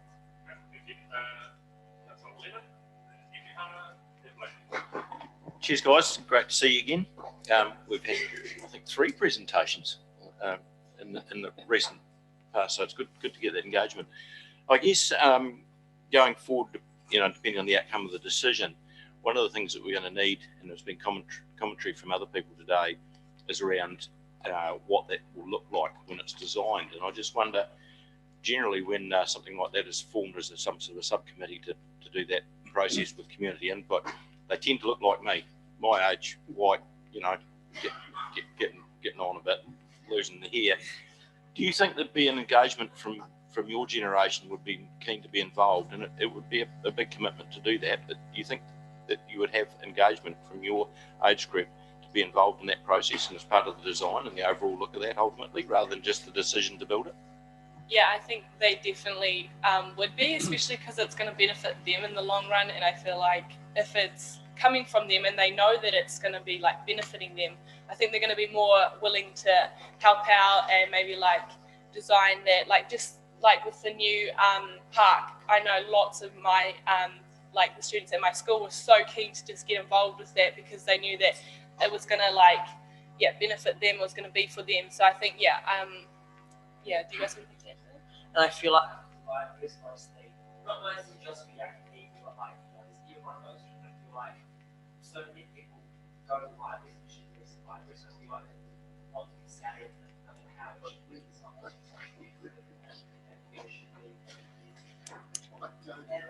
Oh, sorry. Yeah, so I was saying that I feel like the youth would more than happy put their input in how it should be. The community centre and library should be rebuilt and what, give their say and what they'd like to see in it.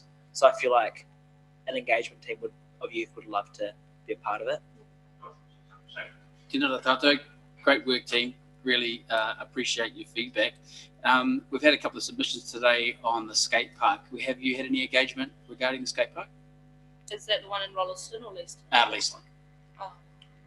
Not really. We haven't had much engagement to do with the skate park. We surveyed, Liv and I, when we went to Leeston, we walked to the skate park and asked people there, but engagement with the skate park itself, not an awful lot. Thank you. Yeah, look, thanks for coming along and submitting to us. I really do appreciate it. And like my good friend over here, Murray, as you get older, you appreciate what youth have to say more, believe it or not. One of the submitters said that, and he was on the township committee, and it may well be that you want to liaise with the township committee. The committee, and I think it was his personal opinion, was that he felt there hadn't been enough dialogue or communication within the community about the location of this community centre, and it seemed to be that it was presumed that it would go in the park and that there may be other options. I did see that you have canvassed that. Did you give the people choices as to where you thought the community centre should be, or was there just a presumption that it would be in a particular place? Well, we had the idea that it would be rebuilt. I think it was either Anderson Square or was it near rugby fields?